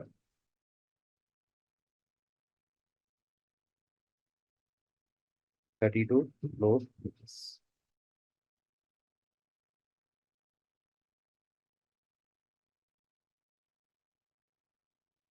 Whatever, right?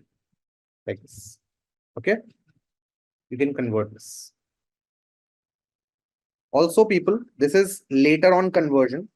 You can define the data type of the array while creation time also. How would you do that? Suppose you are creating ARR11 and you say np.array, right? And suppose you take it from a list and then you just put a comma and say d type. So what will be the default data type here, people? If I just do this, if I just execute this, what will be the default data type? Int 64 is the default, isn't it? But now suppose I want to change it right here. I say data type is equal to float 32, right? Sorry, float 64. np dot, sorry, my bad. Float 64, right? And I say ARR11 and this will be float 64. If you want float 32, it will also become float 32, right? Right here, while you define. Instead of using as type, you can do it right here, right? These things will come in very handy, people, because you will have to save memory. Because when your data becomes very, very big, you will be always in a crunch for memory. Like this, you want integers, then integers will be like this. Random.randint, like this. Suppose you want to generate 0 to 6, right? And suppose you want to generate, say, 100 numbers, like this, 0 to 6. The scores 1 to 6, like this, randomly, right? Suppose you want to generate 100 scores for 5 different batsmen randomly. It will be like this: batsman number 1, batsman number 2, batsman number 3, 4, and 5th, right? Yep. Understand the data, guys. Now it's the time to understand the data. Yep. Now, guys, we have methods in numpy arrays, right? Methods in numpy arrays. So what are these methods now? The first method we have to learn is called as reshape, right? Reshape.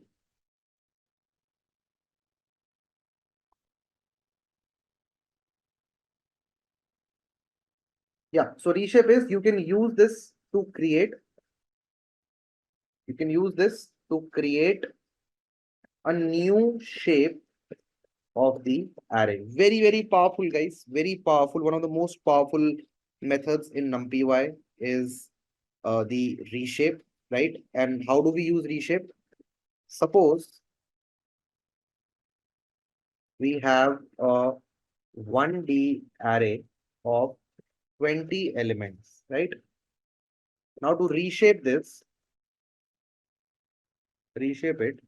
we need to find the factors, right? Factors of 20. They are what? 1, 20, 4, 5, 2, 10, right? These are the factors. These are the factors. Now see what will I do, right? Now see what will I do. Let me create a, say, random array, right? Random array. I say random underscore ARR is equal to np dot random dot randint, right?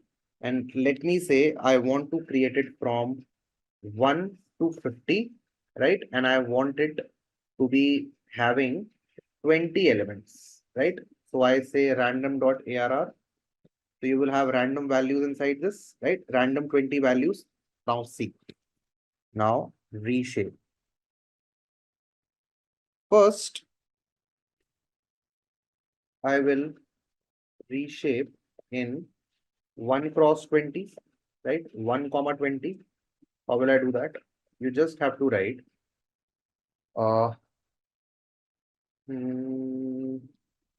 print arr, sorry, random underscore arr dot reshape, and you just pass in the dimension. I say 1 comma 20, right?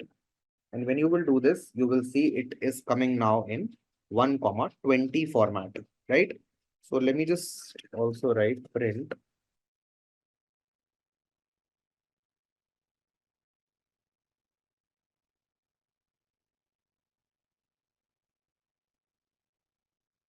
right 2D 1 comma 20, right? And now what I'll do is I'll copy this and I will paste this and say 20 comma 1, right? You will see it will be like this 20 comma 1 immediately with reshape, right? Let me copy this. Let me say 2D. I'm still at 2D. Let me say 2 comma 10, right? And you will see this is 2 comma 10. Now I can reshape it in 10 comma 2, right? 10 comma 2, right? Then I can reshape the same thing in 4 comma 5, and I can reshape this in 5 comma 4, right? Like this. Guys, are you able to see the power? One dimension, I'm able to create 2 dimensions. And now I will take it a step further and I will write it in 3 dimensions, right? How will I write it in 3 dimensions? Let me say this 1 comma 2 comma 10, right? This will also be 3 dimensions. 2 comma 2 comma 5. Let me say this. And now you will see I can have this in 3 dimensions, right? Yep. I can also say in 3 dimensions like this. I want to have 5 layers with 2 rows and 2 columns, right? So you will have it like this also, right? So this is how we can reshape the array. Very powerful, very, very powerful, right? Very, very powerful, right? And you can take this and say print random dot this, and you can say print dot shape, right? So this was the first one.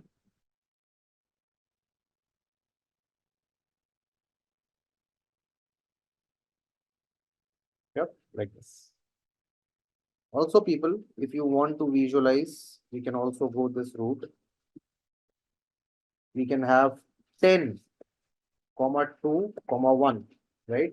It will look like this, right? 10 layers you can have, right? 10 layers you can have. Great. Now, second method which we have to learn is called as transpose, right? Transpose method, right? What does that do? It interchanges the dimensions like rows and columns, right? Yes, absolutely, right? Suppose you have a matrix, right, which is 22, 33, 44, 55, 66, 77, right? This is A.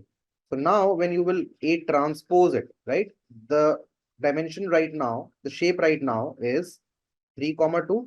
Now this will become 2 comma 3, and how this will happen? rows will now become columns and columns will now become rows, right? So let's make column the rows, right? Sorry, columns the rows. It will be 22, 44, 66, 33, 55, 77, right? So people in transpose, no information is lost. It is just a change in the view, right? Which is happening, right? 22, 44, 66, 33, 55, 77. Why do we need transposition?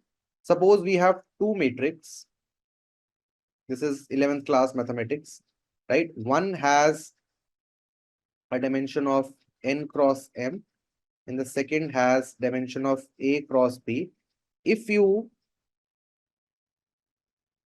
want to multiply these two matrices, say m1 and m2, right? There needs to be a satisfaction of condition.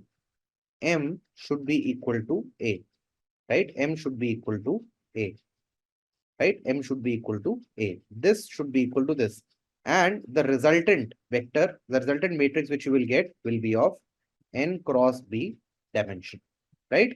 So oftentimes, suppose this is n cross m. This is n cross m, right? M cross n. And you know that m is equal to A. So what will you do? You will transpose this matrix, right? You will transpose this matrix. Then it will become n cross m and then m can be equivalent to A, right? For example, what I'm saying, we have one matrix which is 2 cross 3 and this matrix is 2 cross 5, right? So can you multiply these matrix, people? Is 3 equal to 2? The answer is no, right? The answer is no. So what will you do? You will just transpose this and this will become 3 cross 2 and this is 2 cross 5 and now you can multiply this and the resultant will become 3 cross 5 matrix, right? So for operations like these, we need transposition, right? So how do we transpose it? How do we transpose it? So let's say again, ARR2, right? This is ARR2 and I want to transpose it. So I say ARR2 underscore T is equal to NP dot transpose. Sorry, ARR2 dot transpose, right? And now when you will see ARR2 underscore T, you will see rows and columns have interchanged, right? Rows and columns have interchanged with each other. Or let me give you one more example. If this is not clear, let me pick up this again.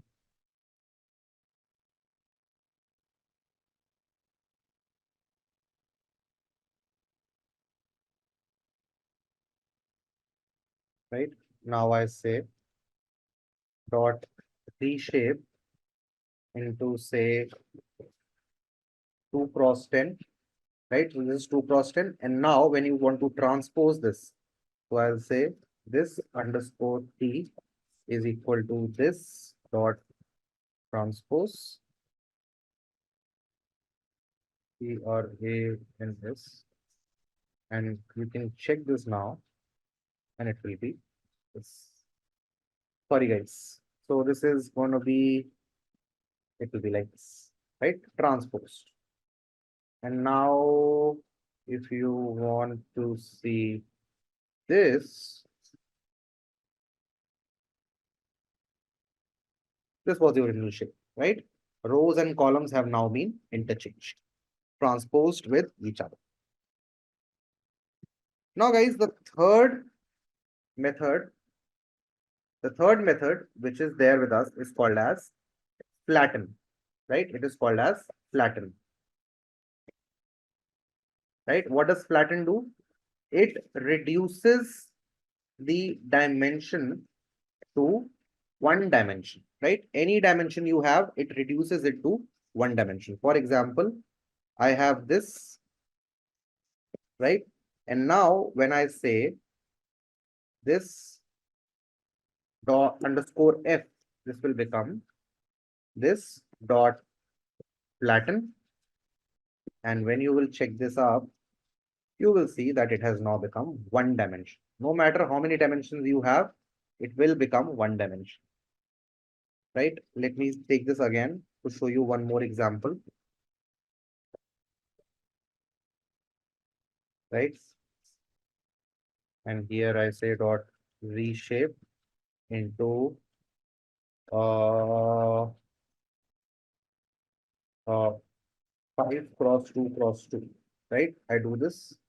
My random ARR is this, right? It has 5 layers, 2 rows and 2 columns, right? So now I say this underscore flatten is equal to this dot flatten. And if you will check it now again, you will see it has now flattened it up. Yep. Now, why do we need this? We need this for a lot of statistical operations. We need this to feed the data into the algorithms, right? As we will move forward, you will understand the use of flattening, right? Now, guys, moving on, and as discussed, let me now show you the power of numpy, right? Numpy over lists and other data types, right? I will not take a lot of examples. Just a second, guys. Yeah. Okay. Now, guys, I told you that lists take up much more memory as compared to numpy arrays, right? And I'm going to prove this to you, right? Now, let me create a random sequence of random numbers using range in Python, right? And say I create range of 10,000 numbers, right? Range of 10,000 numbers. So what will this give me? This will give me numbers from 0 to 9999, right? Continuous numbers, right? So this is range. I will use a range in numpy to create a similar series of numbers, right? So let's say array is equal to np.arange, right? Same thing, same done by both, right? I've shown you above also. Now, let me import sys library, right? Sys package, and I will use something called as get size of, right? Get size of. What does this do? Get size of? It's a method which calculates the bytes occupied by a single element in vanilla Python. What is vanilla Python? It is the traditional Python, right? Vanilla Python. So let me just show that to you. I'll use this and I will say print. Now, guys, if I get size of any random number from this range, right? Any random number, say I get size of 5, right? And I then multiply that bytes with the length of random, right? With the length of random, this ran, right? Right? With the length of random, do you think I will get the bytes for the entire data structure? What am I saying is, suppose I used range 5. So what will this give me? 0, 1, 2, 3, 4, right? This will be the output. So now I say get size of, say I say 2, right? So suppose 2 is x, and then I multiply this with the length of this series, which is 5. So do you think I will get 5x, which will represent the number of bytes occupied by the entire data type? Anything randomly, any random number. This can be 3, right? Why not, Hari? Why not?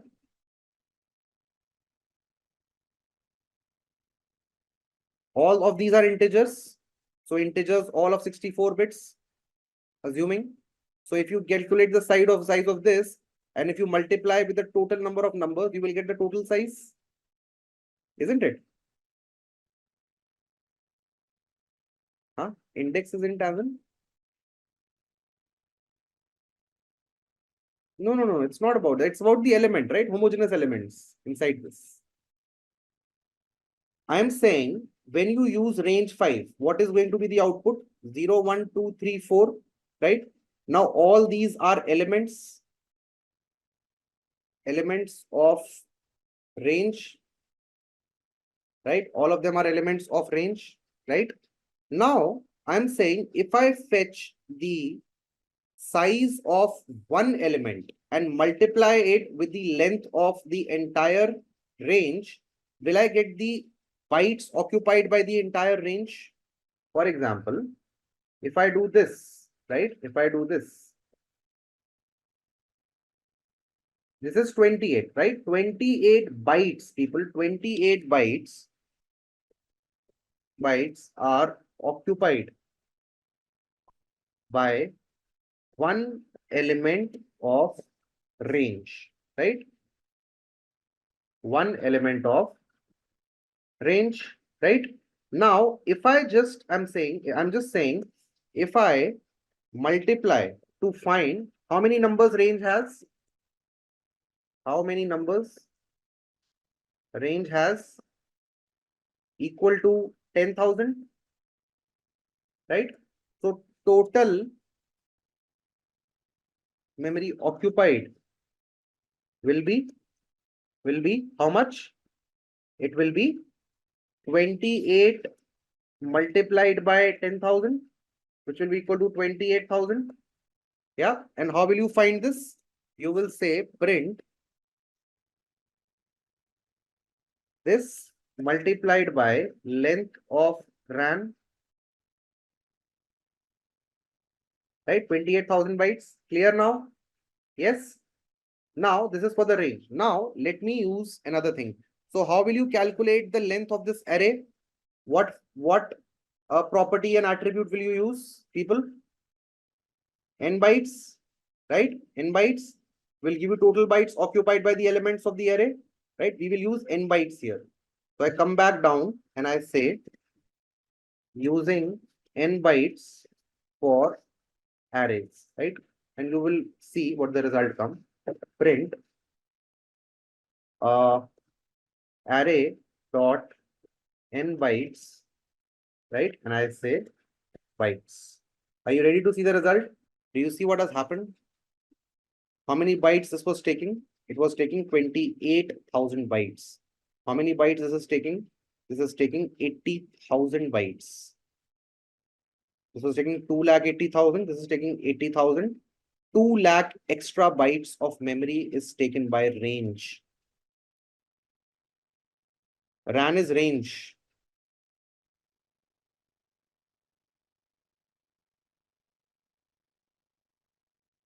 Yep.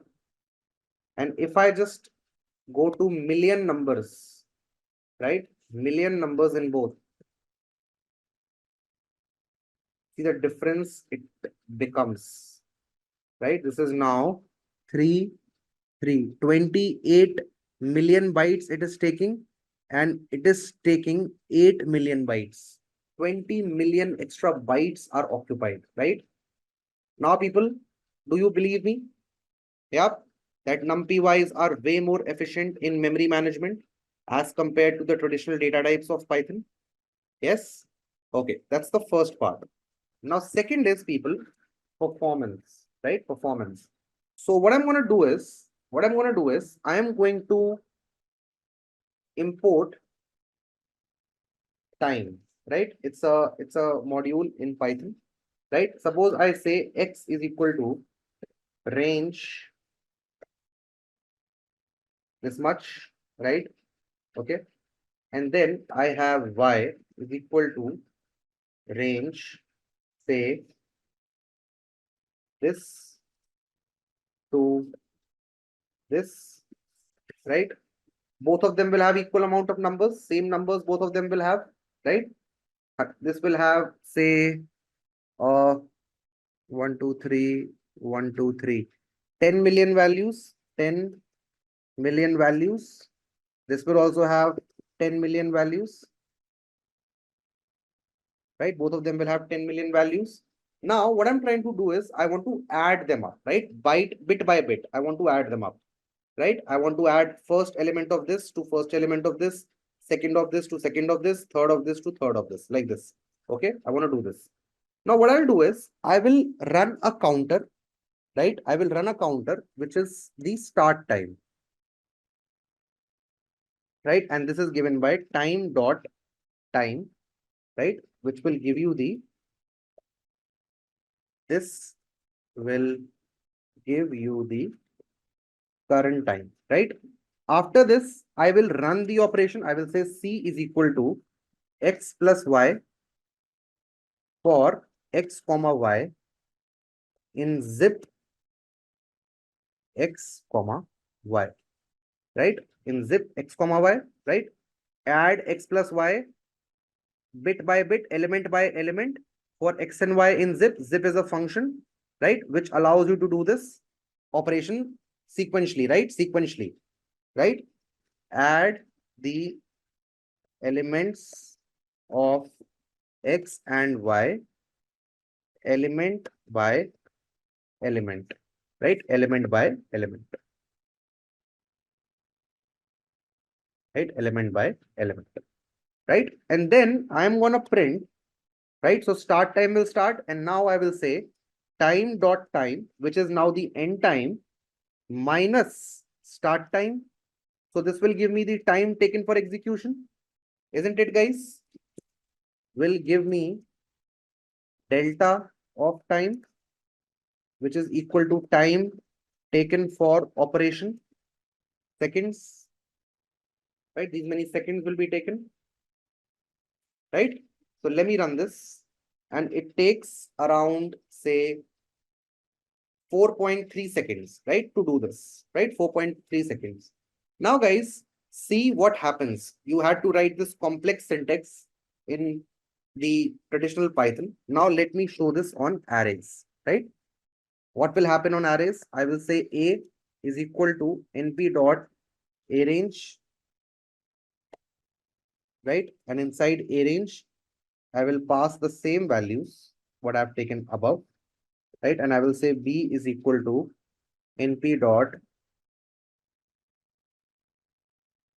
arrange, and I will pass the same values inside, right? Exactly the same. Now, what I'll do is I will say same thing, right? Just I will change the execution of C, will now simply become people A plus B. What is simple? This or this? This or this? 2, right? Do you see the power? If not, I will show this to you again, right? Later on, and let me run this. And you see the difference. Now, let me just increase a couple of zeros, right? A couple of zeros.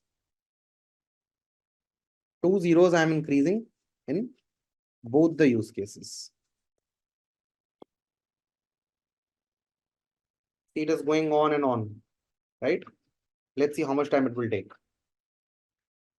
to add, say, 2 million, 1 billion numbers. 1 billion numbers I have asked my system to add, and I want to see how much time it takes. Running. Yeah, kernel has died. Kernel has died, people. I'll have to restart, right? I will have to import numpy as np. So let me just remove 1 0 from both.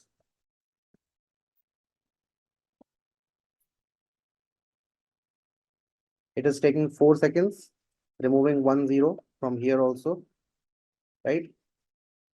And when I do this, it takes 1 second. Do you see, guys? What is the difference in performance also? right? For both of these, yep. And if you didn't understand this, let me give you an example. Range 5, this is 5 to 10, right? And this is basically adding elements, right? 5, 7, 9, 11, 13, right? So this will be, what will be the output of this? This will be 0, 1, 2, 3, 4. And this will be output what? 5, 6, 7, 8, 9, right? So 0 plus 5, 5, 6 plus 1, 7, 7 plus 2, 9, 8 plus 3, 11, 9 plus 4, 13. And the same thing, if I do here, then what will happen? I say 5, and 10, right? And I say C is equal to A plus B, and I say C. Same thing you get here, right? We can move on, right? The next bit, guys, which we have to understand, is called as the indexing in numpy arrays, right? Indexing in numpy arrays, right? How do we index the elements, right? How do we index the elements? Indexing in numpy arrays, right? Indexing in numpy arrays. So again, you know indexing from basic Python. So let's start with 1D. For 1D arrays, right? I will use ARR1. Yeah, this is ARR1 now, right? This is ARR1. Okay. Now, people, what I want to do is, I want to fetch, right?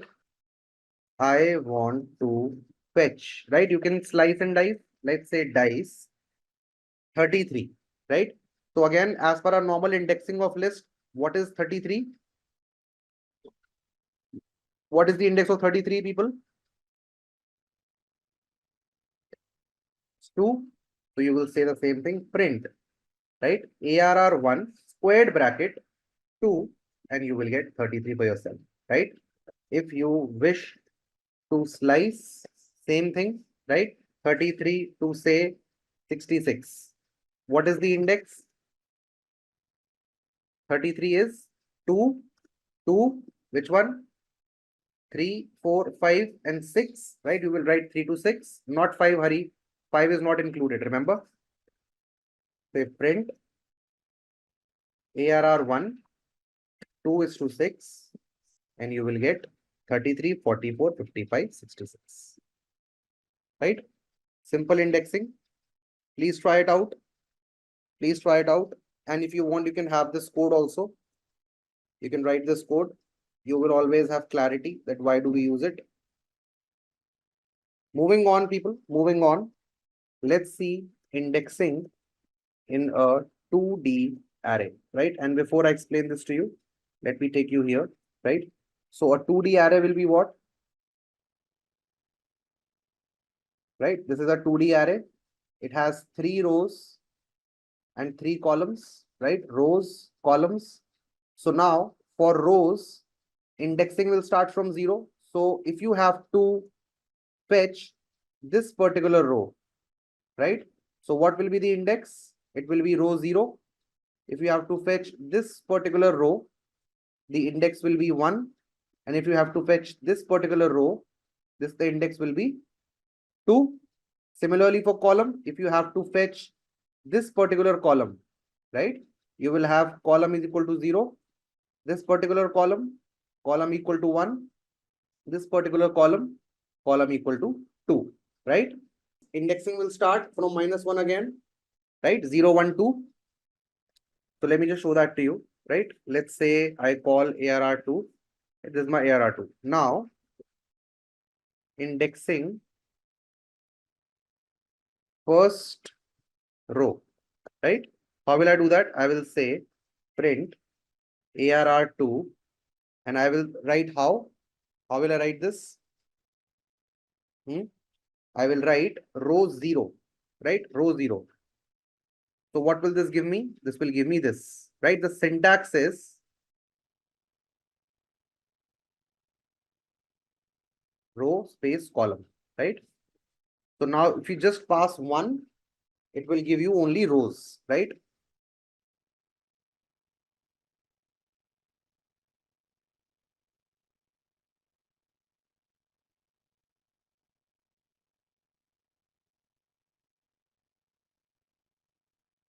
Row 1, row 2, row 3, right? Similarly, if you want to create it for columns, right? What will you say?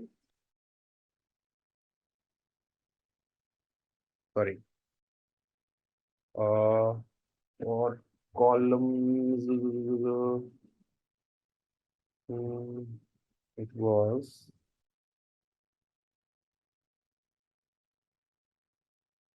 zero, column 1, column 2, column 3, right? Right? So what is my column 1? 76, 89, 98. 76, 89, 98, right? And if you want column 2, sorry. If you want column 2, this is the column 2 and this is column 3, right guys? 90, 99, 99. Independently. Now, if I ask you to fetch me a particular element,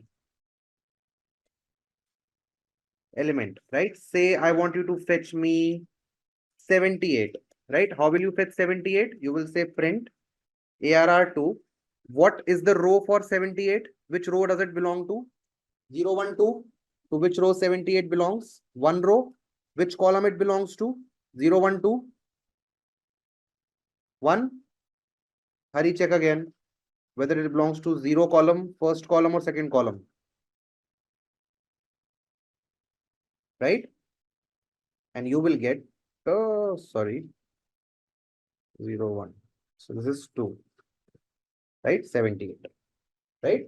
Second row, first column. Right? Second row, first column. How to define it as in?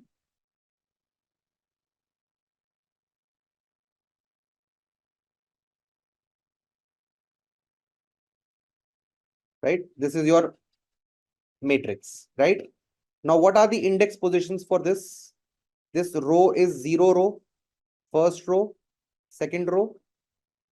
This is your 0th column, first column, second column. Yeah. Yes, no, maybe. Are we understanding this? This much is clear. The indexing of rows and columns. Now, if you have two, so the syntax is, say this is matrix A. So you will say A, in this A matrix, you will write row, comma, column, right? Suppose I want to access only 0th row. So there will be no column. So what will you get? Row number 0, right? Row number 0, and you will just put it like this, or you can put a comma and put colon. Colon means what? Take everything. So I want all 3 columns together, 0 row and all 3 columns. So this will be your, let me show that to you. Right? See this? 0th row and all the columns. So what will be your answer? 76, 88, 90, right? Then if you want to access the second row, 89, 90, 99, 89, 90, 99, 1 and like this. Clear? Now similarly for columns, what will happen? You will take all the rows, comma, which column do you want? If you say 2, what will be the result for this? What numbers will you get for this? Colon, comma, 2. You will get 33, 66, 99. Now, coming to the element, right? Suppose now you want to fetch 55, right? So what will you write? You will write which row does it belong to? Follow this syntax. It belongs to the first row. Which column does it belong to? First column. So what will you get? 55. come to this example. Now you want 78 in this particular array or matrix, right? Where is 78? Which row does it belong to? Is it first row? Check carefully. 0th row, first row, second row. Yeah. So I put 2 here. Now which column does it belong to? First column, second column, sorry, 0th column, first column, second column. Belongs to the first column. So I put 1 here. So when you put this syntax, you will get 78. Clear? Now, the third thing is slicing through the array, right? Now, for this, I want 90, 99, 78, 99. That means what? I want this, this, this, and this. Let me take you to the PPT first. Now, what I'm asking you to fetch me? I'm asking you to fetch me these 4 numbers, right? These 4 numbers. So here, what will you write? Which rows are included in this, people? Which rows are included in this? Row 1 to all, right? 1 to all. Yep. Not 2, 1 to all, right? And you leave everything like this. If you have the last row, you leave it empty after the colon, comma. Which columns do you want for this? 1 and 2, right? And when these will intersect, you will get this area, you will get this shaded area, green shaded area. So I will say, I need from column 1 to all the columns, right? So what will this fetch you? What will this fetch you? This will fetch you 44, 55, 66, and 77, 88, 99, right? What will this fetch you? This will fetch you 22, 55, 88, 33, 66, 99. What are the commonalities between both of these? Access. Both of these slices, what are the commonalities? It is only this much, right? 55, 66, 88, 99, right? So do you think you will get your result? Yeah, let's check it here, right? I say print ARR2, right? And this I say, I need row 1 to empty, and then column 1 empty, and you will get 90, 99, 78, 90. Indexing. Yeah. Now guys, let's check it for 3 dimensions, right? 3D. I say ARR3, right? This is my ARR3, right? So let me just put an example here. Suppose my arrays are 1, 1, 2, 2, 3, 3, 4, 4, 5, 5, 6, 6, 7, 7, 8, 8, 9, 9, right? This is my first. Then behind this, I have another matrix, which is 1, 1, 1, 2, 2, 2, 3, 3, 3, 4, 4, 4, 5, 5, 5, 6, 6, 6, 7, 7, 7, 8, 8, 8, 9, 9, 9, right? And in my third one, I have 1, 1, 1, 1, 2, 2, 2, 2, 3, 3, 3, 3, 4, 4, 4, 4, 5, 5, 5, 5, 6, 6, 6, 6, 7, 8, 8, 8, 8, 9, 9, 9. Is it qualifying for a 3D array? Can you access anything on this particular array if given a chance separately, like this one? Now people, if you want to move between layers, right? If you want to move between layers, do you think I have told you one particular access, which is what? Which is the layers. So what number will be given to this layer? Layer number 0, layer number 1, and layer number 2. So now if you have to access this 555, which layer you will go to first? You will go to first layer. Then which row will you go to? You will go to first row and first column. So if you pass this syntax, what will you get? You will get 555. Right? Problem solved. The only bottleneck was the layers part, and you have additional parameter or argument for this layer. So if I come back to my example, and if you have to access this 555, right? How will you do that? I say print ARR2, ARR3, right? And this I say, and in this I say what? I have to access this 555. Which layer number is this? This is layer number 0, right? This is layer number 0, and this is layer number 1. So I say layer number 1. Which row is this? In this particular layer, it is layer number, sorry, it is row number 1 and column number 1. And when you do this, you will get 5 by 5. Right? If you want 999, what you will do? You will change this to 2, 2. Right?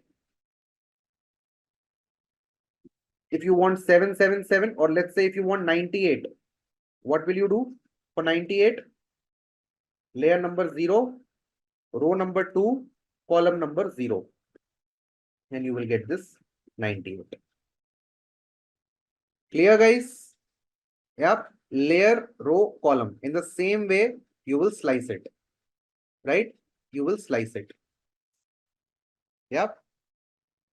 Right? I'll write the syntax so that you don't get confused. It is array, squared bracket, layer, row, column. Right? Layer, row, column. Right? This is the syntax. Perfect. Right? Great. We can also perform some operations, right? Plus, minus, multiplication, division between two arrays very, very easily, right?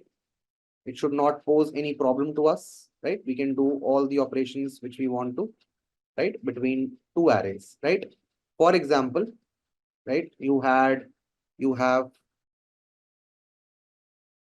right? Operations on arrays. So let's say, let's see as a list, right? List. So we have list is equal to 1, 2, 3, 4, 5, right? Now suppose you want to square each element of the list, right? What will you do? You will say sq underscore L is equal to x to the power of 2 for x in L, right? And then you will say print sq underscore L, and you will get the squared of list, right?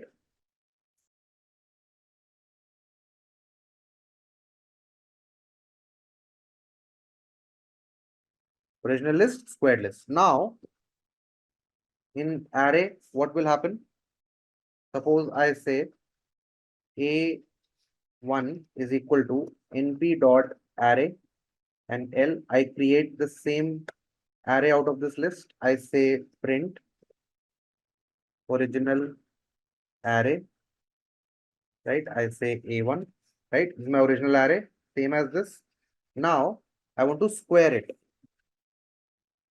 Square the elements of arrays. Very, very simple. Nothing you require. You just say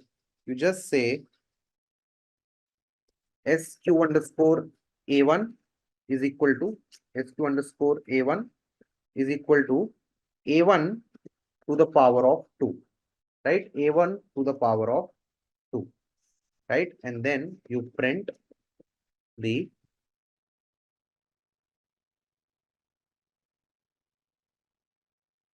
right, you get the squared array. Suppose you want to find the mean of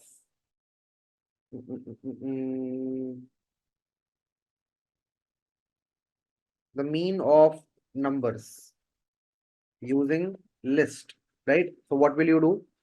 You will say mean is equal to sum of L, right? List divided by length of list, right? And you will get the mean, right? Which is 3 for this one, right? This original list.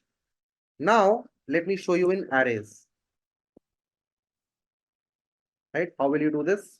You will say mean is equal to np dot mean, and you will just pass a1, right? And when you will check mean, you will get 3.2, right? Nothing like this, direct, right? Direct like this, right? I've already showed you add, I've already showed you square, and then I believe you can understand that what all operations are possible using the arrays, right? Leveraging the power of arrays, right? Also, guys, in the arrays, right? In the arrays, what you can do is you can perform some string operations, right? Very powerful string operations, right? So, for example, let's say I have I have a array, right? I have an array of names of people, right? So I say names is equal to np dot array, right? And I say Raghav, then I say Dinesh, right? And then I say Madhu, right? These three names I have, right? So you can check the names. They will be like in the array, right? And the data type will be U6, which is a representation of strings, right? Now, guys, suppose you want to capitalize. You wish to capitalize the names, right, of people. What will you do? You will say print me np dot char, right? Np dot char dot capitalize, right? Capitalize. And inside this, you will pass names, and you will see all the names have been capitalized, right? You see this? R has been capitalized, D has been capitalized, M has been capitalized, right? You can convert them into upper if you want.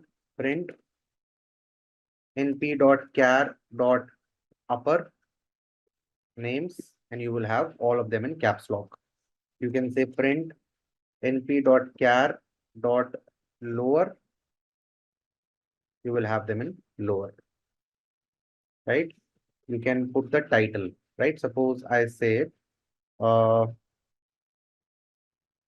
title, title is equal to np dot array, and I say Raghav Goyal, right? Then I say Dinesh Senapati, right? And I say Madhu Verma, right? I say these three things. Now, if I say print np dot char dot title, right? And I say title, you will see that all the words will be in capitalized mode. Raghav Goyal, D and S of Dinesh Senapati, M and B of Madhu Verma are now capitalized. I can also replace something if I wish to. Suppose I want to replace Madhu with say Surbhi, right? I will say print, right? np dot char dot replace, right? And you will say where you want to replace. I say title, and in this I want to replace Madhu with Surbhi, right? And you will say it will be Surbhi underscore Surbhi Varma, right? Madhu has been replaced with Surbhi, right? Right? If you want to calculate the characters of strings, right? You can do that. Print np.char str underscore length of titles, and you will get 11 characters are there in here, 15 are there here, and 11 are here in this particular thing. Right? You can do much more powerful things also. Let me show you one complex function. Right? Suppose I have f name is equal to np dot array, right? And we have Raghav, Dinesh, Madhu, right? And we have L underscore name array, Goel, Ganapati, Varma, right? We have these two things. Now I can create a new array, full underscore name, by simply, right? By simply saying np dot char dot add, right? And I say f name, right? Comma L underscore name, right? Plus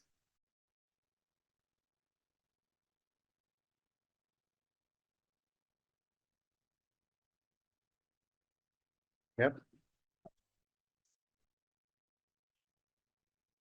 Repeat it. Full name. Yeah, Raghav Goel. I just was trying to add a space in between.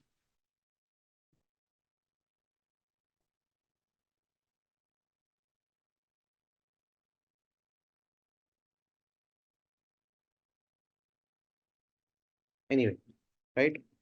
We can do that. Right? You can also people search in arrays, right? Very powerful again. Search in arrays using where, right? Right?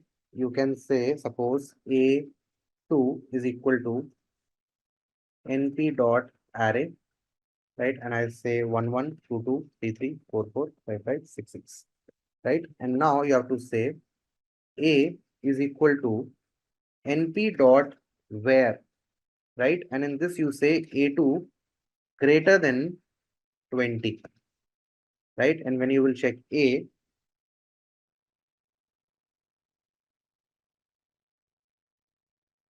it's giving me the index. Why is it giving me the index? Why is it giving me the index? Does it always return index?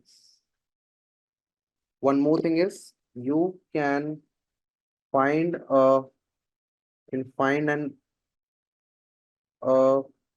letter, right? Through a letter. You can find an element through a letter. Guys, these are all some tricks which you should know because you will be dealing with data and you need to pull data, right? You need to pull data a lot, right? Based on conditions and based on things. Suppose you want to find out the names which have G in them, right? Or RA in them. So how will you do this? I will say print, right? And I will say np dot char dot find, right? And I will say find this inside full underscore names, right? And find me RA, right? RA.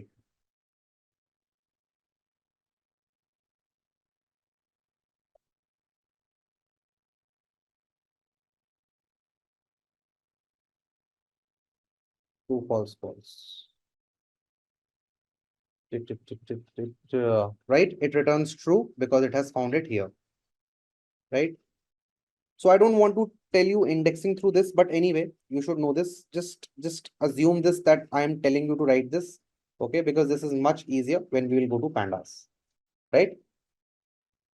Just write it as a syntax, okay?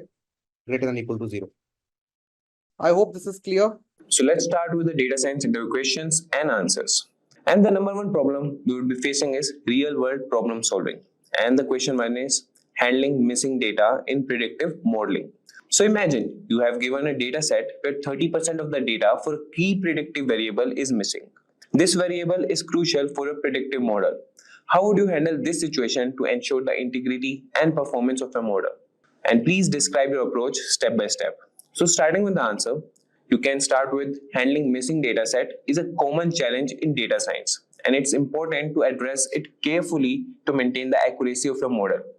And here's how you could approach this situation. The number one point could be identify the missing data.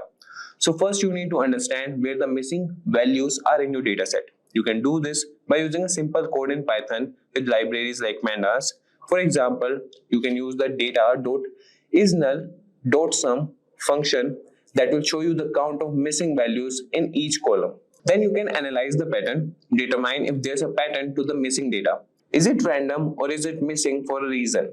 This can affect your approach. If the data is missing at random, the methods you use might be different than if the data is missing systematically. So choosing a method for imputation.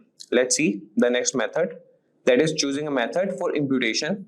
So if the missing data is numeric, you might replace missing values with the mean or median of that column. This is simple and effective, but can be used primarily when the data is missing completely at random. Then comes model-based imputation. Sometimes you can use other variables in the data to predict missing values using a regression model. This can be more accurate but is also more complex. Then we'll use the k-nearest neighbors KN algorithm. But before that, we have a code snippet here that could be used for the implementation of imputation. You could use Python or R. And now moving on, we'll see the k-nearest neighbors algorithm. So this method predicts the missing values based on how closely related the data points are to each other. So after imputation, it's crucial to check how your changes have affected the overall dataset and model performance. Sometimes filling in too many missing values can introduce bias. And then we have visualization. To help understand before and after the imputation, you could visualize the distribution of the variable using histograms or box plots. This helps in seeing how the imputation has changed the statistical properties of the data. And by following these steps, you can handle missing data thoughtfully and maintain the integrity of your predictive model. Now moving to the question number 2, that is based on evaluating model overfitting. So the question is, you have developed a predictive model, but you suspect it might be overfitting the training data. How would you test and address the issue? Please explain your steps and the techniques you would use. So you could start the answer by explaining what is overfitting. So overfitting is a common problem where model performs well on training data but poorly on unseen data, indicating it's too closely fitted to the training data's specific details and noise. So now we'll see a step-by-step guide on how to address this. The number one step is cross-validation. So one effective way to test for overfitting is by using cross-validation technique. Cross-validation involves splitting your training data into multiple smaller sets, that is faults, and then training your model on some of these sets and validating it on the others. So this helps you understand if the model's good performance is consistent across different subsets of data.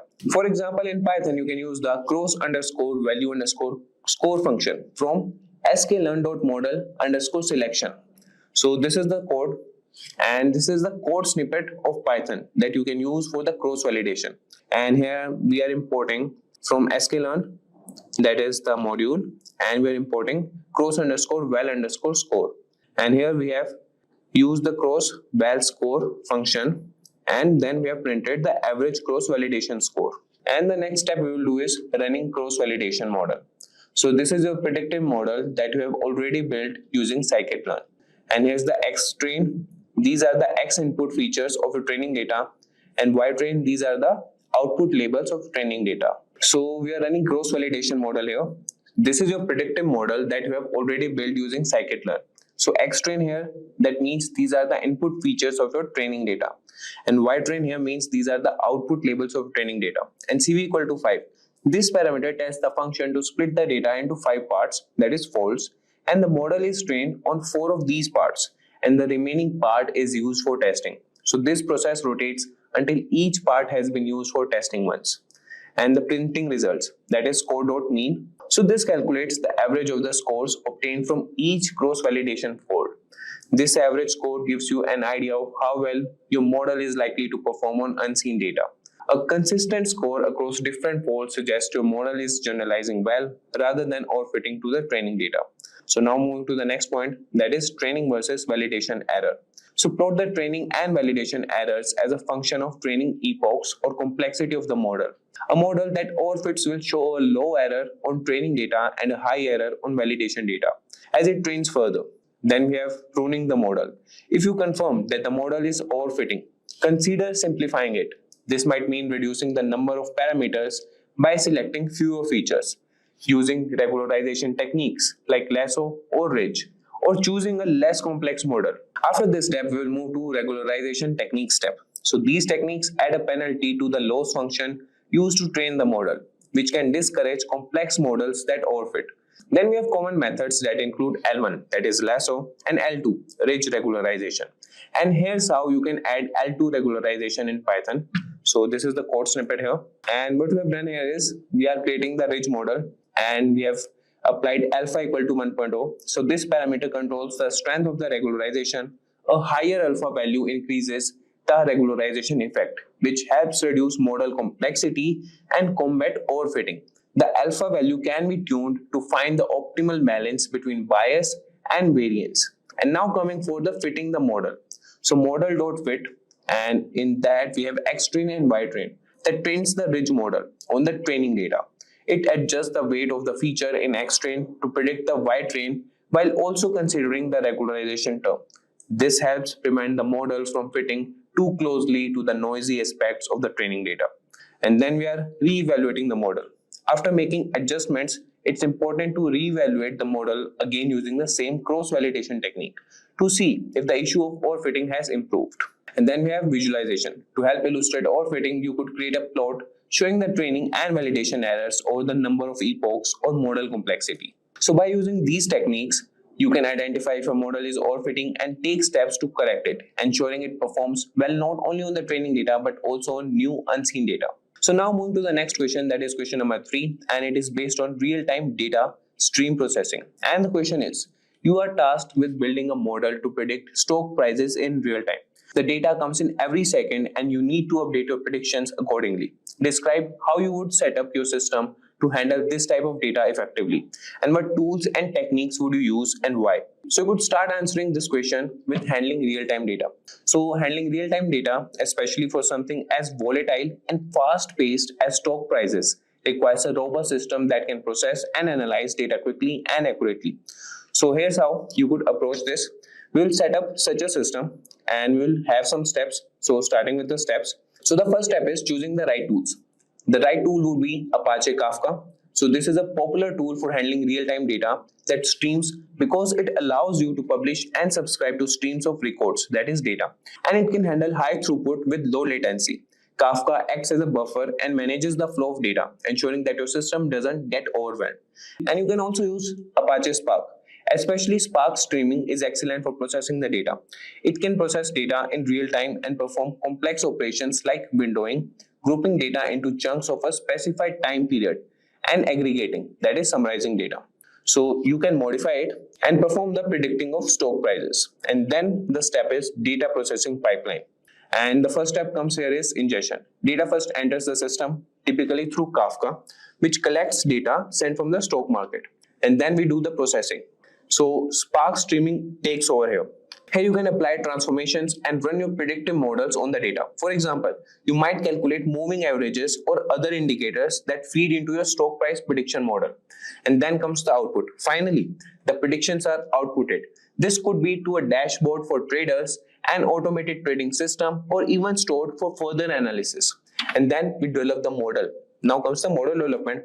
You would likely use a machine learning model that can update quickly and incorporate new data as it arrives. Models such as ARIMA for time series forecasting or more complex machine learning models like recurrent neural networks, RNNs, can be suitable. The model should be retrained or fine-tuned periodically with new data to ensure it stays accurate.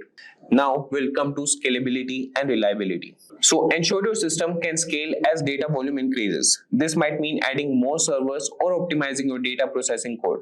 Implement monitoring to catch any issues early, like delays in data processing or model performance drops. And now we'll see the step that is visualization and monitoring. consider setting up a real-time dashboard that shows key metrics like prediction accuracy and processing time. This helps in quickly spotting when something goes wrong. By setting up your system with these tools and strategies, you can effectively handle the challenge of predicting stock prices in real time.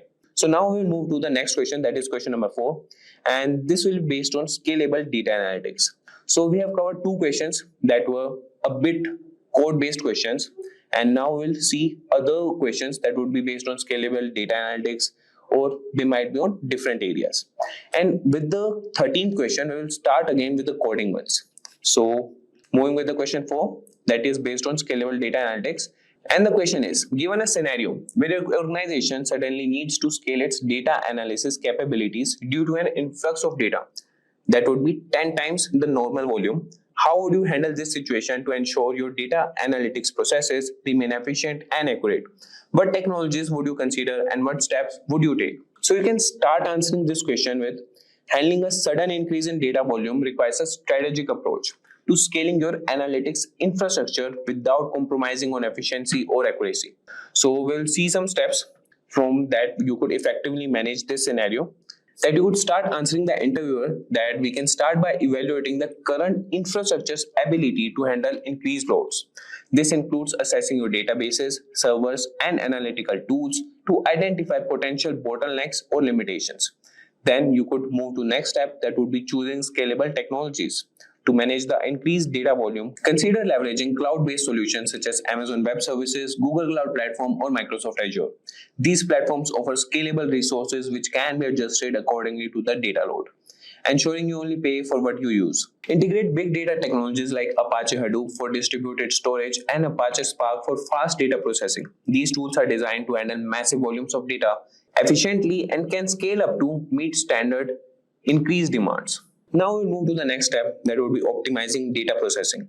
So implement data partitioning and indexing strategies to improve the efficiency of data queries. This will help in managing large data sets by breaking them into smaller, manageable chunks and speeding up search operations. And use real-time data processing frameworks like Apache Kafka or Apache Flink, which can handle high throughput and provide timely insights from large data streams. And the next step would be automation and monitoring. Automate routine data processing tasks to reduce the manual effort and speed up the analysis. This can be done through scripting or using workflow automation tools. Set up comprehensive monitoring systems to track the performance of your data processes. Tools like Prometheus for system monitoring and Grafana for analytics and monitoring dashboards are useful here.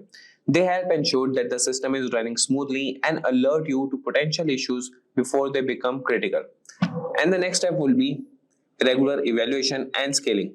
Continuously evaluate the performance of your analytics infrastructure. As your data grows, keep adjusting and scaling your resources to maintain optimal performance. Plan for periodic reviews of your technology stack and infrastructure to ensure they remain aligned with your data needs and organizational goals. By following these steps, you can ensure that your data analytics processes are prepared to handle sudden surges in data volume effectively, maintaining the integrity and speed of insights. So this was all for the question 4. Now moving to the question 5, and this is based on integrating machine learning models into production. And the question is, you have developed a machine learning model that performs well in testing environment. Now you need to integrate it into your production environment where it will be used in real-time applications. What steps would you take to ensure the successful deployment and operations of the model in production? So we'll start answering this by successfully deploying a machine learning model into production involves several critical steps to ensure it performs as well in real-time operations as it does in testing. So you would have a clear pathway to make the interviewer understand. We will start with the pathway with the first step, that would be model validation. So before moving anything into production, revalidate your model's performance using a separate validation dataset. This helps confirm that the model generalizes well to new, unseen data. The next step will be preparing the production environment. Ensure that the production environment is ready to handle the model. This includes setting up the necessary hardware and software, ensuring that it can handle the expected load, and that all dependencies are correctly installed and configured. Then the next step comes, that is model wrapping. Wrap your model in an API, that is application programming interface. making it accessible to other parts of your software infrastructure. Frameworks like Flask for Python can be used to create a simple web server that listens for data inputs and provides model outputs. Then comes the next step, that is deployment strategies. Consider using containerization tools like Docker, which can help encapsulate your model and its environment, ensuring that it works uniformly across different development and production settings. And then we'll use deployment strategies like blue-green deployment or canary releases to minimize downtime and reduce the risk of introducing a faulty model into production. And then comes the next step, that is monitoring and logging. Implement logging and monitoring to track the model's performance and health in real time. Tools like Prometheus for monitoring and ELK, Elasticsearch, Logstash, Kibana for logging help in quickly identifying and diagnosing issues in production. And then comes the next step, that is performance tuning. Monitor the model's performance over time. If the model's performance degrades, or if new data shows different patterns, you may need to retrain or fine-tune the model to maintain accuracy. And after this step, there's a step for feedback loop. Set a feedback loop where predictions and outcomes can be compared. This feedback is crucial for continuously improving the model and catching any drift in data or changes in external conditions that affect the model. And after this comes a last step, that is legal and compliance checks. Ensure all the data used by the model in production complies with privacy laws and regulations. This is crucial for maintaining trust and legality, especially when handling sensitive information. So by carefully planning and executing these steps, you can smoothly transition your machine learning model from a testing environment to a fully functional component of a production system. So this was all about the question number 5. Now moving to the question number 6, that would be based on data-driven decision making. And the question is, your company wants to shift towards more data-driven decision making. You have been tasked with developing a strategy to implement this. What steps would you take to ensure that the data at all levels of the organization is utilized effectively to make informed decisions? And what challenges might you face and how would you address them? So you can start answering this by implementing a data-driven decision-making strategy that will require a comprehensive approach to ensure that reliable data is accessible and effectively used across all levels of the organization. And now we can develop and deploy this strategy, and similarly you could tell this strategy to the interviewer. So the number 1 step will be assessing current data infrastructure. Start by evaluating the existing data infrastructure to understand what data is available, how it is stored, and how it is currently used. This assessment will help identify gaps in data collection, storage, and access that need to be addressed. Now we'll move to the next step, that is developing a data governance framework. Implement a data governance framework that defines who can access data, how it can be used, and who is responsible for maintaining its quality. This framework ensures data integrity and security, which are critical for making reliable decisions. Now we'll move to the next step, that is training and empowerment. So train employees at all levels on the importance of data-driven decision making and provide them with the tools and knowledge necessary to analyze and interpret data. This might include training sessions, workshops, and ongoing support to ensure everyone can use data effectively. Now moving to the next step, that is implementing analytical tools. So deploy user-friendly analytical tools that can integrate seamlessly into the daily workflows of employees. Tools like Tableau, Microsoft Power BI, or even advanced Excel techniques can provide powerful data analysis capabilities without requiring extensive technical knowledge. After this, we'll move to the step that would be creating a centralized data platform. Develop a centralized data platform where all organizational data can be accessed and analyzed. This platform should be scalable and secure, providing a single source of truth for the organization. And then we have the promoting a data-driven culture. So foster a culture that values data-driven decision making. Encourage experimentation and learning from data-driven initiatives. Celebrate successes and learn from failures to continually improve the use of data-driven in decision making. And there would be some challenges and solutions for that. So one major challenge we know here is resistance to change, as some employees may prefer traditional decision-making methods. So address this by demonstrating the tangible benefits of data-driven decisions through pilot projects and success stories. So data silos can also hinder effective data use, promote cross-department collaboration, and integrate disparate data sources to overcome this challenge. After that, you can monitor and do continuous improvement. So by systematically implementing these steps, you can transform your organization into one that leverages data at all levels to make informed and effective decisions. And after answering in these steps, you could make the interviewer have a truth and a faith in you that you could make these models. Now move to the next question, that is question number 7, and that is based on handling large data set. And the question is, your project involves analyzing extremely large data sets, potentially exceeding terabytes in size. What strategies would you use to manage and analyze such large data sets effectively? Describe the tools and techniques you might employ. And you could start this with answering that working with large data sets, especially those in terabyte range, presents unique challenges in terms of storage, processing, and analysis. So we'll have a structured approach to handle these challenges effectively. We'll start with the data storage, that would be use distributed file systems. Consider using a distributed file systems like Hadoop Distributed File System, HDFS, or Amazon S3. These systems are designed to store vast amounts of data across many servers, offering high availability and fault tolerance. And then comes the next step, that is data processing.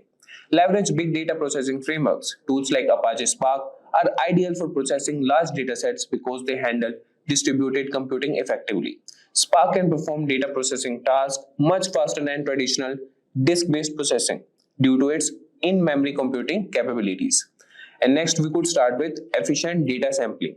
So there are many sampling techniques that we can use. So when the data set is too large to handle, even with powerful tools, consider using data sampling techniques to reduce the size to a manageable level without losing significant insights. Ensure that the sample represents the whole data set accurately. And then comes optimization of data queries. Indexing and partitioning.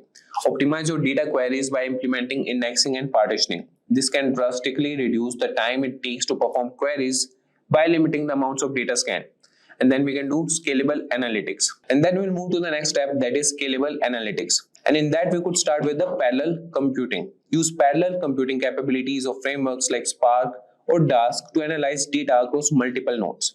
This helps in scaling up your analytics operations to handle large data sets effectively. And now we'll move to the cloud-based analytical tools. So consider using cloud services like Google BigQuery or AWS Redshift, which are designed to handle massive data sets and complex analytics with ease. And after this step, we'll move to data cleaning and pre-processing. Here we will automate pre-processing tasks. We'll use automated tools to clean and pre-process data. This includes handling missing values, normalizing data, and removing duplicates, which can be particularly challenging with large data set. And after this step, we'll move to the step that will visualize large data set. So we'll use specialized tools. That tools could be Tableau or Power BI that can handle large data set by aggregating data and using efficient back-end technologies. For more detailed exploration, tools like Plotly or Bouquet can be used as they offer capabilities to interactively visualize large volumes of data. And after that, there would be step for regular maintenance and updates. That could be continuously monitoring the data quality. As new data comes in, you can continuously monitor its quality. And after this step, you could integrate all these strategies and tools into your workflow, and you can effectively manage and extract valuable insights from extremely large data sets, thereby supporting robust data-driven decision making. And you could answer the whole strategy to the interviewer. Now move to the question number 8, that is based on optimizing machine learning models. And the question is, during model development, you have noticed that your machine learning model is underperforming. What steps would you take to diagnose the problem and optimize the model's performance? What techniques and tools would you use? So you can answer this by starting with the optimizing. And optimizing a machine learning model that is underperforming involves several steps to diagnose and improve its accuracy and efficiency. And here we will have structured approach to tackle this issue. And you could start this with the number 1 step, that is diagnosing the problem. Evaluate model metrics. Start by thoroughly evaluating the performance metrics of a model. For classification task, look at accuracy, precision, recall, and the F1 score. For regression task, consider R-squared, mean squared error, that is MSE, and mean absolute error, that is ME. And then you can move to the next step. That is, use plots like ROC curves for classification models and residual plots for regression to visually assess where the model is going wrong. After that, we'll move to the next step, that is data quality and quantity check. Inspect the data. That is, sometimes the quality and quantity of data can be the root cause of poor model performance. Ensure the data is clean, well pre-processed, and sufficient. Look for issues like missing values, outliers, or imbalanced classes. And after this, we'll move to the feature engineering, step, that would be experiment with creating new features or transforming existing ones to provide better predictive power. And then we have the next step, that is model tuning and configuration. After feature engineering, we'll move to the next step, that is model tuning and configuration. So hyperparameter tuning. Use techniques like grid search or random search to find the optimal settings for your model's parameters. Tools like scikit-learn's grid search CV or randomized search CV can automate this process. And there's a cross-validation that would implement cross-validation to ensure that the model's performance is consistent across different subsets of the dataset. And then we have the next step, that is trying different models. So experiment with algorithms here. If initial models are underperforming, try different algorithms that might be better suited for the problem. For instance, if you started with linear regression and it's not performing well, consider more complex models like random forest or gradient boosting machines. And after this, we have ensemble methods that we can use techniques like bagging, boosting, or stacking to combine the predictions of multiple models to improve overall performance. After this step, we have feature selection that includes reduce dimensionality. Use techniques like principal component analysis, that is PCA, to reduce the number of features, which might help in improving model performance by removing noise and redundancy. And then we have select important features. So use model-based technique to identify and keep only the most important features that impact the outcome. And then comes the last step, that is regular updates and retraining. So here you can monitor and update, that could be continuously monitoring the model's performance over time. As new data becomes available, update and retrain the model to adapt to any changes in underlying patterns. And after that, you could have a consultation and collaboration work with the other teams. And by methodically addressing each of these areas, you can diagnose why your machine learning model is underperforming and can take steps to optimize its accuracy and efficiency. So this was all about question number 8. So let's start with the question number 9, and this is based on handling unstructured data. So the question is, you are given a large amount of unstructured data, including text, images, and videos. What strategies would you use to manage and analyze this type of data effectively? Describe the tools and techniques you might employ. So you can start answering this question by describing that dealing with unstructured data can be challenging due to its lack of predefined format or structure. However, with the right strategies and tools, you can effectively manage and analyze it to extract valuable insights, and there will be an approach how you can do that. So we will discuss the approach here, and starting with the steps. So the number 1 step will be data categorization and organization. So the number 1 step in this step will be sorting and tagging. We will begin by categorizing the data into types, that will be text, images, or videos. Use tagging to add metadata, which helps in organizing the data and makes it easier to access and analyze later. Then, and after that, particularly for text data, we'll use natural language processing, NLP. We will employ NLP techniques to extract useful information from text. Tools like NLTK, Spacey, or even more advanced models like BERT can help you perform tasks such as sentiment analysis, entity recognition, and topic modeling. After that, we will do text indexing. We can use Elasticsearch or Apache Solr to index large volumes of text. These tools provide powerful search capabilities and can handle complex queries efficiently. And after that, we'll move to image data. And to structure image data, we'll use image processing. We'll use libraries like OpenCV for basic image processing tasks such as filtering and transformations. For more advanced image analysis, consider deep learning models using frameworks like TensorFlow or PyTorch.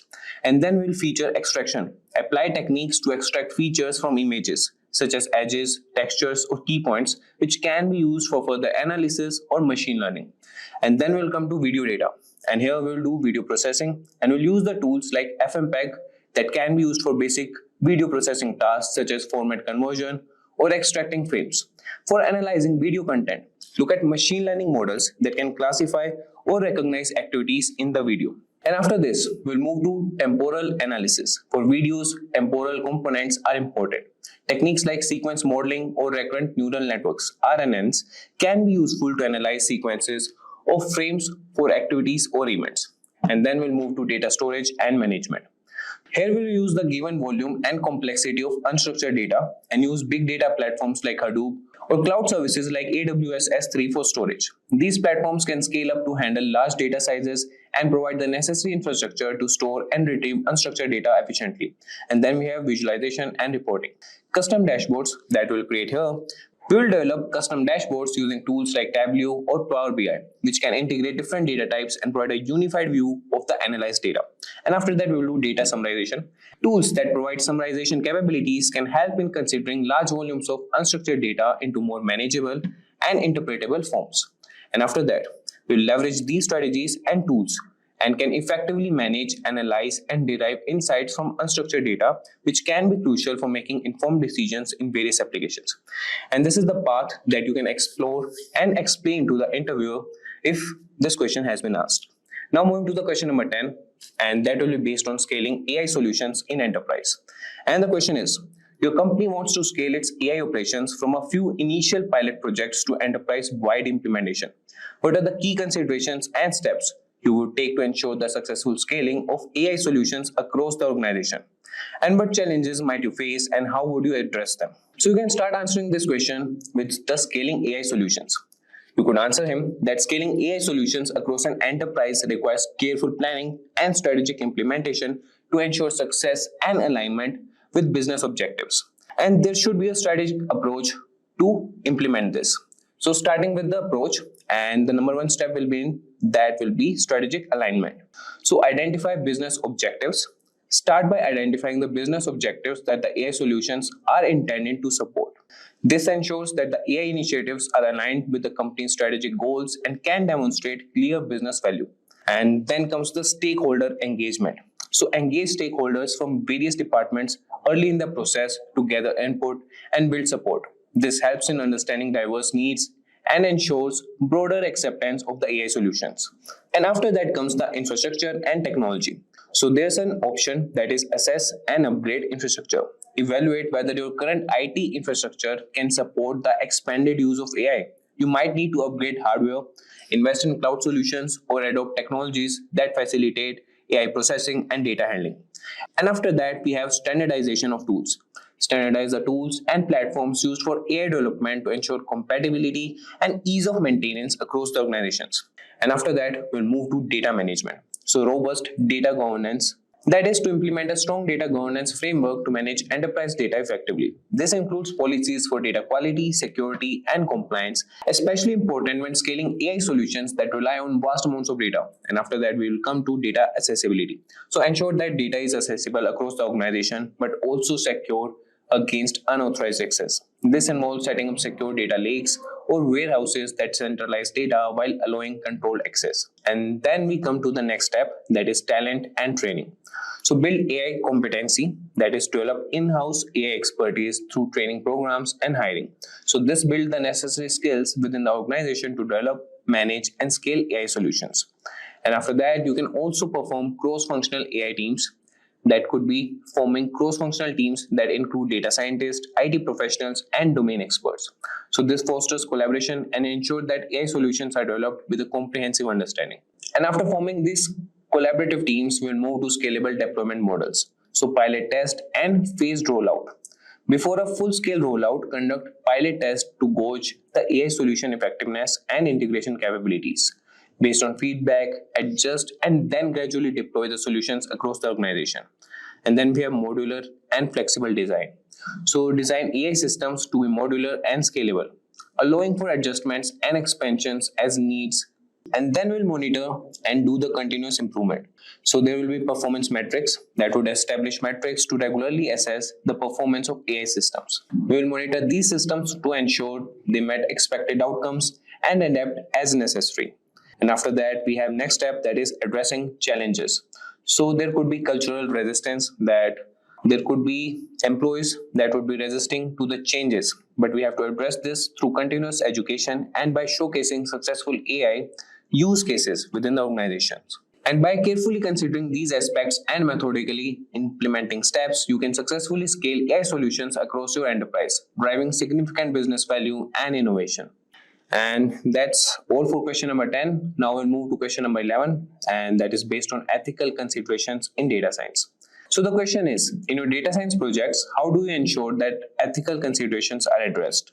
Describe the steps you take to identify and mitigate ethical risk in your projects. What frameworks or guidelines do you follow? So you could start answering this question with ethical considerations, that they're crucial in data science to ensure that the solutions and analyses do not advertently cause harm or bias. Here's how you can ensure that. So there are some steps and we will discuss those steps, starting with the number one, that is educate on ethical standards. So stay informed about the ethical standards in data science, such as fairness, accountability, transparency, and privacy. Organizations like the Data Science Association and the ACM have codes of ethics that we refer to as guidelines. And then we have ethical risk assessment. Identify potential ethical issues. That would be at the beginning of each project, conduct a thorough assessment to identify any potential ethical risk, such as biases in data or impact on vulnerable groups. This involves reviewing the source of data, the methodologies used for data collection, and the intended use of the data analytics results. And then we have stakeholder analysis. Engage with stakeholders to understand the diverse perspectives and potential impact of the project. This helps in identifying ethical issues that may not be apparent from a purely technical standpoint. And then we'll move to mitigation strategies. Implementing bias mitigation techniques, we will use statistical and machine learning techniques to detect and mitigate biases in data. This might involve techniques like resampling, reweighing, or using algorithms designed to be fair. And then we have privacy preserving methods. Employ methods such as data anonymization, encryption, or differential privacy to protect individual privacy when analyzing sensitive data. Then we have other methods, that is transparency and explainability. There we have model explainability, and after that coming to documentation and reporting. So we have to maintain thorough documentation of data sources, model decisions, and methodologies. And then we have continuous monitoring and feedback. There you have to monitor outcomes and the feedback mechanisms should be applied. And then we have the panels, that is collaboration and advisory panels. There we have ethical review boards. So for complex projects, setting up or consulting with an ethical review board can provide oversight and diverse perspectives on the ethical implications of project methodologies. So by proactively addressing ethical considerations through these steps, you can ensure that your data science projects uphold high ethical standards and positively contribute to society while minimizing harm. So this was all about question 11. Now moving to question number 12, that is based on time series forecasting for business decisions. So the question number 12 is, you are tasked with forecasting monthly sales for a retail company using time series data from the past 5 years. What steps would you take to prepare and analyze this data to make accurate forecast? What specific tools or techniques would you use and why? So we can start answering this by time series forecasting. And we could address them that it's a powerful tool for predicting future events based on past data, especially in business context like retail sales. So we will have a structured approach here, and we'll start with data collection and cleaning. First, we will gather data and ensure that you have collected all relevant data, including monthly sale figures from the past 5 years, and also considering including external factors that might affect sales, such as economic indicators, holidays, and promotional activities. And then we'll proceed to clean data. We'll check for and handle any inconsistencies or missing values. And then we have data visualization. Here we will plot the data. We'll use plotting libraries like matplotlib or seaborn in Python to visualize the data. This will help in identifying patterns, trends, and seasonality. And then we have decomposition of data. So there's a seasonal decomposition, and we'll use statistical techniques to decompose the data into trend, seasonally, and residuals. So this can be accomplished with tools like the seasonal decompose function from the stats models library in Python. And we'll understand these components separately and can improve the accuracy of our forecast. And then the next step is model selection and forecasting. So there are two models, that is ARIMA and SARIMA models. So we have to choose appropriate forecasting models based on data's characteristics. For instance, ARIMA, that is autoregressive integrated moving average.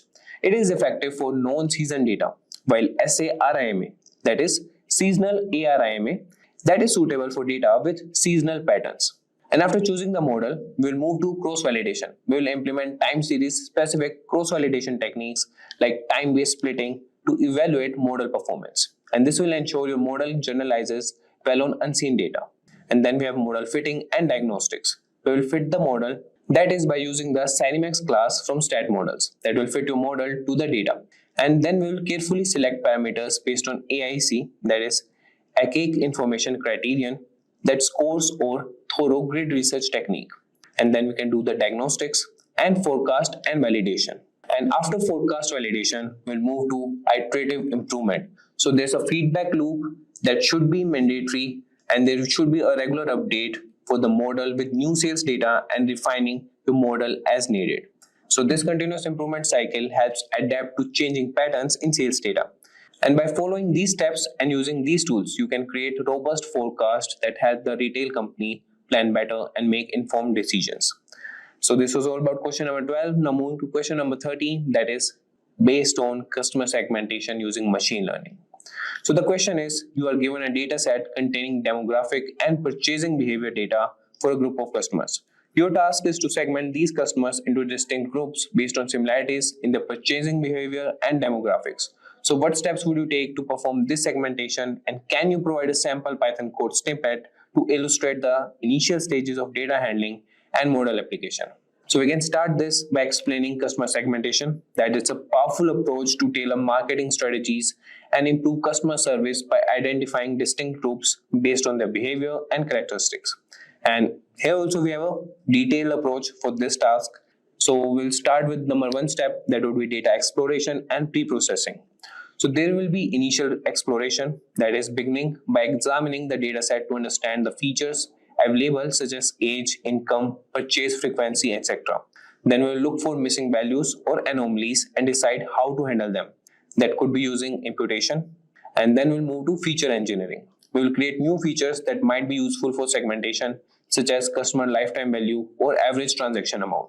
We'll also use normalization, that is normalize the data to ensure that one feature doesn't disproportionately influence the model due to its scale. We'll use standard scaling or min-max scaling as appropriate. So then we'll come to the next step, that is choosing the segmentation technique. And here we have k-means clustering. So this is a popular method for customer segmentation. Here we will decide on the number of clusters by using techniques like the elbow method or silhouette analysis to determine the optimal cluster count. And then we have model implementation. And in that we will use data preparation, and we'll prepare the data by selecting the relevant features and applying any final transformations. And then we have model fitting.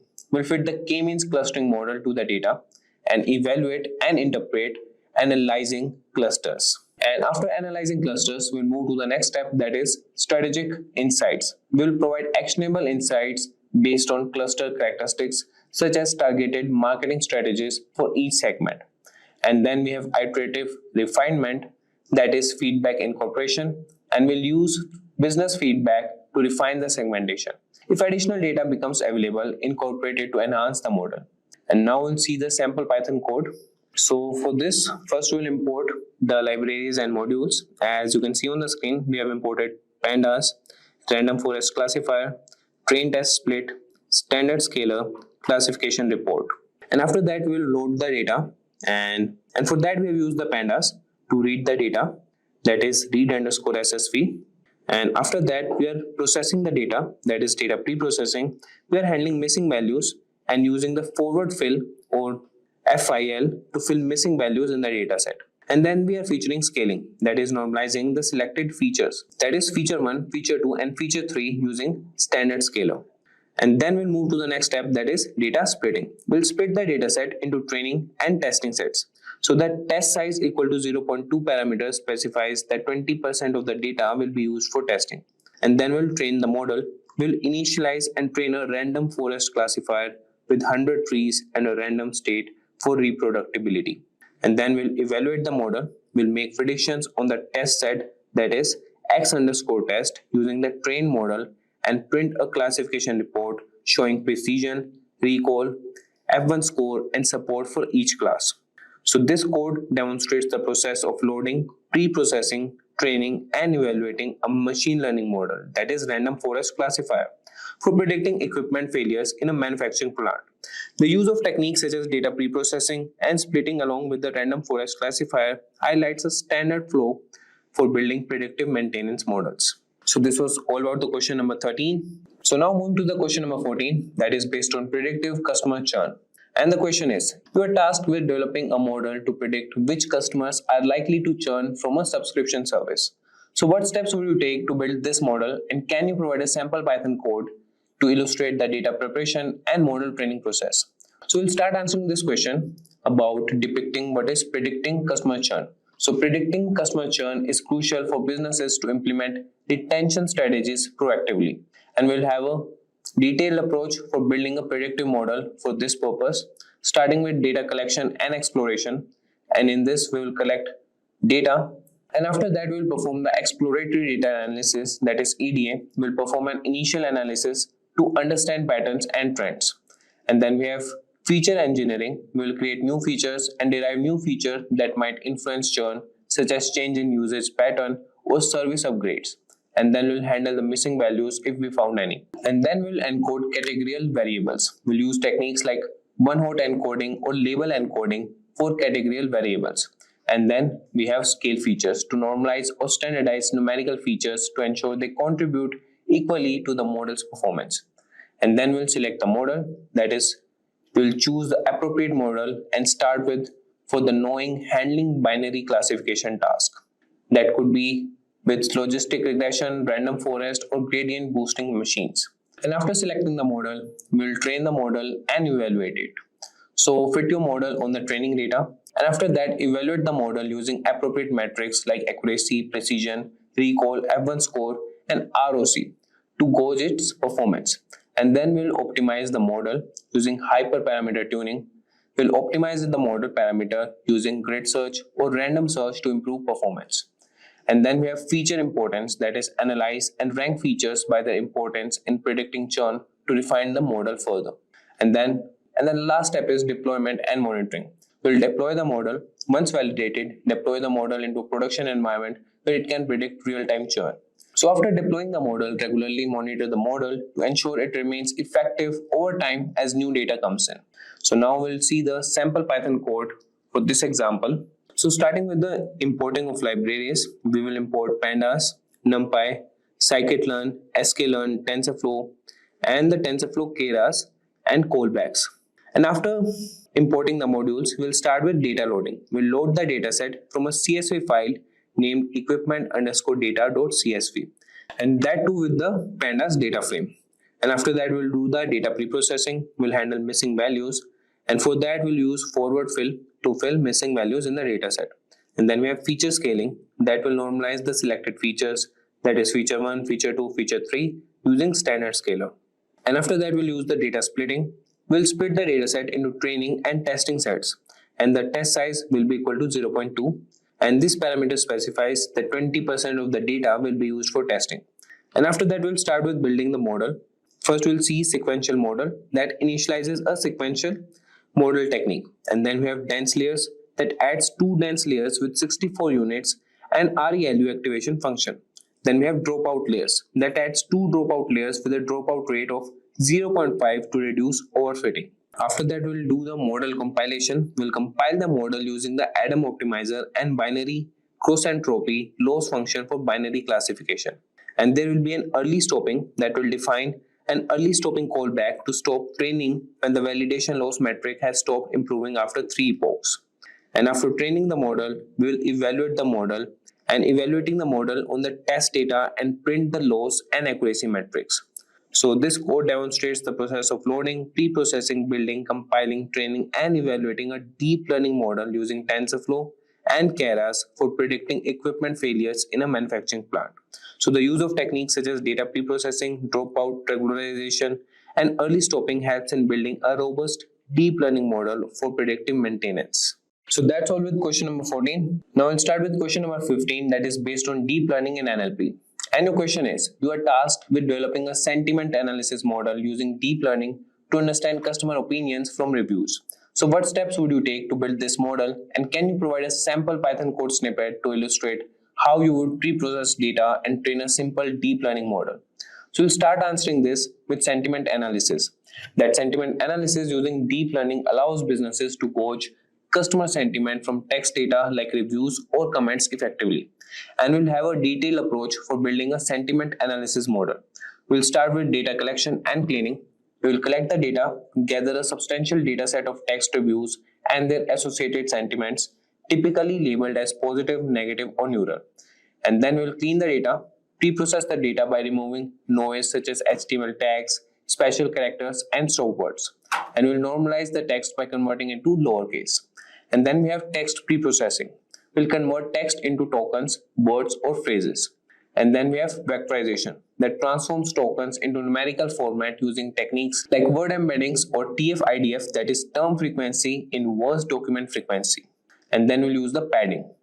And then we have the option of model selection. We'll choose a model architecture based on a basic approach and use a RNN or more advanced architecture like LSTM, that is long short term memory, or GRU, that is gated recurrent units, which are effective for sequence data like text.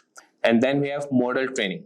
We'll compile the model, define the model architecture, and compile it with the loss function suited for classification like categorical, cross entropy, and an optimizer like Adam. And then we'll train the model, we'll fit the model on our pre-processed data. We'll evaluate and optimize it. Evaluating model performance, here use the metrics such as accuracy, precision, recall, and F1 score to assess the model. And then we have hyperparameter tuning. We'll optimize the model by adjusting parameters like learning rate, number of layers, and units per layer. And then coming to deployment. We'll deploy the model and integrate the model into the existing review processing pipeline so it can automatically classify new reviews. So let's see the sample Python code, and we'll have a basic approach for that. Here we'll import NumPy, TensorFlow, Sequential, embedding LSTM, dense dropout. So embedding converts positive integers, that is indexes, into dense vectors of fixed size. And LSTM, that is long short term memory layer, that is used for learning dependencies in sequence data. And then we have dense, that is a regularly dense connected NN layer. And then we will import pad underscore sequences. And after that we have the data set and the sample text data representing customer reviews that will store in variable text. And then we have labels that has binary labels indicating sentiment, 1 for positive, 0 for negative. And now we'll start with the pre-processing of data. Here we have declared that tokenizer. We will initialize a tokenizer that will help only the top 1000 most frequent words. And then we have fit underscore on underscore text, that is update the internal vocabulary based on the list of text. It essentially creates a dictionary of word to index pairs. And then we have text to sequences that will transform each text in text to a sequence of integers. And then we have pad sequences that will ensure all sequences have the same length by padding shorter sequences with zeros up to the maximum length. And then we'll start building the model. Here we have sequential model that will set up a linear stack of layers. And then we have embedding layer that will map each word index to an embedding vector of size 64. So the input length is set to 10, that is the length of the input sequences. Then we'll start with LSTM layers. So 2 LSTM layers are added. The first one returns sequences to allow the next LSTM layer to process these sequences. And after that we have the dropout layer that applies dropout with a rate of 0.5 of the first LSTM layer to reduce overfitting. And after that we'll come to dense layer that has output of a single scalar that represents the predicted sentiment and using sigmoid activation to output a probability. And now we'll start with model compilation and training. So we'll configure the model for training and we'll use binary cross entropy as the loss function that is suitable for binary classification, and the Adam optimizer and tracks constantly accuracy as a metric. And then we have the fit that trains the model for a specified number of epochs, that is iterations or the entire data set. And then we'll predict the model, that is after training the model can predict the sentiment of the reviews in the data set. This is useful for checking how the model performs on the training data itself. So this breakdown explains each step of the coding process, detailing how the data is prepared and how the model is configured. And then we'll compile it and use for training and prediction. So its detailed explanation should help in understanding how to implement a simple LSTM model for sentiment analysis in TensorFlow. Now moving to the question number 16. So let's start with question number 16, that is based on anomaly detection in transaction data.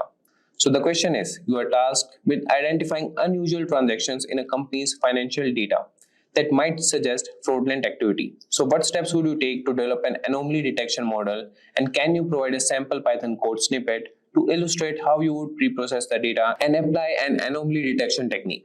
So we'll start answering this with anomaly detection technique. That is, anomaly detection is essential for preventing fraud by identifying transactions that deviate significantly from typical patterns. And now we'll see the structured approach to building an anomaly detection model for transaction data.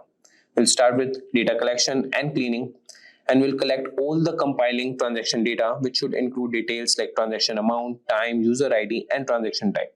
Then we'll move to feature engineering and develop features that capture the essence of transaction, such as time of day and the day of the week. And then we have data normalization. We'll use scaling techniques such as min-max scaling or standardization to ensure that the model is perfectly normalized. And then we have choosing the anomaly detection technique. So here we have to choose the technique which is effective for high dimensional data sets and works for isolating anomalies instead of profiling normal data points. After choosing the anomaly technique, we'll train anomaly identification. We'll fit the chosen model to the data, and the anomalies that would have been chosen will be those transactions that the model identifies. And after this, we come to the last step, that is review and action. Here we have manual review, that is transactions flagged as potential anomalies should be reviewed manually to confirm fraudulent activity. And then we have continuous improvement. That is, we can regularly update the model with the new data and feedback from the review process to improve accuracy. And now moving to the prediction, that is, after training the model, we can predict the sentiment of the reviews in the dataset. And this is useful for checking how the model performs on the training data itself. Now we'll see the Python code to see how you can set up this model for anomaly detection. We'll start by importing the libraries and module, and after that we'll load and prepare data. That is, we'll load transaction data from a CSV file into the pandas data frame. And after that, we'll convert the transaction time column to date time format, which allows the extraction of additional time-based features.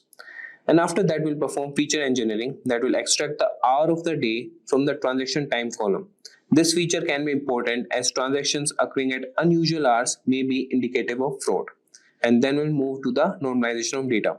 This will apply standard scaling to the amount and hour of the day feature. This normalization process involves subtracting the mean and dividing by the standard deviation for each feature, ensuring that the feature contribute equally to the analysis and improving the performance of many machine learning algorithms. And after that, we'll start with anomaly detection with isolation forest. That's a technique. We will initialize an isolation forest model with 100 trees, that is n estimators equal to 100, setting the proportions of outliers, that is contamination, to 1% of the data. So this parameter is crucial as it influences the threshold of marking an observation as an anomaly. Then we'll fit the model to the scaled amount and hour of the day data and predict the anomaly status for each transaction. And then we'll start with filter and display anomalies. We'll filter out transactions identified as anomalies, that is anomaly equal to -1. We'll display these transactions which can be reviewed manually to determine if they represent actual fraudulent activity. So this code snippet provides a systematic approach to detecting anomalies in transaction data, leveraging the isolation forest algorithm's ability to handle complex and high-dimensional dataset effectively. So the pre-processing steps ensure that the data is appropriately formatted and normalized for optional model performance. So this was all about question number 16. Now moving to question number 17, and that is based on integrating machine learning models into web applications. And your question is, you have developed a machine learning model to predict real estate prices based on various features like location, size, and amenities. How would you integrate this model into a web application to allow users to get real-time price predictions? Can you provide a sample Python code snippet to illustrate how you would prepare the model for integration and handle user requests? So starting with the approach, that is integrating a machine learning model into a web application, this will involve several steps to ensure the model is accessible and perform well in a live environment. So here's how you can approach this task. We could divide into steps, and we'll start with number 1 step, that is model preparation. We'll finalize and save the model. So once your model is trained and validated, save it using a format that can be easily loaded into a web application. So Python's pickle module or TensorFlow's save model format are commonly used for this purpose. Then we can use web application backend setup. For this, select a suitable web framework. So Flask is popularly known for its simplicity and effectiveness in integrating Python-based machine learning models. And after that, we'll develop the API. After developing the API within your Flask app, that you can receive user inputs for model features, load the model, make prediction, and return the result. And after this, we'll develop the UI. We'll design a user-friendly interface. We'll create a simple and intuitive UI that lets users input the feature like location, size, and submit them for prediction. And after that, we'll move to the deployment phase. We'll use a cloud platform like Heroku, AWS, or Google Cloud to deploy your Flask application. And then we have the maintenance and updates. We'll monitor and update regularly for the performance and use the model as needed based on user feedback. So now moving to the Python code and see how this model can be created. So here we'll start importing the libraries and module, and we are using Flask, Pickle, and JSONify. And we will start with app initialization. We'll initialize a new Flask web application. That would be a special variable which gives Python files a unique name to differentiate between them when they are imported into other scripts. And after that, we'll load the model.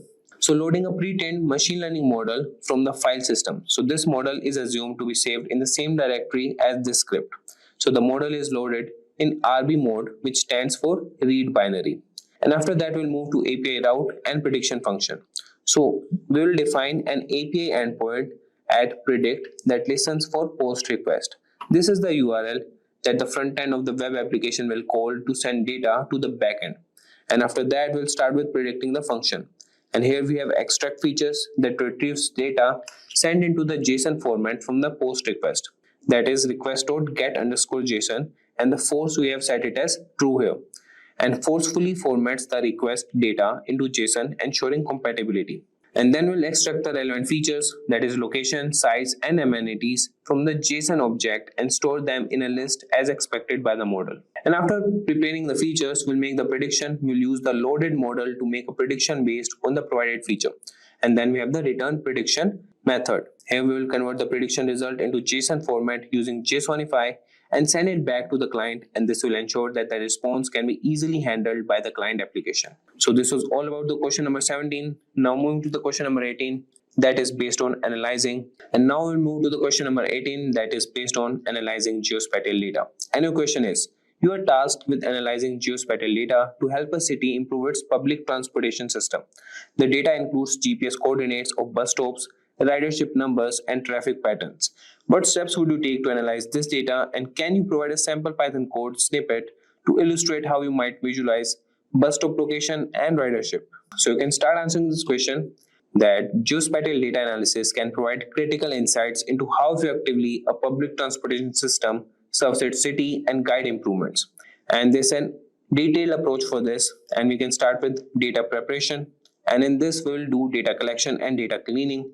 And after this step, we will move to the next step, that is exploratory data analysis. And in this, we will have statistical summary, we will generate descriptive statistics, and then we have correlation analysis. And after moving that, we have geospatial visualization, that is mapping bus stop. We'll plot the locations of bus stop on a map to visually assess their distribution across the city. And after that, we have heat maps that will create ridership data to identify hotspots and areas with potential service gaps. And after geospatial visualization, we'll move with spatial analysis. We have proximity analysis that will analyze the proximity of bus stop to key areas like commercial centers or residential areas. And now moving to the fifth step, that is optimization and recommendation. So we'll have a route optimization that will suggest modifications to route based on traffic patterns and ridership demand. And the policy recommendations that will provide actionable recommendations for improving bus frequencies. Now moving to the sample Python code where we can define this model and use it accordingly. And here we will start importing the libraries and modules. And here we'll start with importing GeoPandas and matplotlib.pyplot. And after importing, we'll start with data loading.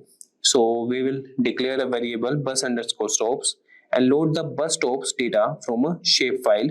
So shapefiles are popular geospatial vector data formats for geographic information system software. And then we have the ridership that will load ridership data from a CSV file which includes columns for longitude, latitude, and ridership levels.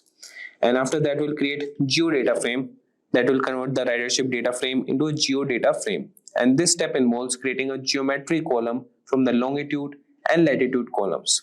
And then we have the plotting one. Here we will plot the graphs that would be figures and axes and create a figure for the single subplot with a specified size that is 10 cross 10 inches. And then we have city underscore map.plot. It is assumed that there is a base map of the city loaded as a geodata frame named city map. This is plotted first with the light gray color to serve as a background for the other layers. So this was all about question number 18. Now moving to question number 19, that is based on predictive maintenance using machine learning. And the question is, you are tasked with developing a predictive maintenance system for a manufacturing plant that relies heavily on automated machinery. So the data available includes machine operational parameters, maintenance history, and failure incidents. What steps would you take to develop a predictive model, and can you provide a sample Python code? So you can start with predictive maintenance that is essential in manufacturing as it helps prevent equipment failures, reducing downtime and maintenance cost. And here you would have a detailed approach or predictive model for this, starting with data collection and integration. Then you can do EDA, that is exploratory data analysis, and then we can perform feature engineering and then move to data pre-processing task, and then the selection model and training. And after that, we have model evaluation and deployment technique that we can do for the model using appropriate metrics such as precision, recall, and F1 score. So this was all about question number 19. So now move to question number 20, that is based on personalization using machine learning. And your question is, you are tasked with developing a machine learning model to personalize content recommendations for users on a media streaming platform. The data available includes user demographic details, viewing history, and ratings. So what steps would you take to build a model for personalized recommendations? And can you provide a sample Python code for that? So you can start answering this with creating a personalized recommendation systems. This would be essential for engaging users by providing content that is relevant to their interest. And there will be a systematic approach or personalized content recommendation. We'll start with data collection and integration, and after that we'll perform EDA, that is exploratory data analysis, and then we have feature engineering. In this we'll interact features, and the temporal features will include time-based features to capture trends and seasonality in viewing behavior. And then we'll select the model, that is by collaborative filtering and hybrid models. And then we'll train the model and validation and implement and monitor them.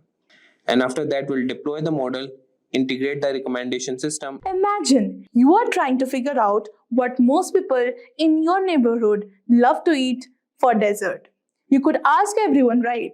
But how do you make sense of all of these answers? That's where statistics comes in. It's like your personal data detective, helping you gather, organize, and analyze all the information to spot patterns and trends. With statistics, you can easily discover if most people love ice cream or if brownies are the hidden favorite. All about turning numbers and facts into useful insights, helping you make smarter decisions and understand the bigger picture. Hello guys, welcome back to Simplilearn's YouTube channel. And today I will walk you through the basic understanding of descriptive statistics, inferential statistics, frequency statistics, and Kurtosis statistics, and more.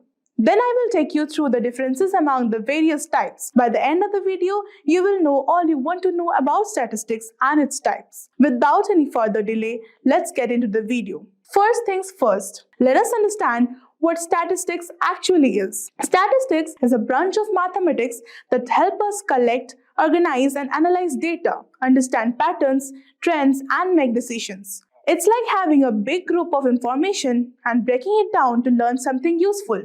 For example, if we survey 100 people about their favorite fruit, statistics help us figure out what most people like, what fruit is least liked, and how confident we are about these results here. After we have a basic idea of statistics, let us get into the various types of statistics. The first one is descriptive statistics. Descriptive statistics is a branch of statistics that focuses on summarizing and describing the main features of a dataset.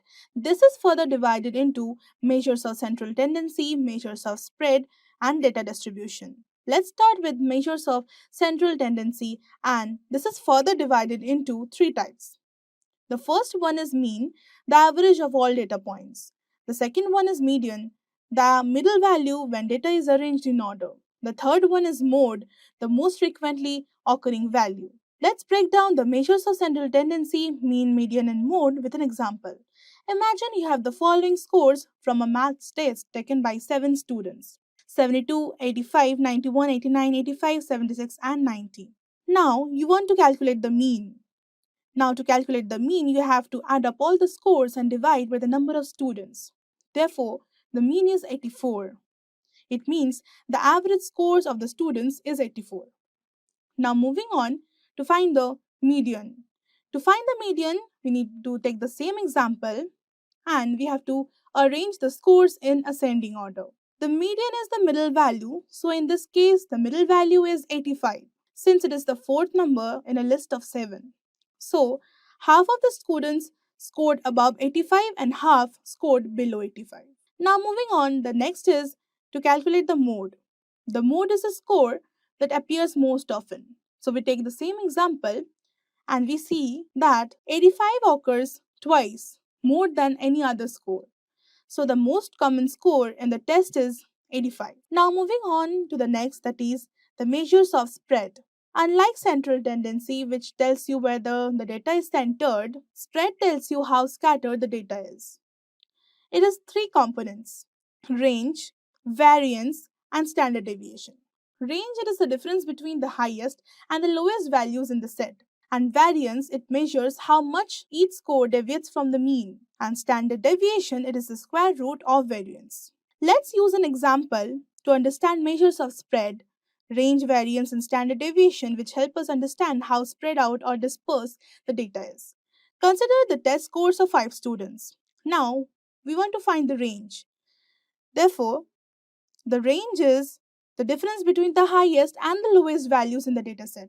That is, 85 minus 65 is equal to 20. The scores span a range of 20 points from 65 to 85. Now moving on, we want to find the variance for the same example. The variance measures how much each score deviates from the mean on average squared. First, we calculate the mean. So to calculate the mean, we take the total of the scores divided by the total number of scores, and that is equal to 75. Next, we find the square differences from the mean for each score. And here it is. 65 minus 75 whole square is equal to minus 10 whole square, and that is equal to 100. And in this way, we perform the same for each score. Now, the sum of these square differences divided by the number of data points is the variance. And that is taking the total of the squared differences divided by 5, that is equal to 50. The variance is 50, meaning that on average the square differences from the mean are 50. Now moving on to find the standard deviation. The standard deviation is the square root of the variance. It tells us how spread out the data is in the same units as the original data. The standard deviation is the root over of 50, that is approximately equal to 7.07. Now moving on, the third major subdivision is data distribution. Let us use an example to explain data distribution, which tells us how data points are spread or organized across a range of values. Imagine you have the following test scores for 20 students. One way to understand data distribution is by creating a histogram. The histogram groups the scores into ranges or beans and shows how many scores fall into each range. For this dataset, we could create bins like 50 to 60, there are 3 students. 61 to 70, there are 7 students. And 71 to 80, we have 5 students. And in this way, 81 to 90, we have 3 students. And 91 to 100, we have 2 students. Now moving on to the normal distribution, the second one under the data distribution. In some cases, data follows a normal distribution which forms a bell-shaped curve.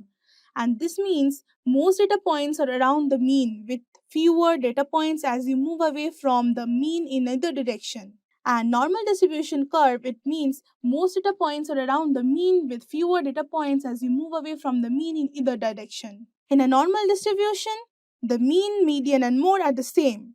Data is symmetrically spread around the center. Now moving on, in our example, the scores are somewhat concentrated around 70 to 80, but the distribution is not perfectly normal because there are more students scoring higher, that is the right skew. Therefore, skewed distribution, if a data set is not symmetrical, we have skewed distribution.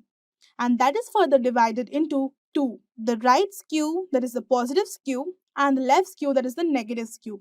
In right skew, more data points are on the lower side with fewer higher values. and in the left skew, more data points are on the higher side with fewer low values. Moving on, in our test score example, we have a slightly right skew distribution because there are more students with lower scores, that is 255 to 70, compared to higher scores, that is 90 to 100. And this is known as right skew distribution. Now, moving on to the second type of statistics, that is inferential statistics. It uses sample data to make predictions and generalizations about a larger population, allowing researchers to draw conclusions beyond the immediate dataset. Inferential statistics comprises several techniques for drawing conclusions. Here are some common types. Hypothesis testing, second one is confidence intervals, and the third one is regression analysis. Now moving on to hypothesis testing. Hypothesis testing is a statistical method used to determine whether there is enough evidence in a sample of data to support a specific claim about a population. Let's work through the process of testing whether a new teaching method improves student test scores, breaking it down step by step with some explanations to make it easier to follow. Step number 1 is hypothesis. We always start by stating what we want to test. In this case, we want to see if the new teaching method helps students score better compared to the traditional one. To do this, we set up two hypotheses. H0, that is the null hypothesis, and that is the average test score with the new method is equal to 75. This means that the new method has no impact and there is no improvement in the test scores. H1, that is the alternative hypothesis. The average test score with the new method is greater than 75. This suggests that the new method does improve test scores. In simple terms, we are trying to figure out if the new method makes any difference compared to what we normally expect, which is a score of 75. Now moving on to the next step, that is significance level. Next, we need to decide how confident we want to be in our conclusion. The significance level helps us measure this. It tells us the probability of mistakenly rejecting the null hypothesis when it's actually true. Type 1 error. A common choice for this significance level is 0.05 or 5%. This means we are willing to accept a 5% chance of making a mistake by rejecting the null hypothesis when it is true. So we said alpha is equal to 0.05. Step 3. Collect data. Now we need some actual data to test. Let's say we taught 30 students using the new method and their average test score came out to be 78. This is our sample data and we will compare it to the population mean, which is 75, the traditional method score. Now moving on to the next step, that is perform statistical test, the t-test. With the data in hand, we need to perform a statistical test. For this test, we will use a t-test which will help us compare the sample mean 78 to the population mean 75. The t-test checks if the difference between the two means is significant or if it could just be due to random chance. Moving on to the next step, that is the p-value. The p-value from the t-test is the number that tells us the probability of getting the sample data if the null hypothesis is true. Let's say the t-test gives us a p-value of 0.03. This means there is 3% chance of seeing this level of improvement if the new method doesn't actually improve scores. Now moving on to the last step, that is decision. Now we compare the p-value to our significant level alpha. If the p-value is smaller than 0.05, it means the results are statistically significant and we can reject the null hypothesis. In our case, the p-value is 0.03, which is less than 0.05. So we reject the null hypothesis. Now moving on to the second part, that is confidence interval. A confidence interval is a range that tells us how sure we are about an estimate from sample data. It gives a range of values whether the true member likely false. For example, suppose you survey 100 men in a city to estimate the average height. The average height from your sample is 175 centimeter and the standard deviation is 10 centimeter. You want to calculate 95% confidence interval to estimate the true average height of all men in the city. Now let's move on to the steps. Sample mean. The sample average is 175 centimeter. The standard error is calculated as 10 by root over of 100, that is equal to 1. Now, the confidence interval formula for a 95% confidence level use the critical value 1.96. The confidence interval is 175 plus minus 1.96 into 1. That is equal to 175 plus minus 1.96. The result, the 95% confidence interval is 173.04, 176.96. You can be 95% confident that the true average height of all men in the city is 173.04 centimeter and 176.96 centimeter. Now moving on to the third one, that is regression analysis. Regression analysis is a way to understand how one thing affects another. For example, if you own a shop and want to know if spending more on advertising increases your sales, you can use regression analysis. In this case, advertising spending is a thing you control, that is the independent variable, and sales is what you want to predict. By analyzing the past data, regression helps finding a pattern or relationship. For example, you might discover that for every $100 you spend on advertising, your sales increase by $200. This means you are positive relationship between advertising and sales. Now, if you plan to spend $500 on advertising, you can predict an increase in the sales by applying that relationship. Regression analysis gives you a formula or model to make such predictions based on the pattern you identified. In short, regression helps you logically predict how changes in one factor affect another. Next, I will be talking about is frequency statistics. In statistics, frequency refers to how often something occurs in a dataset. It simply counts how many times each value or event appears. Frequency is useful for understanding the distribution or pattern of data. Let's say you surveyed 10 people about their favorite food and the results were 4 people chose apples, 3 people chose bananas, 2 people chose oranges, and 1 person chose grapes. Here's how frequency works. Apples have a frequency of 4 as 4% chose it. Bananas have a frequency of 3, oranges have a frequency of 2, and grape has a frequency of 1. In this simple example, frequency helps you see that apples were the most popular fruit choice, while grapes were the least popular. Last but not the least, let's talk about Kurtosis Statistics. Kurtosis is a statistical term that describes the shape of the distribution of data, especially how the data is concentrated in the tails. It helps us understand if the data has more or fewer extreme values compared to a normal distribution. It is further divided into high kurtosis and low kurtosis. High kurtosis has more extreme values, and in low kurtosis, the data has fewer extreme values. In short, high kurtosis means more extreme heights, while low kurtosis means more consistent, evenly spread heights. By now, you must be curious to know about the differences among all the types of statistics. So here we go. Differentiating them on the basis of purpose. Descriptive statistics summarizes the main features of a dataset, for example, mean, median, and standard deviation. Inferential statistics makes predictions or generalizations about a population based on sample data. Frequency statistics counts when specific values or events occur in the dataset. Kurtosis describes the shape of the distribution, focusing on the tails and extreme values, differentiating them on the basis of data focus. Descriptive statistics deals with the entire dataset at hand. Inferential statistics uses a sample to infer conclusions about a larger population.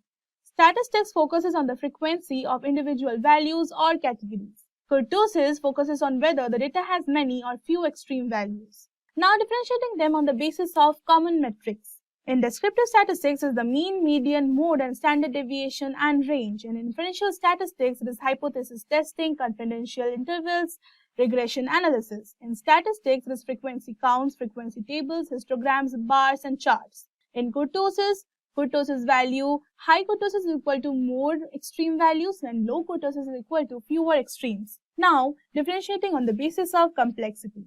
Complexity in descriptive statistics is simple and straightforward, summarizes the observed data, and in inferential statistics it is more complex, and in statistics it is simple counting and displaying of occurrences. Kurtosis, requires statistical analysis to determine the distribution scaledness. Now finally, differentiating them on the basis of visualization. Descriptive statistics, it is the box plots, pie charts, and summary tables.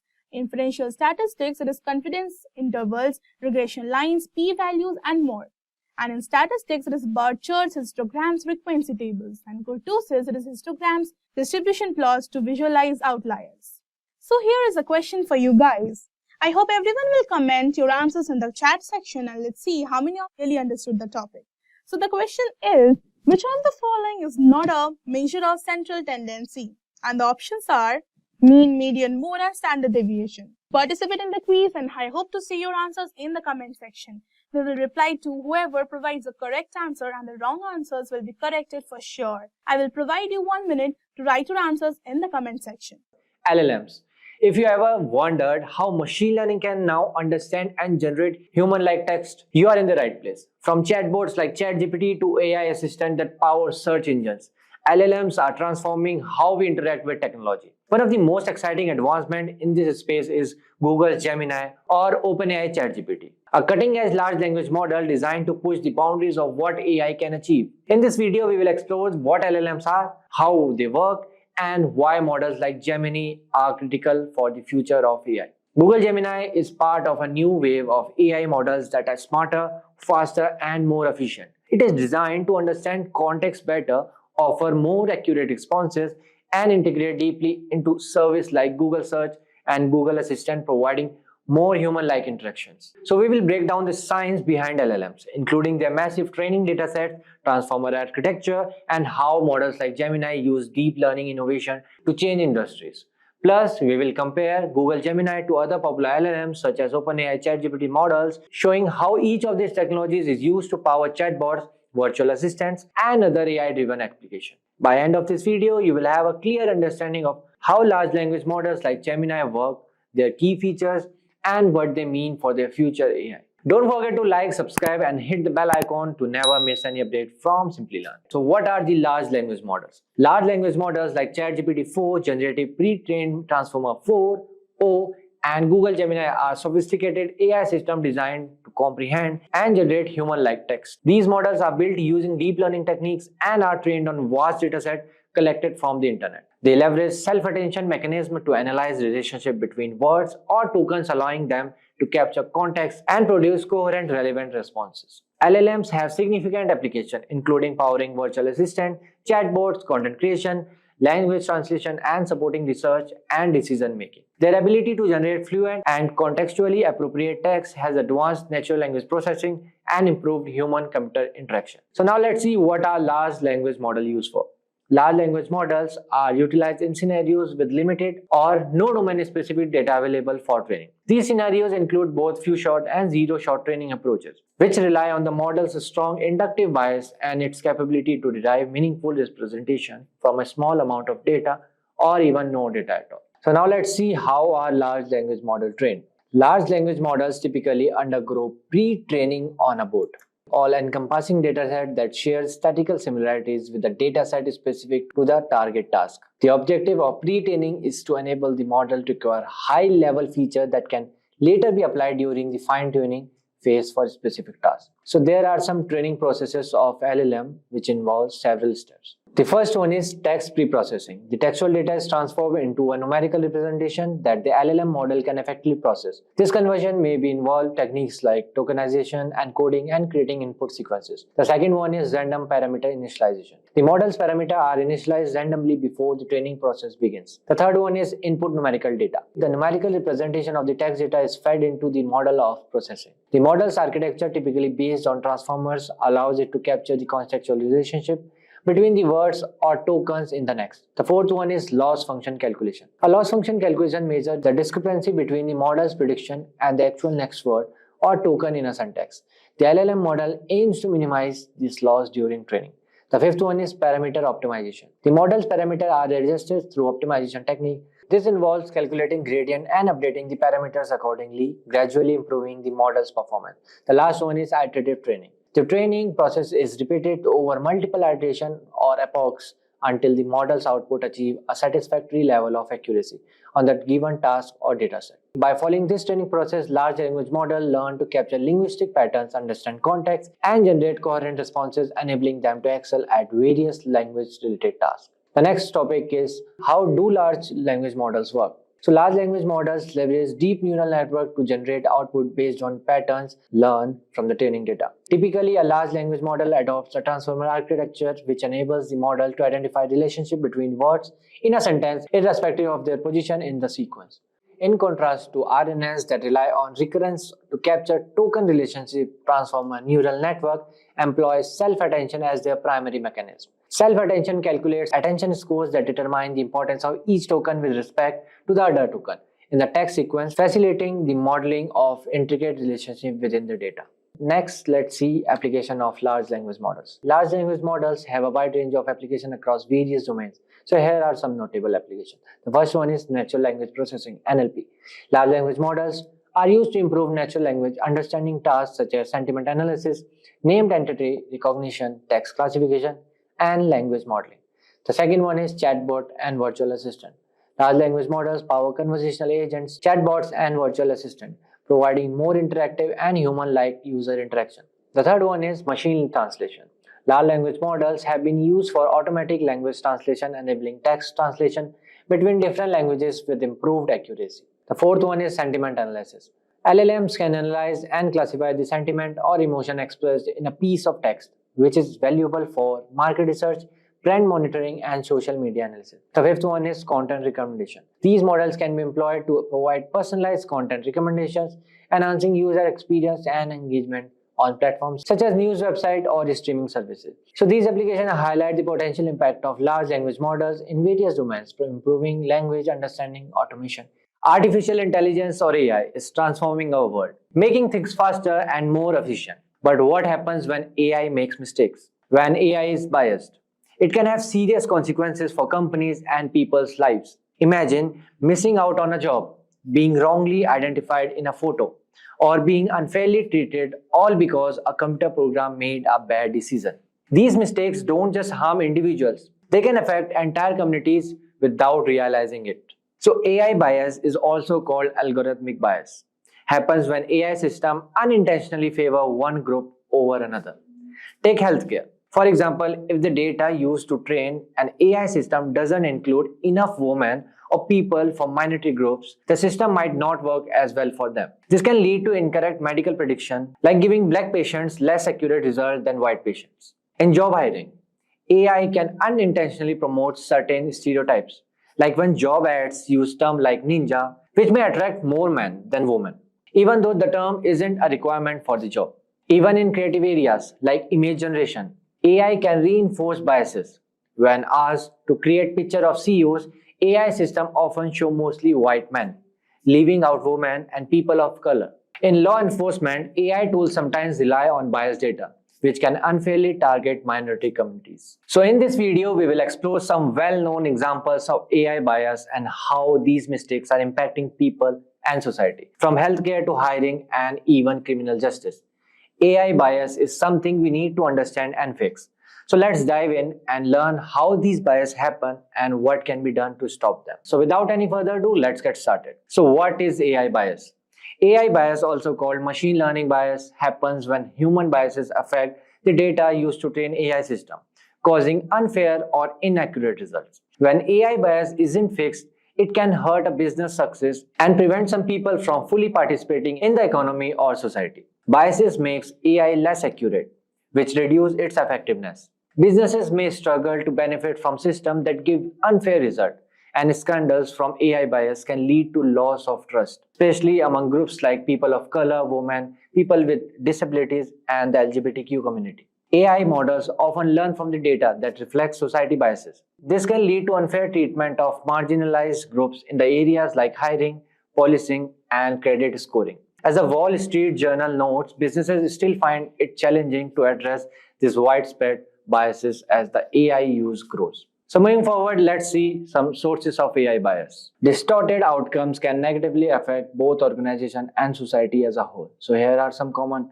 forms of AI bias. The first one is algorithm bias. If the problem or question is not well defined or the feedback provided to the machine learning algorithm is inadequate, the result may be inaccurate or misleading. The second one is cognitive bias. Since AI systems rely on a human input, they can be affected by unconscious human biases, which may influence either the dataset or the model's behavior.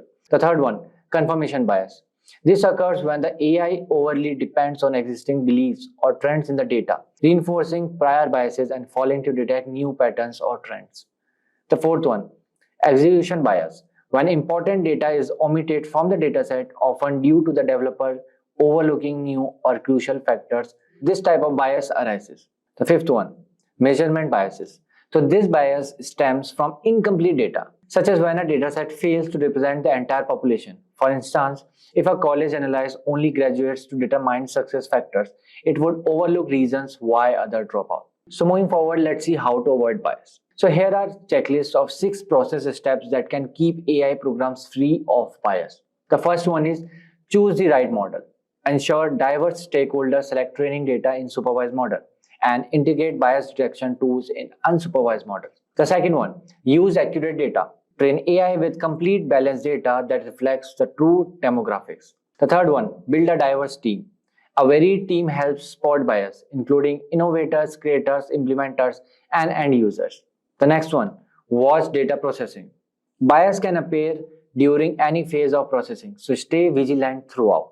The fifth one, monitor regularly. So continuously test models and have independent assessment to detect and fix biases. And the last one, check infrastructure. Ensure technological tools and sensors are functioning properly to avoid hidden biases.